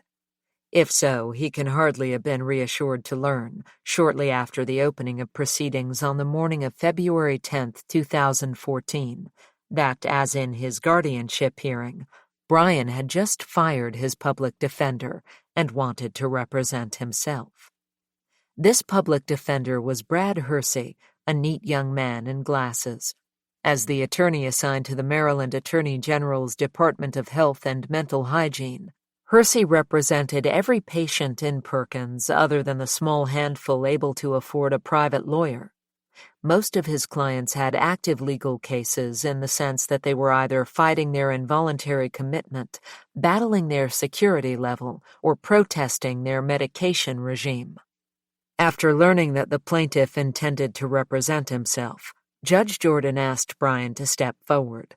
Brian's legs were shackled with a 15-inch chain, so it was more a shuffle than a step. "Mr. Bechtold," the judge said, "why do you want to fire your attorney?"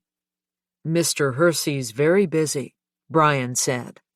"At Clifton T. Perkins there's about 200 patients, and each patient is entitled to one court date a year. And I'm just one of those patients out of the 200. So it's very difficult for him to have enough time to manage a case like this." "So you think you can handle a trial in front of a jury better than Mr. Hersey?" the judge asked skeptically. "He's been to law school, he's passed the bar, and he has a lot of experience in this area." There was a long pause. Brian gave the question serious thought. "I think I'll be comparable, if not better," he said finally. "I'm very familiar with my charting and the documents that are held in my name at Perkins Hospital, and it would be almost impossible for Mr. Hersey to go through all the volumes of material and know where to look and how to look for information pertaining to this case." Jordan was still reluctant. "Do you understand that having an attorney is almost always far and away better than not having an attorney assist you?" he asked Brian. "Do you understand that?" "Yes, Your Honor," Brian said. "But being that this trial is based upon who I am and what I'm able to do and think and understand, I think the jury will be better served to see me actually participate more in my petition for release. Because if I just sit back and let the attorney handle everything, there's some question mark as to my competency and my mental state that might be relevant to the trial itself." At the time, Brian's decision to represent himself struck everyone as a spontaneous, spur-of-the-moment one. Otherwise, why leave it to the last minute to fire his lawyer? In fact, as on the occasion of his guardianship hearing, it was a deliberate and strategic move. He knew that Rhonda Edwards, the Maryland Assistant State's Attorney assigned to the agency's Department of Health and Mental Hygiene, was used to arguing against Brad Hersey, and would have been familiar with his methods and techniques. No doubt she'd already prepared a defense against them. But she wouldn't have a clue what direction Brian himself was going to take. The judge continued to advise Brian very seriously against defending himself, but Brian stood his ground. Finally, Jordan conceded that if Hersey believed his client was competent to do so, he couldn't prevent Brian from acting as his own attorney. Brad Hersey agreed that Brian knew what he was doing, and the judge allowed Brian's shackles to be removed. They were replaced with tight coverage by 2 deputies, and called the jury pool into the room. The judge introduced the parties involved, gave the potential jurors an overview of Brian's petition and his crime, and made sure none of them had any connections to anyone involved with the case. From the pool, the jury members were selected: 2 attorneys, 2 doctors, an information technology consultant, and a nurse. A couple of them had known someone who suffered from mental illness, but all felt they were able to be impartial.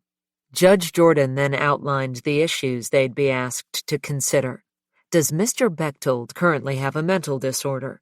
If so, would he, by reason of his mental disorder, be a danger to himself, others, or the property of others if he were released from the hospital?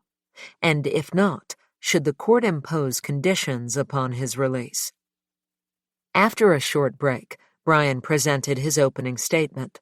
Dressed in a royal blue Jordan jogging suit, he read from a piece of paper covered with handwritten notes. His case, he explained, hinged on the question of free will. He asked the jury to imagine a normally peaceful person who, in their old age, developed Alzheimer's disease. If this person failed to recognize a family member and became violent because they believed a stranger was invading their home, nobody would hold them accountable for their actions. However, unlike mental illness, he explained, Alzheimer's is a very specific disease that all doctors recognize and understand. But in his own case, while everyone agreed that at the time he committed his crime he was in the grips of a condition that overwhelmed his free will, no one seemed to be able to say what that condition was or how it affected his personality, and so no one could say for sure when it had gone. In the case of mental illness, the waters are so muddy that even the courts and the hospital disagree in fundamental ways, he went on. Let's go back to the Alzheimer's patient who becomes violent with a family member. If their condition radically improved, should they still be locked away? I honestly believe most people would say, of course not. However, if you put a mentally ill person in the same scenario, would you have the same compassion and understanding? Would you have the same ability to forgive?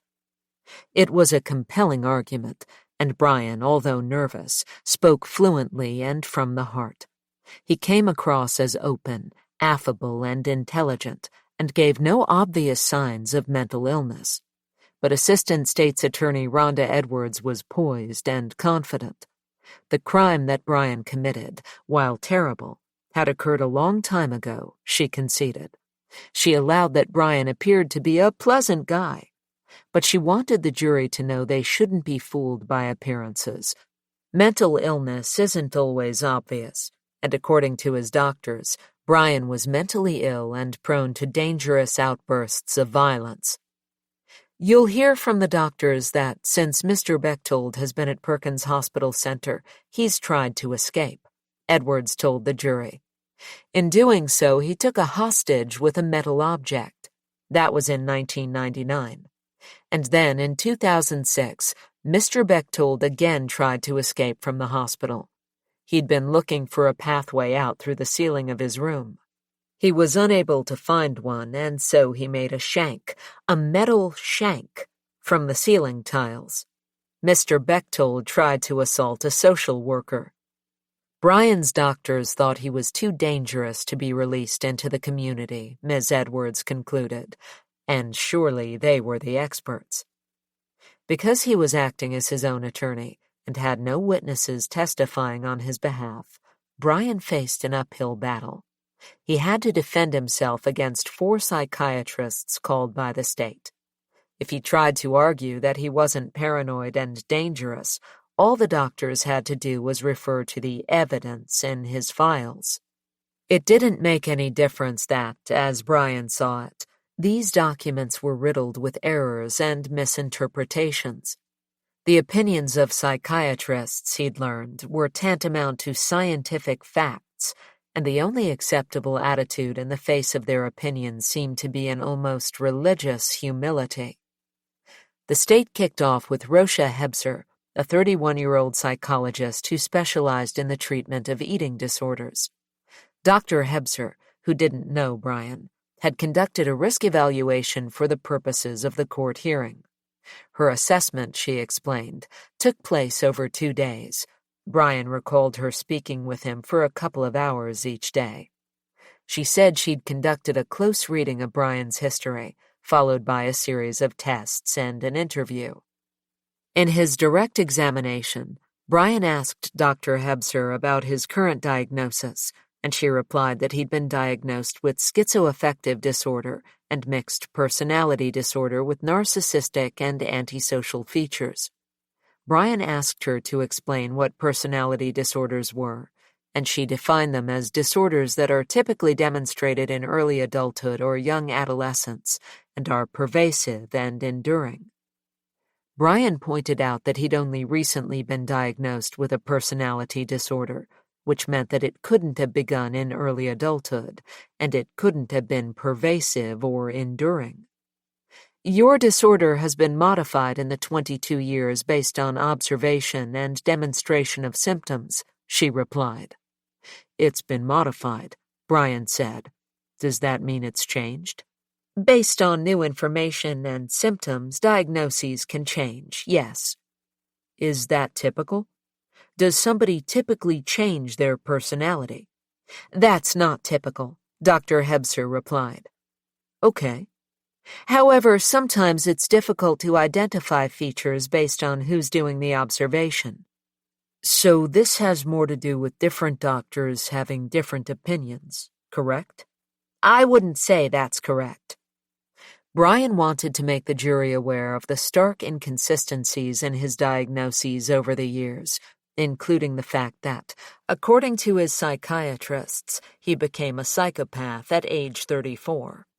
He also let the jury know that his escape attempt was a response to his despair at being medicated into a stupor, his sense that he'd never get out of the hospital, and his belief he'd be better off in prison. During the state's cross-examination, Rhonda Edwards asked Dr. Hebser to explain why she predicted that Brian was at high risk for future violence.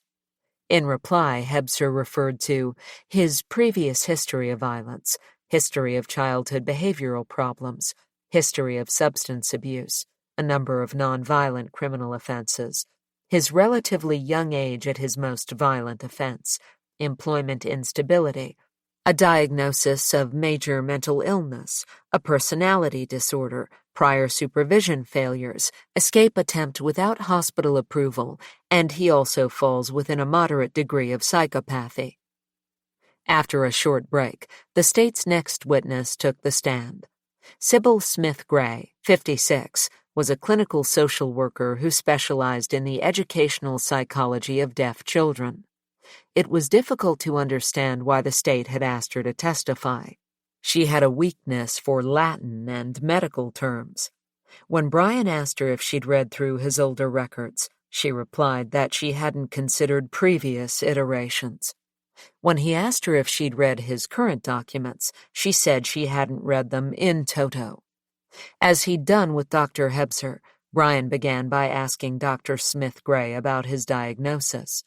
Specifically, he asked her to explain his antisocial features. Dr. Smith Gray spoke solemnly and with dignity, but her answer was confused and redundant. Antisocial personality disorder involves the violation of major rights and the violation of the rights of individuals. It involves major rule breaking. It involves minor rule breaking. Individuals with antisocial personality disorder think the rules don't apply to them, that they're different, that they're special, that they can break the rules and get away with it. That's what antisocial personality disorder involves, as well as narcissistic personality disorder. In my opinion, the antisocial personality disorder presentation in any individual, it dates back in history. In fact, the onset of it can typically take the form of something that is called conduct disorder in early childhood. That is the reason why your risk factor for early childhood maladjustment is a significant risk factor in your evaluation. So there is a trajectory of early childhood maladjustment that looks like conduct disorder and involves rule breaking, and that can go on to take the form of antisocial personality disorder in adulthood. When Brian pointed out that he had, over the last 5 years, maintained a high level of privilege at Perkins, which wasn't consistent with a pervasive pattern of rule breaking, Dr. Smith Gray said this was clear evidence that he was planning future violence. The privilege system is a qualitative examination of how a person is behaving on the unit at any given point in time. It would not be unusual, and it would not be unusual at all, for an individual with antisocial personality disorder and a person with at least average cognitive abilities to be able to manipulate the privilege level system so that they can present in a way that looks very positive with underlying plans for alternative behaviors. Furthermore, while the jury knew that Brian had murdered his parents, they'd been told that the crime wasn't part of the current trial and shouldn't be taken into account as evidence. Judge Jordan had told them that they should decide the case based solely on the evidence that is presented in court. In this light, Dr. Smith Gray's response to Brian's next question was a dirty blow. Brian, you testified that Brian Bechtold has a problem with breaking the rules? Dr. Smith Gray, yes, murder is an example of breaking the rules. After a short break, the state's third witness took the stand. Forensic psychiatrist Dr. Innertaler was, at the time, the clinical director of Perkins. She had an Eastern European accent and spoke in a short, clipped tone that made her seem formal and competent, but not especially warm. She, too, admitted that even though she was the hospital's chief psychiatrist, she had very little contact with Brian.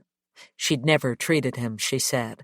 She'd spent about an hour interviewing him in preparation for the trial. Brian recalls it as more of a casual chat, and she'd looked over his records. After a lot of back and forth over the nature of Brian's diagnosis and how far he'd progressed in his 20 years at Perkins, Dr. Toller finally stated that, although on the surface Brian might appear to be perfectly functional, in fact, he had a very subtle mental illness that could be understood only by experienced psychiatrists who'd known him and studied him for a long time. The symptoms that Mr. Bechtold exhibits right now are difficult to see, she told the jury. But with experience and with time, they become apparent to the clinical and mental health professionals. Here, many of the jurors shifted in their seats, turned from Dr. Toller, and began looking curiously at Brian instead, as if hoping for a glimpse of his barely perceptible psychopathy. On the following morning, February 11th, 2014, Dr. Angela Onwanabe took the stand, the only witness who knew Brian well. She introduced herself as a board-certified psychiatrist with 26 years of experience in general medicine and 12 years of experience in psychiatry and psychopharmacology. She spoke very quickly in a soft, deep voice with a strong Nigerian accent that sometimes made her a little difficult to understand. When she addressed Brian, her tone was gentle and concerned, even maternal, and her voice occasionally descended to a soft whisper. Dr. Onwanabe was on the stand longer than any other witness. She never seemed to waver in her confidence, although her answers to Brian's questions on direct were vague, rambling, and insubstantial. When he asked her to give examples of behavior that characterized his Axis II diagnosis of mixed personality disorder with narcissistic and antisocial features, for example, she replied as if addressing a young child. Of the narcissistic and the antisocial and the mixed? Well, I think part of the narcissistic part, it's just that it's really hard to tease out what is currently active, and the reason why it's hard to tease out what is currently active is that you still have an active Axis 1. And as you know, with the same case in 4, with all of us, if any of us have ever been ill in the hospital, we're just nastier when we're sick. Some people are just nasty when they are sick. So I really wouldn't put as much weight in terms of which one do you currently exhibit. I think you do have a narcissistic part sometimes when you feel that your rights are not being recognized, or you feel easily injured if somebody says something or if somebody disagrees with you. So I think that's part of the thing. But like I said, Mr. Bechtold, you're a very pleasant guy. We enjoy working with you. We're just so saddened that the illness is alive and well. That's the only thing that saddens us. After his direct examination of Dr. Onwanabe, Brian felt as if the evidence spoke for itself. He believed he'd shown the jury his own presence of mind and the vagueness of the case against him. If they weren't persuaded, he thought, there was nothing more he could do. And while he was satisfied with his performance in the courtroom, he was hurt and disturbed by Dr. Onwanabe's response to his final question. Question: What is the plan with Mr. Bechtold? To keep him for life? Answer: It's not sure. To Brian, this was a betrayal. He'd thought Dr. Anwanabi was on his side, working hard to get him out of the hospital. He thought she had a release date in mind. It was painful to hear her admit she was uncertain about his future. When all the testimony was over, but before the jury was sent away to deliberate, Rhonda Edwards, for the state, requested a motion for summary judgment, which meant she was asking the judge to rule that Brian's case was so insubstantial that no reasonable jury could decide in his favor. The judge granted her request in regard to the question of whether Brian currently had a mental disorder. Because he'd already been diagnosed with one, the judge argued, that part of the question wasn't up for debate. On the second and third parts of the question, however, whether Brian would, if released, be a danger to himself, others, or the property of others, and whether he should be released unconditionally, the judge deferred his decision until after the verdict. This meant that even if the jury decided Brian should be released, the judge still had a right to grant the state's motion for summary judgment and overturn the verdict. This being a civil case, I'm allowed under the rules to reserve ruling on the motion, to see what happens with the verdict. Then that also makes for a record, he told Brian. If you win with the jury and you lose with me on the motion, then you've got a complete record. You could appeal.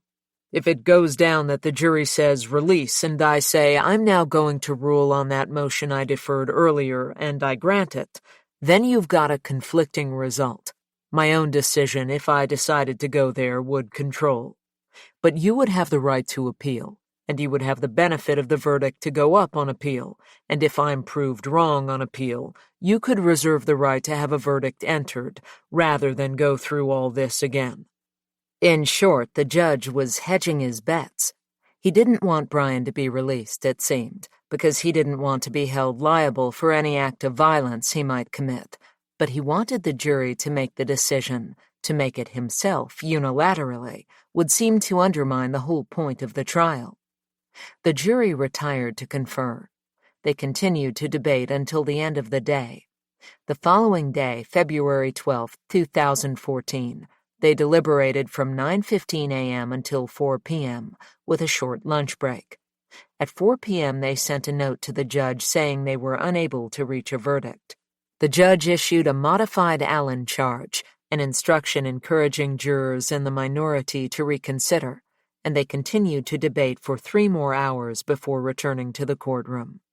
The first thing Brian noticed was that several members of the jury were smiling. For a moment he thought they were mocking him and that he'd made a fool of himself, but then he realized it was more likely they were on his side. He felt his heart rising. They were a smart group of people, he remembered, but were they smart enough to see through the psychiatric jargon and lies? Had they come down in his favor? Were they going to set him free at last? Brian tried to slow his breathing. He looked again at the faces of the jurors, most of them pleasant and encouraging. He looked at the judge. He looked at the plate behind the judge, which bore the State of Maryland coat of arms. Brian couldn't stop his heart from racing. He could feel it in his blood. He'd proven his sanity. The jury foreman stepped up and handed the judge a note. The judge opened it and read the following words. We have consulted with each other and deliberated with a view to reaching an agreement. We have discussed, examined, and re-examined our views. In order not to surrender each of our honest beliefs as to the weight or effect of the evidence, we are not able to come to a unanimous verdict. The courtroom fell silent. The judge pursed his lips and folded up the note. I'm inclined not to require that they deliberate any further and determine them unable to reach a verdict, he said. Brian braced himself. Another mistrial. Mr. Bechtold, said Judge Jordan, you have been perhaps the most consummate gentleman in this courtroom that I've seen, and you've been superb in how you've handled yourself. At this point, I'm going to rule on the motion for judgment. I took it under advisement. I'm going to grant the motion for judgment for the defense, for the department, which means it goes against you." For a moment, Brian couldn't believe what he was hearing. Then it sank in. He'd lost the case. He was going back to Perkins, indefinitely. "I want to say to you, I'm not only impressed with how you've handled yourself, I have an enormous amount of empathy and sympathy for the position you're in," the judge continued. "On a personal level, you seem like just a great guy, a very likable, affable person." His dignity, Brian realized, was the only thing he had left. "I'm fine with it, Your Honor," Brian said. "I think you've been an excellent judge. It's been a fair trial. It's been my first fair trial in many years, and I think it's due to you presiding over the case, and I really thank you for it." "I appreciate that, Mr. Bechtold," the judge said. 20. Until sanity is restored.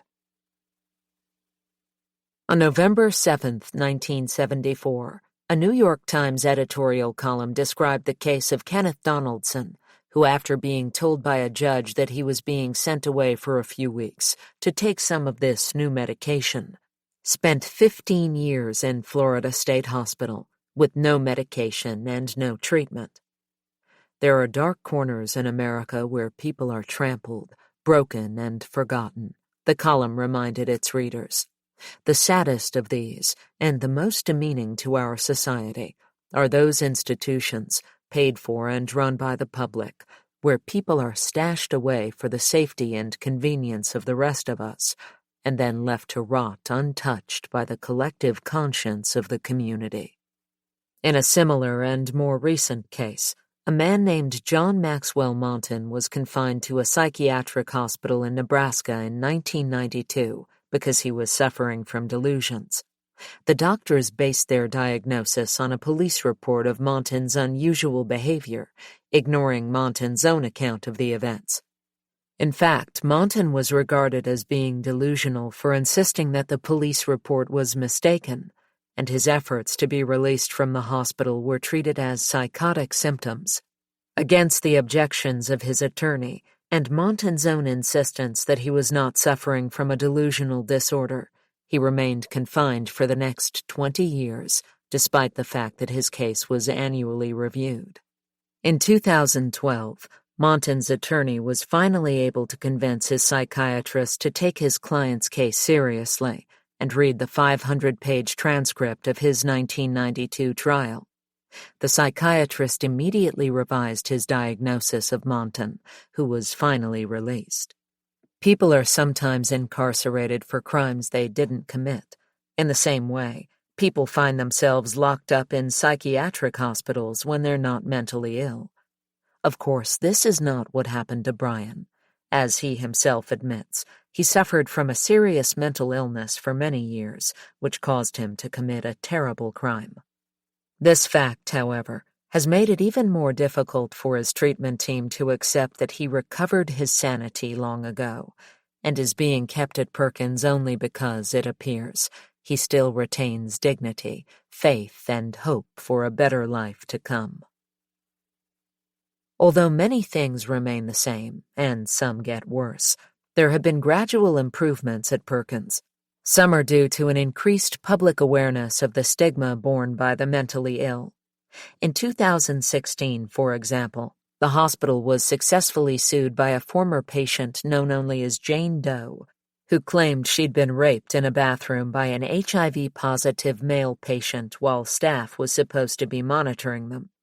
She complained to Perkins staff, but they didn't believe the sex was non-consensual, even though a psychiatrist later testified to state police that Jane Doe didn't have the cognitive ability to consent to sex. Doe was granted $400,000 in damages, and Perkins introduced various reforms to prevent similar sexual assaults in the future. The food for patients has improved, although it still has to be eaten with a plastic spoon. Those on minimum security can choose to eat in the staff cafeteria. Patients have to pay for food here, but the prices are very reasonable. Every day I eat a salad, French fries, fruit. Last night we had fish, which was pretty good. Fried fish in a bun with lettuce, tomato, and cheese on top, Lewis told me. There were even options for vegetarians. They've got vegetarian patties, vegetarian chicken nuggets, sauerkraut, pork substitute, vegetarian egg rolls. The vegetarian egg rolls are very good, he added. They have a kind of vinegar taste to them. For dessert, you can get a piece of fruit or a Nutri-Grain bar. Access to staff at Perkins has also improved, a little. We have an individual treatment plan and meet with our treatment team every other month, Jeremy told me. There's also a sign-in sheet that doctors post up somewhere on each ward, so if a need arises, you can either go to the nursing station and tell them you're having an episode, or you can just sign on the sheet. But Brian was still seen as an escape risk for many years and wasn't even permitted into the yard unescorted. Whenever he asked for a chaperone, they told him no one was available. By April 2016, he hadn't been allowed outside for almost a year and was suffering from vitamin D deficiency due to lack of sunlight. He filed a complaint with the Patients' Grievance Committee, but nothing came of it. Fresh air is not a human right, he was told. Around a third of forensic patients, after their first psychotic break, once diagnosed and given treatment, will never commit another act of violence. The second third will never hurt anyone else, though they might hurt themselves and may even commit suicide. The last third will need constant evaluation through middle age and sometimes beyond, as their psychosis remains active. All indications suggest that Brian is part of the first group, those who, after the initial catastrophe, will never be violent again. Brian readily admits that at the time of the offense, he was severely mentally ill. 27 years later, however, he believes his illness has been in remission for decades, and he no longer suffers from paranoid schizophrenia. He recognizes that he has odd thoughts and can be suspicious, distrustful, and hypervigilant.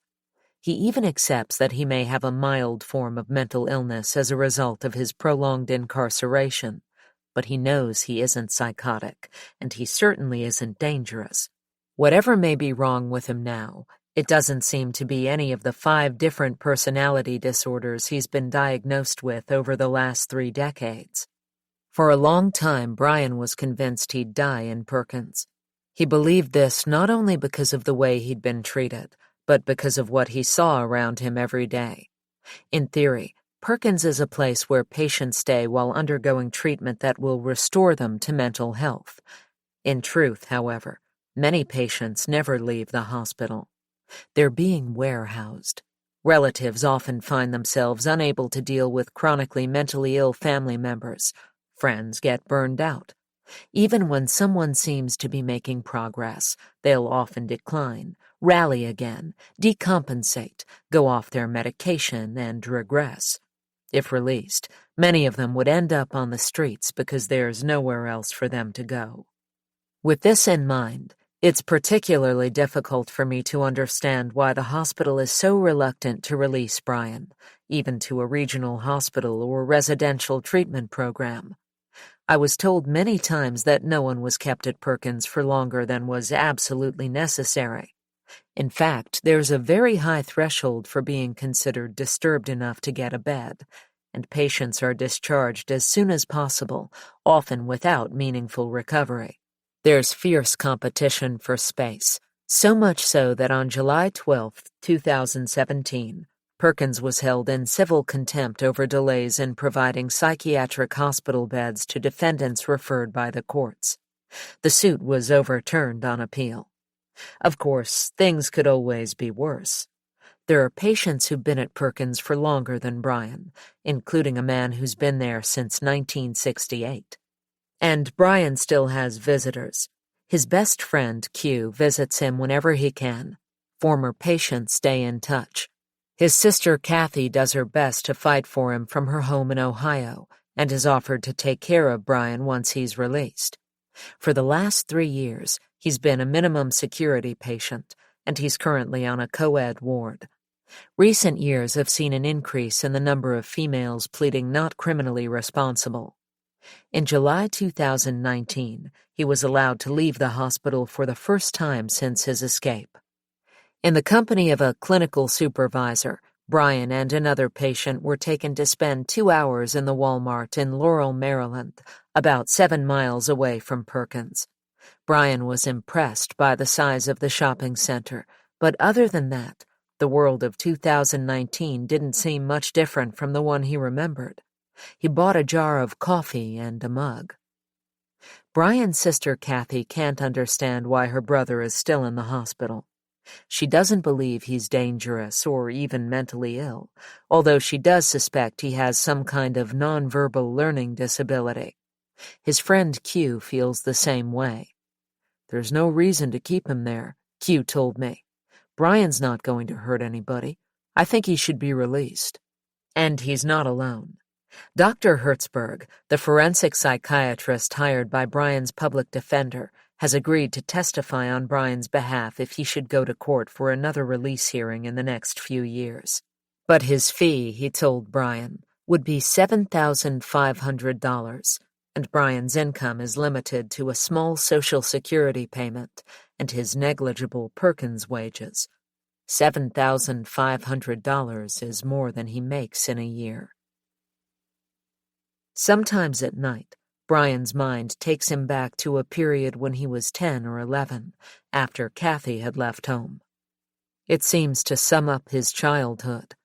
His father tried to reach out to him, to forge a bond. He took Brian to a place in Maryland called Solomon's Island, where he'd been working on a project to transform a formal naval base into a recreation area for U.S. Navy veterans. Brian was thrilled to get a chance to go on vacation with his dad, just the two of them. He imagined them exploring the island together, diffusing unexploded mines. But when they arrived, he was disappointed to find it wasn't an island at all, but an empty military base at the tip of a peninsula with a few houses and an abandoned movie theater. His father ignored his son and spent the whole time working while Brian wandered alone, up and down the desolate, wind-swept streets.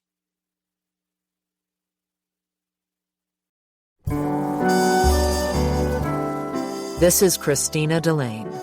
Thank you for listening to Couple Found Slain, a Macmillan audio production from Henry Holt and Company. This program was produced by Matty Argyropoulos. Text copyright 2021 by Mikita Brottman. Production copyright 2021 by Macmillan Audio. All rights reserved.